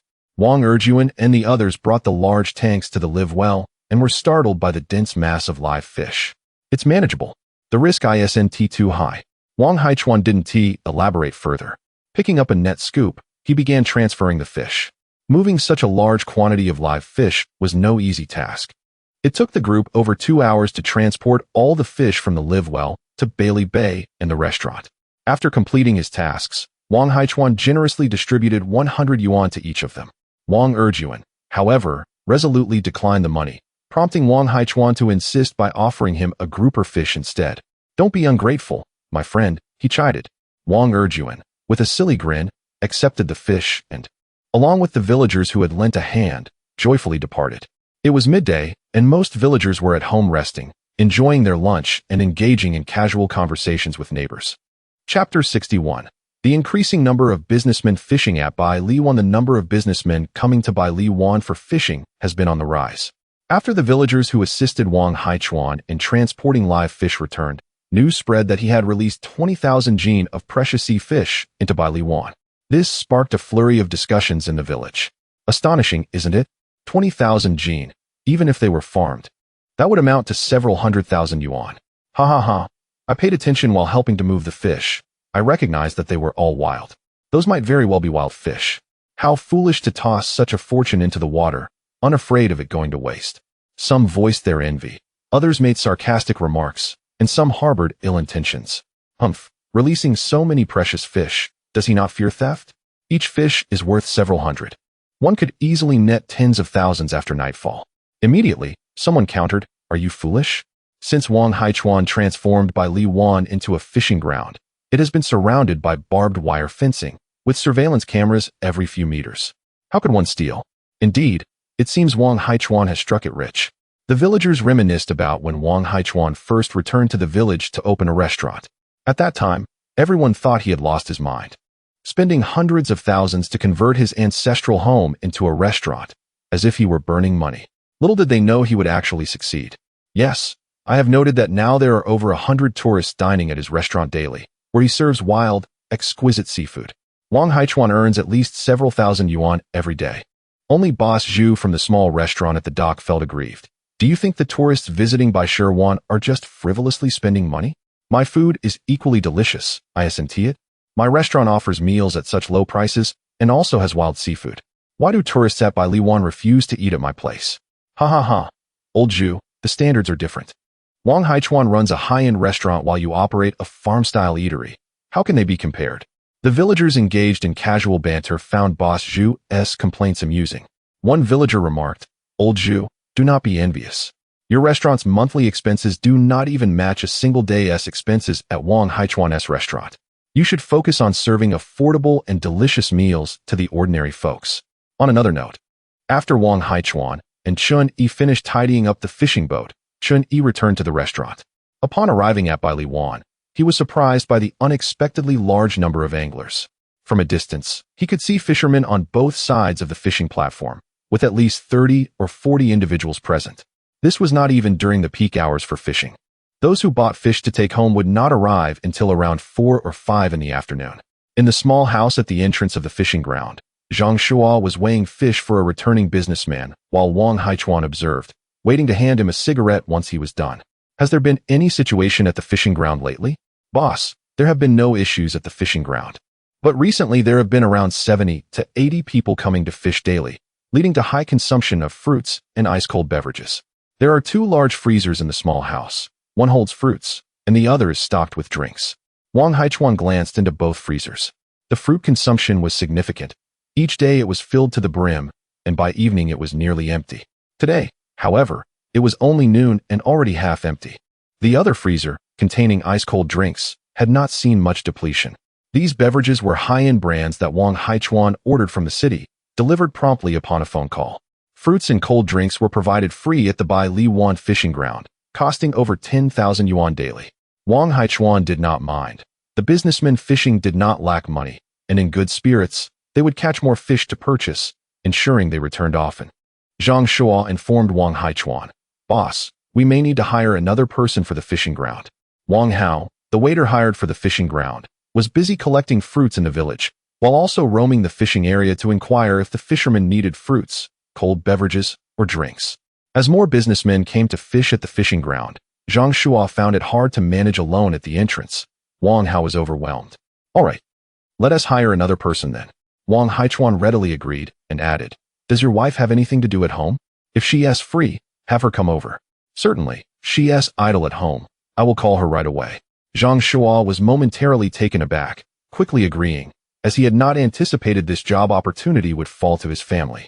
The villagers envied Zhang Shuo and his wife, who could earn at least 6,000 yuan a month without leaving home, prompting many to inquire of Chun Yi when Wang Haichuan would hire again. Zhang Shuo's wife arrived at the fishing ground on an electric bike. Wang Haichuan discussed the salary and benefits with her. Without further instructions, she started working immediately. Seeing all 3 employees of the fishing ground busy, Wang Haichuan turned to leave. Remembering that there were still many items to deliver to the restaurant, he called Chen Yi. The 2 transported the free-range chickens and pork from the boat back to the restaurant, placing the chickens in the coop outside the backyard and the pork in the large freezer of the kitchen. "Wow, the pork the boss brought back is extraordinary." The speaker was a robust middle-aged man, a new chef recruited by Chun Yugan to assist at the restaurant, who was also a retired head chef. "Haha, it has been a long time since I encountered such fine wild boar meat. The pork on either side is from free-range pigs." The new chef was astonished by the quality of the wild boar meat and free-range pork that the boss had brought. Even the free-range chickens were rare local breeds. Chen Yugan, standing nearby, chuckled and advised him not to be surprised. "Our restaurant only serves top-quality ingredients." In any case, Chen Yugan had grown accustomed to Wang Haichuan frequently bringing back premium goods. He speculated that Wang Haichuan might have established connections with several fishing villages on the islands. Otherwise, the quality of the ingredients brought back would not be so exceptional. That evening, Wang Haichuan and Chun Yugan discussed the growing number of diners at the restaurant, realizing they were understaffed. They decided to hire 2 more waiters and 2 kitchen assistants. The next day, Wang Haichuan inspected both the restaurant and the fishing ground, assessing the situation of the patrons. The fishermen at the fishing ground seemed quite satisfied. However, some family members of the fishermen dining at the restaurant were somewhat disgruntled, but it had nothing to do with the restaurant itself. Mainly, their fishermen had remarked on the beautiful scenery at Bai Wan as a perfect spot for leisure, only to find the tourism facilities lacking upon arrival. Wang Haichuan, a delivery. A small delivery tricycle arrived at the restaurant and dropped off a package. After receiving it, Wang Haichuan hurriedly departed. Once back at his accommodation, he opened the package to discover 2 ceramic bottles, one black and one blue. This is the bottle of wine he ordered online last night. The merchant is located within the city, and after paying an expedited fee, it was delivered in just over 10 hours. Wang Haichuan took out all the bottles, placed them in a basket, and washed them thoroughly by the sink. He then rinsed them again with mineral water and set them in a cool place to dry before bringing them into the house. From the cabinet, he retrieved 2 jars of wine, which were the ginseng deer antler wine and tiger bone wine gifted to him by Su Dongcheng in 1980. During their time in Wangjiakan, Wang Fuguwei and the others tasted a little but could not bear to drink it all. They urged him to bring it to Hong Kong Island to sell for profit. The amount it could fetch in 1980 on Hong Kong Island was substantial, but bringing it to the modern era makes it even more valuable. In today's world, acquiring genuine tiger bone wine is exceedingly difficult, and it is not merely a matter of wealth to obtain it. Chapter 62. The 80s Lu Rongjiu and Hu Bianjiu Su Dongcheng gifted these 2 types of liquor, each jar containing 8 jin, and now only a little over 7 jin remains. Wang Haichuan intends to share some with his relatives. Upon opening the jar, a wave of medicinal aroma bursts forth and fills the air. Typically, medicinal wine aged over 40 years would have expired if not stored in a vacuum. Yet, the quality of Wang Haichuan's liquor defies scientific norms. It is certainly consumable and possesses a delightful flavor. The texture is far superior to what he experienced at Wangjia village. Overwhelmed by the enticing scent, Wang Haichuan could not resist sampling a small sip. Suddenly, a knock resounded at the door. Ding, ding, ding. Haichuan Gu, open the door. Don't hide in there drinking alone. My father has prepared some delicious dishes. Come out. Hearing Chun Yi's voice from outside, Wang Haichuan felt a twinge of suspicion. How could he know I was in here drinking? He rose and approached the door, opening it to find the restaurant staff gathered outside. If it were not for the fact that it was past 3 o'clock and no one was dining, they would surely be reprimanded for their presence. Ah, it smells incredible. This is the aroma. Chun Yi, with his eyes closed, took a deep breath towards the interior, and the others followed suit. Moments before, Chun Yi had been resting behind the cash register when he caught a whiff of an extraordinary fragrance. Even though he wasn't too fond of baijiu, the scent was irresistible. The chefs in the back, Chen Yugen and the new head chef, were equally intrigued. They had never encountered such a fragrant medicinal wine. Too shy to approach Wang Haichuan directly, they urged Chun Yi to take the lead and knock. Understanding their intentions, Wang Haichuan replied, I don't have much of this liquor left. Would it be acceptable for each of you to sample just a little? Yes, yes. Just a sip will do. They were aware that this liquor must be quite expensive and did not wish to consume too much. Their curiosity was piqued by the intoxicating aroma. Wang Haichuan fetched a green porcelain wine bottle and proceeded to the front courtyard restaurant, where Chun Yi and the others had set out several small cups on the table. With everyone watching, he poured the clear, reddish-brown liquid into the cups. The harmonious blend of medicinal and alcoholic fragrances enveloped them, and the taste was exquisite, leaving them feeling languid and relaxed. Chenbo, you can share the remaining liquor with Chef Zhao. Having only sampled a small sip each, the green porcelain bottle, which had contained half a jin of liquor, now held just over 3 taels. Wang Haichuan was not being stingy. This liquor could fetch tens of thousands per jin outside, and he felt it sufficient to share a little. Haichuan Go, isn't there another type of liquor? Chun Yi inquired, a hint of eagerness in his tone. Wang Haichuan regarded him with a knowing look. The other liquor is Hu Bianjiu. Do you still wish to drink it? Ah, no need, no need. I can manage without it. Chun Yi quickly waved his hands, prompting laughter from the others. The following day, Wang Haichuan ventured into the city to deliver some seafood and local specialties to his parents. To avoid being admonished, he instructed them to consume a small amount of medicinal wine daily before distributing liquor to other relatives. Upon returning to Beishuan in the afternoon, he brought 2 bottles of liquor to his second uncle Wang Zhengwo's home. Haichuan, what brings you here today? Wang Zhengwo, seated on the sofa and perusing a stack of tourism development materials, set down his papers upon Wang Haichuan's arrival. Hey, just say what you need. There's no need to bring gifts. It's nothing serious. I came across something good and thought I'd bring a little to honor you, Wang Haichuan replied. Wang Zhengwo glanced at the 2 bottles Wang Haichuan had brought, dismissing them as mere ornamental items, and invited him to sit and chat. Your restaurant is doing quite well now, isn't it? I never expected you'd succeed at Bailing Bay. Wang Zhengwo mused, recalling how he had doubted Wang Haichuan's decision to take on Bailing Bay, thinking he would learn a lesson from failure before offering assistance. Since Wang Haichuan returned to the village to open a restaurant and build a fishing ground, the influx of tourists to Beishuan had steadily increased, igniting hope for developing it into a tourist village. Wang Zhengwo handed the stack of materials to Wang Haichuan. This is the tourism information from the county regarding fishing villages. Could you help me determine the best route for our village? Our village now attracts over 100 tourists daily, and the town has agreed to channel tourism resources towards us. Wang Haichuan accepted the documents, pondering internally. His fishing ground draws in dozens of patrons daily, with hundreds of their family members dining at his restaurant. Without these visitors, how many tourists truly come to Beishawan? He too hopes for Beishawan to evolve into a tourist village. He now possesses the financial means to lease the entire village. Yet he understands that managing a fishing village and developing tourism are two distinct ventures. The county's tourism materials detail successful case studies of coastal fishing villages and the necessary investments and community support involved in any tourism development route. While he has no qualms about investing in Beishawan, he wishes to ascertain whether the villagers are genuinely committed to tourism to avoid being taken advantage of. Wang Jingwo discussed village matters. Recently, I plan to oversee the renovations of a few homes that wish to operate as guest houses. They want to host tourists but are reluctant to improve their accommodation standards, treating potential guests as fools. The majority of visitors to our village are day trippers who prefer not to spend the night. I've asked some tourists, and they've complained about the poor lodging conditions. Wang Haichuan nodded in agreement. Indeed, the accommodation needs improvement. Visitors to Beishawan are not short on funds. Those who frequent my fishing ground are willing to pay 1,000 or 2,000 for premium wild seafood. They desire quality service. After conversing for over half an hour, Wang Haichuan glanced at his watch. I need to return to the restaurant. It's time for me to get busy. All right, go ahead with your tasks. Wang Haichuan noticed the liquor he had brought was carelessly placed in the corner and reminded his uncle, "Second uncle, what I brought is truly exceptional. The green porcelain bottle contains Ren Shin Lu Rong Jiao, while the black porcelain bottle holds Hu Bian Jiao. Both are authentic." Understood. After Wang Haichuan departed, Wang Jingwo picked up his phone to call the contractor Han Dongsheng and boss Li Kuan, planning to entrust the village's guest house renovations to Han Dongsheng and consult Li Kuan regarding the public facilities for Beishawan tourism. Given the high prices at Wang Haichuan's restaurant, he decided to treat himself to a meal in town.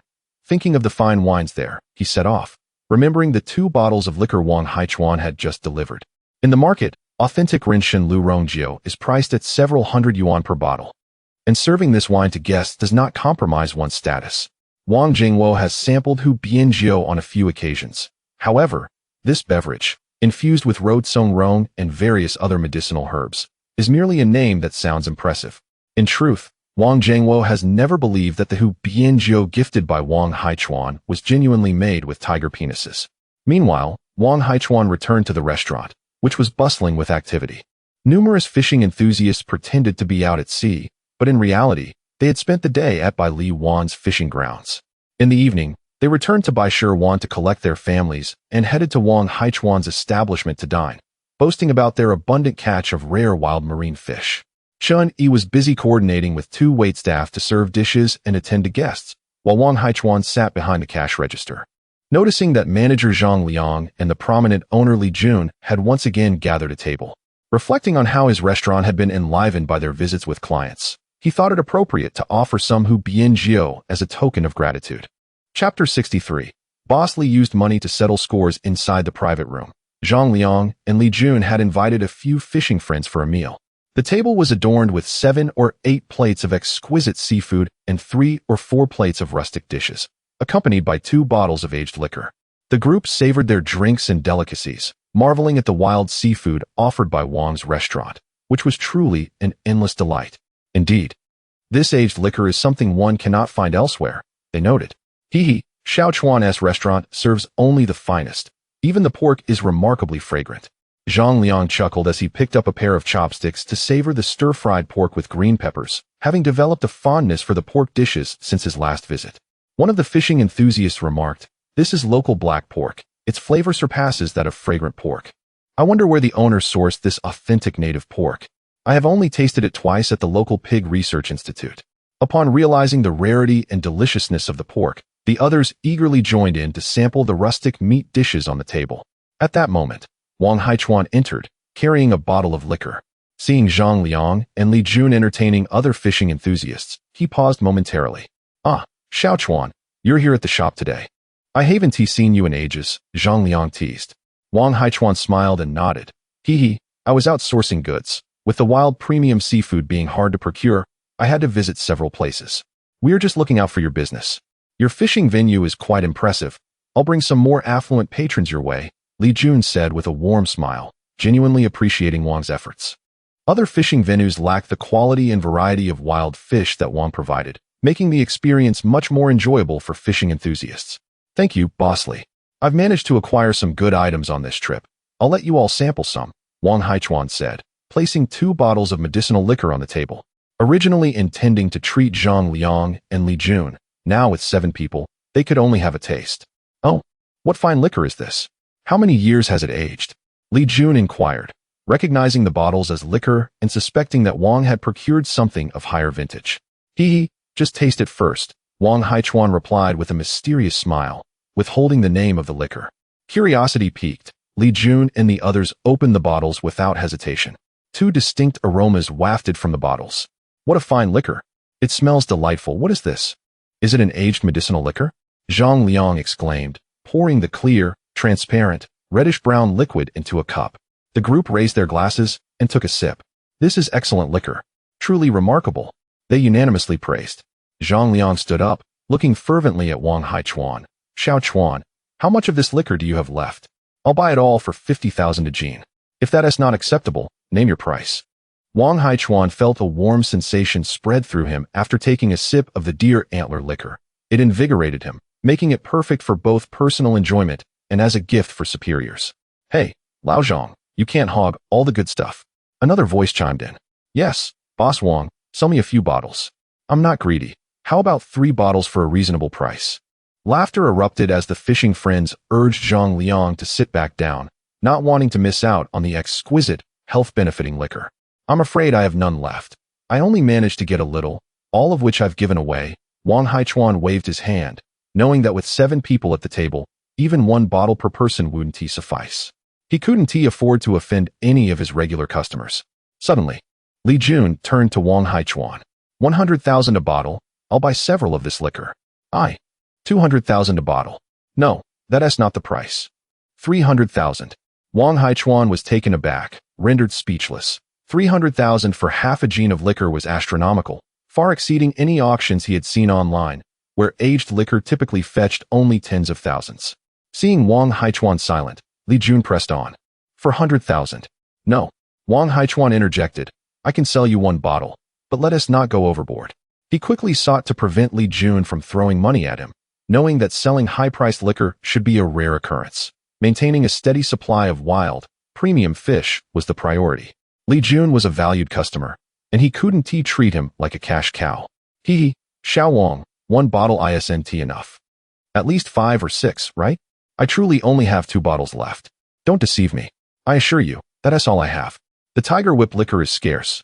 I've been searching for years to acquire a few bottles. After explaining, Wang Haichuan turned to leave the private room, intending to fetch the liquor. Just then, a voice called out, Xiao Wang, don't forget to bring the liquor in the green porcelain bottle. The group turned their attention to the black porcelain bottle on the table, and Li Jun, with a sly smile, suddenly reached out and took the bottle, stowing it in his bag. The others cursed him silently for his cunning, but maintained jovial facades, knowing Li Jun held a higher status than them, making it unwise to offend him. The remaining green porcelain liquor was hastily shared among them. They quickly discerned its identity, ginseng deer antler liquor. Aged around 30 to 40 years, which was unavailable elsewhere. After each indulged in half a liang of the liquor, the weariness of the day melted away. It was truly a fine treasure, though they were curious about the effects of the Tiger Whip liquor. Zhang Liang recalled having purchased a genuine bottle of Tiger Whip liquor before, which had a rather mediocre effect. With a hint of curiosity, he quietly asked Li Jun, Li Gu, does Xiao Chuan's Tiger Whip liquor have any effect? It's quite good, Li Jun replied, reclining comfortably and not disclosing the full truth. After consuming Wang Haichuan's Tiger Whip liquor, which had rejuvenated him significantly, he felt invigorated in ways he hadn't experienced in years. As the group finished their meal, Li Jun grew anxious, wondering if Xiao Wang might reconsider selling the Tiger Whip liquor. Just then, Wang Haichuan returned leisurely, placing a box on the table. Inside were 2 bottles of Tiger Whip liquor and 3 bottles of ginseng deer antler liquor, all aged 30 to 40 years. Li Jun opened the box to inspect the contents, as such expensive liquor warranted thorough examination for both parties' benefit. It looks good. I'll transfer the payment to you. as Wang Haichuan's phone chimed with the sound of an incoming transaction. He refrained from checking it, and instead cast a wistful glance at the bottles of liquor nestled within the box. He hurriedly thought to himself that he should take it away, lest he succumb to a moment of regret and decide against selling it. Observing Wang Haichuan's reluctance, Li Jun's spirits soared, prompting him to swiftly secure the wine box. Ha ha ha, Xiao Wang, you're still young and have no need for such things. Rest assured, I shall depart at once, he declared, clutching his bag and hoisting the box of wine as he beckoned to the others to return home. Zhang Liang pulled Wang Haichuan aside, inquiring softly, "Is there any more of that Hubianjiu?" "No, truly none left," Wang Haichuan hastily replied. "If there truly is none, then the next time you procure stock, consider bringing some cash to persuade the vendor of Hubianjiu to part with a few bottles. Fear not, I shall ensure you are well compensated," Zhang Liang whispered before rejoining Li Jun and the others, laughing as they strolled toward the village dock. Chapter 64. The first batch of homestays in Baisher Bay selling medicinal wines is indeed lucrative. Wang Haichuan stroked his chin, contemplating whether to procure a large quantity of health-boosting medicinal wines from 1980 for resale, but he quickly extinguished that thought. Quality goods lose their value when produced in excess. Rarity is what commands a premium. While it could indeed generate substantial profit in the market, exorbitant gains could easily attract unwanted attention. The following day, after breakfast, Wang Haichuan set off towards the fishing grounds and spotted Wang Zhangwo approaching with Han Dongqing and Li Kuan. "Boss Wang, wait a moment, don't leave just yet." Before Wang Zhangwo could speak, Li Kuan eagerly called out to Wang Haichuan. "What is it? Is there something on your mind?" Wang Haichuan paused, turning to face the approaching trio. Li Kuan's gaze was somewhat unsettling, prompting Wang Haichuan to step back slightly. He retrieved a pack of cigarettes from his pocket and offered one to Wang Haichuan. "Do you still have that Hubian wine and deer antler wine?" Beside him, Han Dongqing's eyes gleamed as he inquired, "Boss Wang, my mother has been unwell lately. Could you sell me a bottle of deer antler wine?" The previous evening, when dining with Wang Zhangwo, they had been served 2 bottles of inferior liquor, which had left them somewhat dissatisfied. However, after sampling the 2 wines, they were utterly captivated, particularly by the noticeable effects, leading them to realize the quality of the liquor. Each had taken a few sips. Wang Zhangwo's face fell, regretting his choice of those 2 bottles for their gathering, and Wang Haichuan's words only deepened his remorse. "It's gone. That exquisite wine is already rare. I barely managed to acquire a little, most of which I gave to my family. And the rest was snatched up by Boss Li Jun." Wang Haichuan shook his head with a wry smile. "Really? It's all gone." Disappointment washed over Li Kuan and Han Dongqing, both aware that such fine wine was scarce and that affluent patrons would inevitably compete for it. Wang Zhangwo felt he had lost a great opportunity. Having saved a few hundred yuan on liquor only to have served thousands of yuan worth of exceptional wine to Han Dongqing and Li Kuan as though it were mere common medicinal wine. After spending so much on the gathering, he hoped to secure good service from Han Dongqing and Li Kuan for Baisher Bay. Turning to Wang Haichuan, he asked, "Haichuan, are you heading out for something?" "Not really. I plan to check on the fishing grounds. There likely aren't many customers there in the morning. Come, help me see how we can renovate our village's homestays." Wang Zhangwo pulled Wang Haichuan towards his home. He had initially invited Han Dongqing and Li Kuan to Baisher Bay to discuss the renovation of the homestays, but they insisted on purchasing wine from Wang Haichuan before addressing any business matters. At Wang Zhangwo's home, several renovation plans for the homestays were spread across the table. "Take a look. Which style do you think suits our village's renovation best?" Wang Zhangwo gestured towards the blueprints, seeking Wang Haichuan's opinion. Recent visitors to Baisher Bay had found Wang Haichuan's restaurant intriguing, and the villagers believed he possessed considerable insight, hence Wang Zhangwo's desire for his assistance. Examining the various designs, Wang Haichuan found them all quite appealing, as many popular fishing village homestays resembled these. "How about this one? Our village's residential structure is quite similar, making the renovation easier." He pointed to a particular blueprint and added, "Many popular fishing villages have thrived due to their unique characteristics. While we cannot alter the natural environment, we can certainly innovate with the homestays. Our Baisher Bay is abundant in white stones. Once the homestays are renovated, we could adorn the walls with a layer of white stones and shells, and plant a few pots of flowers and climbing ivy at the base. Only by enhancing the aesthetic appeal of the houses will tourists be inclined to stay." Wang Zhangwo and Han Dongqing nodded in agreement, acknowledging that while applying stones to the walls might involve some effort, it would not incur significant costs. This idea is indeed suitable for your village, lychee, who had previously undertaken several tourism development projects in fishing villages, mused, envisioning the uniqueness of Wang Haichuan's description. After discussing, Wang Jiangwo and his companions conducted an on-site inspection. The villagers responsible for the homestay renovations had no objections, as the town was directing tourism resources towards Baishir Bay Village, and there were subsidies available for the renovations, meaning they wouldn't have to contribute much financially. The renovation of those homestays commenced swiftly, capturing the attention of many villagers eager to see if these establishments could be successful. If so, they would follow suit. Wang Haichuan also intended to remain in the present for a while, adjusting the time differential of his fishing boat to 1 day in the modern era, equating to 1 hour in the 1980s. Spending a month in the modern era would not hinder affairs back in Wangjiakan of the 1980s. At the village dock, Wang Haichuan untied the fishing boat's rope, preparing to venture out and assess the condition of the white dolphins. Brother Haichuan, are you heading out to sea as well? He turned to see Wang Zishuan accompanied by 2 beautiful women, followed by 3 assistants recording their activities, evidently engaged in media production. Wang Zishuan dashed to Wang Haichuan's side, tugging at his sleeve. Brother Haichuan, take me out to see the white dolphins. Don't think you can trick me into going out to stock up. You brought back plenty of wild seafood a few days ago, so you can't be short on supplies. Isn't that little bay to the west a good spot to see the dolphins? Those 2 white dolphins only surface in the morning and evening. They don't appear during the day. I've had the worst luck, and I've never encountered those 2 adorable creatures. Please take me with you. Just take me with you. Wang Zishuan's persistent pleas tugged at Wang Haichuan's resolve, who quietly smoothed the hairs standing on his arms and rubbed his forearms. Stop being coy. We're all adults here. Get on board. I have friends joining as well. Suit yourself.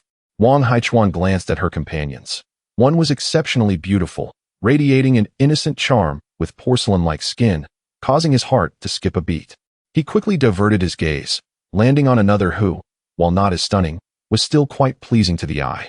Once on the fishing boat, Wang Haichuan started the engine and headed towards the western waters near the village. After about 20 minutes of sailing, 2 white figures leapt from the sea. Ah, they've arrived. Ha ha ha. I knew that following my cousin out to sea would lead to an encounter with the white dolphins. Look, they're swimming over. Experts say they're mother and child. That big white dolphin is the mother of the little one. The 3 women aboard the fishing boat cheered excitedly, narrating to the sea as their 3 assistants continuously switched between capturing the hosts and the dolphins. Wang Haichuan parked the boat, grabbed 2 buckets, and approached the live storage compartment, scooping out a few pieces of blackfish and mackerel, cutting them into small chunks to place in one bucket, while putting a few more into the other. In the solitary compartment of the Hua Shuai Song, there resided over 100 pounds of ordinary sea fish, which Wang Haichuan had specifically brought back for Dabai and Xiaobai from the temporal realm of 1980. As he contemplated carrying the water bucket towards the bow of the boat, he decided to retrieve a ladle from the storeroom and placed it into the bucket of fragmented fish. Upon reaching the bow of the vessel, the 2 white dolphins in the sea leaped joyfully above the water's surface several times, swimming alongside the fishing boat, where they emerged from the depths, persistently calling out, "Chirp, clatter, clatter, clatter, clatter, chirp, chirp." Chapter 65. The 2 female streamers lured by Wang Zishuan and her companions were astonished to see 2 white dolphins suddenly leaping towards the bow of the boat. They spotted Wang Haichuan standing there with 2 buckets in hand, and Wang Zishuan exclaimed, "Wow, Haichuan, so you often feed the dolphins in secret. No wonder we could never find these adorable creatures when we went out to sea. You must be well acquainted with them. How could you do this without inviting me?" She dashed to the bow, snatched the ladle from Wang Haichuan's hands, and scooped a handful of fish chunks from the bucket, excitedly tossing them into the ocean. "Come and eat, my little darlings." However, the dolphins, big white and little white, gazed at the fish pieces falling from the boat, their mouths watering but hesitant to act, for the one who cast the food was not a familiar face. Having witnessed numerous humans throwing food into the sea recently, they had learned to be wary. Those greedy creatures that consumed the food often struggled painfully before being pulled from the water.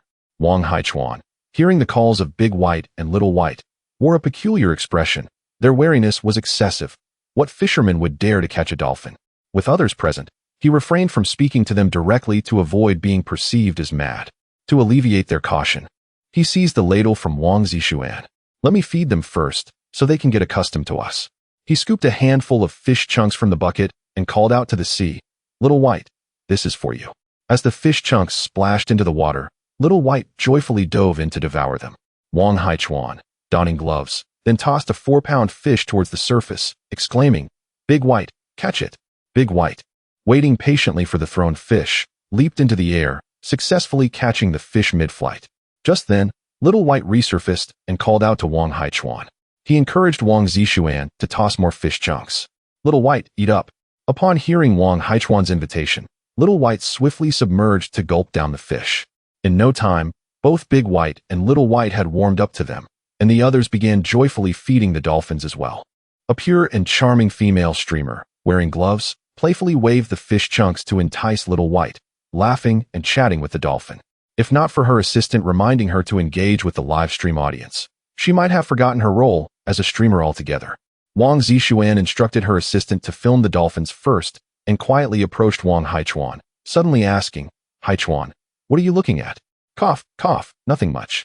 Wang Haichuan turned his gaze elsewhere. Wang Zishuan grinned at him. "Hee, you're watching Lin Duo, aren't you?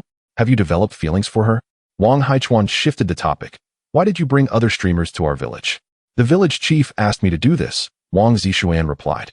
"He wants me to promote our village online, but he isn't offering any funding." She lamented the village's stinginess, noting that after 2 years of creating media content, showcasing the daily life of Baishur Bay Fishing Village, there were still few visitors despite her efforts. Though the village had been promoting tourism for several years with comprehensive facilities, it lacked unique features, making it difficult to stand out among numerous coastal fishing villages, especially given its remote location. The villagers were reluctant to invest in promotion, and previously, most visitors to Baishur Bay were locals from the county who found it enjoyable to explore the shore. On an average day, there were about 10 to 20 tourists. However, ever since Wang Haichuan returned and opened a restaurant, fishermen had started coming, bringing along their families, which attracted more visitors. Some netizens, having seen Wang Zishuan's recent live streams showcasing Baishur Bay, also decided to visit. Rumors circulated that most of Baishur Bay's tourists were drawn in by Wang Zishuan's videos, prompting several village officials to urge her to increase her promotional efforts. Yet, enhancing online promotion also required funding, which the village lacked, and the villagers were unwilling to contribute. Wang Zishuan was understandably reluctant to finance the promotion herself, as she still needed to maintain her standing in the village. She reached out to several influencers, but many were under contract and unable to come without compensation. Ultimately, she managed to entice 2 newcomers to visit Baishur Bay. Lin Duo, a beauty streamer, was talented and strikingly attractive. She had recently shifted to outdoor streaming after facing challenges due to her refusal to sign with an agency, and Wang Zishuan had successfully persuaded her to come. The other, Wu Na, had studied tourism and worked for various travel companies, but was disenchanted with the industry. This year, she began live streaming her travel experiences, hoping to attract clients. After hearing Wang Zishuan's enthusiastic descriptions of Baishur Bay Fishing Village, she actively sought to join. Wang Haichuan, after listening to Wang Zishuan, chuckled, "They are indeed talented. My restaurant is seeing more and more customers daily. You could have them assist you in managing the guests." "That's what I was thinking," Wang Zishuan nodded. Wang Haichuan entrusted her with the responsibility of welcoming the fishing enthusiast families, offering 50 yuan for each guest she guided. Each day, she led around 10 to 20 guests on excursions.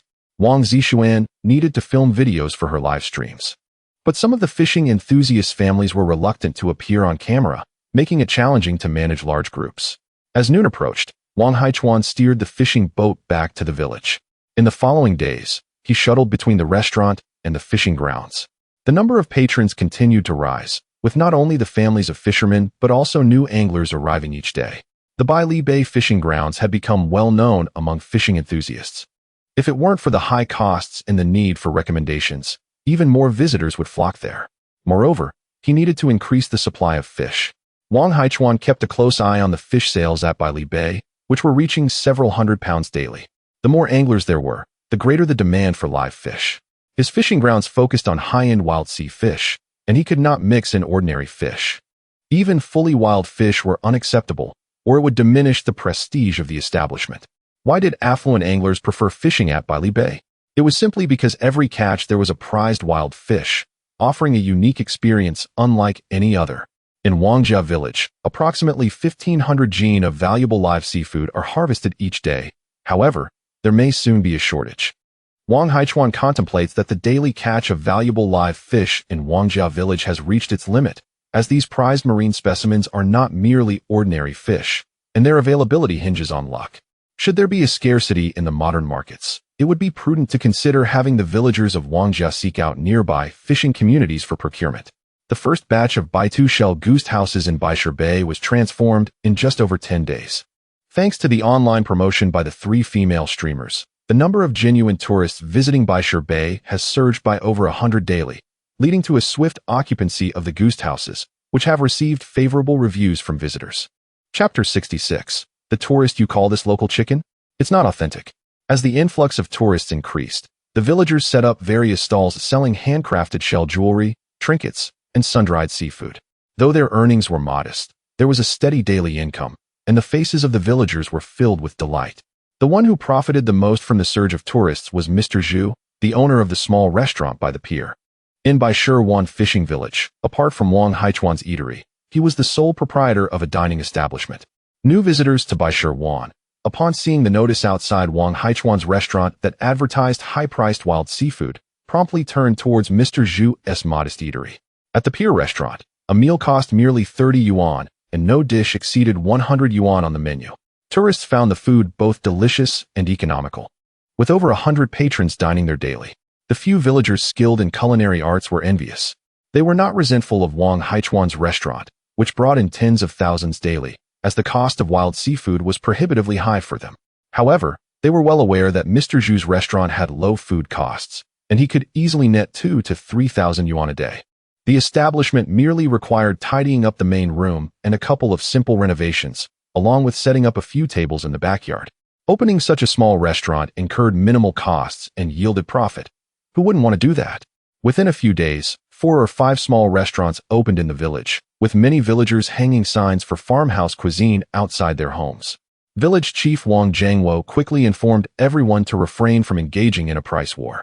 Fortunately, the villagers of Baishir Wan had no intention of undercutting each other, as any price reduction could alienate potential customers. Inside the pier restaurant, a few newly arrived tourists ordered a table full of dishes. One tourist, after sampling the fare, slammed his chopsticks on the table and exclaimed, "Boss, your black sea bream, flounder, and mullet are all farmed." Mr. Zhu emerged from the kitchen, explaining, "Currently, the market is flooded with farmed seafood. If I wanted farmed seafood, I could easily find it in the city. Why would I come to your rural fishing village?" The tourists, displeased, abandoned their meal and left after settling the bill. Mr. Zhu paid little heed, acknowledging that tourists visiting the village were not solely there for dining. It was not unusual for them to voice complaints. However, as days passed, more and more tourists lodged complaints against him, claiming he sold only farmed seafood. Mr.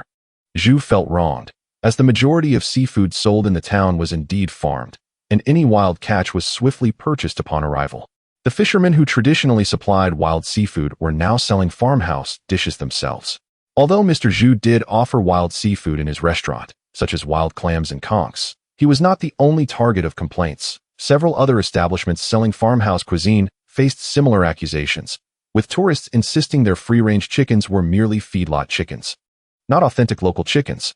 These establishments were at a loss, as previously each household in the village raised no more than a dozen chickens, and most kept only a few that were not for sale. If tourists demanded local chicken, the entire village could not satisfy the demand. Thus, they resorted to purchasing from the town. The chickens sold in town bore no distinction between free-range and feedlot. It was baffling how tourists could discern the difference with just a few bites of chicken. One day, Wang Haichuan was intercepted on his way back to the restaurant. "Aunt Hua, is there something you need?" "Haichuan, your restaurant has acquired quite a few local chickens. Could you sell me a few?" "Of course. Thank you so much, Haichuan. It's no trouble at all." Aunt Hua was the wife of his paternal uncle, and Wang Haichuan had no qualms about selling her local chickens, as his restaurant had no shortage of them. As they walked towards the restaurant, Aunt Hua lamented, "You have no idea how discerning the tourists are nowadays. They won't eat chickens that have been fed with grain, insisting they are not authentic local chickens.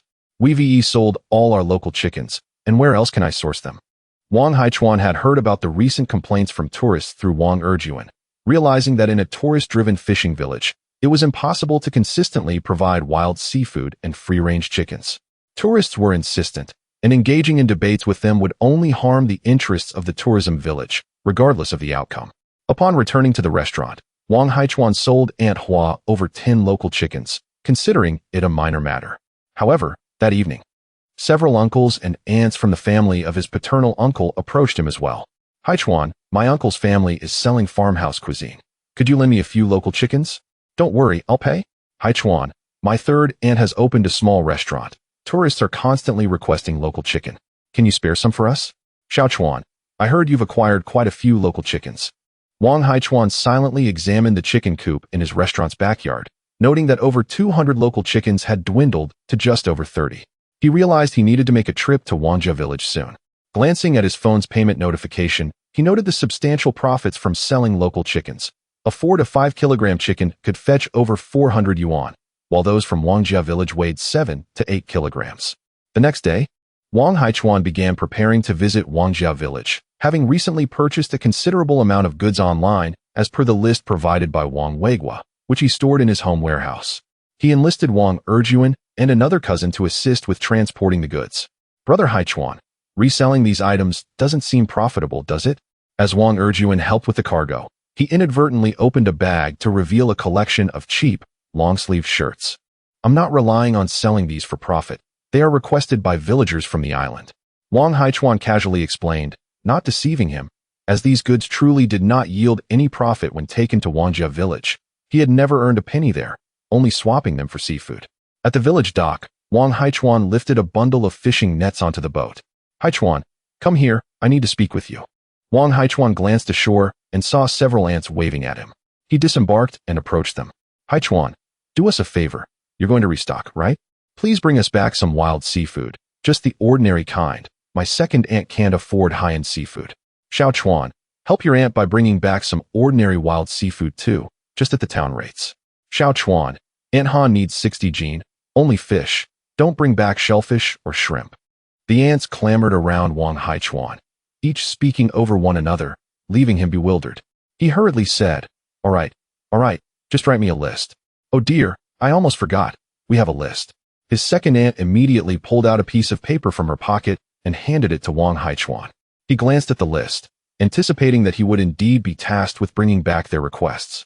Upon glancing at the list, it appeared to consist of merely 200 to 300 pounds. Did 5 families truly rely on such a meager supply of fish over the course of several days?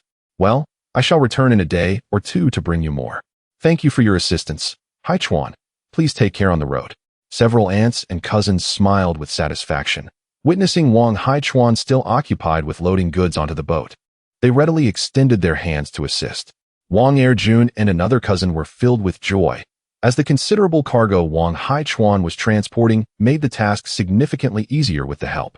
Standing aboard the fishing vessel, Wang Haichuan meticulously recalled the details, ensuring nothing was overlooked, before setting sail towards the uninhabited waters beyond the village. Chapter 67.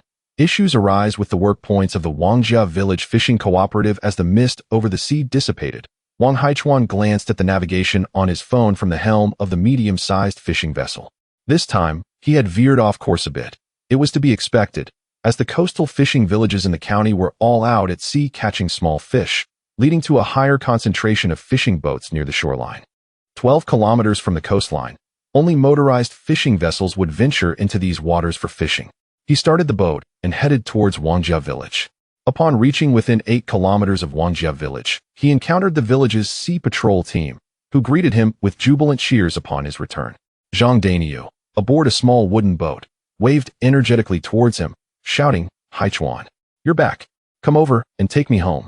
In the helm of the medium-sized fishing vessel, Wang Haichuan listened to the cheers from the small fishing fleet ahead, feeling a deep sense of familiarity.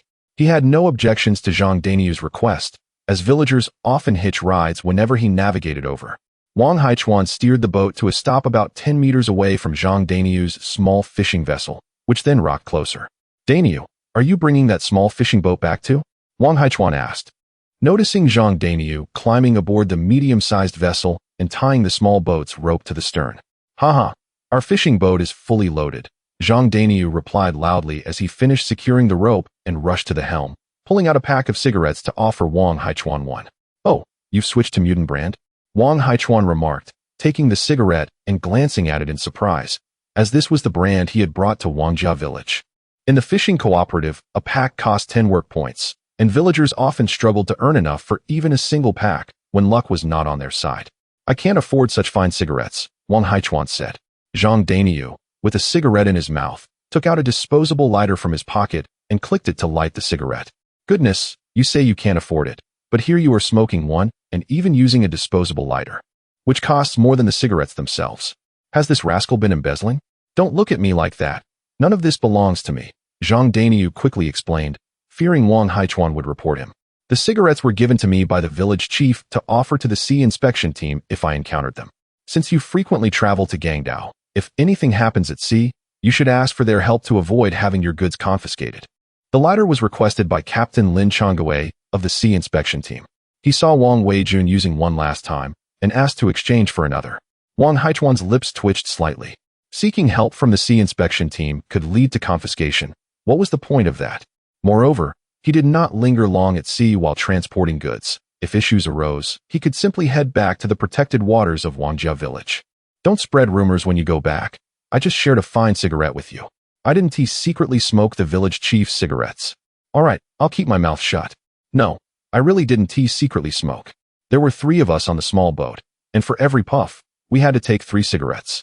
Look, there are only 2 left." As Wang Haichuan bantered with Zhang Daniu, he navigated the fishing boat back to Wangjia village, ensuring not to speed too quickly since he was towing a small fishing vessel behind. Upon nearing the Wangjia village dock, he honked the horn a few times. As the medium-sized vessel docked, a group of villagers, organized by Wang Fuguei, boarded to unload supplies. Wang Haichuan disembarked and went to his elder brother Wang Fuguei's home. "Haichuan, you must be hungry. Have some sweet water first. I'll prepare a meal for you right away," his sister-in-law, Zhang Lan, said, handing him a cup of hot brown sugar water, and then hurried off with her daughter-in-law to prepare a meal. They assumed Wang Haichuan had brought goods from Gangdao and, knowing he would not dare to dock for a meal with cargo on board, felt sympathetic for him after a long day at sea, urging her daughter-in-law to cut more fatty meat. As they sat down to eat, Wang Haichuan was moved to tears by the bowl of braised fatty meat before him, filled with love. After the meal, they sat in the courtyard to enjoy the cool breeze. Wang Fuguei sat on a small stool, holding a cigarette, exhaling smoke. "Has the connection with the fishing cooperative over at Gangdao been established? There haven't been any changes, right? Last time, when Wang Haichuan brought goods back from Gangdao, the village was quite concerned, as there were rumors that the Gangdao side wanted to collaborate with mainland seafood companies. Although their village had established a fishing cooperative, it was evident that a small collective could not compete with a larger entity. The seafood companies over there could supply whatever they desired, in whatever quantity they needed." Wang Haichuan was surprised that his offhand comment about changing the method of receiving goods had garnered such attention from Wang Fuguei and the others. "Ahem. The connection has been established, and there are no changes. I brought all the supplies our village was lacking this time," he replied. Wang Fuguei looked somewhat puzzled. Did they not consider collaborating with the seafood companies over here? "You know, the import procedures for seafood from the mainland are quite cumbersome and complicated. It would be easier for them to receive directly from Wangjia village." Wang Haichuan fabricated a reason to deflect the conversation. "This time, I need to collect more chickens and several hundred pounds of ordinary seafood." "Have they finally resumed collecting ordinary seafood over there? That's wonderful news," Wang Fuguei exclaimed, slapping his thigh in delight. Recently, the seafood companies in the city had lowered their prices again, as too many boats were going out to fish, creating an overwhelming supply for the companies to handle. Since the village had enclosed the nearby waters, the fish catch had significantly decreased. The villagers not only had to sort and release juvenile fish while fishing, but also patrol the sea to prevent fishing boats from neighboring villages from encroaching on their territory. Some villagers had begun to grumble, expressing that catching valuable fish relied on luck, while patrolling wasted time that hindered their fishing. With the prices of seafood dropping, they needed to catch more ordinary seafood to earn the same amount of work points from the cooperative as before. The Wangjia Village Fishing Cooperative faced difficulties. The funds for converting work points into cash depended entirely on selling ordinary seafood to the city's seafood companies. As the purchase prices dropped, the cooperative's stored funds also diminished. The exchange rate for work points to cash could not decrease. Otherwise, the villagers would protest. since Wang Haichuan had not lowered the prices for valuable live fish. In essence, the work points system of the fishing cooperative truly held value primarily in the points exchanged for premium live seafood. The labor points acquired through alternative means are linked to the income generated from selling ordinary seafood in the village, which, in reality, does not equate to one labor point being worth 2 kilograms of rice. Currently, the village is in a state of urgency. The labor points awarded for the collection of valuable live fish maintain a stable worth, whereas those obtained from ordinary seafood and other activities are inflated in value. Previously, the fishing cooperative neither made profits nor suffered losses, but now, due to the declining purchase prices from urban seafood companies, the cooperative has begun to incur losses. Chapter 68. Secretly collecting a large number of native chickens from the supply and marketing cooperative. Wang Haichuan listened in silence as Wang Fuguei spoke about the fishing cooperative in the village. Initially, when he proposed the idea of a cooperative for Wangjia village, he never mentioned the tasks or the sale of ordinary seafood. The work points earned from these two categories could hardly compare to those from valuable live fish. The discrepancy between the worth of essential living supplies and the income generated from selling ordinary seafood rendered the combined allocation of work points absurd. The only viable solution now was to increase the income of the fishing cooperative, and Wang Fuguei looked at Wang Haichuan with a sense of urgency. Haichuan, when does your company plan to start purchasing ordinary seafood in bulk? Well, we may have to wait a bit longer, Wang Haichuan replied, uncertain of the best approach. The tourism development at Baishir Bay could absorb a portion of the wild ordinary seafood, but not in significant quantities.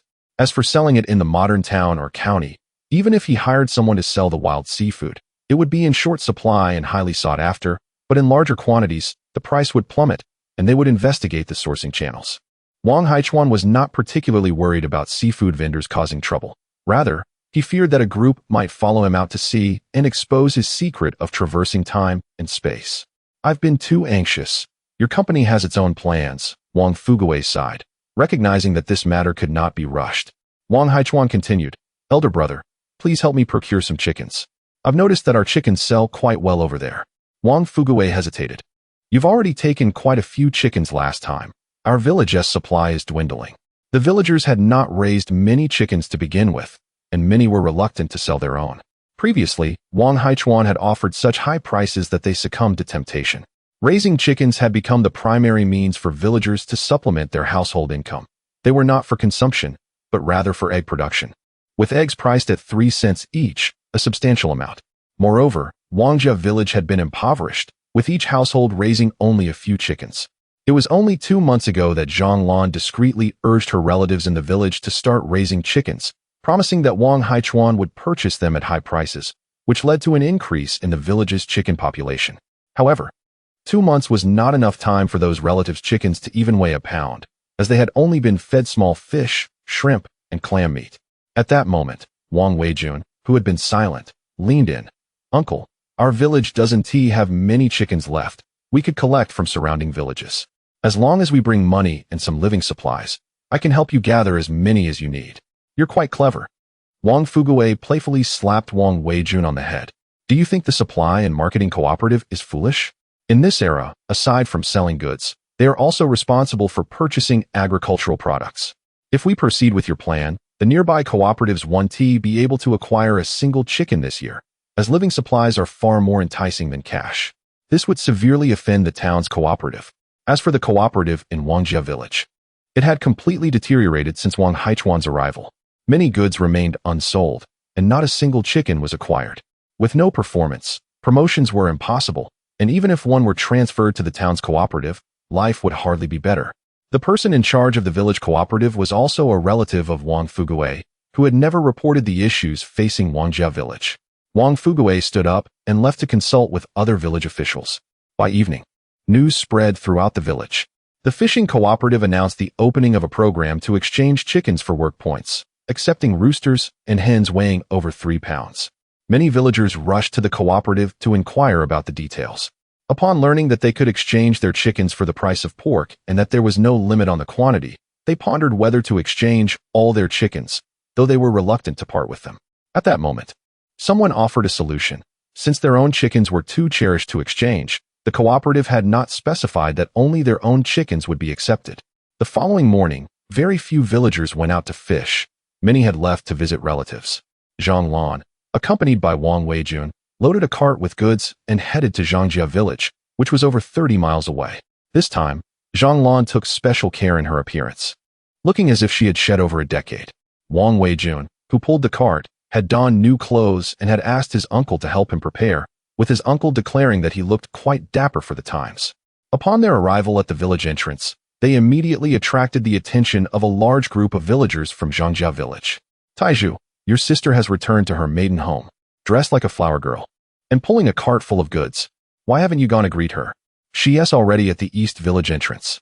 Zhang Lan's elder brother Chao, abandoning his weeding, instructed his son to relay the news and hurried off toward the east village entrance. Weijun, has your family struck it rich? Several cousins surrounded Wang Weijun, their eyes filled with envy. One cousin asked, Weijun, has your family moved to the city? No. We are still out fishing at sea, Wang Weijun replied, pulling out cigarettes from his pocket to share with a few cousins. After distributing them, he took out a disposable lighter and clicked it open to light his own cigarette. The cousins were left dumbfounded. They had never seen foreign cigarettes or such a lighter before. Where did you get that cigarette? Show me that thing in your hand. Our village head has definitely never encountered such a thing.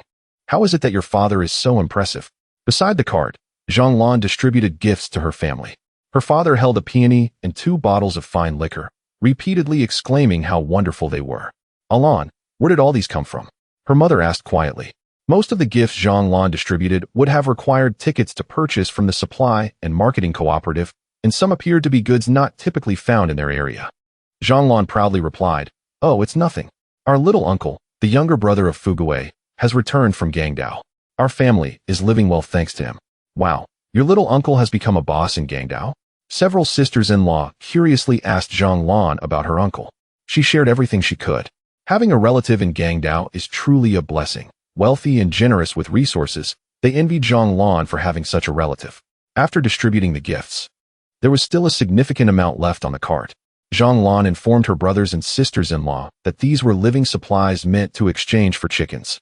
Her uncle wanted to take some chickens to Gangdao to give as gifts, not wanting to take advantage of their side, and was offering high prices, either in living supplies or cash.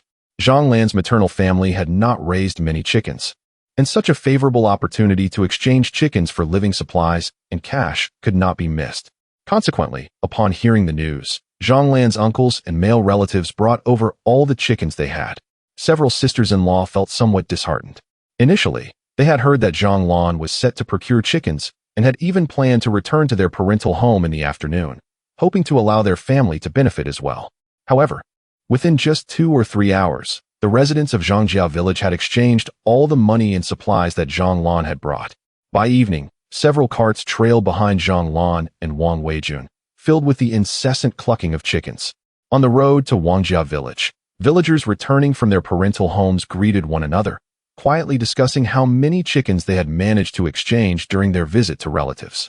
This time, the relatives were pleased with the supplies and cash they received, while the villagers of Wangjia exchanged chickens for cooperative work points, making a modest profit. Naturally, none of the parties involved publicized this matter, as all agricultural products in the village were collected by the supply and marketing cooperative. Chapter 69. Is it permissible for relatives to exchange living supplies? Wasn't it advised not to compete with the supply and marketing cooperative for the chicken business? Wang Haichuan gazed at Wang Fugui's backyard, which resembled a chicken farm rather than just a mere chicken coop. Remarkably, just last night, it was emphasized that one should not offend the supply and marketing cooperative if they were to compete for chicken procurement. Selling agricultural products in the future would be a distant dream. Today, Zhang Lan, along with her elder and younger daughters-in-law, returned from her maternal home with over 200 chickens. Wang Weijun was also discussing with his wife about acquiring more chickens from her family tomorrow. This was just the Wang Fugui household. Wang Haichuan had observed that many villagers had visited their relatives, returning with chickens as if they were bustling at a market, carrying them by hand or on carts. The exchange of a few chickens with relatives did not concern the cooperative, as they had not ventured to others' homes for procurement. Wang Fugui, busy with his tasks, appeared nonchalant, unperturbed by the potential for trouble from the cooperative. Their collected chickens were not intended for resale. It was quite normal for relatives to exchange a few poultry. The fishing cooperative had gathered so many chickens that they had no space to keep them, So they allowed each household to raise them temporarily, with the plan to deliver them to the cooperative for collection when Wang Haichuan returned to Gangdao. The villagers enthusiastically agreed, knowing that the eggs laid by the chickens would be theirs, and they could feed them with the small fish, shrimp, and scraps that were of little value. Uncle, the village collected 7,886 chickens today, and we should manage to gather even more tomorrow, Wang Weiguo reported to Wang Haichuan after dinner, pulling out the account book. Wang Haichuan had brought living supplies and lent money to the Wangjia Village Fishing Cooperative, which still owed him over 170,000 pounds of valuable live fish. This was no small sum, and it would take the entire village several months to repay the debt. The cooperative's leaders were under significant pressure. With Wang Haichuan's chicken procurement, they sought ways to encourage villagers to contribute more, using the chickens to offset the debt of valuable live fish. Such a large amount. Wang Haichuan expressed surprise at the sheer number of chickens collected at once. It seemed that all the chickens available for sale in nearby villages had been exhausted. However, Uncle, for the next 6 months, we are unlikely to collect many more chickens in our vicinity. The chickens here take half a year to mature. Uncle, do you purchase ducks? I noticed that many families have raised them. Wang Weiguo inquired earnestly, recalling that during his visit to his wife's family, he had seen that each household owned over 10 ducks. Raising ducks differed from raising chickens. Ducks were primarily raised for meat, as they would forage for fish in the sea themselves. Typically, they were raised in spring and slaughtered in winter when feed was scarce. We won't be collecting ducks. For now, the chickens are sufficient, Wang Haichuan replied, shaking his head. He had previously brought over 70 ducks back to the modern era, yet they had not sold out even after more than half a month. The local ducks in Wangjia village were of excellent quality, being native sea ducks that thrived on small fish and shrimp. Wang Haichuan had enjoyed their taste at his restaurant on 2 occasions. Unfortunately, the fishing enthusiasts who dined at his establishment did not favor duck, and most tourists visiting Beishuang showed little interest in local ducks. In essence, the modern trend favored roasted duck, while the local sea ducks weighed only 2 to 3 pounds and lacked the fatty meat suitable for roasting. Wang Haichuan did not intend to linger in Wangjia village for long. He had collected over 7,000 pounds of valuable live fish, spending merely 2 days in the village, during which he also gathered over 100 pounds of ordinary seafood and more than 200 pounds of frozen seafood. His medium-sized fishing vessel was equipped with a freezing compartment, which had previously only been used to transport precious seafood to the modern era. Most of the valuable wild fish that had perished were left behind, as the owner of his restaurant preferred live fish. As evening fell, Wang Haichuan prepared to depart. After Wang Weijun and his cousins loaded the seafood onto the boat, they laid a plastic sheet on the deck and secured the large chicken coops. Wang Haichuan set sail back to Gangdao in the evening, and Wang Fuguwei did not prevent him from leaving at night, as transporting so many chickens in the heat of the day could lead to complications. Be cautious while sailing at night. If you feel tired, find a safe harbor to dock. The companies on the Gangdao side lack compassion, making you navigate the waters alone. If there were another person, you could take turns at the helm, he cautioned. Zhang Lan and her family came to the dock to bid farewell to Wang Haichuan, stuffing him with some dry provisions while incessantly chattering. You all can head back now. I will return in 3 days. Wang Haichuan replied with a smile, distributing cigarettes to those nearby. After exchanging a few words, he untied the mooring ropes and boarded the fishing vessel, gradually leaving the dock. Upon returning to the modern era, Wang Haichuan maneuvered the fishing boat toward Beishuang dock. It was just past 6 in the evening. There were only about a dozen yachts moored at the dock. Those who dined at Wang Haichuan's restaurant were accustomed to arriving by yacht. At this hour, the Air Force fishing enthusiasts had already purchased their fish at his fishing grounds and were heading home to report their catch. Only those fishing enthusiasts who had brought their families to Beishuang dined at Wang Haichuan's restaurant before returning home. On the beach outside the village, numerous tourists were still enjoying themselves.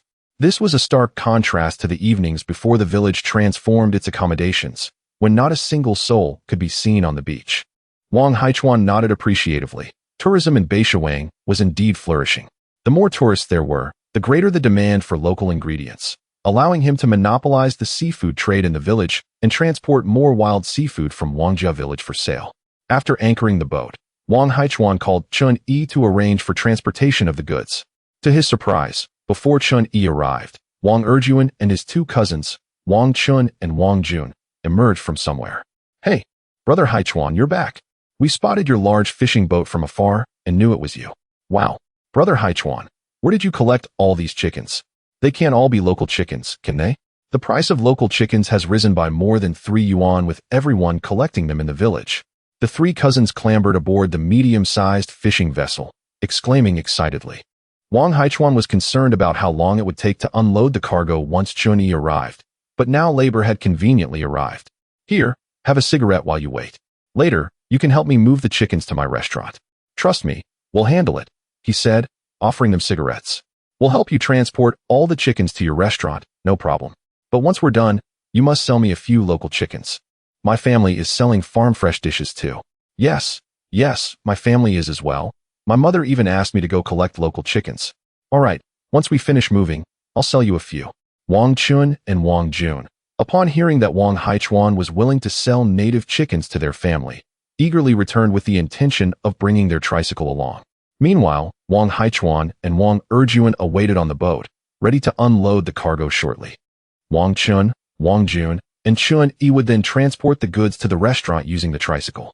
However, it wasn't long before Chun-Yi arrived, accompanied by a throng of people. It turned out that as Chun-Yi passed by the residence of Wang Haichuan's second aunt on the tricycle, she, upon learning of Wang Haichuan's return, promptly notified other relatives in the group chat. Consequently, the aunts and cousins who had pre-ordered wild seafood hastily set out to follow Chun-Yi to the village dock. Chapter 70. The seafood supplier of Baishir Bay. A few days ago, some uncles and cousins of Wang Haichuan, who had come to purchase free-range chickens, saw a message in the group indicating that he had returned to the village with an assortment of ordinary wild seafood. They decided to follow suit, hoping to buy any excess. Haichuan, why didn't you inform us in the group that you were back?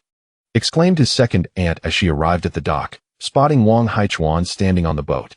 A crowd gathered at the shore near the medium-sized fishing vessel. After climbing aboard, two of his uncles were astonished to discover chicken coops on the deck, lifting the burlap net to reveal the contents. Oh my, Haichuan, you brought back so many free-range chickens this time. Hee, the free-range chickens from my restaurant have all been purchased by you. If I don't bring back more, we will soon run out of stock, Wang Haichuan replied. As dusk approached, around 6 o'clock, the chickens, having been jostled at sea, appeared somewhat lethargic until one uncle lifted the burlap net, prompting them to stir. On board, Wang Haichuan, Wang Erjuan, and two uncles untied the burlap ropes and began unloading the coops from the ship. The group of uncles, aunts, and cousins showed little interest in the ordinary wild seafood Wang Haichuan had brought. The demand for free-range chickens in the village was high. Particularly, those uncles who had previously purchased chickens from Wang Haichuan noticed that the free-range chickens he sourced were more delectable than those raised locally, leading to a surge of repeat customers requesting them at their homes. Haichuan, you want to need all these free-range chickens for your restaurant, will you? Just sell me a few. One aunt suggested. I want to ask for too many, just 30 will suffice. You're quite shameless, Lao-san. Haichuan needs some for his own restaurant. Let us not put him in a difficult position. Each family should just take a few at a reasonable amount, interjected Uncle Wang Jiandeng. Following his lead, the relatives hesitated to argue further, as Wang Haichuan had clearly brought back enough chickens with them in mind. All right, let us say 10 for each family, Wang Haichuan agreed, having no objections. He maintained a good rapport with these relatives, but often avoided visiting them to escape their incessant chatter. With Wang Chun and Wang Jun's help, they managed to sell 140 chickens to 14 families, swiftly transporting the remaining chickens back to the restaurant. This time, he had brought over 100 pounds of live, ordinary wild seafood and more than 200 pounds of frozen seafood. After several aunts collected their pre-ordered seafood, a few dozen pounds remained, which the uncles divided among themselves. Their families also sold seafood alongside farm-fresh dishes, though the farmed seafood purchased in town was not selling well. Rather than leaving with unsold wild seafood, the uncles opted to assist Wang Haichuan in relocating valuable live fish from the holding tanks to the fishing venue at Baipili Bay. Haichuan, you're just releasing these precious wild treasures into the bay like this. Losing a few would be quite a loss, Uncle Wang Jiandeng remarked as he observed Wang Haichuan dumping boxes of prized fish directly into the water.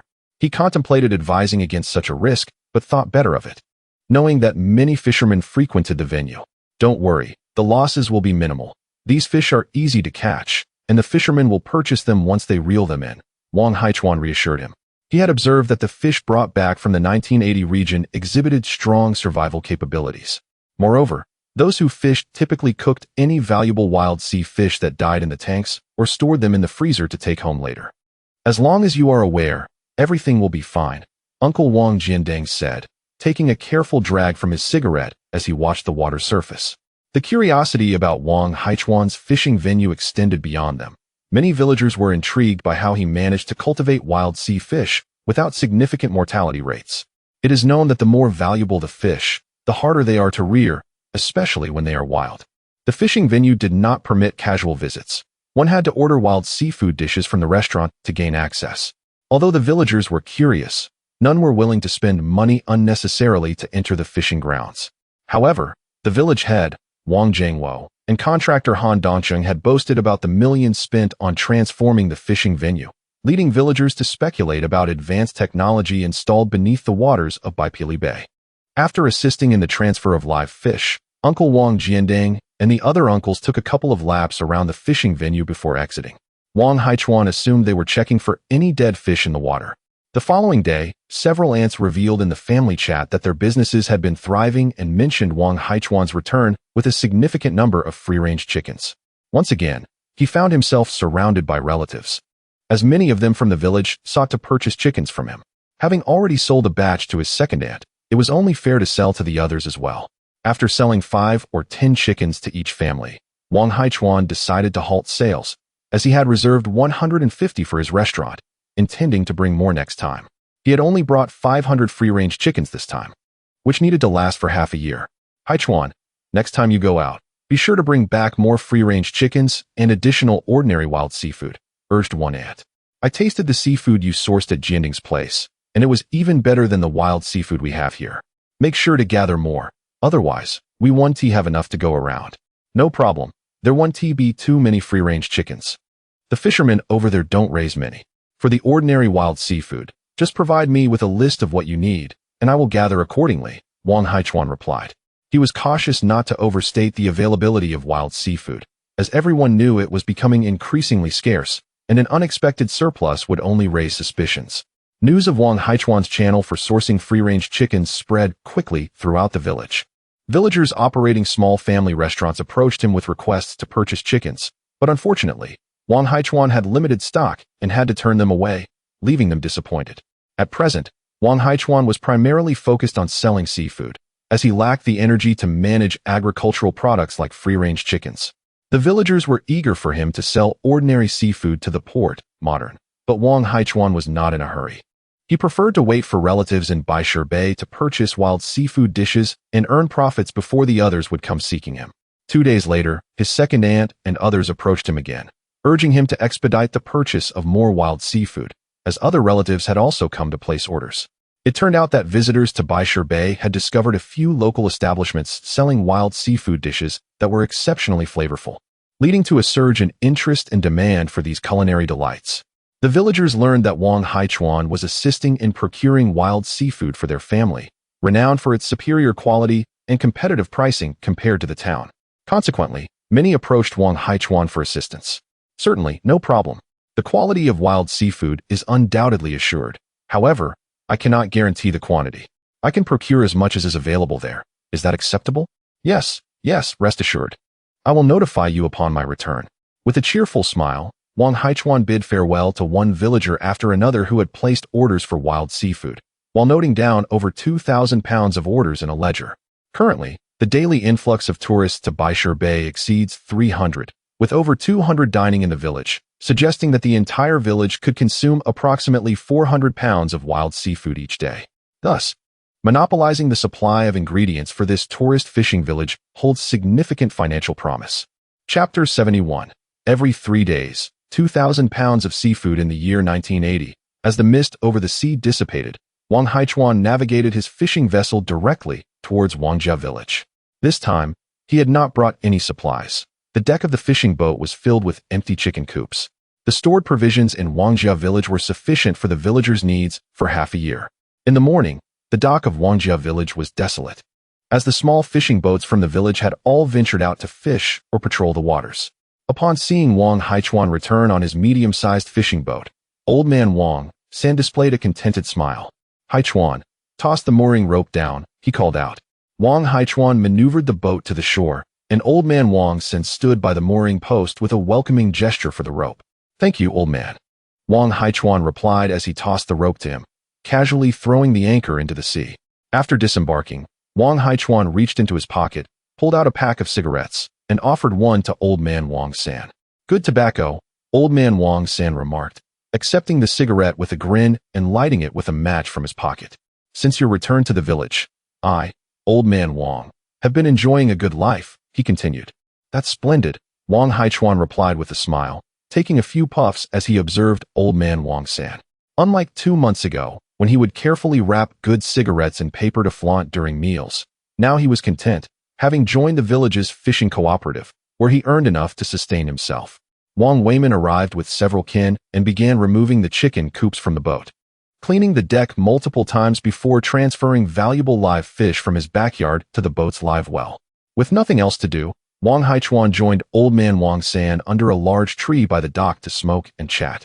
The villagers of Wangjiao village now had enough to eat. Those who had previously struggled with hunger were no longer a concern, thanks to old Secretary Wang Tai's labor reform initiative that supervised the idle individuals with bamboo rods as they tilled and planted crops. Remarkably, within a month, every villager had become industrious. The issue of basic sustenance had been resolved, and the fishing cooperative's warehouse was filled with shoes, clothing, and quilts brought by Wang Haichuan. As long as the villagers remained diligent, by the year's end, everyone would be clad in new garments and resting on fresh bedding. In this era, where hearts had yet to be consumed by greed, solving the problem of sustenance was viewed as a true blessing. Hard work leads to sustenance, while wealth relies on guidance. Old Man Wang Sen recounted the various good deeds promoted by Wang Tai and the changes in the village. In any case, everything in Wangjiao village was flourishing now. Wang Haichuan stroked his chin, reflecting that the village's transformation likely began after the incident involving Lai Guzi bringing police to apprehend him. Following that event, Wang Tai and the others discreetly expelled those with misguided thoughts from the village. For the majority of rural dwellers, securing urban employment was a coveted aspiration. 2 months prior, Wangjiao village unexpectedly received over a dozen opportunities for outside employment, which were seized by those with misguided thoughts, leading them and their families to relocate and transfer their household registrations. Wang Haichuan could hardly believe this was not orchestrated by Wang Tai and Wang Fuguwei. Wang Tai possessed sharp judgment and persuasive abilities, and Wang Fuguwei had inherited this talent. Why would the village later witness the emergence of wealthier individuals? "Uncle, it's time for dinner," Wang Weiman called out as he approached from the village. Wang Haichuan stood up, brushing off the dust from his trousers, and turned to say, "Old man, I'm leaving."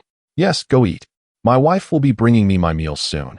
Old Man Wang Sen nodded with a smile, remaining seated under the tree, pulling out a pack of tobacco and a stack of scrap paper to roll himself a cigarette while humming a tune. Wang Haichuan followed Wang Weiman to Wang Fuguwei's home, where his sister-in-law, Zhang Lan, had already set the table. "Haichuan, eat up. This is wild chicken sent by my family," she said as she served him a bowl of white rice and 2 pieces of wild chicken, then warned the younger children, "No stealing the wild chicken. It's all for your little master, understand?" "Grandma, I don't like wild chicken," one child protested. "I want to steal it. Wild chicken isn't fatty." "I want the fatty meat," another chimed in. "Little master can have whatever he likes." "I'll let him have it all," a third child added. "Oh, Ace is truly well behaved." At noon, the household consisted solely of Wang Weiman, Zhang Lan, 3 daughters-in-law, and 7 children. Wang Fuguwei was away on errands in town, while Wang Weijun was out fishing, and Wang Weigua managed the cooperative's warehouse, with villagers occasionally coming by to exchange labor credits for supplies. In the afternoon, upon Wang Fuguwei's return, his face brightened when he saw Wang Haichuan. "Haichuan, how much is the company on Gangdao paying for our village's ordinary seafood?" he inquired. "Is there a problem with the fishing cooperative?" Wang Haichuan asked, sensing something amiss in Wang Fuguwei's demeanor. "Alas, the seafood companies in the city have begun to limit their purchases, offering standard prices for limited quantities and only half that for unrestricted amounts," Wang Fuguwei explained, frowning as he took a few puffs of his bitter cigarette. He had heard that seafood was not selling well due to issues with transport trucks heading to the mainland, and the companies were planning to sell the cheaper fish to feed factories. Cough, cough. "The company on Gangdao has decided to let me purchase 2,600 pounds of ordinary seafood for the next few days, evaluating the sales situation before adjusting the quantities," Wang Haichuan revealed the specifics of the seafood order. Excellent, excellent. This will greatly alleviate the pressure on the fishing cooperative, Wang Fuguei sighed in relief. Wang Haichuan's purchase price for ordinary seafood was double that of the seafood companies, meaning Wangjia village could sell approximately 700 pounds of high-priced seafood daily. The village caught over 10,000 pounds of ordinary seafood each day, which included 2,000 to 3,000 pounds of miscellaneous fish and several thousand pounds of cheaper varieties like sardines, squid, and octopus. Were it not for the fishermen's tax obligations to sell fish to the state, the seafood companies would be reluctant to acquire those lower-priced varieties. Ultimately, only a few thousand pounds of seafood caught daily could be sold for profit. 700 pounds of high-priced seafood was indeed a significant amount. It is said that goods are to be delivered to Guangdao every 3 to 4 days. Wang Fuguei feels that his younger brother will have to work even harder in the future. He pats Wang Haichuan on the shoulder and says, "Rest well at home tomorrow. I will make the arrangements for the goods. I shall set off tomorrow evening." Wang Haichuan replies, "Is it really that urgent?" He finds an excuse to say, "From now on, every time I go there, I must take several hundred chickens with me." The modern enterprises are preparing to monopolize the seafood supply of Beishuan, leaving me no time to linger in Wangjiakan. As long as the entire village of Beishuan purchases wild seafood from him, he can nearly consume the entire daily ordinary seafood output of Wangjiakan. Adjusting for the time difference between the two realms, 1 day in Wangjiakan equates to 10 days in the modern world. The number of tourists in Beishuan is steadily increasing, and consuming several hundred pounds of ordinary wild seafood each day is certainly not an issue. Chapter 72. The price surge of high-quality wild seafood in the waters near Beishuan. A metal boat was busy collecting nets. "Damn it, still no catch. Aiken, it's your turn to haul in the next one." Wang Erjuan flung the net into the boat and turned to sit on the partition, lighting a cigarette. "Brother Erjuan, your luck is abysmal.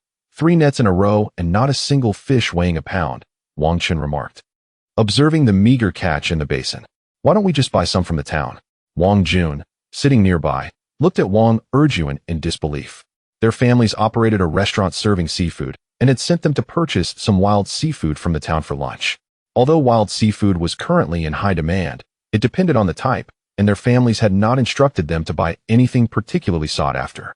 Upon hearing that they intended to buy a few pounds of wild seafood from the town, Wang Erjuan scoffed. "What do you need to buy for? We have a fishing boat. We can just set out to sea and lay down a few nets." His skepticism was palpable, as the 3 had already deployed 5 nets, but had only caught a couple of pounds of small fish and shrimp, with not a single edible sea fish in sight. "Let us have another look," Wang Erjuan muttered, feeling somewhat dissatisfied. While it was true that larger fish were scarce around Beishuan, he was certain that ordinary wild sea fish weighing a pound or 2 could still be caught in nets.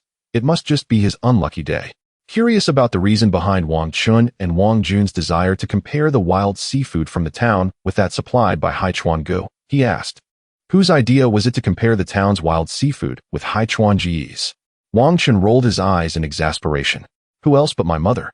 She thinks Haichuan Ji's wild seafood is of superior quality, yet complains that it's too cheap, so she has been discussing with Wang Jun's mother about raising the prices." The quality of the wild seafood supplied by Wang Haichuan was indeed exceptional. Relatives who took it home found it easy to sell after preparing it as dishes, fetching the same price as that sold by other villagers. They remained oblivious to the fact that Wang Haichuan could collect a considerable amount of high-quality seafood to resell to them, assuming that such premium wild seafood was rare and thus seeking to inflate prices.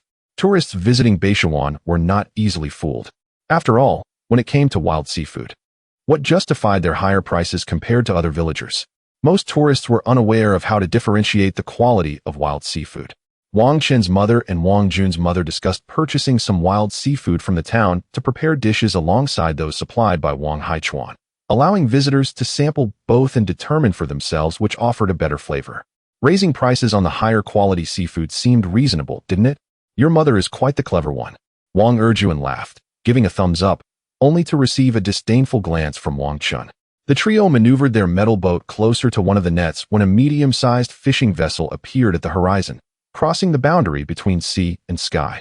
"That must be Haichuan Ji's boat," Wang Chun exclaimed, squinting at the distant fishing vessel while pulling in the net. Wang Jun, who was assisting in removing fish from the net, glanced up and confirmed.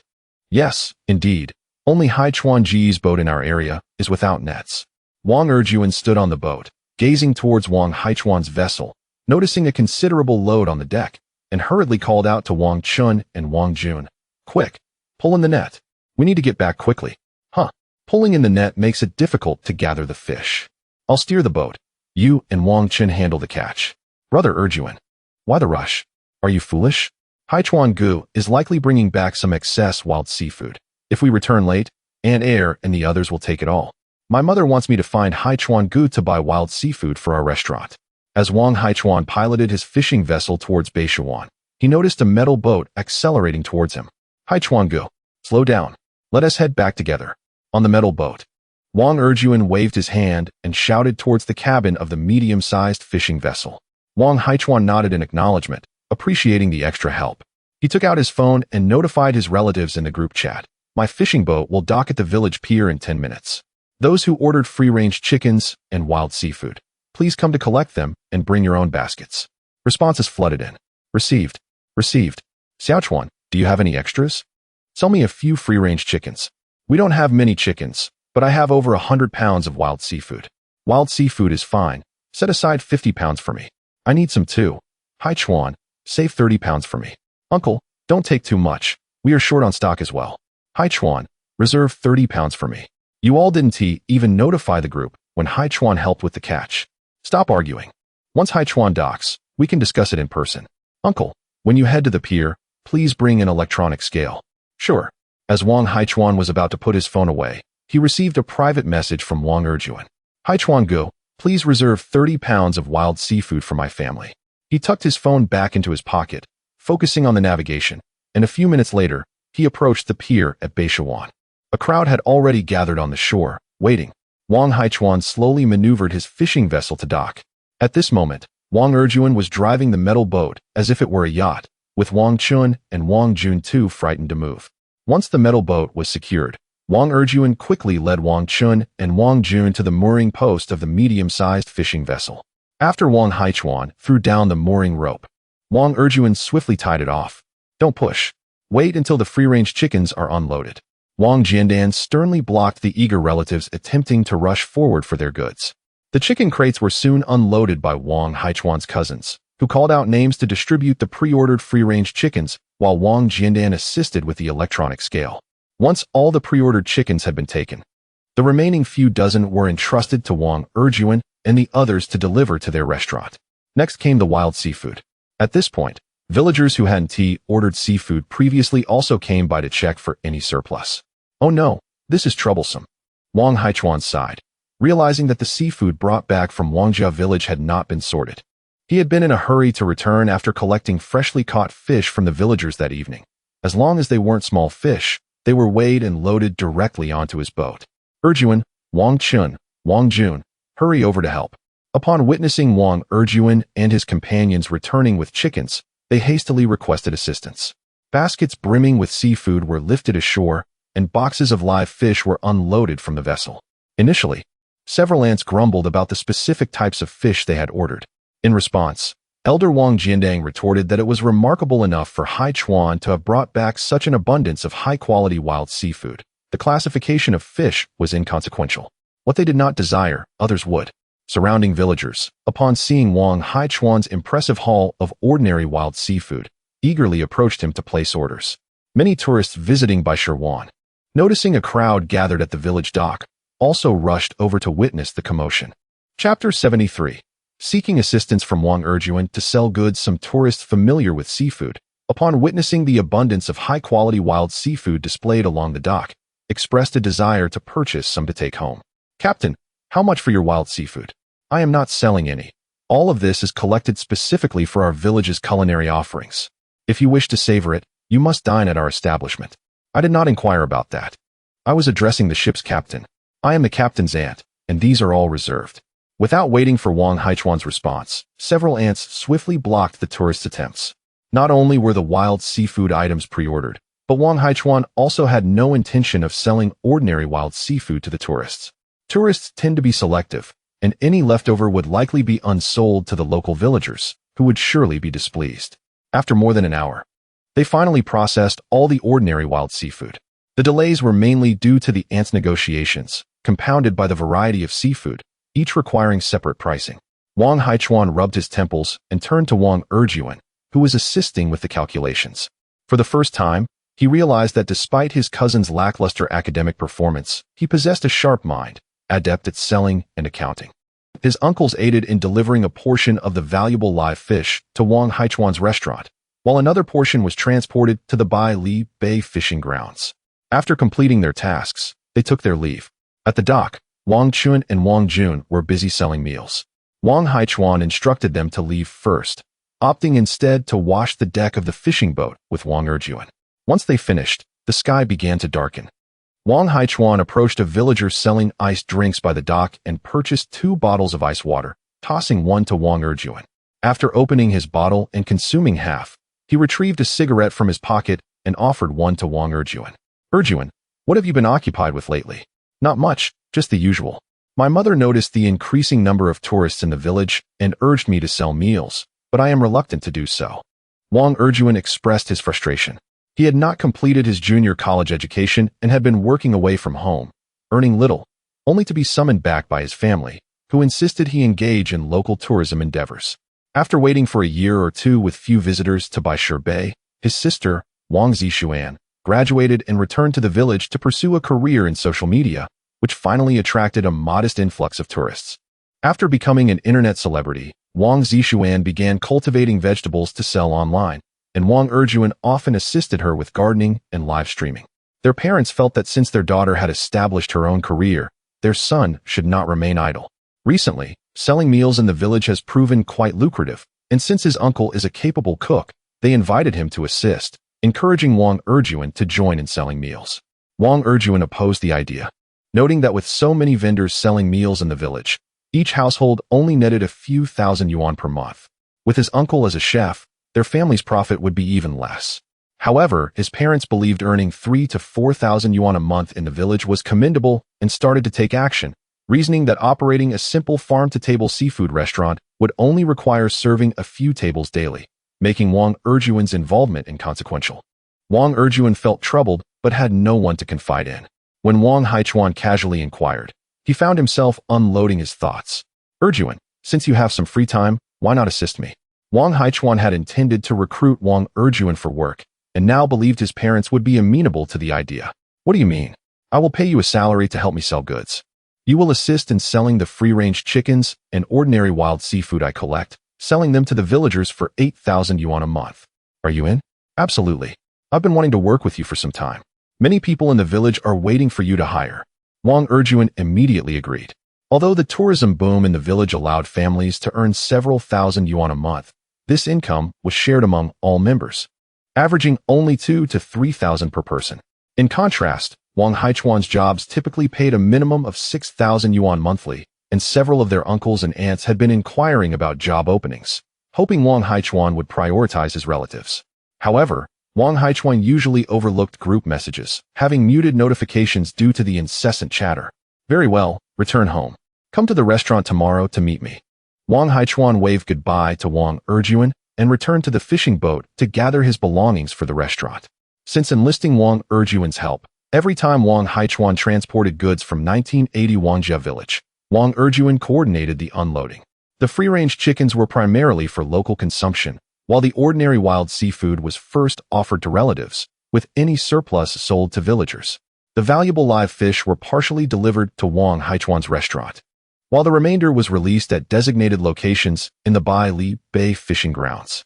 Wang Haichuan solely managed the logistics of transporting goods back to Bai Bay, delegating other responsibilities to Wang Erjuan, which significantly lightened his workload. In his downtime, Wang Haichuan often visited the Bai Li Bay fishing grounds and interacted with the local fishing enthusiasts to expand his network. Recently, many villagers who had sought work elsewhere returned home, as they found they could earn a living locally without enduring the hardships of city life. With the promotion by influencers like Wang Zixuan and positive feedback from visitors, Bai Bay now attracted approximately 500 tourists daily. It had become the most successful tourist village in the town's fishing community transformation, prompting the Tourism Bureau to establish a passenger ferry route connecting the town and Bai Bay. As more tourists arrived, Wang Haichuan noted with approval as a ferry docked, disembarking 20 to 30 visitors. The increasing number of tourists meant a greater volume of ordinary wild seafood sales, which he would focus on supplying to Baishur Bay before considering expansion elsewhere. Although the profits from selling ordinary wild seafood did not match half of what he earned daily from selling premium fish at the fishing grounds, the stability of the ordinary seafood sales was reassuring. Wang Haichuan harbored concerns that many fishing enthusiasts only sought a fleeting thrill, and as with any enjoyable activity, interest could wane over time. Therefore, he placed great importance on the enjoyment of the family members accompanying these fishermen. If they had a delightful experience in Baishur Bay, they would likely return and bring their families along to fish for prized catches. Wang Haichuan rode his electric bike toward Baili Bay, strolling around the fishing grounds. I spotted manager Zhang Liang and the esteemed boss Li Jun at a fishing platform, so I approached them. Manager Zhang, Boss Li, how is the catch today? Zhang Liang and Li Jun turned to glance at me, and with a playful smile, Zhang Liang teased, Xiao Chuan, what brings you to the fishing grounds today? I replied, what do you mean by today? Whenever I have some free time lately, I come here. The two bosses remarked on how they hadn't seen me around recently. Have you discovered a remarkable fishing spot at sea? I chuckled. There is no splendid fishing spot nearby. The company has been holding meetings daily, and today is the first chance I've had to unwind. Boss Lee has recently traveled abroad for business, and now that he has returned, he has come to oversee your fishing grounds. Is it not the case that you are merely eager to cast your line? I laughed. Life can be quite unkind. Chapter 74. The Accommodation Dilemma for Restaurant Guests. Wang Haichuan crouched nearby, engaging in soft laughter with the two individuals while observing them reel in one prized sea fish after another. Xiao Chuan, it seems your village has seen a significant increase in tourists lately, Zhang Liang remarked as he shifted the conversation, deftly removing a fishhook from a sesame-spotted fish and placing it in the water tank. Indeed, there has been quite a surge, Xiao Chuan replied. My wife watched a live stream from your village featuring that internet sensation. She wishes to bring the family over for a couple of days and intends to stay in that Baishur Beiku house. Could you assist me in reserving a unit? You can simply approach the owner directly, Wang Haichuan suggested. I inquired, and it appears they are fully booked, with reservations extending into next month. Well, there's little I can do. Tourists usually have their itineraries planned out in advance, Xiao Chuan sighed. Haha, I was merely making conversation, Zhang Liang responded, casting an appreciative glance at Baishur Wan. To be frank, if not for Wang Haichuan establishing a somewhat upscale restaurant and a fishing site teeming with valuable wild sea fish in this small fishing village, he would have been disinclined to visit. There are numerous picturesque fishing villages like Baishur Wan, often isolated and lacking investment from tourism companies. However, it was surprising how the online promotion by the village's influencers had revitalized tourism, to the extent that even his wife expressed a desire to spend a few days there. Xiao Chuan, have you noticed a significant flaw in your current enterprise? Zhang Liang inquired. What flaw? Xiao Chuan responded, intrigued. Your provision of exquisite cuisine and leisure activities is commendable, yet you cannot neglect the necessity of accommodation. Zhang Liang asserted. Accommodation? Wang Haichuan looked at Zhang Liang, suspecting that the old rascal was merely trying to persuade him to open a similar guest house in the village due to his inability to secure a reservation at Baishur Beiku house. Ahem, don't look at me like that. I'm not joking. Consider this. Your private dining establishment primarily caters to affluent clients, yes? Those patrons who dine at your restaurant, after enjoying their meals, might wish to unwind at your fishing site. However, if they indulge too much and require rest, there are no facilities available. What does that signify? It signifies a lack of comprehensive service. Zhang Liang's earnest analysis resonated with Wang Haichuan, who found it quite reasonable, though he remained somewhat hesitant. The accommodations for these affluent clients certainly could not be constructed as ordinary guest houses. The cost would be substantial, and the timeline for recouping such investments remained uncertain. In truth, Wang Haichuan harbored reservations about providing accommodation. Why? One might ask. It was because these angler clients would typically purchase fish worth tens of thousands, sometimes even hundreds of thousands, to bring back and present. If they stayed in Baishur Wan, they would not need to transport their valuable catches, leaving him to ponder the fate of so many prized live fish. Nevertheless, constructing a guest house was still essential, allowing these patrons to enjoy their meals, rest well, and return to purchase fish in the evening would certainly yield additional profits from alcohol sales. Upon this realization, Wang Haichuan nodded. Indeed, we must construct 2 guest accommodations and commence the project tomorrow. Exactly. Given the remoteness of your village, it would be impractical to send intoxicated patrons back by boat after dining at your restaurant. No need for a hotel. Simply build a few more of those by Bay houses, Zhang Liang jested. Treating the suggestion lightly, considering the substantial investment required for such undertakings, particularly in a location as remote as Baishuan. Shaochuan, the guest accommodations can be designed with local characteristics, elevated in quality. The affluent anglers do not lack for funds. They merely seek a comfortable place to stay, Li Jun advised Wang Haichuan. In his view, constructing several high-quality accommodations in Baishuan would not result in financial loss, as both Wang Haichuan's restaurant and fishing site attracted high-spending clientele. Wang Haichuan furrowed his brow slightly, contemplating the investment required for constructing high-quality tourist accommodations, each likely exceeding 100,000. It was a significant financial commitment. If the quality were too low, the affluent clients would be dissatisfied. Conversely, if the quality were high, the investment would be substantial. Ultimately, once constructed, they could charge a premium. Certainly, the guest accommodations must align with the standards of our fishing venue. Once you have it set up, I will bring several prominent clients to patronize your establishment. I will take you at your word. Rest assured, I do not deceive, Wang Haichuan concluded as he conversed with Zhang Liang and Li Jun for a while before departing. He was a man of action, eager to get started, especially upon perceiving the potential for profit. He rode his electric bike around Baishuan, exploring suitable locations. Following the late 1980s and into the 1990s, many families with better living conditions had relocated to cities or towns. Consequently, the village's population dwindled, and many newly cultivated mountains and orchards reverted to wilderness. After a couple of days of exploration, Wang Haichuan stood before a patch of land overgrown with grass and trees, surveying the surroundings.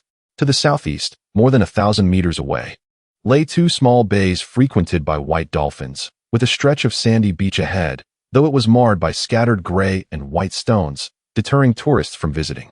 He glanced at the nearby coconut grove, recalling his childhood days spent gathering coconuts there. He had heard that the villagers had planted these coconut trees, but unfortunately, the coconuts produced were small and thick-skinned, failing to yield profit, leading to their abandonment. This will do. The overgrown area contained 3 dilapidated houses with only the stone walls remaining, their owners having moved to the city back in the 1990s. Wang Haichuan felt no concern about the former owners causing trouble for him upon occupying the land. Most villagers who relocated to the city during that era were keen to hide their rural origins from their urban neighbors, severing ties with their village. They had attempted to sell their houses to the village committee, and the then village head, in a fit of anger, had collected them for merely 1 yuan each, threatening that those who were dissatisfied would find it difficult to cancel their rural household registration. Thus, the land now belonged to the collective, as did the surrounding area, allowing Wang Haichuan to develop it without needing to negotiate with individual villagers. He could simply approach the village committee. Upon returning to the village, Wang Haichuan visited the village committee, where several village officials were already familiar with him. He produced a pack of soft cigarettes to share, and, upon learning that Wang Zhengwo was in the office, he pushed the door open and entered. Haichuan, are you here for something? Wang Zhengwo looked up, smiling as he set down his documents to inquire. Yes, I have a matter to discuss, Wang Haichuan replied, offering a cigarette to Wang Zhengwo. I wish to construct a few guest houses. You two are venturing into the guest house business? Wang Zhengwo inquired, intrigued. While it was not surprising that other villagers were considering guest houses given the increased tourist influx and the short supply of accommodations, it was worth noting that the profit from a single guest house per day paled in comparison to the income Wang Haichuan earned from selling a single prized wild seafood. For other villagers, it presented a promising avenue for income, but for Wang Haichuan, it seemed less advantageous than simply selling more fish. Indeed, the patrons of my restaurant seek a place to rest, yet our village lacks suitable accommodations to satisfy their needs. Thus, we are compelled to construct a few buildings. Cough, cough. Upon hearing this, Wang Zhengwo choked on a puff of smoke. Does one truly believe that erecting a structure is as simple as assembling a makeshift shelter? You cough, cough. Wang Zhengwo gestured towards Wang Haichuan, who promptly grasped his thermos and took several sips of tea to regain his composure. What kind of buildings do you intend to erect? Where do you plan to place them? Chapter 75. Constructing a guest house. In recent days, I have wandered around the village, and I have found a promising location 3 miles west of the village, adjacent to the coconut plantation, where there is a ready foundation. Is that the land belonging to the Qian family? It seems a bit remote, and constructing a house there would require building a road. Wang Jingwo reminded Wang Haichuan that the villagers of the fishing village predominantly reside around Baisher Bay. Many of the outer foundations have been reclaimed by the village but have not been maintained, and the dirt road leading to the Qian family's foundation has not been cleared, now overtaken by weeds and wild trees. It's nothing. We can simply build a road there, as it is not far at all. Fine, you can handle it. Wang Jingwo took Wang Haichuan to handle the paperwork. Besides the foundation, Wang Haichuan also contracted the land near the former Qian family foundation. Initially, Wang Jingwo advised Wang Haichuan to limit the land he contracted, but Wang Haichuan insisted that money was not an issue. If he were to establish a guest house, it must be of high quality, as he did not wish to be associated with the nouveau riche. They expedited the paperwork, urging him to hurry along. 3 days later, with the land contract and construction documents in hand, Wang Haichuan felt quite pleased. The land contracts for ordinary fishing villages and tourist villages are priced entirely differently. As the village's tourism began to flourish, it would undoubtedly be challenging to contract land in the future as more tourists arrive. Among the fishermen dining at the restaurant, one owner was involved in construction development, and Wang Haichuan approached him. Though he found the small-scale projects of several 100,000 to be beneath him, he learned that the construction was intended to facilitate the fishermen's rest and to accommodate their families visiting Baisher Bay. The owner promptly agreed and acted swiftly, with the construction team arriving at Baisher Bay the following day. Wang Haichuan was willing to spend money to ensure prompt completion. He even hired the contractor Han Dongcheng to bring in extra manpower to expedite the road from the village to the Qian family foundation. Due to the lack of available labor in the village, he had to hire dozens of temporary workers from nearby villages to clear the weeds and wild trees around the foundation. The commotion in the west of the village caught the attention of tourists at Baisher Bay, prompting them to inquire with the villagers about the tourism project being constructed. The villagers were also puzzled, having heard at the village committee that the land had been contracted by Wang Haichuan for a guest house. However, was it truly necessary to employ 100 or 200 workers simultaneously for such a project? Brother Haichuan, what is going on? Wang Erjuan observed Wang Haichuan discussing logistics with the boat owner responsible for transporting materials, who promised swift delivery for an additional 2,000 yuan per boat each day. Wasn't he being taken advantage of? The owner guaranteed delivery within a day, and Wang Haichuan was expediting it for half a day. Wasn't this just a house being built? Was there truly a need for such urgency? Erjuan, you must understand that time is money, Wang Haichuan replied, patting Wang Erjuan on the shoulder. With substantial sums already spent, why save on trifles? The fishing business owners were eagerly inquiring about the reception house. The sooner it was completed, the sooner they could start earning. My time is worth more than 2,000 yuan a day. Wang Erjuan departed, fearing that lingering too long around Wang Haichuan would lead him to squander his fortunes. Indeed, I was referring to my time as money.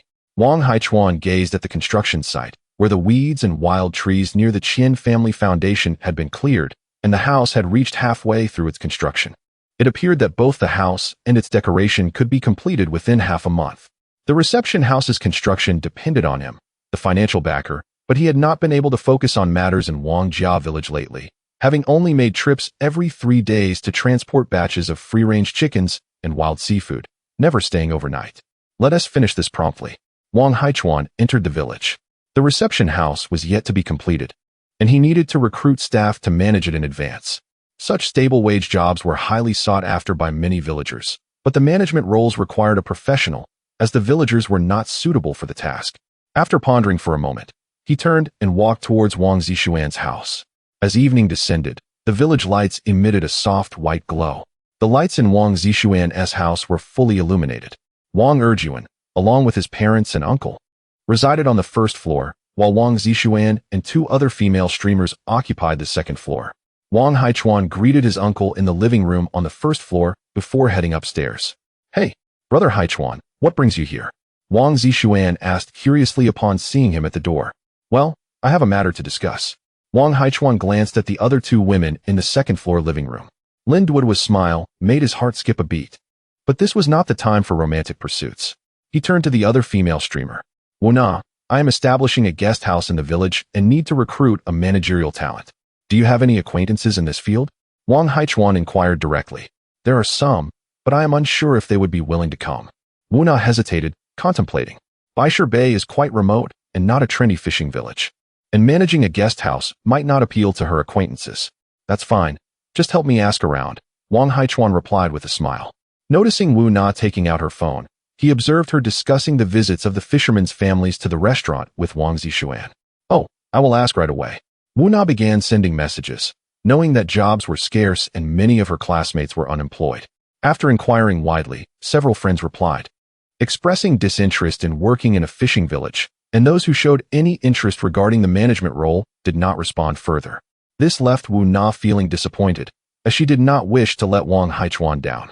She continued reaching out to others. Wang Haichuan was indeed her benefactor. Although she earned little from her live streaming, bringing customers to Wang Haichuan's restaurant earned her 40 yuan per person, and with over 10 guests a day. Her monthly income was guaranteed to exceed 10,000. As Wang Haichuan chatted with Wang Zixuan and Lin Duoduo, he noticed Wu Na's troubled expression. What's wrong? Haven't you found anyone suitable? It's not that. Baisher Bay is just too remote, and they are unwilling to come.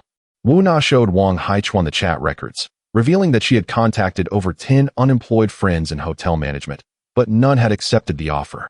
Wang Haichuan pondered for a moment and stated, the guests at my guest house will be wealthy owners, and the standards will be high. The monthly salary for the management position starts at 20,000 yuan, with higher capabilities yielding higher pay and year-end bonuses. 20,000 at the minimum? The three women exclaimed in unison.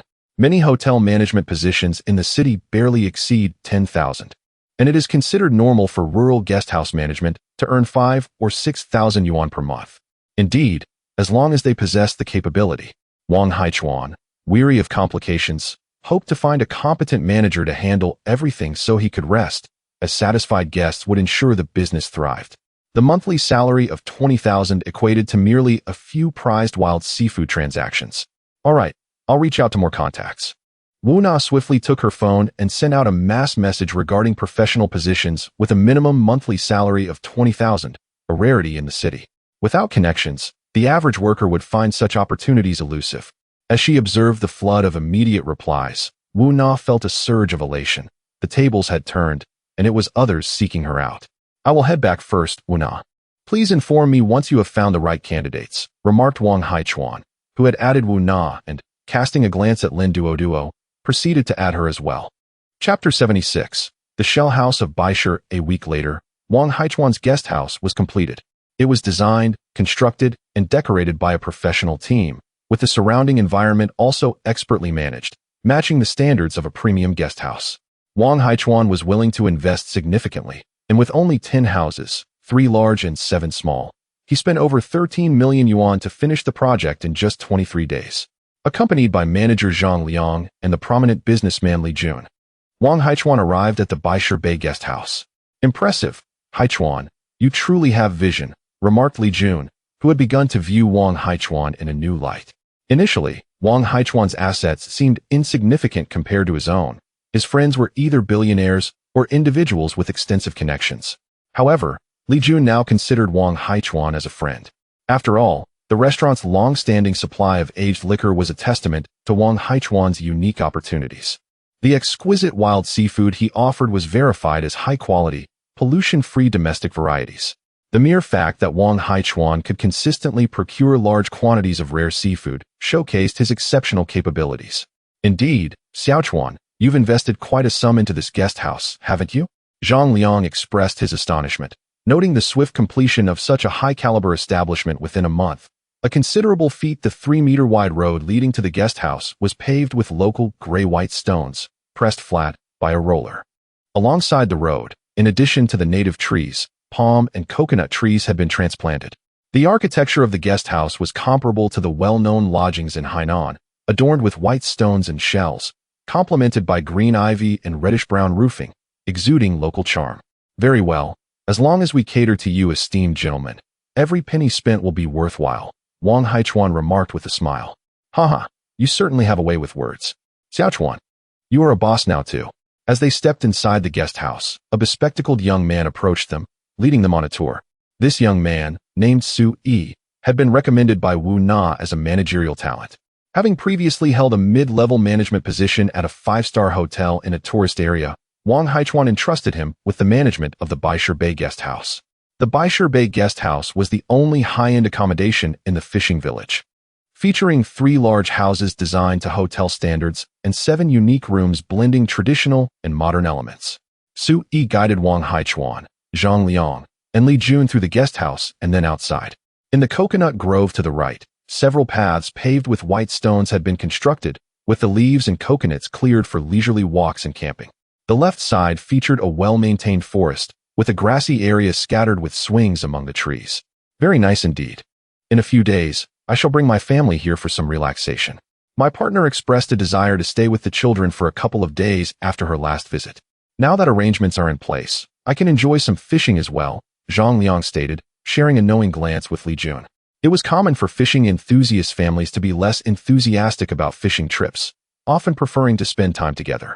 Now, with the family comfortably settled at Baishar Bay, the fishermen could indulge in their passion while still being present for their loved ones in the evening. Wang Haichuan observed their satisfaction, feeling relieved. The acceptance of his establishment by both affluent fishing enthusiasts and well-connected business figures confirmed that his investment in the guest house was indeed worthwhile. Gazing towards the white sandy beach several hundred meters away, he noted that he had also tidied up the beach, which was now frequented by numerous visitors.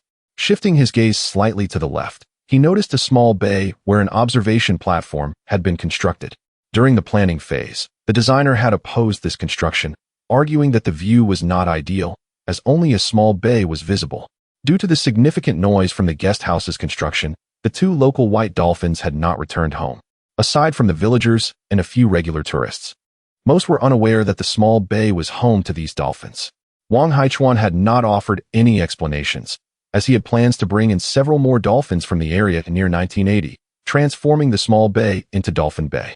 At present, the tourism industry in Baishar Bay appeared to be flourishing, with an increasing number of visitors drawn by word of mouth from friends and family praising the scenic beauty. However, many of these tourists likely would not return after their initial visit, as Baishar Bay lacked distinctive features. There were numerous coastal fishing villages with beautiful scenery, and many tourists came primarily to enjoy the tide. As visitor numbers rose, the likelihood of finding treasures on the beach diminished, leading to a lack of interest in returning. If Dolphin Bay were developed successfully, those tourists might remember their visit fondly, especially children who were often enchanted by intelligent and adorable animals. Visitors would dine in the village, prompting local residents to purchase ingredients, with only Wang Haichuan supplying wild seafood. In essence, the more tourists there were, the more wild seafood Wang Haichuan would sell.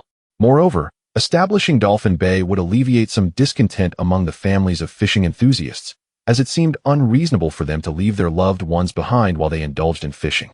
Once Wang Haichuan's guest house opened, it quickly became a sought-after destination for fishing enthusiasts, leading to a surge in bookings. News spread among the fishing community, and many were filled with envy. During the day, they could reel in rare wild fish, and at night, they could unlock new species, as certain marine fish were only active after dark. Consequently, many were queuing to reserve rooms at Wang Haichuan's guest house, returning home to persuade their families that a trip to Baishar Bay would be a delightful experience filled with quality family time. However, it remained uncertain how the families would react upon discovering the truth, as the fishermen were quite clever.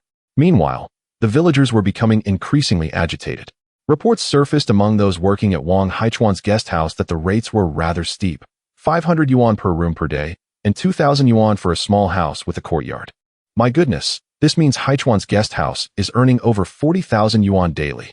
It was said that reservations were already booked through the following month.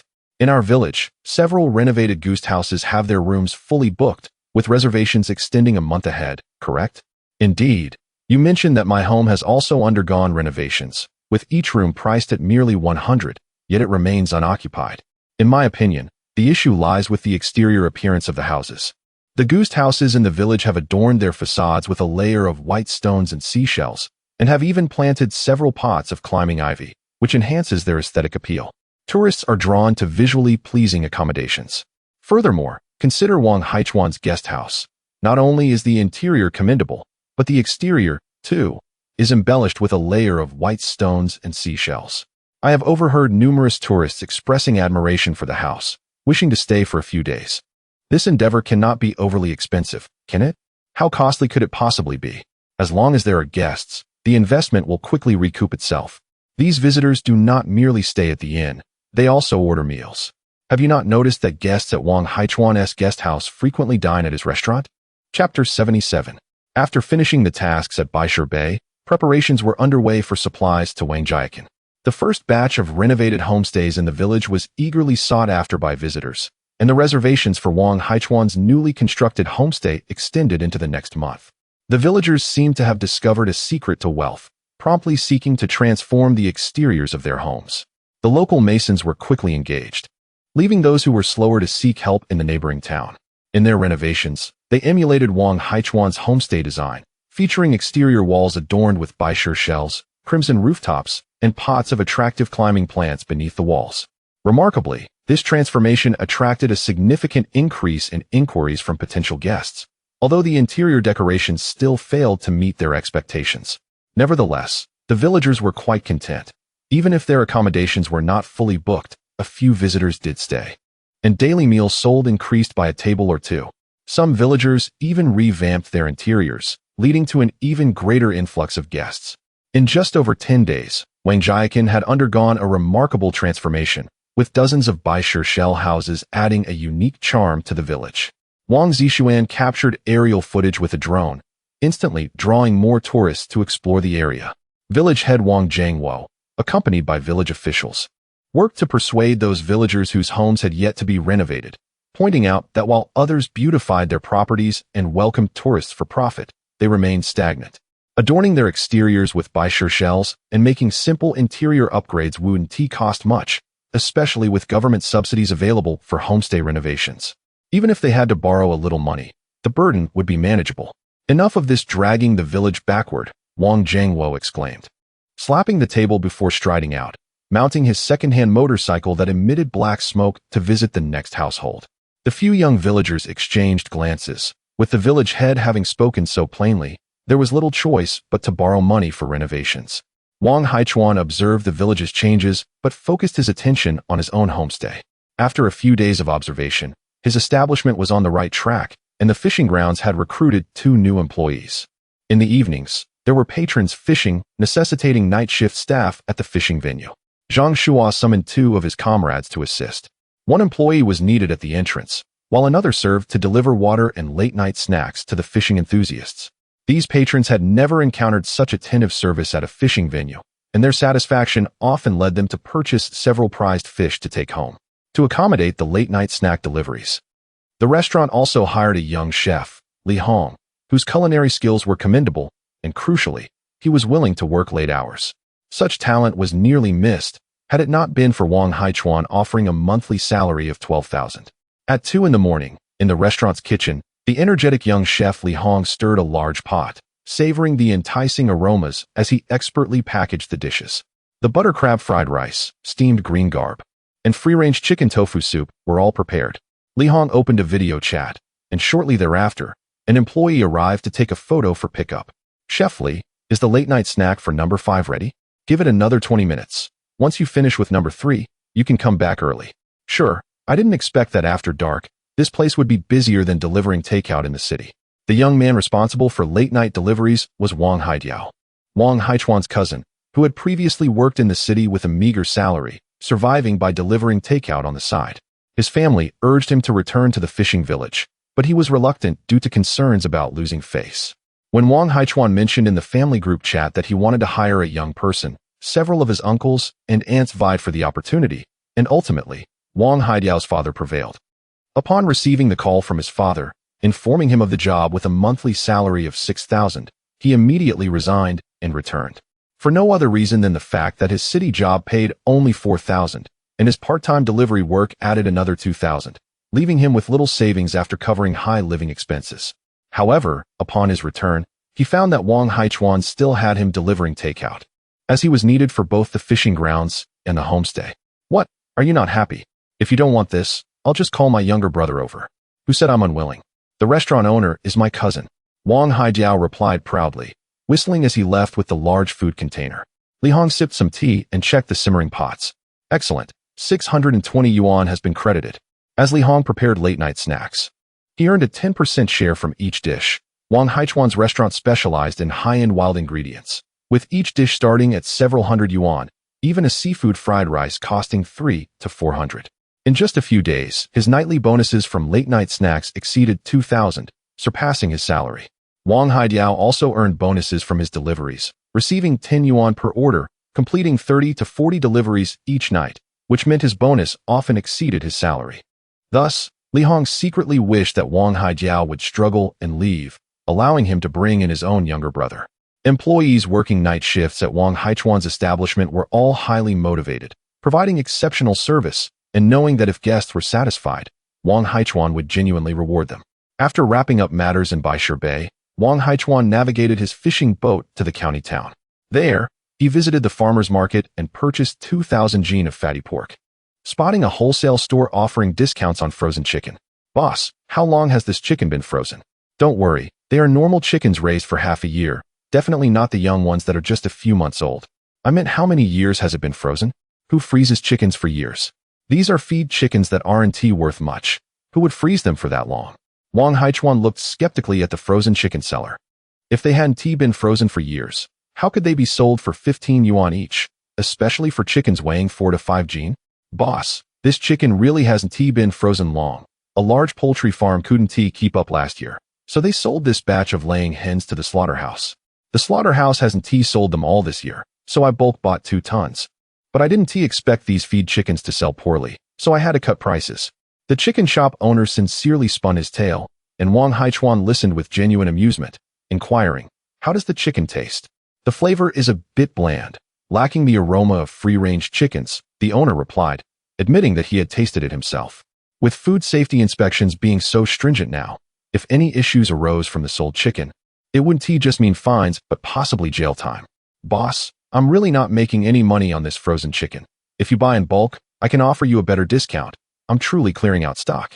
Wang Haichuan picked up a frozen chicken, scrutinizing it closely.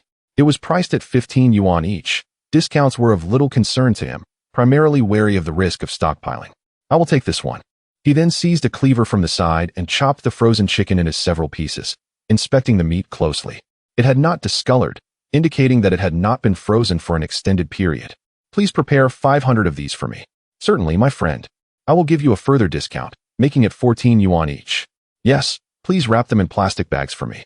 Wang Haichuan pointed to the thick, transparent plastic bags in the store, noting that they could hold dozens, facilitating easier transport. He arranged for the pork and chicken shop owners to deliver the meat to his fishing boat upon payment completion. Boss, in the future, come to me for pork. I will provide you with the best discounts. And I too. As long as the quantity is substantial, we can negotiate the price significantly. Agreed. Wang Haichuan received business cards from both proprietors. After they disembarked, he started his fishing boat, gradually exiting the harbor and venturing into uninhabited waters, ready to set sail. Chapter 78. Wang Weijuan's new fishing boat. In the year 1980, at the Wangjia village dock, there was a water channel 200 meters away, where a 9-meter-long wooden boat was moored. Several men were hoisting a machine onto the wooden vessel and securing it at the stern, while an elderly man, wielding tools, busily hammered away at the back of the boat. Is it done yet? Wu Laotu, can you really install a diesel engine? I inquired. Indeed. Last time, Haichuan finished his installation in just half an hour. Look at you. You've been at it for over 2 hours.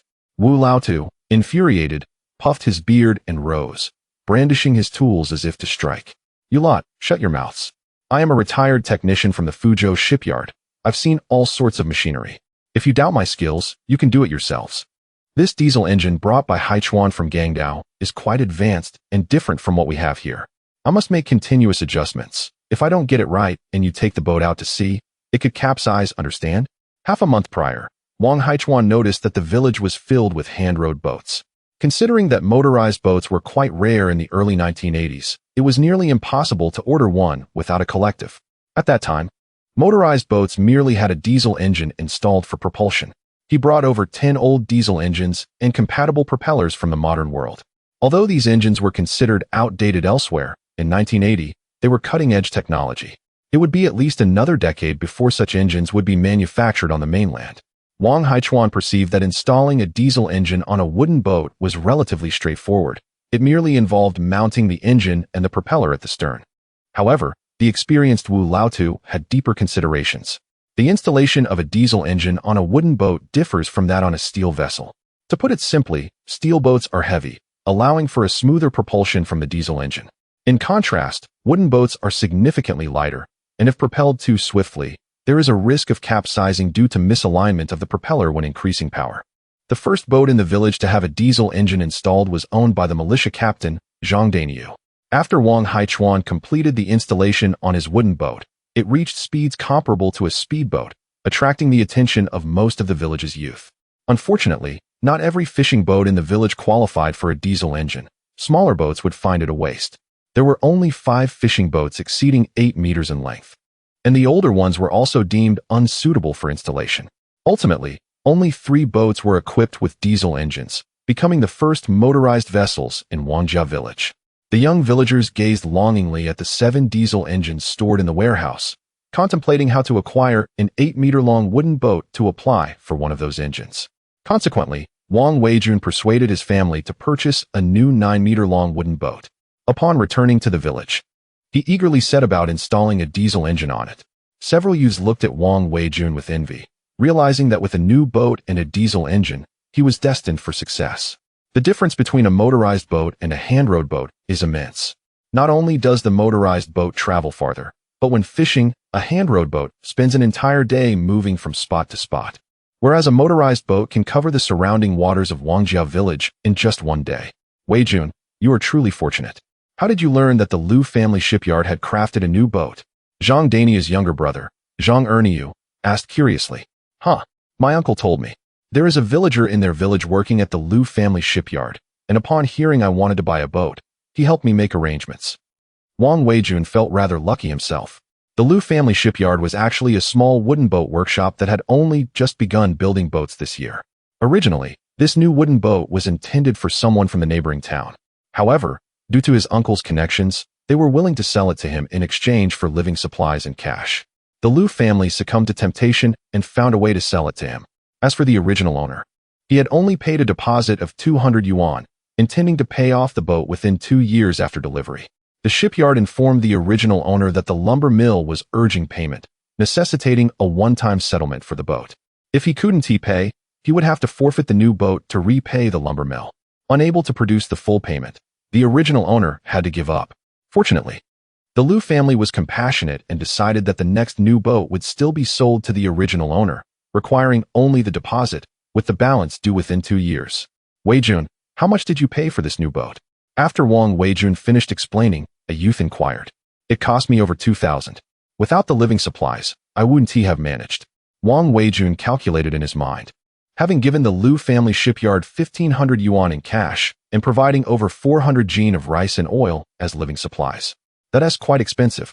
Your uncle from the port island is truly generous. Several youths expressed their envy, not only towards the new boat, but also towards the familial connection Wang Weijun had with Wang Haichuan. Though 3 of them were also relatives of Wang Haichuan, there remained a distinction between close relatives and those separated by several generations. Don't speak nonsense. The money for the boat came from my family, and the living supplies were earned through labor points. We have exhausted our labor points, and still owe my uncle and third uncle over 200 points. Wang Weijun hurriedly clarified, hoping to prevent any misconceptions. Many relatives in the village envied his family's connection with Wang Haichuan, and if they felt his family was taking too much advantage, there would surely be complaints. Wang Weijun shifted the conversation, reminding them, this new boat isn't overly expensive. In fact, if you save your labor points for half a year, you could buy one. You should consider pooling some money and living supplies to order a boat from the Liu family shipyard. There are only 6 sets of diesel engines left in the cooperative warehouse. If someone else applies for them first, don't say I didn't warn you. The expressions on Zhang Erniu and the others changed. They were well aware that many villagers were eyeing those diesel engines. These engines were rented by Wang Haichuan to the fishing cooperative, and for every fishing trip, a 2-point loss fee was charged, a price that the villagers could easily afford. All right, I'll discuss it with my family tonight. Zhang Erniu and the others shifted their focus away from Wang Weijun's new boat, contemplating how to approach the topic of purchasing a new boat with their families. As Wang Weijun's new boat was still not finished, with Wu Laotu continuing to install the diesel engine, they felt it inappropriate to leave. At that moment, a medium-sized fishing boat approached the Wangjia village dock. Wang Weijun and Zhang Erniu quickly abandoned Wu Laotu, who was still working on the new boat, and hurried towards the dock. Wang Haichuan had steered the fishing boat to the Wangjia village dock. Wang Weijun and his companions nimbly boarded the medium-sized fishing boat, delivering the chicken cages on the deck to the fishing cooperative. After delivering the chicken coops, the crew began to clean the deck. Once it was thoroughly washed, they turned their attention towards the fishing boat storeroom. Wang Haichuan leaned against the cabin, smoking a cigarette, and exhaled a cloud of smoke. "What are you looking at? I didn't bring anything this time." Wang Weijun and a few others felt a tinge of disappointment. Each time Wang Haichuan returned to Wang Jiakin from Gangdao, their eagerness to assist stemmed largely from their curiosity about the intriguing new items he might have brought back. Items such as disposable lighters, nail clippers, reading glasses that ignite in sunlight, the pungent yet delectable durian, and the large, blood-red dragon fruit that oozes juice. Assisting Wang Haichuan in transporting goods allowed them to be the first to experience these novel life essentials, and occasionally, they would even get to sample a few exotic fruits. Aware of their anticipation, Wang Haichuan chuckled and stepped into the fishing boat's cockpit, returning with a bag of rambutan. "Come over and try this." Chapter 79, Lychee covered in spines. "Uncle, what is this?" Wang Weijun inquired as he took the bag from Wang Haichuan's hands. He opened it with the intention of sharing the contents with a few childhood friends, but was momentarily bewildered by the sight of the fruit within. Before Wang Haichuan could offer an explanation, Zhang Erniu interjected, "I know what this is. It must be a sprouted variety of lychee. Last time, when Haichuan Ge brought me strawberries that had been left out for a while, they looked similar." Previously, Wang Haichuan had brought a bag of large strawberries to share with the young men who helped with the cargo. He handed each of them a few strawberries and advised them that they were not yet fully ripe and would taste better if left for a few days. Zhang Erniu had kept the strawberries for half a month, and only when the seeds sprouted did he ascertain they were ripe. The taste was somewhat sweet, yet the strawberry sprouts had a hint of bitterness, leaving him puzzled as to why people in Gangdao enjoyed such peculiar flavors. With a degree of expertise, Zhang Erniu picked up a rambutan, chewed on a few spines, and declared, "Trust me, you should eat the outer sprouts first, then the flesh." Wang Weijun and the others were somewhat skeptical. The sprouts on the fruit's surface did not appear appetizing in the least. Wang Haichuan was baffled. Lychees contain only one seed, so how could one conceive of sprouts growing all over the exterior? His lips twitched in amusement as he observed Zhang Erniu gnawing on the rambutan's spines, curiosity piquing within him. "Is it delicious?" "Quite bitter, Uncle Haichuan." "How do they eat this in Gangdao?" Zhang Erniu's face contorted in a way that alarmed Wang Weijun and the others, causing them to hesitate before trying the rambutan. "This is how it's done." Wang Haichuan picked up a rambutan, broke off the spines, peeled away the membrane from the flesh, and popped it into his mouth. "This is rambutan, also known as hairy lychee. It resembles lychee, but Erniu, do you really eat lychee with the skin on?" "Sprouts. This isn't a sprout, it's the skin." Zhang Erniu was taken aback. "Ha ha ha, Erniu. You are truly something." Wang Weijun and the others chuckled as they began peeling and enjoying the rambutan. Had it not been for Wang Haichuan's clarification, they might have ended up like Zhang Erniu, experimenting with whether the rambutan's spiny skin was edible. The curiosity of these young villagers was quite robust. When they first encountered durian, their astonishment at the foul smell contrasted with the delightful taste led them to leave it out for an extended period, wondering if it would become even more delectable with time. They also brought mangosteen, and upon hearing its name, they were flabbergasted, scouring the mountains for bamboo groves, wondering if such fruits could possibly grow there.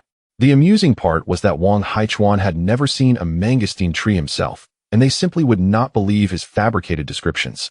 After the bag of rambutans had been thoroughly explored, Wang Haichuan nodded approvingly, except for Wang Weijun. The others discreetly stashed a few rambutans, intending to bring them home for their families to taste. However, the hiding spots were somewhat ill-conceived. Concealing a few rambutans in their pants pockets meant that the items would jostle against their legs while walking, which was rather unsettling to contemplate. Wang Weijun, aware that Wang Haichuan would certainly leave some fruit for his family, decided to head off with his friends first. "Uncle, after you put your things at home, hurry over. My family's new boat has just returned, and they are installing the diesel engine over there.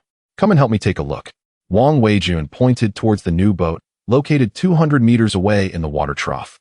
In truth, Wang Haichuan had noticed the new boat as soon as he arrived at the dock and was curious about which family had purchased it, for very few in the village could afford a new vessel. For the past month, Wang Haichuan had been preoccupied with matters in the modern area.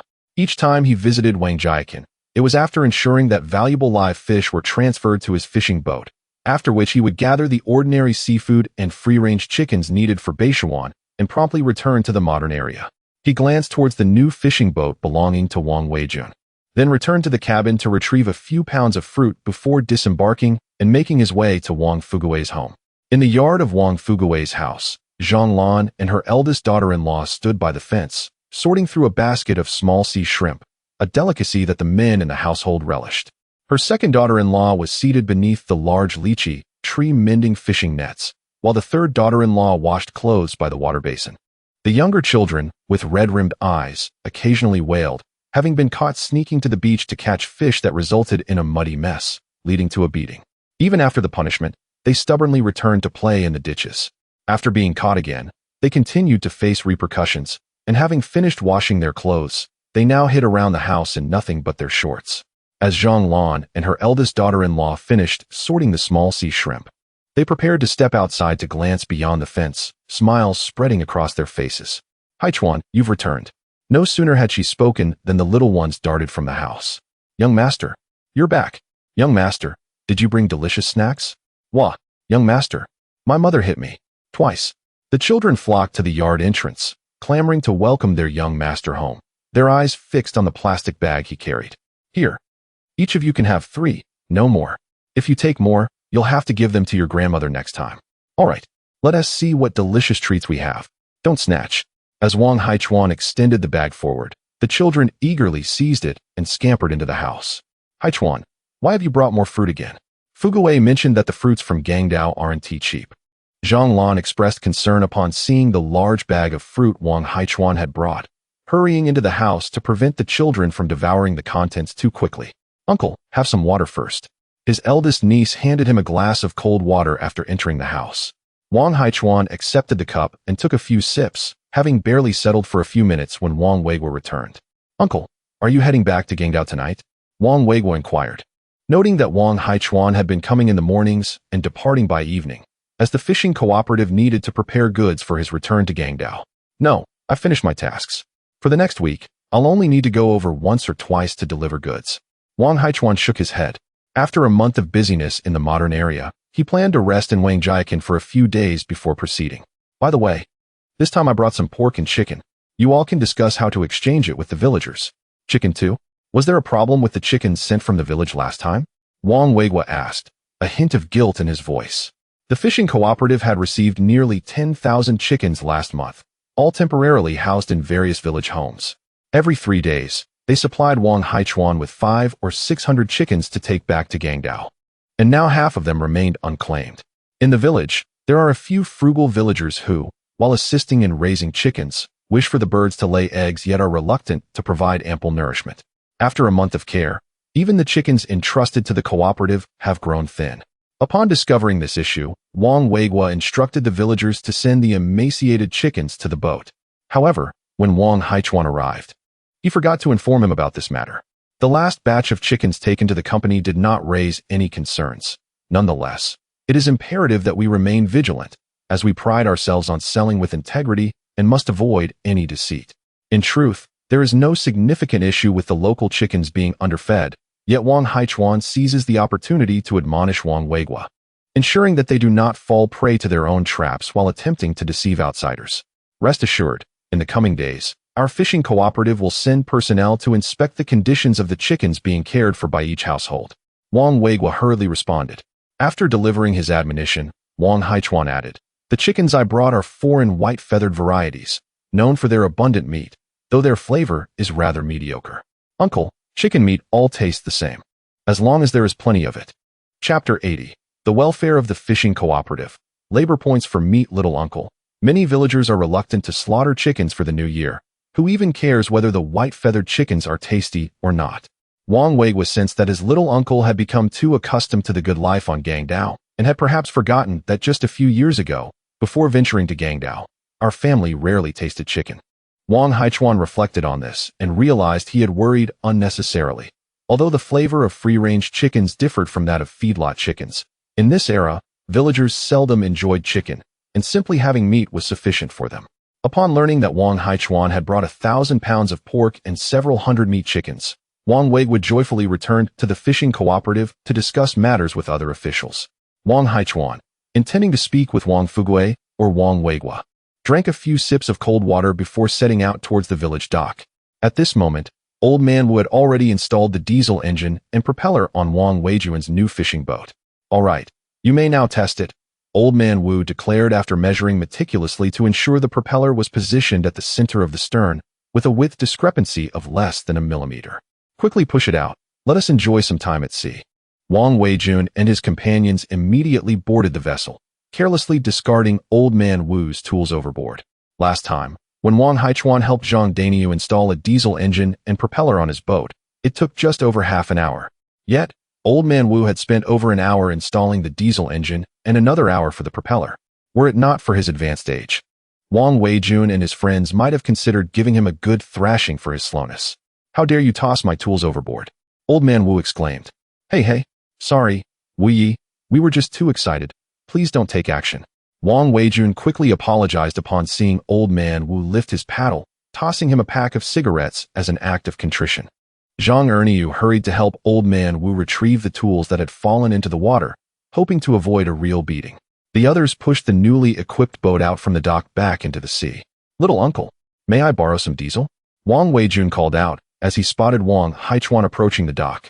The diesel engines in the village were all brought back by Wang Haichuan from modern times, along with the diesel itself. Unfortunately, in the early 1980s, the quality of diesel fuel in the country was quite poor, and Wang Haichuan's diesel engines had specific quality requirements. Climbing aboard his medium-sized fishing boat, Wang Haichuan retrieved a drum of diesel from the storage for Wang Weijun. "Thank you, little uncle." Wang Weijun gratefully accepted the drum and eagerly invited, "Little uncle, would you care to join me on my new boat?" "No, do take it slow. You are not familiar with the diesel engine. Also, remember to bring 2 oars, Wang Haichuan advised, shaking his head. He recalled the last time Zhang Daniu invited him to sea after installing a diesel engine.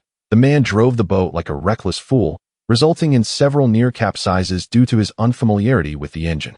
He had enjoyed his outing, but when the diesel ran out, he had forgotten to bring oars. After basking in the sun for 2 to 3 hours at sea, the group would have had to wait for villagers to pass by in boats had it not been for some locals passing by. Wang Haichuan did not wish to endure the feeling of waiting for rescue at sea again, even if the captain was his own nephew. Wang Weijun, not understanding Wang Haichuan's concerns, thought it unnecessary to bring oars now that the boat was equipped with a diesel engine. "Understood," Wang Weijun responded, his mind filled with visions of racing across the waves. He took the drum of diesel to his new boat. After filling the engine with diesel, he placed the drum on the shore. "Little uncle, could you come over for a moment?" Wang Weijun called out, and with his childhood friend, he eagerly hopped onto the wooden boat, starting the diesel engine and charging into the sea.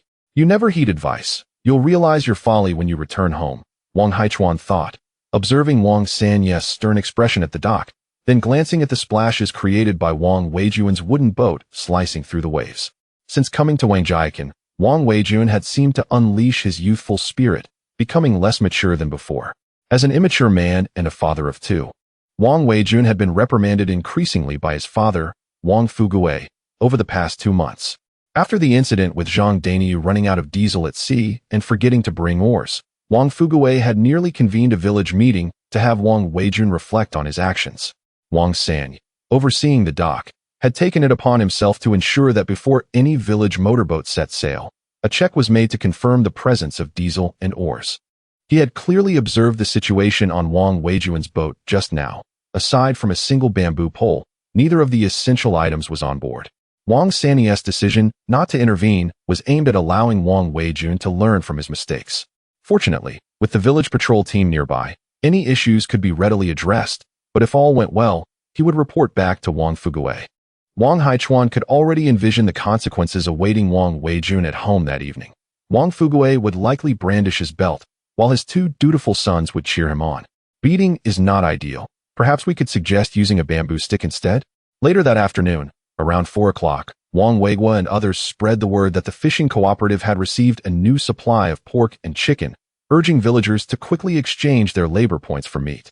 This time, they did not use the village loudspeaker to announce it, as the previous announcement regarding the distribution of pork had attracted envious villagers from neighboring areas, leading to complaints against Wang Fugui. Upon hearing the news, villagers hurried out of their homes towards the fishing cooperative. Is there pork available again? Surely it was brought by Wang Haichuan. They speculated. Absolutely. Our village hasn't slaughtered any pigs. That's splendid. The pork from Gangdao is quite fatty. And trading for a couple of pieces of lard is very worthwhile.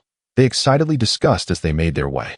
Wang Shidu's aunt and second aunt, accompanied by their children, laughed and chatted as they headed towards the fishing cooperative. They greeted He Jinyue upon encountering her. Over the past 2 months, life had improved significantly for them, and they had long discarded grievances over trivial matters concerning their little uncle. Jinyue, are you going to exchange for meat too? One of them asked. Yes, I plan to get some pork to fry lard, Jinyue replied. We have the same intention, but we're unsure how much we can exchange. With Haichuan bringing pork, each family should receive a pound or 2, and if it's not enough, we can get a chicken for sure too to supplement.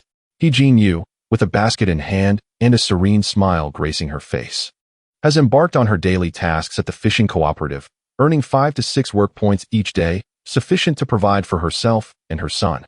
Recently, Xiao Shi too has been diligently catching large crabs with the village children, returning home at dawn and dusk, garnering 3 to 4 work points daily, making him the highest earner among the village's youth. He Jinyu feels an immense sense of pride, yet also a pang of concern for her son. Having once struggled with poverty that left him too slender, she now yearns to procure some delectable treats for Xiao Shi too to nourish him. At the fishing cooperative, one can exchange 3 work points for 2 pounds of fatty pork or for a plump chicken. In the first round, each household is permitted to exchange only 2 pounds of meat and 1 chicken. Once every family in the village has made their exchanges, a second round will commence the following morning. Presently, each household in Wangjia village accumulates over 10 work points daily, and all villagers have participated in the initial round of exchanges. As the sun sets, the fishing boats of Wangjia village return from the sea, and the villagers, greeted by the rich aroma of lard, hastily tidy up their vessels and make their way home. Chapter 81. Plans to acquire the white dolphin. Hey, Aunt Zhang, could you spare a bit less meat? Is your family not getting by? 5 pounds of fatty pork and 3 plump chickens. Aren't you worried about spoiling your appetite? We're not planning to eat it right now. We're trading for it to cure and save for the year. Bringing back a pound of pork and a chicken to my family is quite respectable. Everyone thinks this way. Please leave some meat for those of us at the back. The cooperative isn't keeping track. The families ahead are trading several pounds, and we don't even know if we'll get anything. Early in the morning, 2 long lines formed at the village dock, as villagers anticipated the pork and frozen chickens brought by Wang Haichuan that had yet to be exchanged from last night. When the fishing boats went out to sea, the women from home followed to the dock, using their labor points to trade for meat. The village had no cold storage. The meat from yesterday was still in the cold storage of Wang Haichuan's medium-sized fishing boat. By dawn, Wang Weigua and comrades from the fishing cooperative set up tables and chairs at the dock to conduct business. Now, every household in Wangjiakan had accumulated quite a few labor points. Today, there was no limit on meat exchanges. Everyone was eager to trade their points for several pounds of meat and a few chickens. If it weren't for the fear of public outrage, they would have traded for even more. Uncle, these folks are so generous. They don't seem to mind trading so much meat. In the past, they wouldn't even buy a pound of pork for the new year, Wang Weiman remarked, a blade of grass in his mouth, standing not far from Wang Haichuan, watching the women who had just exchanged their labor points for meat. With pork in one hand and frozen chickens in the other, they loudly greeted fellow villagers on their way home, as if they were eager for everyone to know they had meat to eat. Of course, they're generous. If we calculate at the minimum, each family has 2 laborers, earning around 10 labor points per day. For 6 points, they can exchange for 2 pounds of pork and 1 chicken. In just a few days, they can earn back the points they used for meat. This is an opportunity no one in the village would want to miss, Wang Haichuan remarked, crossing his arms and standing aside, with unspoken thoughts lingering in his mind that Wang Weiman would not comprehend. Exchanging labor points for meat is not the same as trading cash for meat. It is akin to purchasing goods with a card in modern times. If one has limited savings, they might hesitate before making a purchase of several hundred yuan with a card, while cash in hand might lead to second thoughts and ultimately abandoning the purchase. As the sun rose high in the sky, all the pork and frozen chickens from Wang Haichuan's boat had been traded away by the villagers. The villagers who had set out to sea at dawn began to return one by one. The valuable live fish were weighed by Wang Weiman and placed in the live well of Wang Haichuan's medium-sized fishing boat. Ordinary seafood was weighed and handed over to the cooperative's fish-selling team, which transported it to the city's seafood company for sale. The day passed in this manner. In the evening, by the village dock, Wang Haichuan distributed cigarettes to Wang Weijun and Zhang Daniyu, who had just returned from the sea, listening to their lively conversations about the latest fishing adventures. Daniyu, have you encountered any white dolphins recently? Wang Haichuan asked, puffing on a cigarette. White dolphins? What are those? Uncle Daniyu, my uncle says white dolphins are the sea's white pigs. White pigs? I've never seen one. A couple of months ago, we searched the sea for days, but didn't find any. Shampao, have you seen them? Zhang Daniyu turned to the nearby sturdy young man, who was the one who had spotted the large white dolphin last time. Brother Daniyu, I've been keeping an eye out with Taizhu and the others. There are definitely no white pigs near our village. Shampao and several villagers had been eyeing the white dolphins. With Wang Haichuan offering such high prices for live white dolphins, they were keen to seize the opportunity for wealth every time they went out to sea. It seems that the large white pig from last time truly escaped. Haichuan, why are you asking about this? Is someone over at Gangdao looking to buy white pigs? Zhang Daniyu inquired, puzzled, while the others looked at Wang Haichuan with bright eyes. Last time, Xiao Shirtu caught a small white pig and made a fortune. If someone over at Gangdao was indeed looking to buy white pigs, they would not let this lucrative opportunity slip away. Yes, they are seeking over 10 live white dolphins at a high price, 200 yuan for the smaller ones, 400 for the larger ones, and even the old ones are 200 each. Wow, such high prices. Haichuan, will you be going to Gangdao this time? If you can secure some, you can bring money back next time. Unfortunately, there are none near our village, so you won't be able to profit. Wang Haichuan shook his head lightly. He was merely inquiring. It had been over a month since he heard anyone from Wangjiakan mention white dolphins, indicating that this area was not a gathering place for them. He planned to make a trip to the Pearl River Delta in a couple of days, where white dolphins were more abundant. Haha, who says we can't make a profit? Zhang Daniyu and the others exchanged glances and laughed. Zhang Daniyu said, we don't have white pigs here now, but there are plenty along the coast near Guanyang City. There is a traditional fishing ground near Luojia Island in Guanyang City, where many white pigs live. Each autumn, after the joint fishing season, the white pigs living there venture out to seek food in other areas. Around October, we often spot white pigs at sea. Last year, I saw dozens of them gathering together when I went out to fish. Zhang Daniyu and his companions did not like white dolphins, as they often chased fish schools while feeding.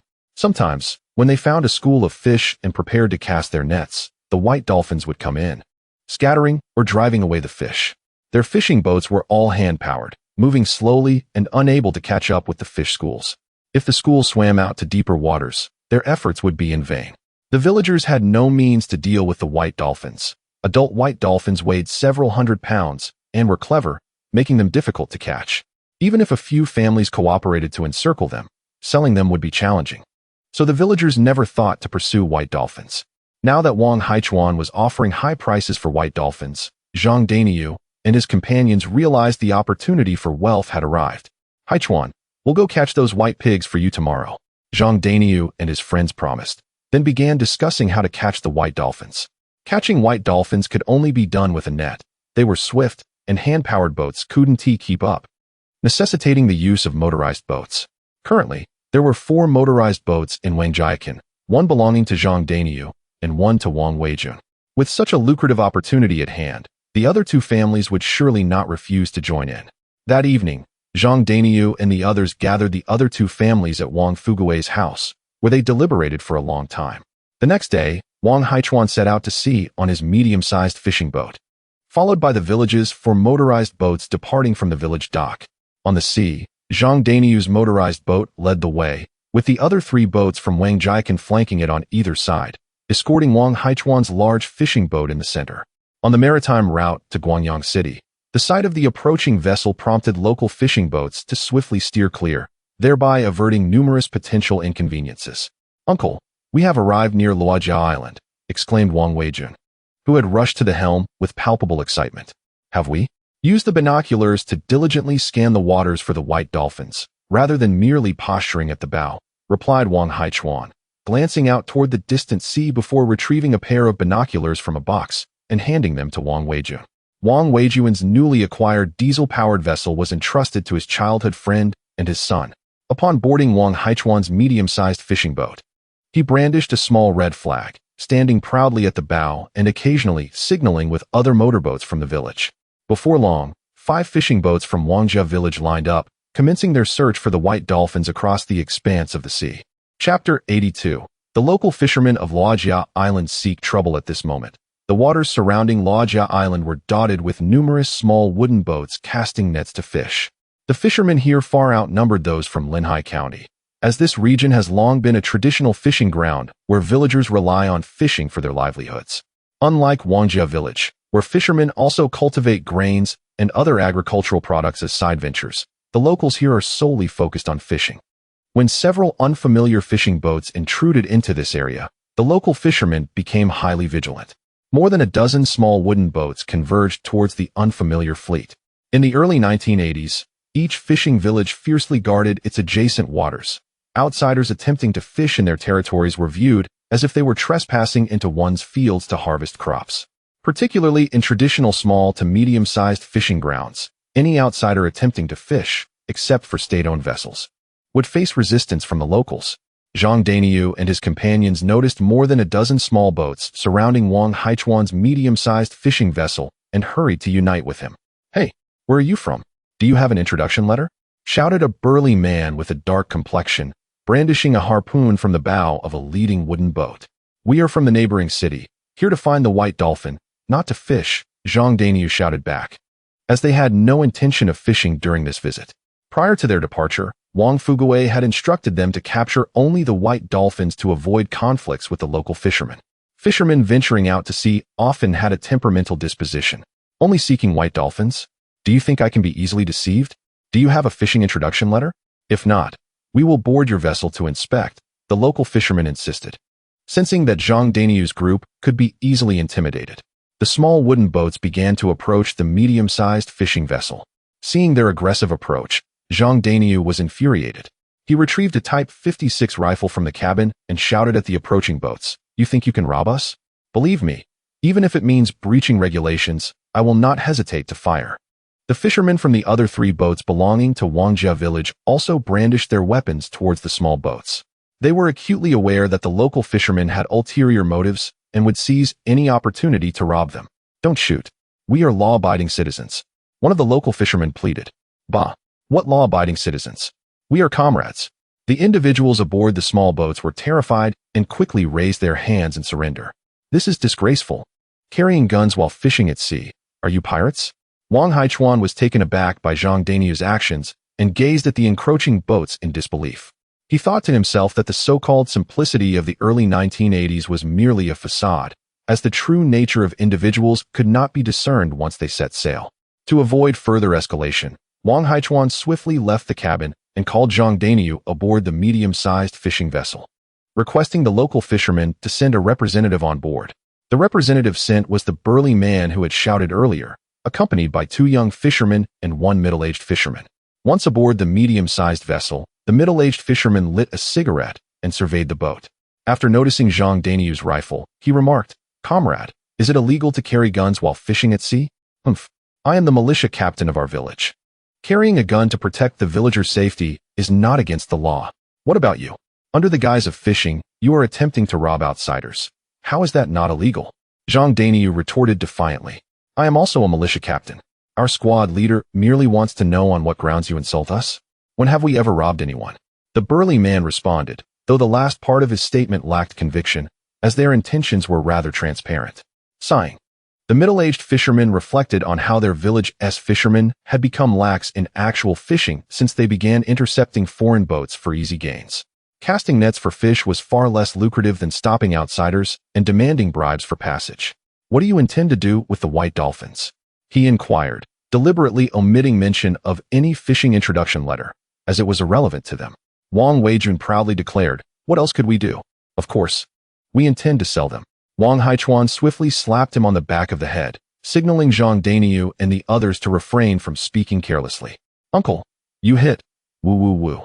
Wang Weijun began to protest, but Zhang Dainiu quickly covered his mouth, reprimanding him. The burly man and the middle-aged fisherman exchanged glances, surprised to learn that white dolphins could indeed be sold.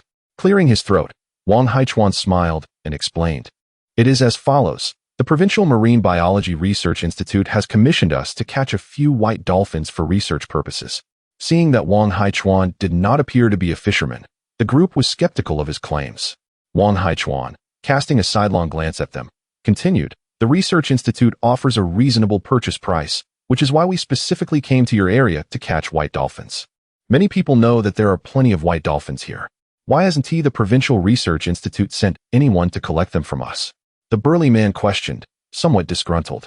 "Haha, I have some connections with the Research Institute, which is why this commission came to me. Besides, they are only conducting research and do not need a large quantity of dolphins," Wang Haichuan explained with a smile. "Only someone with connections could earn such money." The middle-aged fisherman nodded, beginning to accept Wang Haichuan's words, recalling that a few professors had visited their area the previous year to study the living conditions of white dolphins. After resolving the misunderstanding, the burly man and the middle-aged fisherman returned to their small wooden boats, which soon dispersed. On the medium-sized fishing vessel, Wang Weijun cautiously remarked, "Uncle, did I say something wrong? Should I not have revealed our intention to sell the white dolphins?" Zhang Daniyu and the others looked at Wang Haichuan with some concern. Wang Haichuan retrieved cigarettes from his pocket, offering one to each of them before lighting one for himself. He took a puff and said, "Tell them that it's fine for us to catch white dolphins for profit, as long as we don't disclose that they are being sold to the island over there. Guangyang City is close to Huaqing, where the mindset is more open.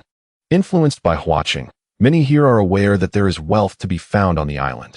If the people here were to discover that these individuals were capturing by ton to sell them to Guangdao, they would likely consider themselves as the aggrieved parties, desperately seeking some form of compensation.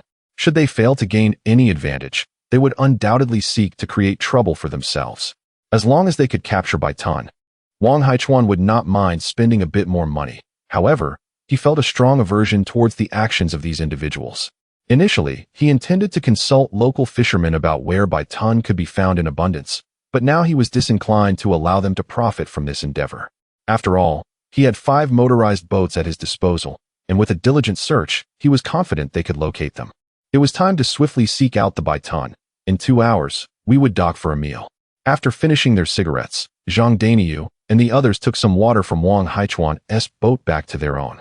Indeed, there were quite a few by ton around Luojiao Island, but unfortunately, they encountered only solitary by ton foraging, with only 1 or 2 caught in the surrounding nets, wasting their time. Their goal was to locate a group of by ton numbering more than 10. Chapter 83. The White Dolphin Chase of the Big Yellow Fish in a secluded bay of a deserted island. A medium-sized fishing vessel and 4 motorboats were anchored. Beneath the coconut grove, 2 large pots on earthen stoves were steaming. One contained boiling rice, while the other held a hot dish. Wang Haichuan directed Wang Weijun and the others in cleaning small seafood, freshly harvested from the island, and cracked open recently picked green coconuts. Venturing out to sea was arduous, so indulging in some delightful food was well warranted. The cooking oil brought from home was too greasy and overly rich. Were Wang Weijun and Zhang Daniyu to learn that Wang Haichuan was merely seeking to alleviate the greasiness, they would surely exclaim, "What nonsense! Isn't the succulent pork delicious?" The village children showed little interest in the small seafood, with the palm hearts typically reserved for pigs. And after drinking the coconut water, they would scrape out the flesh, declaring it all too rich. Come, let us pack away the food we brought. I'll prepare a seafood dish and stir-fry some palm hearts," Wang Haichuan proclaimed, eager to showcase his culinary skills, using only the ingredients he had brought from home, making these 2 dishes quite easy to prepare. When he set out that morning, Wang Haichuan had not intended to bring cooking utensils or provisions. Upon arriving at Luojiao Island, he planned to eat at the dock during mealtime, which wouldn't cost much. However, Wang Fuguwei and Zhang Daniyu opposed this idea, arguing that with more than 10 people dining out, it would be a burden on their finances. The sizable fishing vessel made cooking aboard convenient and economical. Catching white dolphins was profitable, as long as they didn't go hungry. It was all that mattered. Besides, Zhang Lan had prepared 2 pots of rich braised pork and brought some vegetables aboard, offering a better meal than they could enjoy on shore. Wang Haichuan disliked cooking on the boat. The medium-sized vessel, spanning over 10 meters, was somewhat unsteady.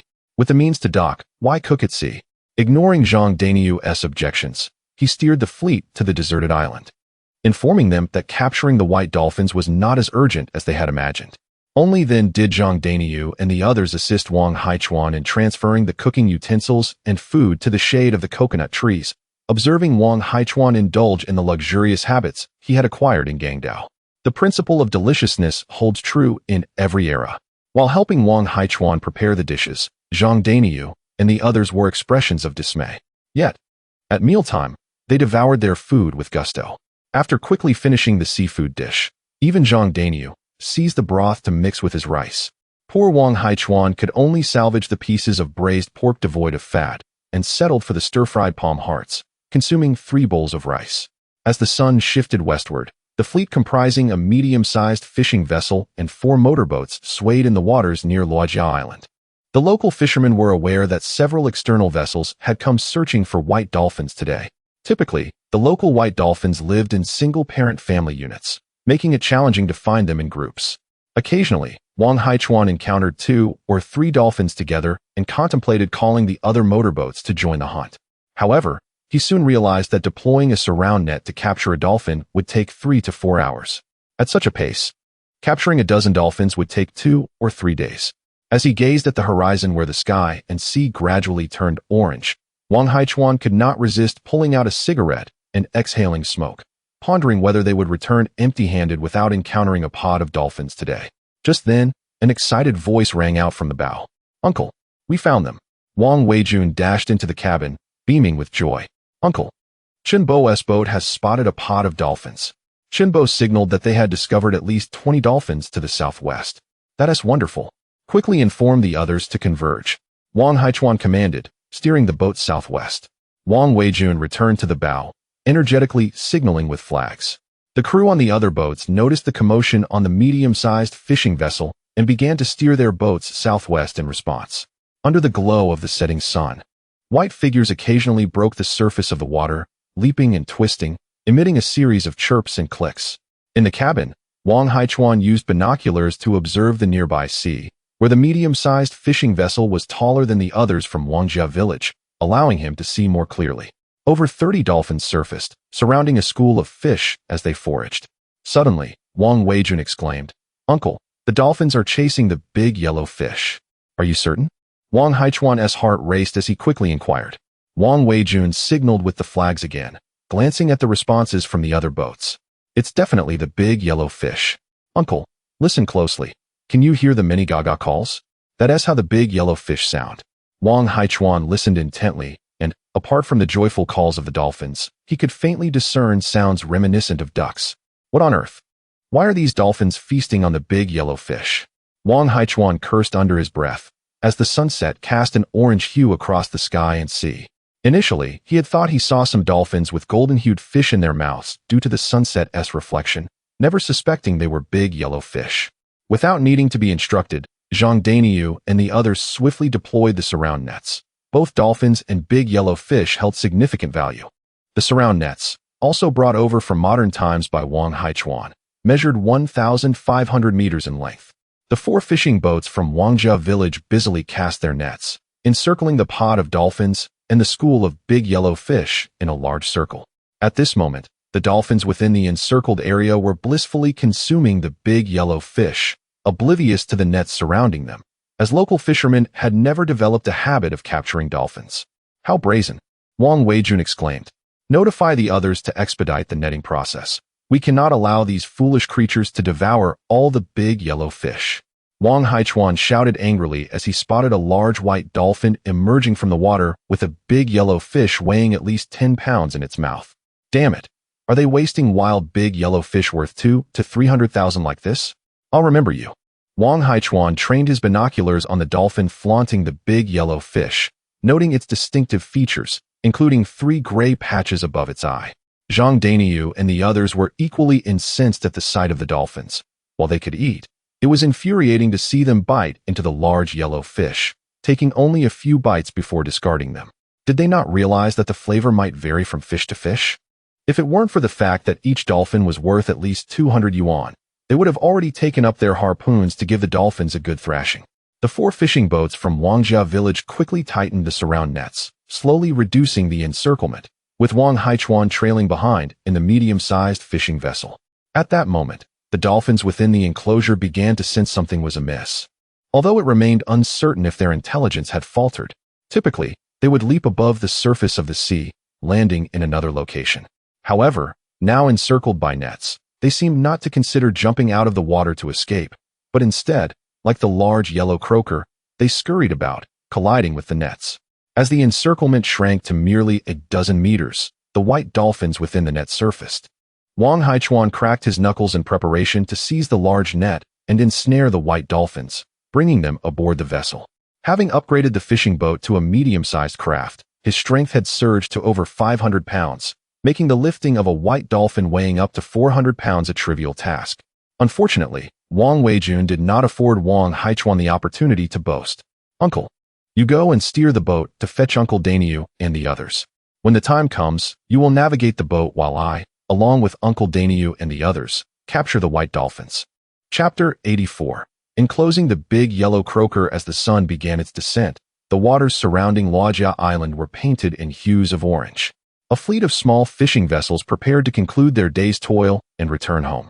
However, Wang Haichuan's medium-sized fishing boat, accompanied by 4 motorized boats from Wangjia village, set their nets at this very moment, piquing the curiosity of nearby fishermen.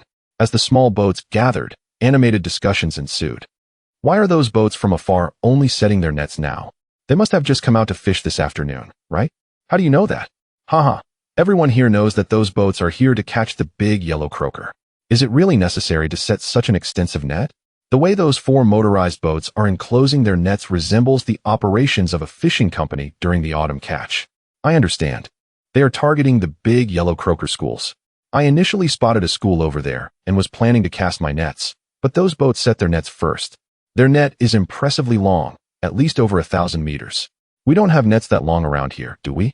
Some fishermen, reluctant to return home, curiously observed the intersection of the nets from the 4 motorized boats forming a large circle.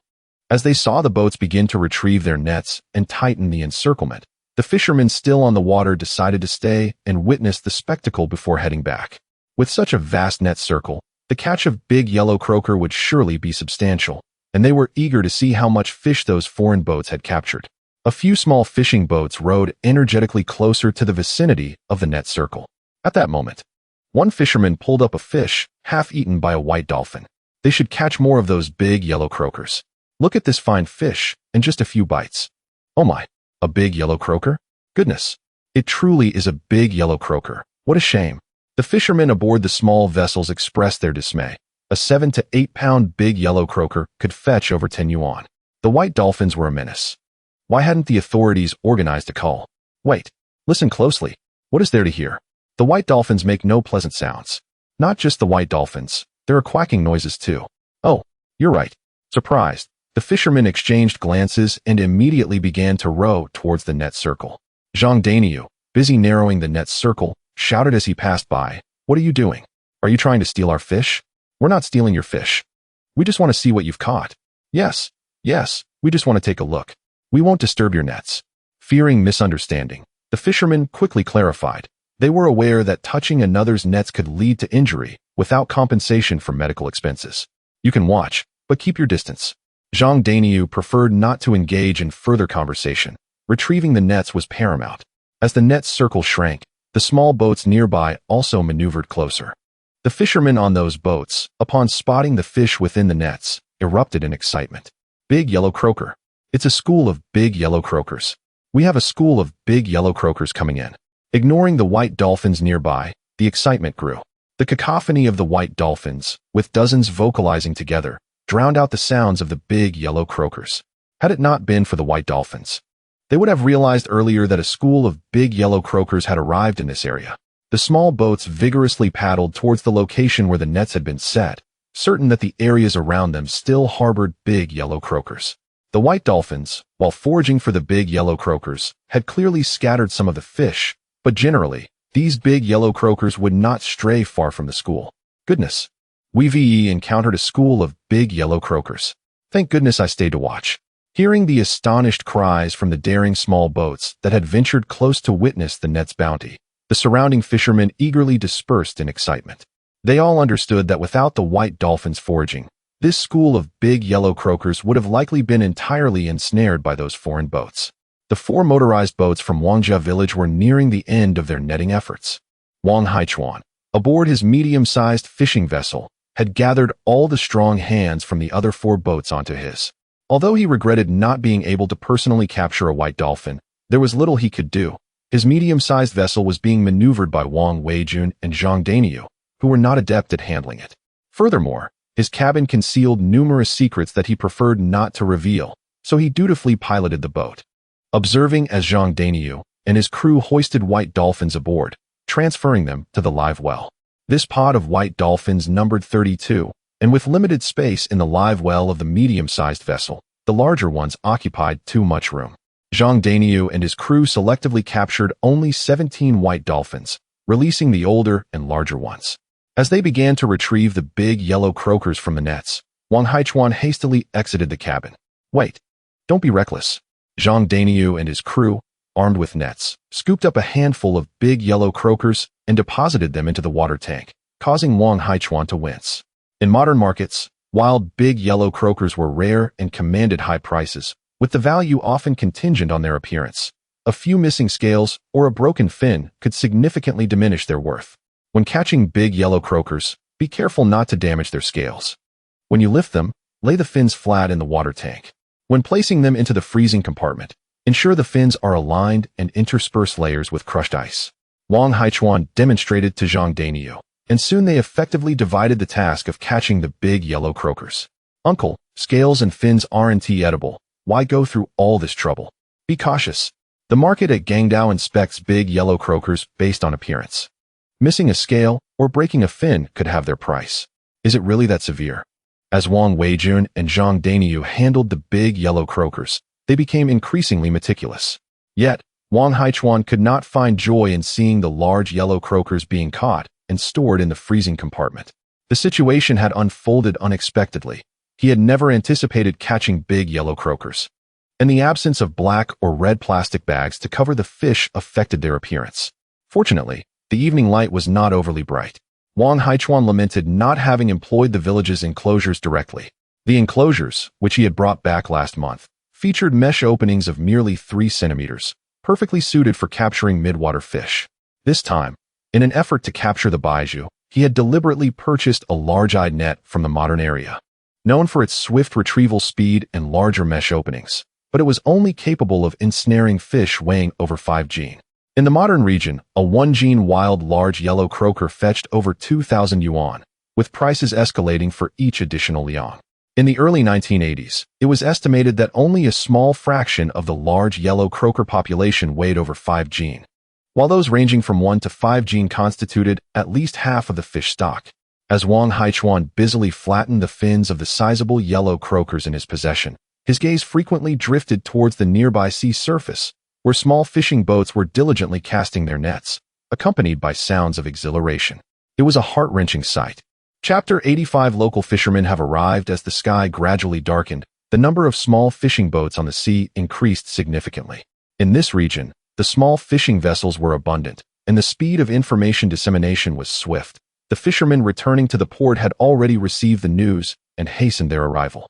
The sea was dotted with small fishing boats equipped with headlamps, illuminating the waters considerably.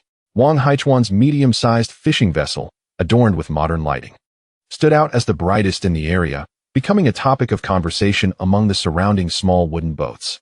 The few boats from other regions had struck gold today. They had cast their nets and, it was rumored, had managed to encircle a substantial school of large yellow croakers. It was indeed the brightest boat. It appeared they had nearly finished gathering their catch. "Look over there, it's that brightest foreign boat." Those 5 fishing vessels came to catch the white pigs, but ended up netting a whole bunch of large yellow croakers. "What luck! I've been going to sea every day for 2 years without encountering any large yellow croakers, and now these outsiders have snatched the windfall. I heard those foreign boats have cast their nets. I wonder how many large yellow croakers they've caught. Certainly a lot." Old Hay said they encircled the school of yellow croakers. At least several thousand pounds. A dozen small wooden boats that had just arrived were continuously casting and retrieving their nets. With all the prime spots occupied, their catches of yellow croakers were meager. "Captain, we arrived too late. Let us try netting for the yellow croakers."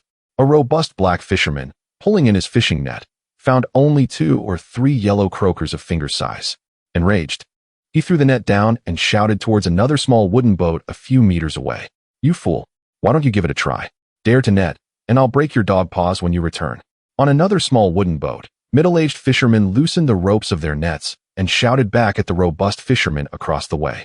The authorities prohibited netting for yellow croakers a few years ago. Last year, the county's Fisheries Bureau announced that if caught netting, not only would the fishing boat and nets be confiscated, but offenders would also face imprisonment. If it were just our village folks netting for yellow croakers, I might comply with public sentiment. But with all these fishermen from other villages around, one must be cautious. If they set the precedent for netting, other fishermen will follow suit, and our village will be blamed for the chaos. It wasn't just these men. Many surrounding fishermen, seeing others catch more yellow croakers than themselves, also felt the temptation to net. They glanced at their meager catches of yellow croakers, then at the brightest fishing vessel on the sea, filled with envy.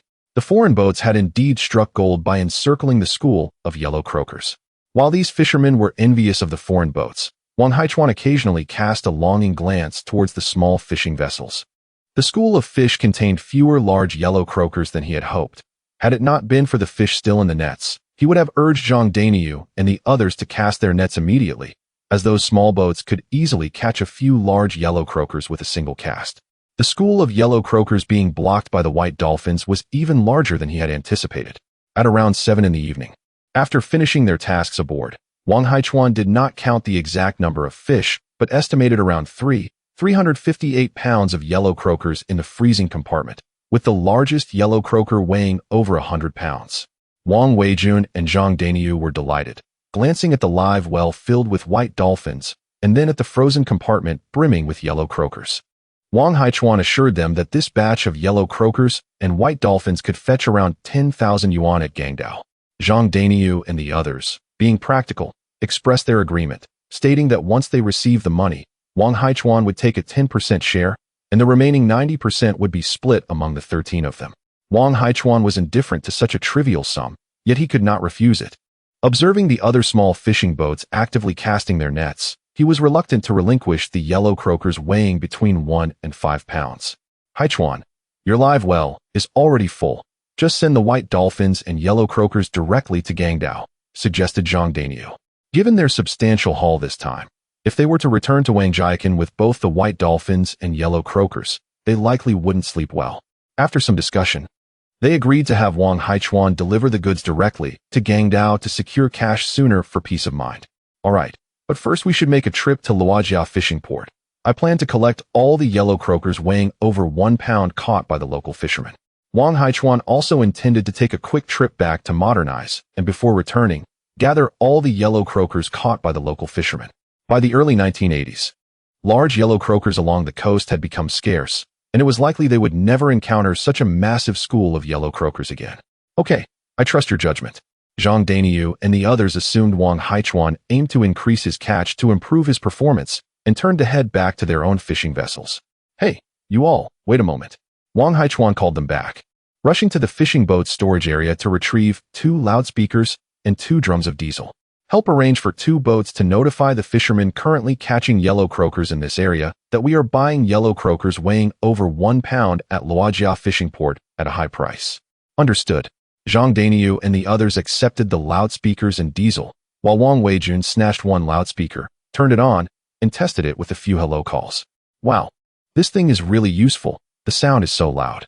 All right, let us focus on business. This isn't toy." Wang Haichuan snatched the loudspeaker back and handed it to Zhang Dainiu. After a brief discussion, they decided that Wang Weijun would go back to his new motorboat to announce the fish collection using the loudspeaker, while Zhang Dainiu's motorboat, manned by his brother Zhang Erniu, who had a loud voice, would also assist with the announcement. The 2 motorboats from Wangjiakan spread out across the sea, calling out that they were buying yellow croakers weighing over 1 pound at Luojia fishing port at high prices. The other 2 motorboats accompanied Wang Haichuan's medium-sized fishing vessel towards Luojia fishing port. At this time, Luojia fishing port was bustling with activity, significantly more vibrant than the economic market in Linhai County. A group of seafood vendors was gathered at the port, and the nearby restaurants had their doors wide open. As the medium-sized fishing vessel and the 2 motorboats docked, the seafood vendors quickly surrounded them. "Captain, How much seafood did you catch? I'll buy it at a high price. Boss, have you been to the fishing grounds? Did you catch any large yellow croakers? Do you have any large yellow croakers? Our seafood restaurant is paying high prices for them. Seeing the seafood vendors swarm around, Zhang Daniu pointed to Wang Haichuan, and the vendors immediately surrounded him, shouting about high-priced seafood purchases. High price? What's the price for yellow croakers over 1 pound? Wang Haichuan inquired curiously. 8 cents per pound. 8 cents and 5. For over 1 pound, it's 8 cents and 7. Our seafood restaurant offers 1 yuan and 20 cents per pound. As I observed the seafood vendors and restaurant buyers fervently bidding against one another, the price for fish weighing over a kilogram remained at a modest 2 yuan per jin. Wang Haichuan, caught between laughter and tears, remarked, "Why not sell me any yellow croaker exceeding 1 kilogram that you acquire? I can offer 5 yuan per jin. Do you also purchase yellow croaker?" The seafood vendors were momentarily taken aback, given that the retail price for fish over a kilogram hovered around 2 yuan. Selling it to Wang Haichuan for 5 yuan would not constitute a loss. You truly buy at 5. Indeed. Very well. Do you procure other types of seafood? No, I only purchase yellow croaker weighing over a kilogram. After receiving the collection orders, the seafood vendors dispersed, leaving only the procurement agents from the seafood restaurants anxiously pacing, lamenting that buying fish at 3 yuan disrupted the economic equilibrium of the yellow croaker market. Chapter 86. Currency Exchange and the Catch of Fish. Wang Haichuan returned to the cabin of the medium-sized fishing vessel, retrieving 3 bundles of cash from a hidden compartment, over 7,000 renminbi. This amount was evidently insufficient to secure all the large yellow croakers exceeding 1 pound from Luojia fishing port for the night. The remaining Hong Kong dollars were over 20,000, which converted to just over 10,000 renminbi. He was uncertain if it would suffice. After a moment of contemplation, he opened the bundle of US dollars, extracted 5,000, and returned the rest to the hidden compartment. Carrying the 2 bundles of cash, he approached the bow of the ship and waved to Zhang Daniu and the others. There were 7 villagers from Wangjia village who had accompanied him to the fishing port. 2 were guarding their motorboat. Among the remaining 5, 3 were his relatives. Wang Haichuan intended to hand over the renminbi to them to assist in collecting large yellow croakers. At a nearby grocery store, he purchased 2 scales to give to his relatives. Wang Haichuan, accompanied by Zhang Daniu and another villager from Wangjia, made their way to the central street of the fishing port. Upon nearing the Luojia Credit Cooperative, the guard called out, "What brings you here?" "I'm here to exchange money," Wang Haichuan replied. "The credit cooperative closes at 5. Why are you here at this hour?" Wang Haichuan slapped his forehead, realizing his folly. He had been so focused on exchanging foreign currency for renminbi to purchase large yellow croakers that he had neglected to consider that modern banks also closed at night. What to do? Should he collect fish using Hong Kong dollars and US dollars? Just as he pondered his dilemma, the guard noticed Zhang Daniu carrying a Type 56 rifle and, recognizing him as a militiaman, inquired with curiosity, "What currency are you exchanging?" We want to exchange Hong Kong dollars and US dollars for renminbi." "Foreign currency for renminbi? Please wait a moment. I'll make a call." The guard's face lit up with excitement as he dashed into the cooperative to make a phone call. Shortly thereafter, he emerged, telling Wang Haichuan to wait as the director of the credit cooperative was on his way. Before long, a bespectacled middle-aged man arrived on a bicycle. "Cousin, these fellows wish to exchange foreign currency." "Ah, comrades, greetings. I am the director of the Luojia Credit Cooperative. Come, let us discuss this inside." The director, wearing a broad smile, quickly led Wang Haichuan into the cooperative. To keep it brief, the cooperative was in need of foreign currency to bolster its performance, while Wang Haichuan required Hong Kong dollars and US dollars in exchange for renminbi. Although 20,000 Hong Kong dollars and 5,000 US dollars were not substantial amounts, the nation was in urgent need of foreign currency. This was the first instance of the Luojia Credit Cooperative receiving foreign currency. After a cursory glance at Wang Haichuan's identification, the director proceeded to exchange the foreign currency for renminbi. Once the transaction was complete, the director warmly escorted Wang Haichuan outside, inviting him to return anytime. Having memorized Wang Haichuan's identification details, recognizing him as the procurement head for the Hong Kong Seafood Company on the mainland, undoubtedly a source of foreign currency. At the fishing port pier, several fishermen who had been catching large yellow croakers were returning. A coalition of seafood vendors temporarily joined forces to suppress the purchase price of large yellow croakers over 1 pound to around 1 renminbi per pound. when a few fishermen attempted to sell their large yellow croakers to Wang Haichuan's collection point and discovered the price was $1.50 per pound. A commotion ensued among those who had sold their fish to the seafood vendors. The vendors defended themselves, stating that Wang Haichuan's operation only purchased large yellow croakers over 1 pound, while they would buy smaller ones weighing 2 to 3 taels.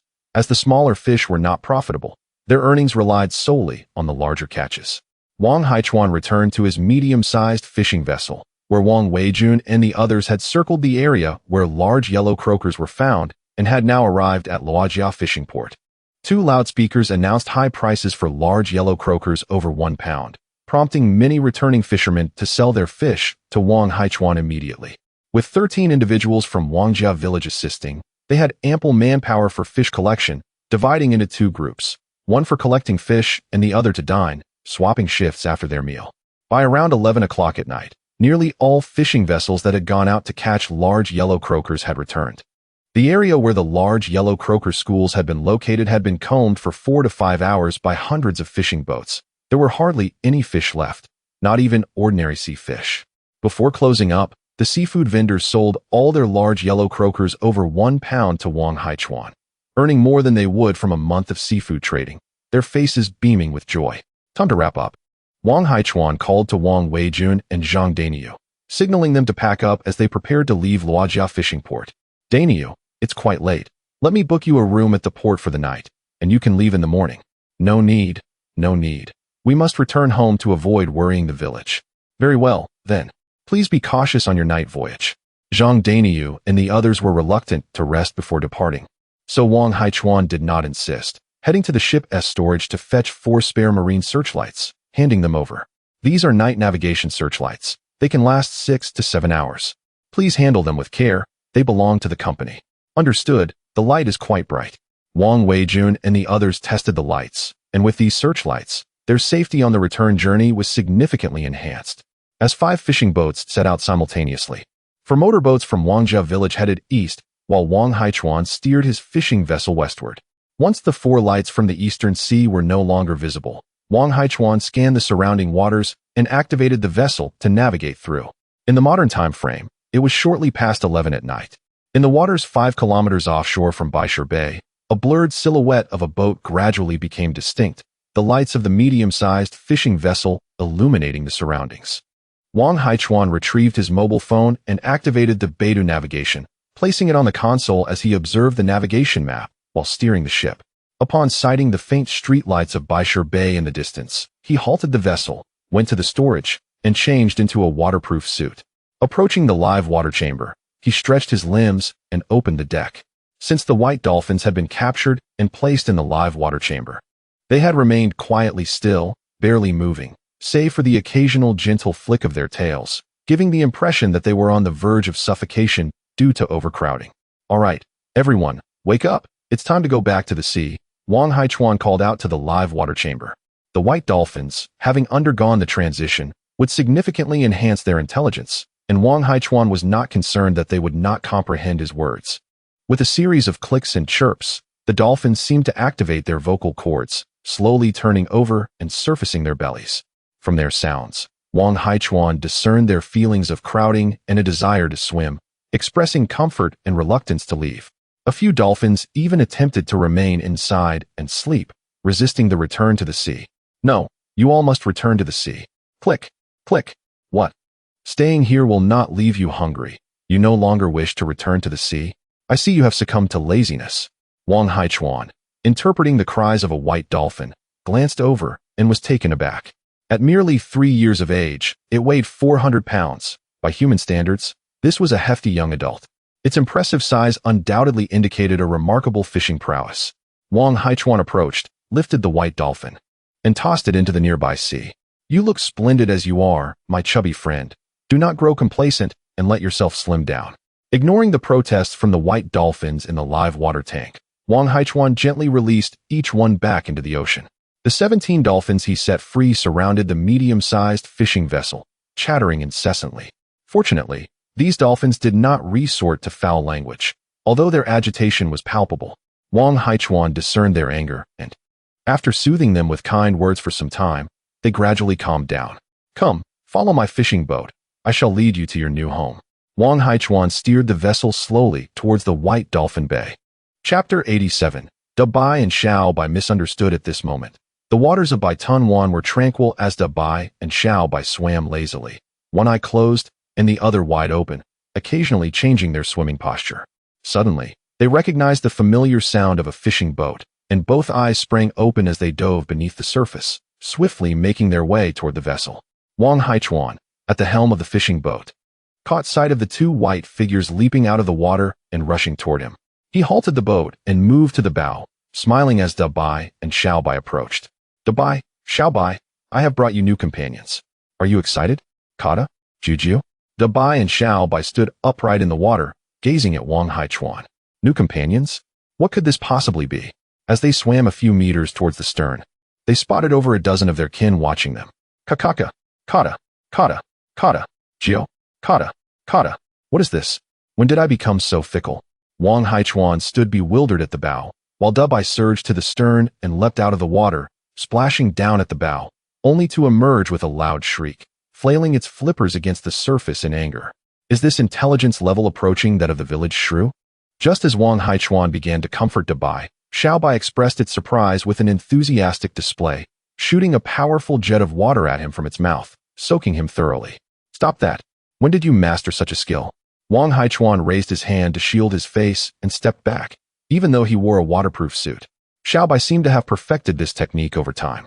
Kata, Kata, Kata, Gio, Juju Kata. The group of over a dozen white dolphins at the stern, witnessing Bai and Xiao Bai's antics against Wang Haichuan, became agitated and swam to the bow, surrounding them and reprimanding Bai and Xiao Bai. Seeing signs of impending conflict, Wang Haichuan hurried to intervene. Fortunately, their intelligence was akin to that of a 12-year-old human, and they bore no grudges against their kind. A little coaxing soon restored peace. Ahem, from now on, Bai will be your leader, understood? Kata Kata, you want to be the leader too? That's unacceptable. Bai knows this area best. Follow it, and you will find fish to eat. Juju, Xiao Bai, you too? Your mother is the leader now. Go speak to her. On the surface, Xiao Bai called out to Bai a few times, and Bai flicked its tail, imparting a lesson in maternal affection. Bai, take your companions back to Bai Tunwan and rest. Wang Haichuan decided against heading to Bai Tunwan or returning to Bai Shirwan. Having caught over 20,000 jin of wild yellow croaker, it was impractical to sell them all at once. The high price of wild yellow croaker, particularly those exceeding 1 jin, was primarily due to their scarcity. The fishing boat he had acquired possessed a newly discovered feature, allowing Wang Haichuan to alter the internal layout according to his preferences. For instance, he could transform a 10-meter live well into 2 5-meter sections. Wang Haichuan creatively reconfigured the boat's freezing compartment into 2 segments, 3/4 and 1/4 of the original size. He stored the wild yellow croaker in the larger compartment, intending to sell them gradually, as the preservation capabilities of the boat's storage were remarkably efficient. Let us return tomorrow, Wang Haichuan mused, glancing at the coastline of Bai Shirwan before returning to the cabin and steering toward the open sea.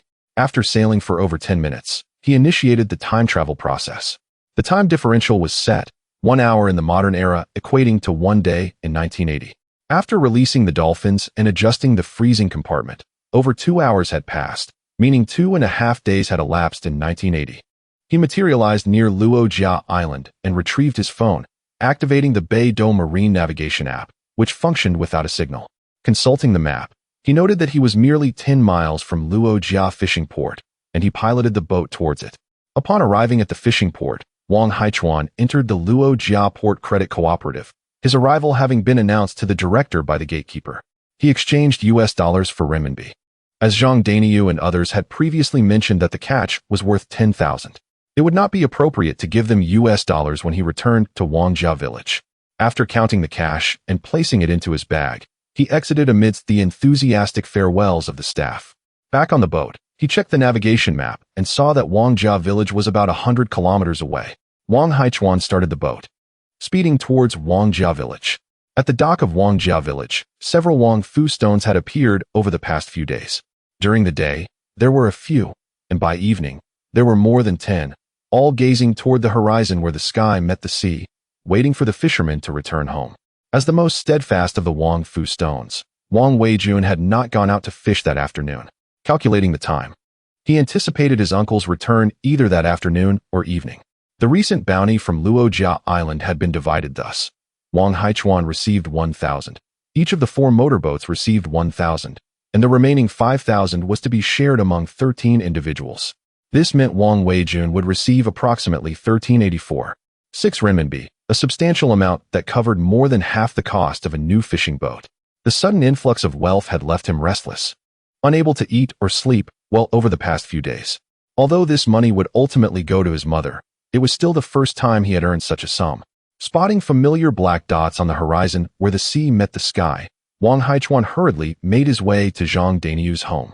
For the past few days, Zhang Daniu had been eager to take the boat out for patrol, while also exploring the waters near the western edge of the village. However, their motorboat was primarily used for fishing, and he could not afford to waste time during the busy season. Zhang Daniu had lost interest in going out and had stayed home to rest, causing his family to worry that he was unwell. They kept the details of his earnings from Luojia Island a secret, as the money had yet to be in hand. Wang Weijun burst into Zhang Daniu's house, pulling him toward the dock. "Wow, what is going on with you? My uncle is back. Haichuan is back?" Zhang Daniu exclaimed as they rushed toward the dock. On the water, Wang Haichuan piloted the boat, smiling villagers aboard, with 2 motorboats trailing behind. As they neared the Wangjia village dock, they spotted 2 giraffes curiously watching their fishing vessel. Wang Haichuan could not help but marvel at the immense allure of wealth. "Xiao Shu, allow me to assist you with the mooring lines." Wang Weijun had just shouted from the shore when the villagers aboard the fishing boat cast down the ropes, while another villager hurled the iron anchor into the sea. Wang Haichuan, with a satchel slung over his shoulder, emerged from the cabin and was met by more than a dozen eager gazes. With a smile and a nod, he disembarked and led the group towards Wang Fugui's home. In the main room, Wang Haichuan emptied the contents of his satchel onto the table, and a collective gasp filled the air. 1,000 black Dashur notes piled together evoked astonishment, for in Wangjiakan, aside from a few leaders of fishing cooperatives, no one had ever witnessed such a substantial sum of money. Chapter 88. The hidden big yellow croaker in the freezer last time. The Baiton and the big yellow croaker fetched 9,877 yuan. I asked the company to supplement over 100 to make it a full 10,000. Now, let us divide the money. After Wang Haichuan finished speaking, Zhang Daniu and Wang Weijun began counting the cash. The profit-sharing plan had already been discussed. They first allocated 1,000 yuan to Wang Haichuan, and the remaining amount, which was only a few dozen yuan, was pushed toward him. "Haichuan, the rest is too little for the 13 of us to divide, so let us give it all to you." "No need, no need. I will add 60 yuan to make it easier to split." As soon as Wang Haichuan finished speaking, Zhang Daniu and the others shook their heads in unison. "No way. We've made so much money relying on you. How can we let you add money?" Wang Haichuan smiled and replied, "This time, thanks to the batch of big yellow croakers I received from Luojiayu gang, I got promoted and even received a bonus of 1,000 yuan. I've earned much more than you, so please don't be polite." Finally, Zhang Daniu and the others divided the remaining money on the table along with the added amount from Wang Haichuan. "Uncle, what promotion did you get?" Wang Weijun asked curiously, flipping through the money he received. "If I told you, you wouldn't understand. Just know that your uncle can now collect anything in Wangjia village, regardless of the type." Upon hearing this, Wang Weijun's eyes lit up, and he said, "That is fantastic. Uncle, please collect all the ordinary seafood from our village." With a sharp smack, a hand emerged from behind Wang Weijun and struck him on the head. "You foolish boy, do you want to get your uncle into trouble? Do you think the Port Island Company is a fool? If you send over worthless seafood that can't be sold, do you think they want to hold your uncle responsible?" Wang Fugui, who had just returned, couldn't help but intervene upon hearing Wang Weijun's short-sighted suggestion. Zhang Daniu and the others remained silent. Initially, they shared Wang Weijun's perspective, but after listening to village chief Wang Fugui, they felt Wang Weijun deserved the reprimand. Wang Haichuan was the pillar of prosperity for Wangjia village. Delaying Wang Haichuan's future would only hinder their own financial prospects. "Village chief, I have matters to attend to at home, so I'll take my leave." "Yes, I have things to do as well. Uncle Fugui, I'm off." "Cousin, my father is waiting for me to go fishing." One by one, Zhang Daniu and the others found excuses to leave, fearing that Wang Fugui would give them a lecture. The village's older residents were all wary of Wang Te, the former party secretary, It wasn't the fear of being hit, but the dread of being subjected to a prolonged educational session. Seeing that the men had finished their discussion, Zhang Lan walked in and approached Wang Weijun, taking the money from his hands. After contemplating, she left him 2 black 10 yuan notes. "We've spent all our savings to buy a boat, so keep the 20 yuan and don't spend it recklessly. It's best to give it to your wife." Wang Weijun felt dazed. He had merely spoken casually, received a slap, and now before he could count his money, it had been confiscated. He sensed someone nudging him and turned to see his wife staring at him. "Here." Wang Weijun handed the 2 black 10 yuan notes to his wife, but just as he intended to go outside for some fresh air, he was met with a fierce glare from his father, Wang Fuguwei, which sent him back to his seat. Wang Fuguwei then explained to Wang Weijun why he couldn't ask Wang Haichuan to exploit his position for personal gain, making Wang Haichuan feel as if he were about to dig a hole in the ground with his toes. "Ahem, I need to head to Port Island in the evening to coordinate the goods we need to bring," Wang Haichuan announced, hastily exiting the room. Wang Haichuan arrived at the fishing cooperative warehouse and instructed Wang Weigua to prepare 1,000 jin of ordinary seafood for the evening, along with 600 native chickens to be loaded onto the ship. Turning toward the village dock, he found Wang Weimin still waiting under the big tree for fishermen returning from the sea to weigh the valuable live fish and exchange them for work points, before sending the live fish directly to Wang Haichuan's fishing boat's live water compartment. "Uncle, the valuable live fish and blue crabs are on board." Wang Haichuan handed Wang Weimin a cigarette, exchanged a few words, then boarded his fishing boat. He walked to the live water compartment and observed that over 4,000 jin of valuable live fish had been collected from Wangjia village in recent days, which was somewhat less than before. This was quite normal. Valuable marine fish were inherently scarce. In the past 2 months, over 100,000 jin of valuable live fish had been caught in the waters near Wangjia village, not counting those that didn't survive to reach the shore. Returning to Wang Fuguwei's home, the educational lecture had concluded. Wang Lan, the elder sister-in-law, was preparing lunch with her daughter-in-law. After eating, Wang Haichuan took a short nap. When the evening sun streamed through the window, he awoke, ate a few bites of the dinner specially prepared by his sister-in-law, and headed to the Wangjia village dock. Wang Weiguo was very reliable. He had prepared 1,000 jin of ordinary seafood, half of which was live and the other half frozen. The chickens in the coop on the deck appeared much fatter than the native chickens from last time. "I'm off. Uncle, be safe at sea. Haichuan, come back early." Wang Haichuan waved his hand as he boarded the ship and departed from Wangjia village dock. After sailing for more than 10 minutes and noticing no other fishing boats in sight, Wang Haichuan stopped the vessel and proceeded to the freezer, unlocking the cold storage room for the big yellow croakers. He took out 100 big yellow croakers weighing between 1 and 5 jin and transferred them to another cold storage room for ordinary seafood. After contemplating, he also retrieved over 10 big yellow croakers weighing more than 5 jin.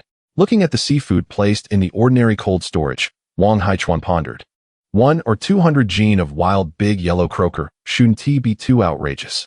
Recalling having seen fishermen online catch hundreds of jin of wild fish at once, he thought that taking 1 or 200 jin should pose no trouble. Closing the freezer, Wang Haichuan returned to the control room. He glanced around the surrounding waters, started the engine, and set off. A mist rose around the fishing boat. By Sherwan.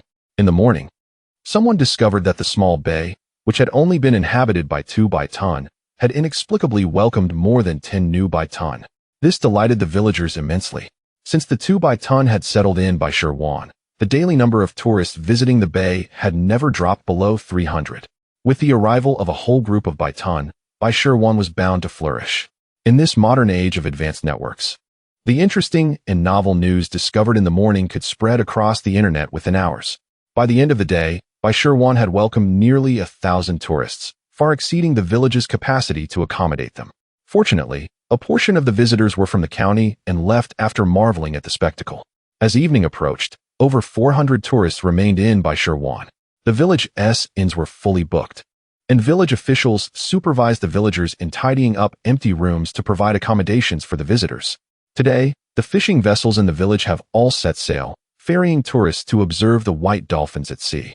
As Wang Haichuan navigated his fishing boat back to Sherwan, he beheld a myriad of small fishing boats dotting the coastline beyond the village, each carrying tourists clad in life jackets, leading him to momentarily doubt if he had returned to the correct fishing village. More than a dozen white dolphins frolicked approximately 200 to 300 meters off the coast of Baishirwan, with dozens of small fishing boats trailing their movements. When a medium-sized fishing vessel approached Baishirwan, the dolphins leaped from the water, emitting their characteristic chirps as they surged towards the boat. Chapter 89. The delight brought to Baishir Bay by the white dolphins. Lo and behold, just as I adjusted the camera's focus, the white dolphins darted away.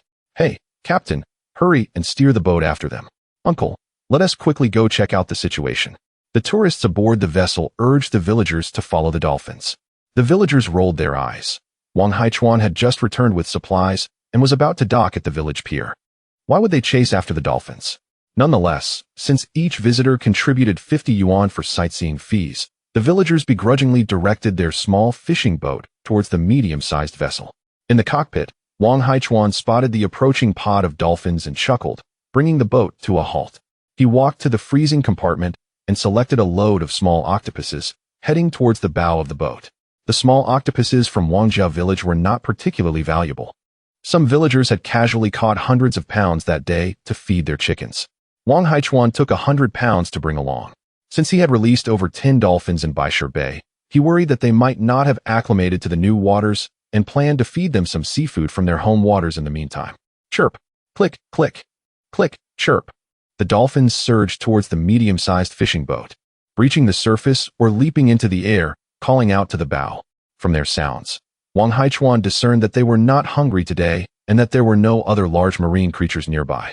He scooped up a handful of small octopuses and scattered them over the water. Some dolphins leaped into the air to catch the food mid-flight. Observing the small fishing boat approaching, Wang Haichuan hastened to feed them, tossing handfuls of small octopuses one after another into the sea. With no large fish around to compete for food, the dolphins joyfully searched for the fallen octopuses. If they could think, they would surely wonder why this food was tastier than before. Brother Haichuan, slow down feeding the dolphins. Let us have some fun too. On a small fishing boat, Wang Zishuan waved at Wang Haichuan along with several tourists. Seeing the small fishing boat maneuvering closer under Wang Zishuan's guidance, Wang Haichuan noted that the deck was cluttered with chicken coops, making it inconvenient for passengers. He poured the remaining 30 pounds of small octopuses into a water bucket and carried it to the side of the boat. I'm heading back to the pier now. Don't come aboard. Here is a bucket of octopuses for you to enjoy. Wang Haichuan extended the bucket of small octopuses to Wang Zishuan on the small fishing boat. After they departed, he returned to the cockpit, started the fishing boat, and steered towards the Baishir Bay pier.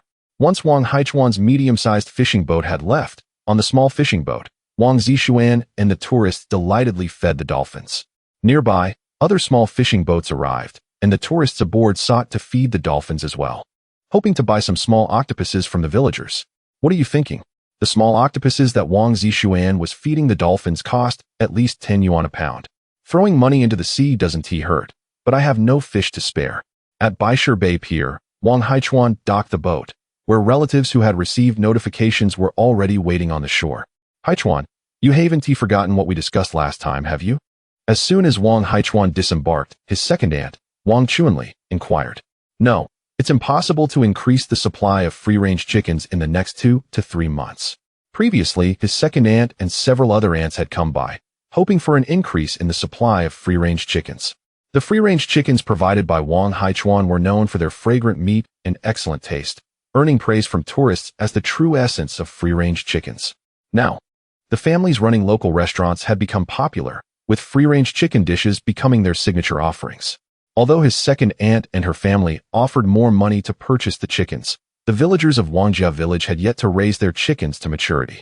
At most, they could supply 600 free-range chickens to Baishir Bay every 3 months without interruption.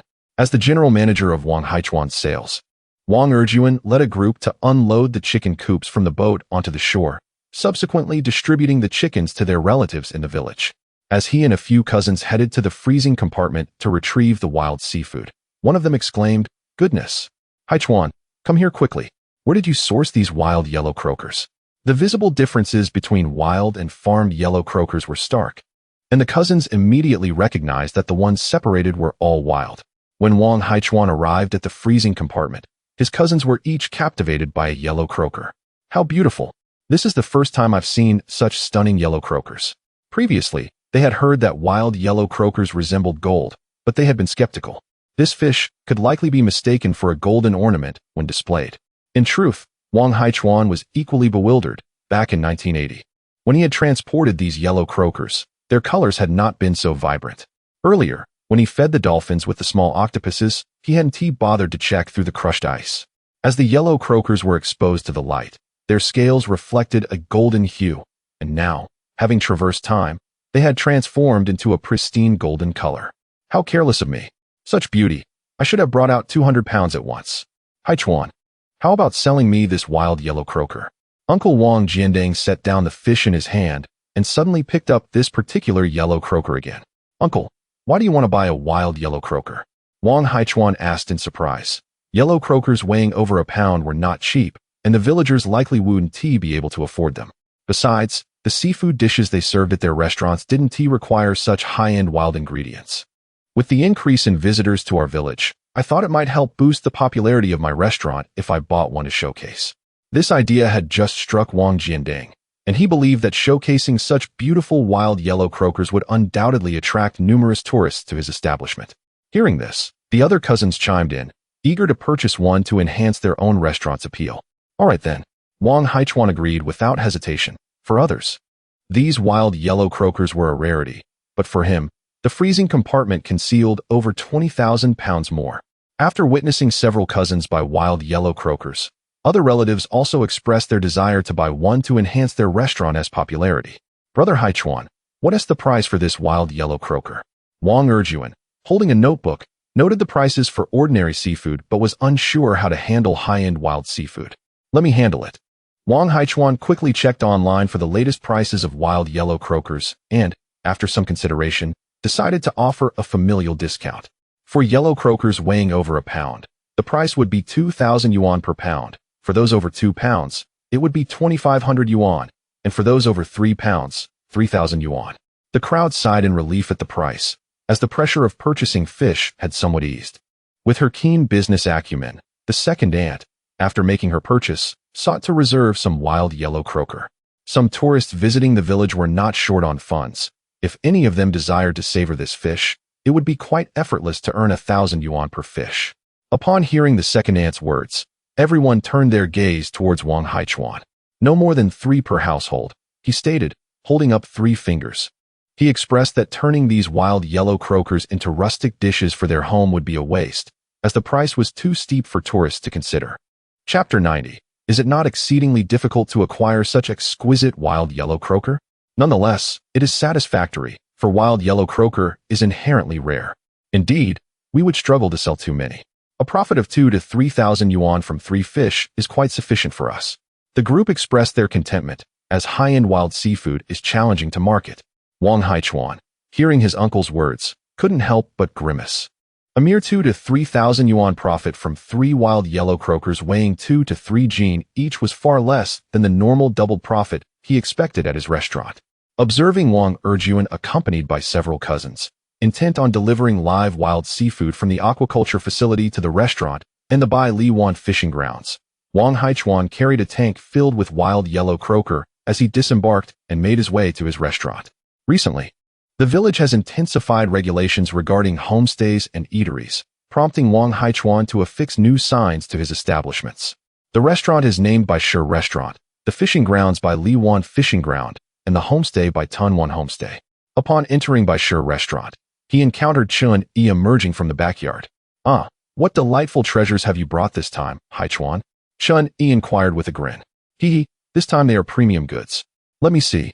Come, let us head to the kitchen. Wang Haichuan replied with a smile as he entered the kitchen, placing the tank beside the ingredient freezer. The chefs and assistants turned their curious gazes towards him. Ah, Haichuan, what delightful offerings do you bring today? Chen Yugen asked, as he plated the stir-fried dishes, wiping his hands on his apron and approaching with a cheerful demeanor. This time, fortune smiled upon me, and I procured wild yellow croaker. Wang Haichuan opened the tank to reveal 7 resplendent golden yellow croakers. Your luck is indeed remarkable. These wild yellow croakers were freshly caught and impeccably handled. Their appearance and color are exquisite. In my decades of seafood preparation, I have never encountered such splendid wild yellow croaker, Chen Yugen exclaimed, lifting one of the fish in admiration. attracting the attention of Chef He. "How much did you pay per Jean? Such exceptional wild yellow croaker must attract quite a crowd of buyers," Chef He remarked. "Indeed, many are eager to purchase," Wang Haichuan lightly coughed, realizing he had inadvertently said buy instead of sell. At the Luo family fishing port, the purchase price for these yellow croakers was 1 yuan and 50 cents per Jean, and many rushed to sell. "Chenny, please take someone to my boat and bring over the remaining wild yellow croakers." "There are more?" "Yes, over 100 Jean. All over 1 Jean each."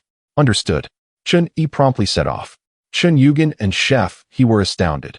Wild yellow croakers over 1 Jean in weight were scarce commodities that even affluent seafood establishments could rarely obtain. After Wang Haichuan departed, both chefs simultaneously dialed their well-heeled acquaintances who were passionate about gourmet food, inviting them to Baisha restaurant. This was a gesture of goodwill, as many seafood venues that received large wild yellow croakers were not easily accessible to those who merely had money. Wang Haichuan rode his electric bike to Bai Li Wan fishing ground. At this hour, it was the perfect time for fishing enthusiasts to return from their expeditions, bringing home their catches. Upon entering the fishing grounds, he observed at least a dozen fishermen casting their lines. After exchanging a few words with Zhang Shuo at the entrance, he made his way towards the anglers. With an increase in fishermen and a decrease in the availability of valuable sea fish recently released, the frequency of bites had diminished to every 2 or 3 minutes, and some inexperienced fishermen frequently lost their catches. Nonetheless, those who came to fish still enjoyed themselves. Greeting the fishermen, Wang Haichuan informed them of the availability of large wild yellow croakers at his restaurant. Some expressed interest in purchasing, but he declined, intending for Chef Chen Yugen to create signature dishes using the wild yellow croaker. Approaching the fishing platform closest to the sea, he spotted Li Jun and Zhang Liang fishing there. Wang Haichuan couldn't help but chuckle. Regardless of the fishing platform, releasing the prize sea fish he brought was a common sight, and the fish would not disperse, allowing for fishing right at the release point. Zhang Liang, however, had recently become skeptical of this practice, believing that the area whereby Li Wan met the sea had better water flow and consequently more fish, and thus insisted on fishing at this sunlit platform. Li Jun shared his beliefs. Ignoring the comfortable platforms, they chose to fish where others did not venture in the afternoon. Wang Haichuan noticed the staff member Wang Hao delivering ice water and fruit to the adjacent fishing platform and seized 3 bottles of ice water. "How is the catch today, gentlemen?" he inquired as he approached Zhang Liang and Li Jun. They turned, smiling and nodding in acknowledgement. "The fish you released earlier were quite good," Zhang Liang remarked. "Were the previous releases not satisfactory?" Wang Haichuan chuckled as he handed them the bottles of ice water and opened one for himself, taking a few sips. "The previous ones were decent enough, but today, after fishing for 2 or 3 hours with Li, we haven't caught 20. Zhang Liang expressed dissatisfaction with their day's haul, as they had previously caught fish continuously. Today, even before releasing new fish, they had to wait several minutes for a bite. "Perhaps you should try another fishing platform. There's one nearby with only 1 angler," Wang Haichuan suggested, pointing out a solitary platform. At the juncture whereby Li Wan met the sea, the fresh water would attract fish from the outside. The expensive sea fish released there would not wander far and would not be too hungry, resulting in a significant decrease in the bite rate compared to other platforms. "Not at all. This one is more challenging, and I plan to bring General Xiao here tomorrow." "Hee, General Xiao will surely be pleased with his visit."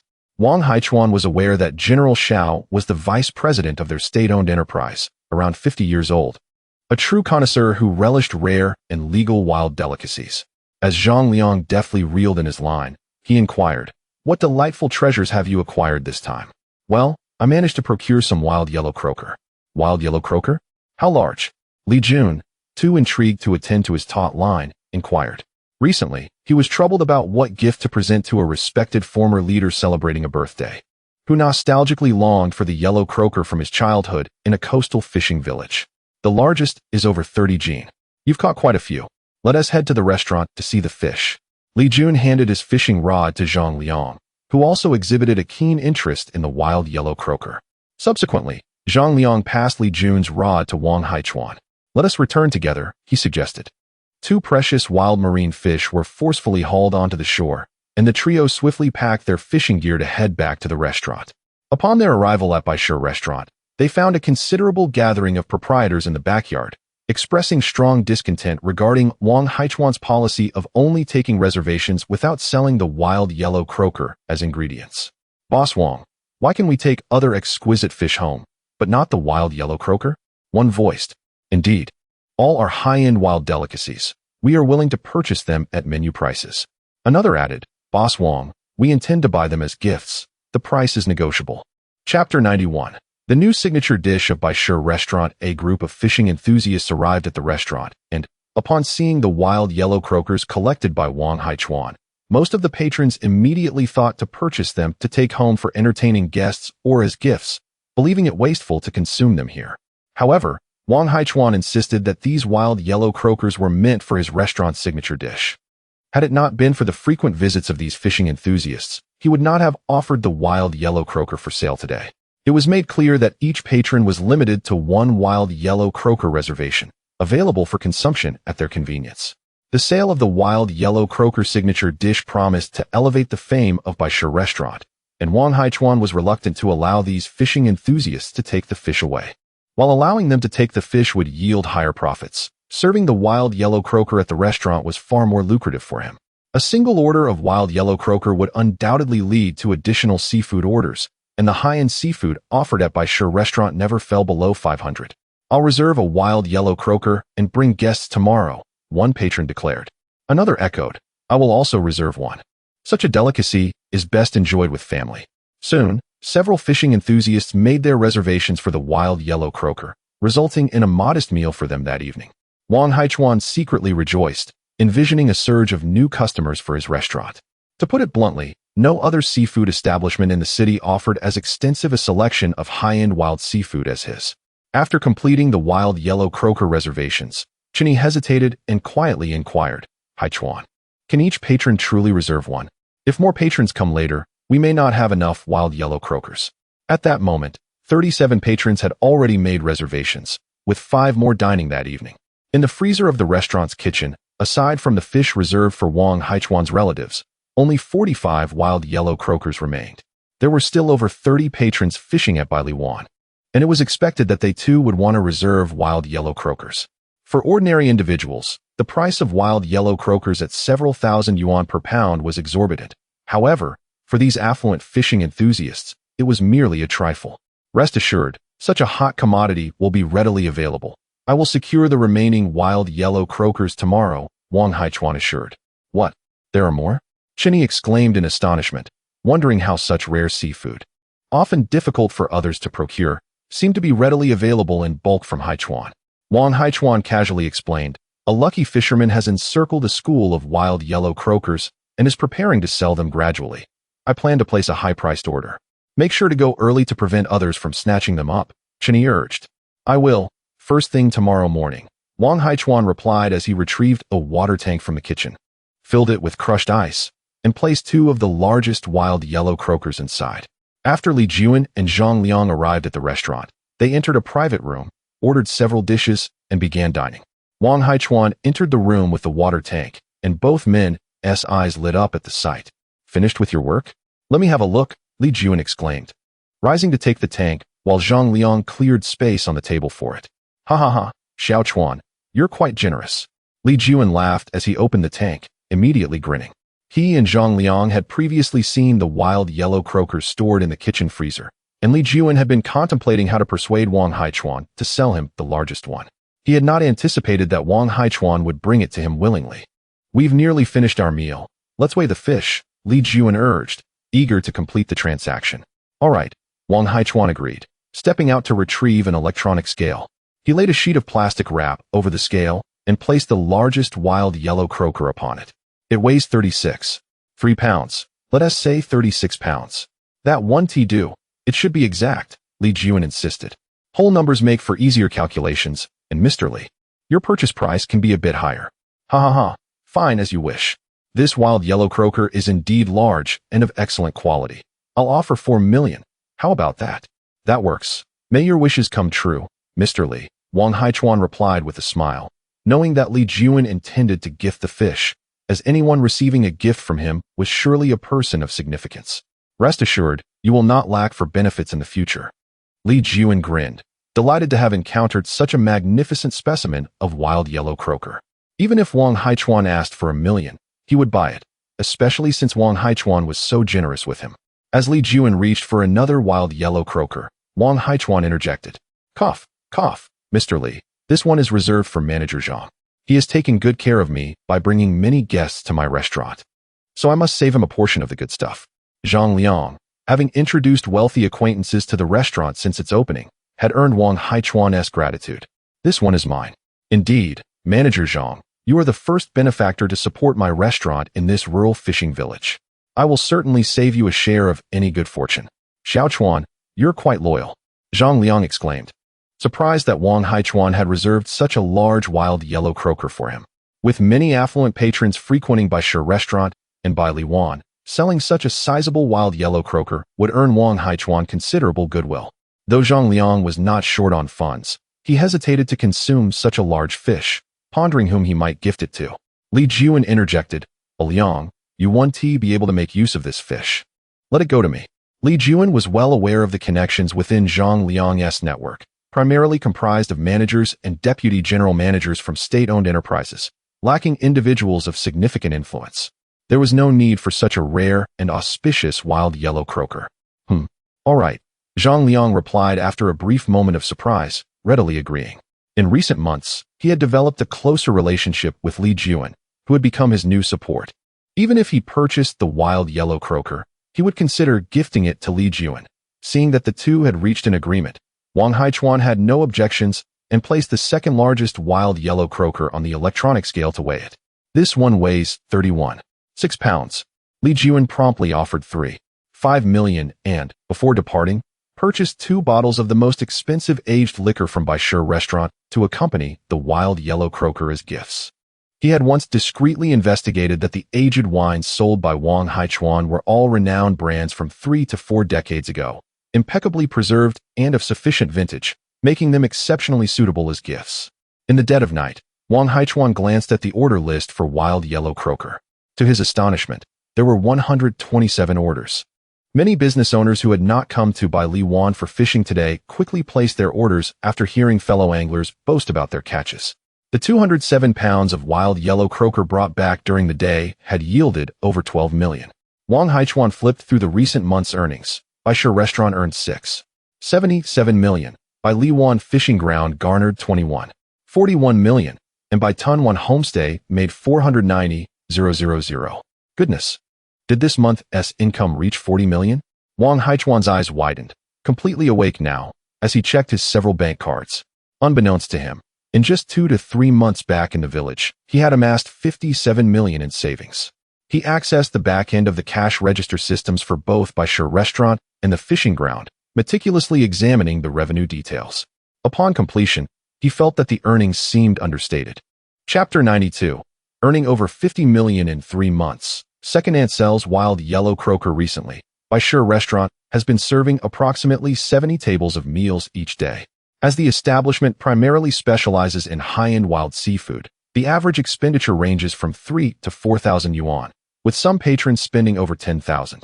Theoretically, the restaurant is expected to generate over 10 million yuan in revenue monthly. The fishing venue has also seen a minimum of 60 patrons daily, all angling for wild, precious sea fish, most of which are priced at 3 to 400 yuan per pound, with each fish weighing at least 2 to 3 pounds. Each angler typically catches no fewer than 10 fish. Thus, it is anticipated that the fishing venue could earn over 27 million yuan monthly. With such substantial income, what are the expenses? Wang Haichuan reviewed the expenditures from the past 3 months, which amounted to just over 20 million yuan. The construction of the Bai Li Bay fishing venue incurred costs exceeding 2,600,000 yuan, while the establishment of Bai Tun Bay's guest house cost over 13 million yuan, and the expansion of Baishe restaurant cost over 1,700,000 yuan. Regarding the procurement of live, wild, precious sea fish, along with the purchase of ordinary seafood and local produce, over the course of 3 months, Wang Haichuan transported modern goods worth more than 2,700,000 yuan back to Wangjia village in the 1980s. Presently, Wangjia village still owes him over 100,000 pounds of precious live sea fish. Realizing he no longer lacks financial resources and is on the verge of becoming a billionaire, Wang Haichuan found himself tossing and turning in bed, unable to sleep. However, it wasn't just him who was restless in the depths of the night inn by Sherbei. Those relatives who had purchased a wild yellow croaker from him were also wide awake. Priced at several thousand to nearly 10,000 yuan each, they worried about theft, power outages, and spoilage. The enchanting golden hue of the fish constantly beckoned them to rise and check the freezer. The next morning, the village was filled with weary-eyed relatives of Wang Haichuan. Following their plan from the previous night, they wheeled the seafood freezer to the front door, placing a gleaming wild yellow croaker in a tank filled with crushed ice, and positioned the tank at an angle atop the freezer for display. Passers-by, observing the scene, mistook it for a local festival inn by Sherbei. The wild yellow croakers provided by Wang Haichuan were so exquisite that one might easily confuse them for golden plastic fish. Upon realizing these were authentic wild yellow croakers, tourists visiting by Sherbei treated the homes of the displaying villagers as photo opportunities, sharing their snapshots online. Wang Haichuan's relatives successfully achieved their goal of attracting guests, leading to a surge in reservations for lunch and dinner at their homes, making it difficult to keep up with the demand for farm-style dishes. Naturally, wild yellow croakers are not within the budget of the average tourist. Many inquired about the price, but opted out upon hearing it exceeded 2,000 yuan per pound. Wang Haichuan's second aunt, Wang Dongmei, noticing the kitchen was overwhelmed with orders for farm-style dishes, called upon relatives from the same town to assist, allowing them to manage the influx of meal requests with ease. Once the household matters were settled, Wang Dongmei made her way to a local guest house. "Sister Dongmei, are you not busy today?" The owner of the guest house was cleaning the yard and greeted her upon seeing her. "Not too busy, Ahua. I need a favor." Wang Dongmei pulled a pack of Zhonghua cigarettes from her pocket and handed it to the guest house owner. "Hey, Sister Dongmei, you make me feel like a stranger." The owner quickly pushed the cigarettes back. "Old Lei and I are cousins. Just tell me what you need. No need for this. These cigarettes are from Old Lei for you. Just take them." Wang Dongmei insisted, slipping the cigarettes into his pocket, and, seeing that he did not refuse any further, quietly inquired, "Ahua, a middle-aged couple came here a couple of days ago. Have they checked out yet?" "Not yet.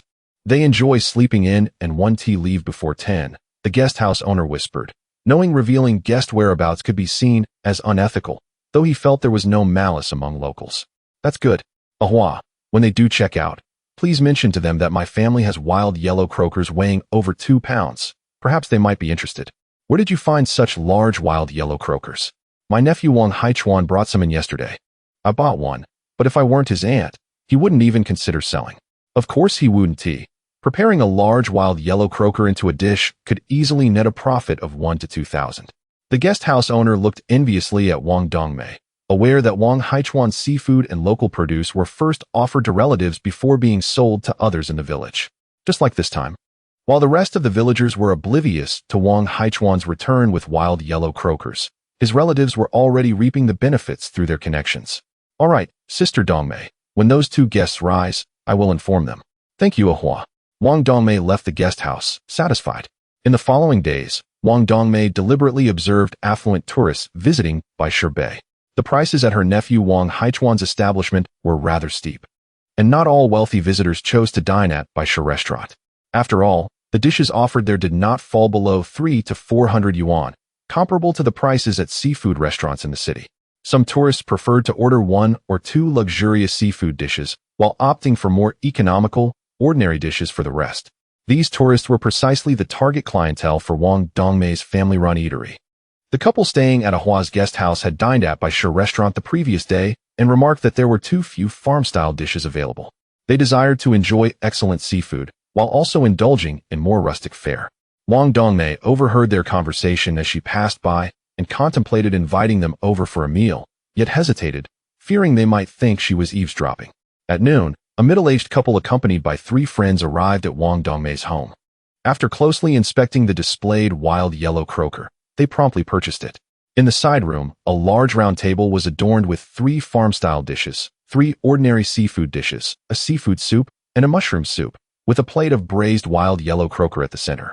This farm-style cuisine is quite delightful. The middle-aged husband and his wife expressed their satisfaction with Wang Dongmei's offerings, remarking that such a combination of dishes truly captured the essence of village life. Their 3 friends also found the meal appealing and planned to return in the future. Outside, Wang Dongmei beamed with joy, realizing this meal alone yielded a profit of 3,000 yuan, with the wild yellow croaker accounting for over 2,000, and the other dishes contributing several hundred more. Indeed, customers willing to splurge on wild yellow croakers were not short on funds. Wang Dongmei hurriedly stepped outside to call Wang Haichuan for another wild yellow croaker. Wang Haichuan received a phone call and was surprised that his second aunt had swiftly transformed the wild yellow croaker from her home into a dish for sale. Out of curiosity, he inquired within the family group chat. After perusing the information shared by his second aunt, Wang Haichuan stroked his chin thoughtfully. He realized that he had overlooked the fact that not all affluent individuals indulge daily in high-end wild ingredients. Should he consider introducing some ordinary dishes at the Baisha restaurant? However, that would contradict the essence of Baisha restaurant, which specializes in premium wild culinary delights. Even free-range chickens and local pork are merely supplementary ingredients. With hundreds of exquisite seafood varieties brought by patrons, diners could easily switch to alternatives should they tire of any particular dish. Ultimately, he decided to forego a segment of wealthy clientele and maintain his focus on seafood sales. Wang Haichuan reflected on the family-run eateries in the village, most of which now sourced ordinary wild seafood from him. Relatives operating these family restaurants were increasingly incorporating rare wild seafood into their menus. Overall, the demand for both ordinary wild seafood and exquisite wild seafood was rapidly escalating. He was confident that it would not be long before all the seafood produced in Wangjiakan would be sold out in Baisha Bay. Chapter 93. Baisha 1 Local Specialties. Wild Seafood? Haichuan, please help me order some wild seafood next time.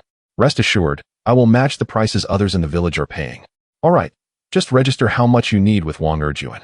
Haichuan, could you assist me in procuring several dozen pounds of wild seafood? If you can accept the price of wild seafood, then go register with Wang Erjuan. Brother Haichuan, my mother asked me to inquire if we could obtain wild seafood from you. Certainly. Let Wang Erjuan know how much you require. Xiaochuan, can you help me get several wild white pomfret and dragonhead fish? There's no option for selection. Whatever wild seafood I can secure from the channel is what I have. Do you want it? Yes. I have observed that the wild seafood you collect is of exceptionally high quality. Wang Haichuan traversed the village, gathering numerous orders for common wild seafood. He counted and noted that aside from Boss Zhu at the dock, who did not place an order, all other villagers had made requests. It is understandable, as the villagers' relatives primarily profit from selling wild seafood dishes, prompting others to follow suit in hopes of financial gain. Although the price of wild seafood is somewhat elevated, they sell it at an even higher rate, attracting tourists who relish the opportunity to indulge in genuine natural delicacies. Visitors to Baisha 1, a village devoid of aquaculture, yearn for authentic wild catches.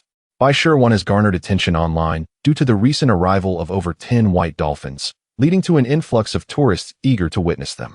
Villagers selling wild seafood dishes are earning daily revenues of 1 to 2,000 yuan, and seeing this success, other villagers selling meals would undoubtedly wish to seize the lucrative opportunity, thus seeking to pre-order wild seafood. As for Boss Zhu of the original dockside eatery, he remains skeptical, believing that farmed seafood is inexpensive and readily available, asserting that his delicious and affordable meals are the indisputable choice for tourists. Upon hearing Boss Zhu's remarks, Wang Haichuan merely chuckled, pondering that those visiting this remote fishing village should not settle for mere seafood lunchboxes when they could instead enjoy watching the live streams of the three internet celebrities, Wang Zixuan and her companions. After initially monopolizing the supply of wild seafood in Baisha village, the total sales have increased, bringing with it a host of complications.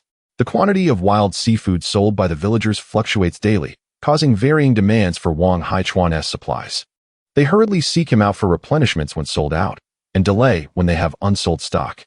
Additionally, villagers are now selling local specialties, with tourists purchasing wild seafood to take home. Previously, Wang Haichuan would visit Wangjia village in the 1980s every 3 days, but now he makes the round trip in just a day and a half. This is untenable. I have no need for money. Why must I tire myself so? Wang Haichuan sat on a large rock beside the village dock, smoking in contemplation. Each day, Baisha 1 receives over 300 tourists, with several hundred purchasing wild seafood to take back. The reputation for quality wild seafood sold at unchanged prices has spread widely. Tourists tend to select their purchases, and villagers are also particular when procuring from Wang Haichuan. Consequently, he finds himself compelled to venture out to sea every other day. After Wang Erjuan concluded selling the wild seafood aboard the boat, he approached Wang Haichuan to report. Wang Haichuan glanced at the ledger and suddenly declared, "Erjuan, inform the villagers that henceforth, my supplied wild seafood is not to be selected. In truth, many of the unselected wild seafood items are not unsellable. For example, wild pansy fish that may not be purchased today could see demand from new tourists in a few days. Villagers are accustomed to stocking up on what sells well today for tomorrow's sales, simply ordering more of whatever proves popular. Just like yesterday, when Xingjian fish and Jiaja fish were in high demand, those two types were swiftly depleted, while wild Tuangu fish and wild Jinchang fish, which are equally good, barely sold a few dozen pounds. What? No selection allowed? Wang Erjuan was taken aback and cautiously remarked, "Brother, the villagers may not be pleased. The channel over there has expressed discontent regarding my selection process. If I cannot select, then they have no right to do so." Wang Haichuan maintained a stern facade while making his point.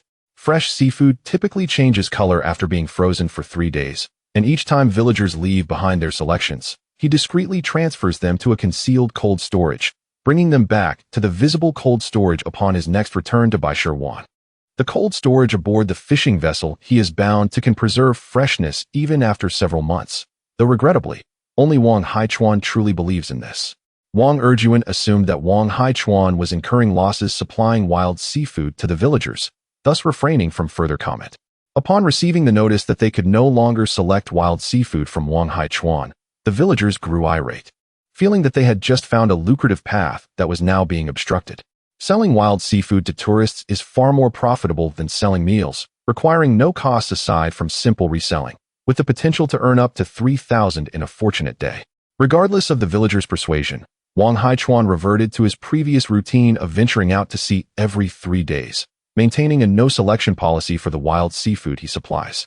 One day, while Wang Haichuan was chatting idly with the fishing bosses at Bailiwan, his phone rang unexpectedly. "Boss, the village chief is looking for you." Wang Haichuan received a call from Zhang Shua at the entrance of the fishing venue and felt a twinge of curiosity. What could my uncle want with me? After exchanging pleasantries with the fishing bosses, Wang Haichuan stood up and walked towards the entrance of the fishing venue. Outside by Liwan fishing grounds, Wang Jingwo was conversing with Zhang Shua through a wire fence. "Zhang Shua, why aren't you letting the village chief in?" Wang Haichuan inquired, puzzled. "Don't blame Ah Shua. I have no reason to enter if I am not fishing," Wang Jingwo interjected before Zhang Shua could explain. Zhang Shua, with a bitter smile, opened the card access gate. He had opened the door for the village chief upon his initial arrival. But Wang Jingwo had insisted that the venue was filled with bosses and questioned why he should enter. Wang Haichuan had merely asked out of curiosity and stepped inside the small entrance room to fetch 2 bottles of ice water. Exiting the fishing venue, he handed 1 bottle of ice water to Wang Jingwo and led him to the shade of a tree where he had parked a second-hand motorcycle. "Uncle, do you need something?" Wang Haichuan unscrewed the bottle cap and took a few sips of the cold water. This fishing venue is seeing an increasing number of fishing bosses visiting. Your Baishir restaurant is also attracting more patrons, and the tourists visiting our village are willing to spend, Wang Jingwo remarked, drinking the ice water while watching 2 fishing bosses enter the venue with their cards, suddenly expressing his admiration. It's going well." Wang Haichuan, unable to grasp the full meaning of Wang Jingwo's words, replied, "Uncle, please just tell me what you need." Haichuan, in recent days, tourists have been reflecting to the village that our local specialties are in short supply, and they wish to purchase them.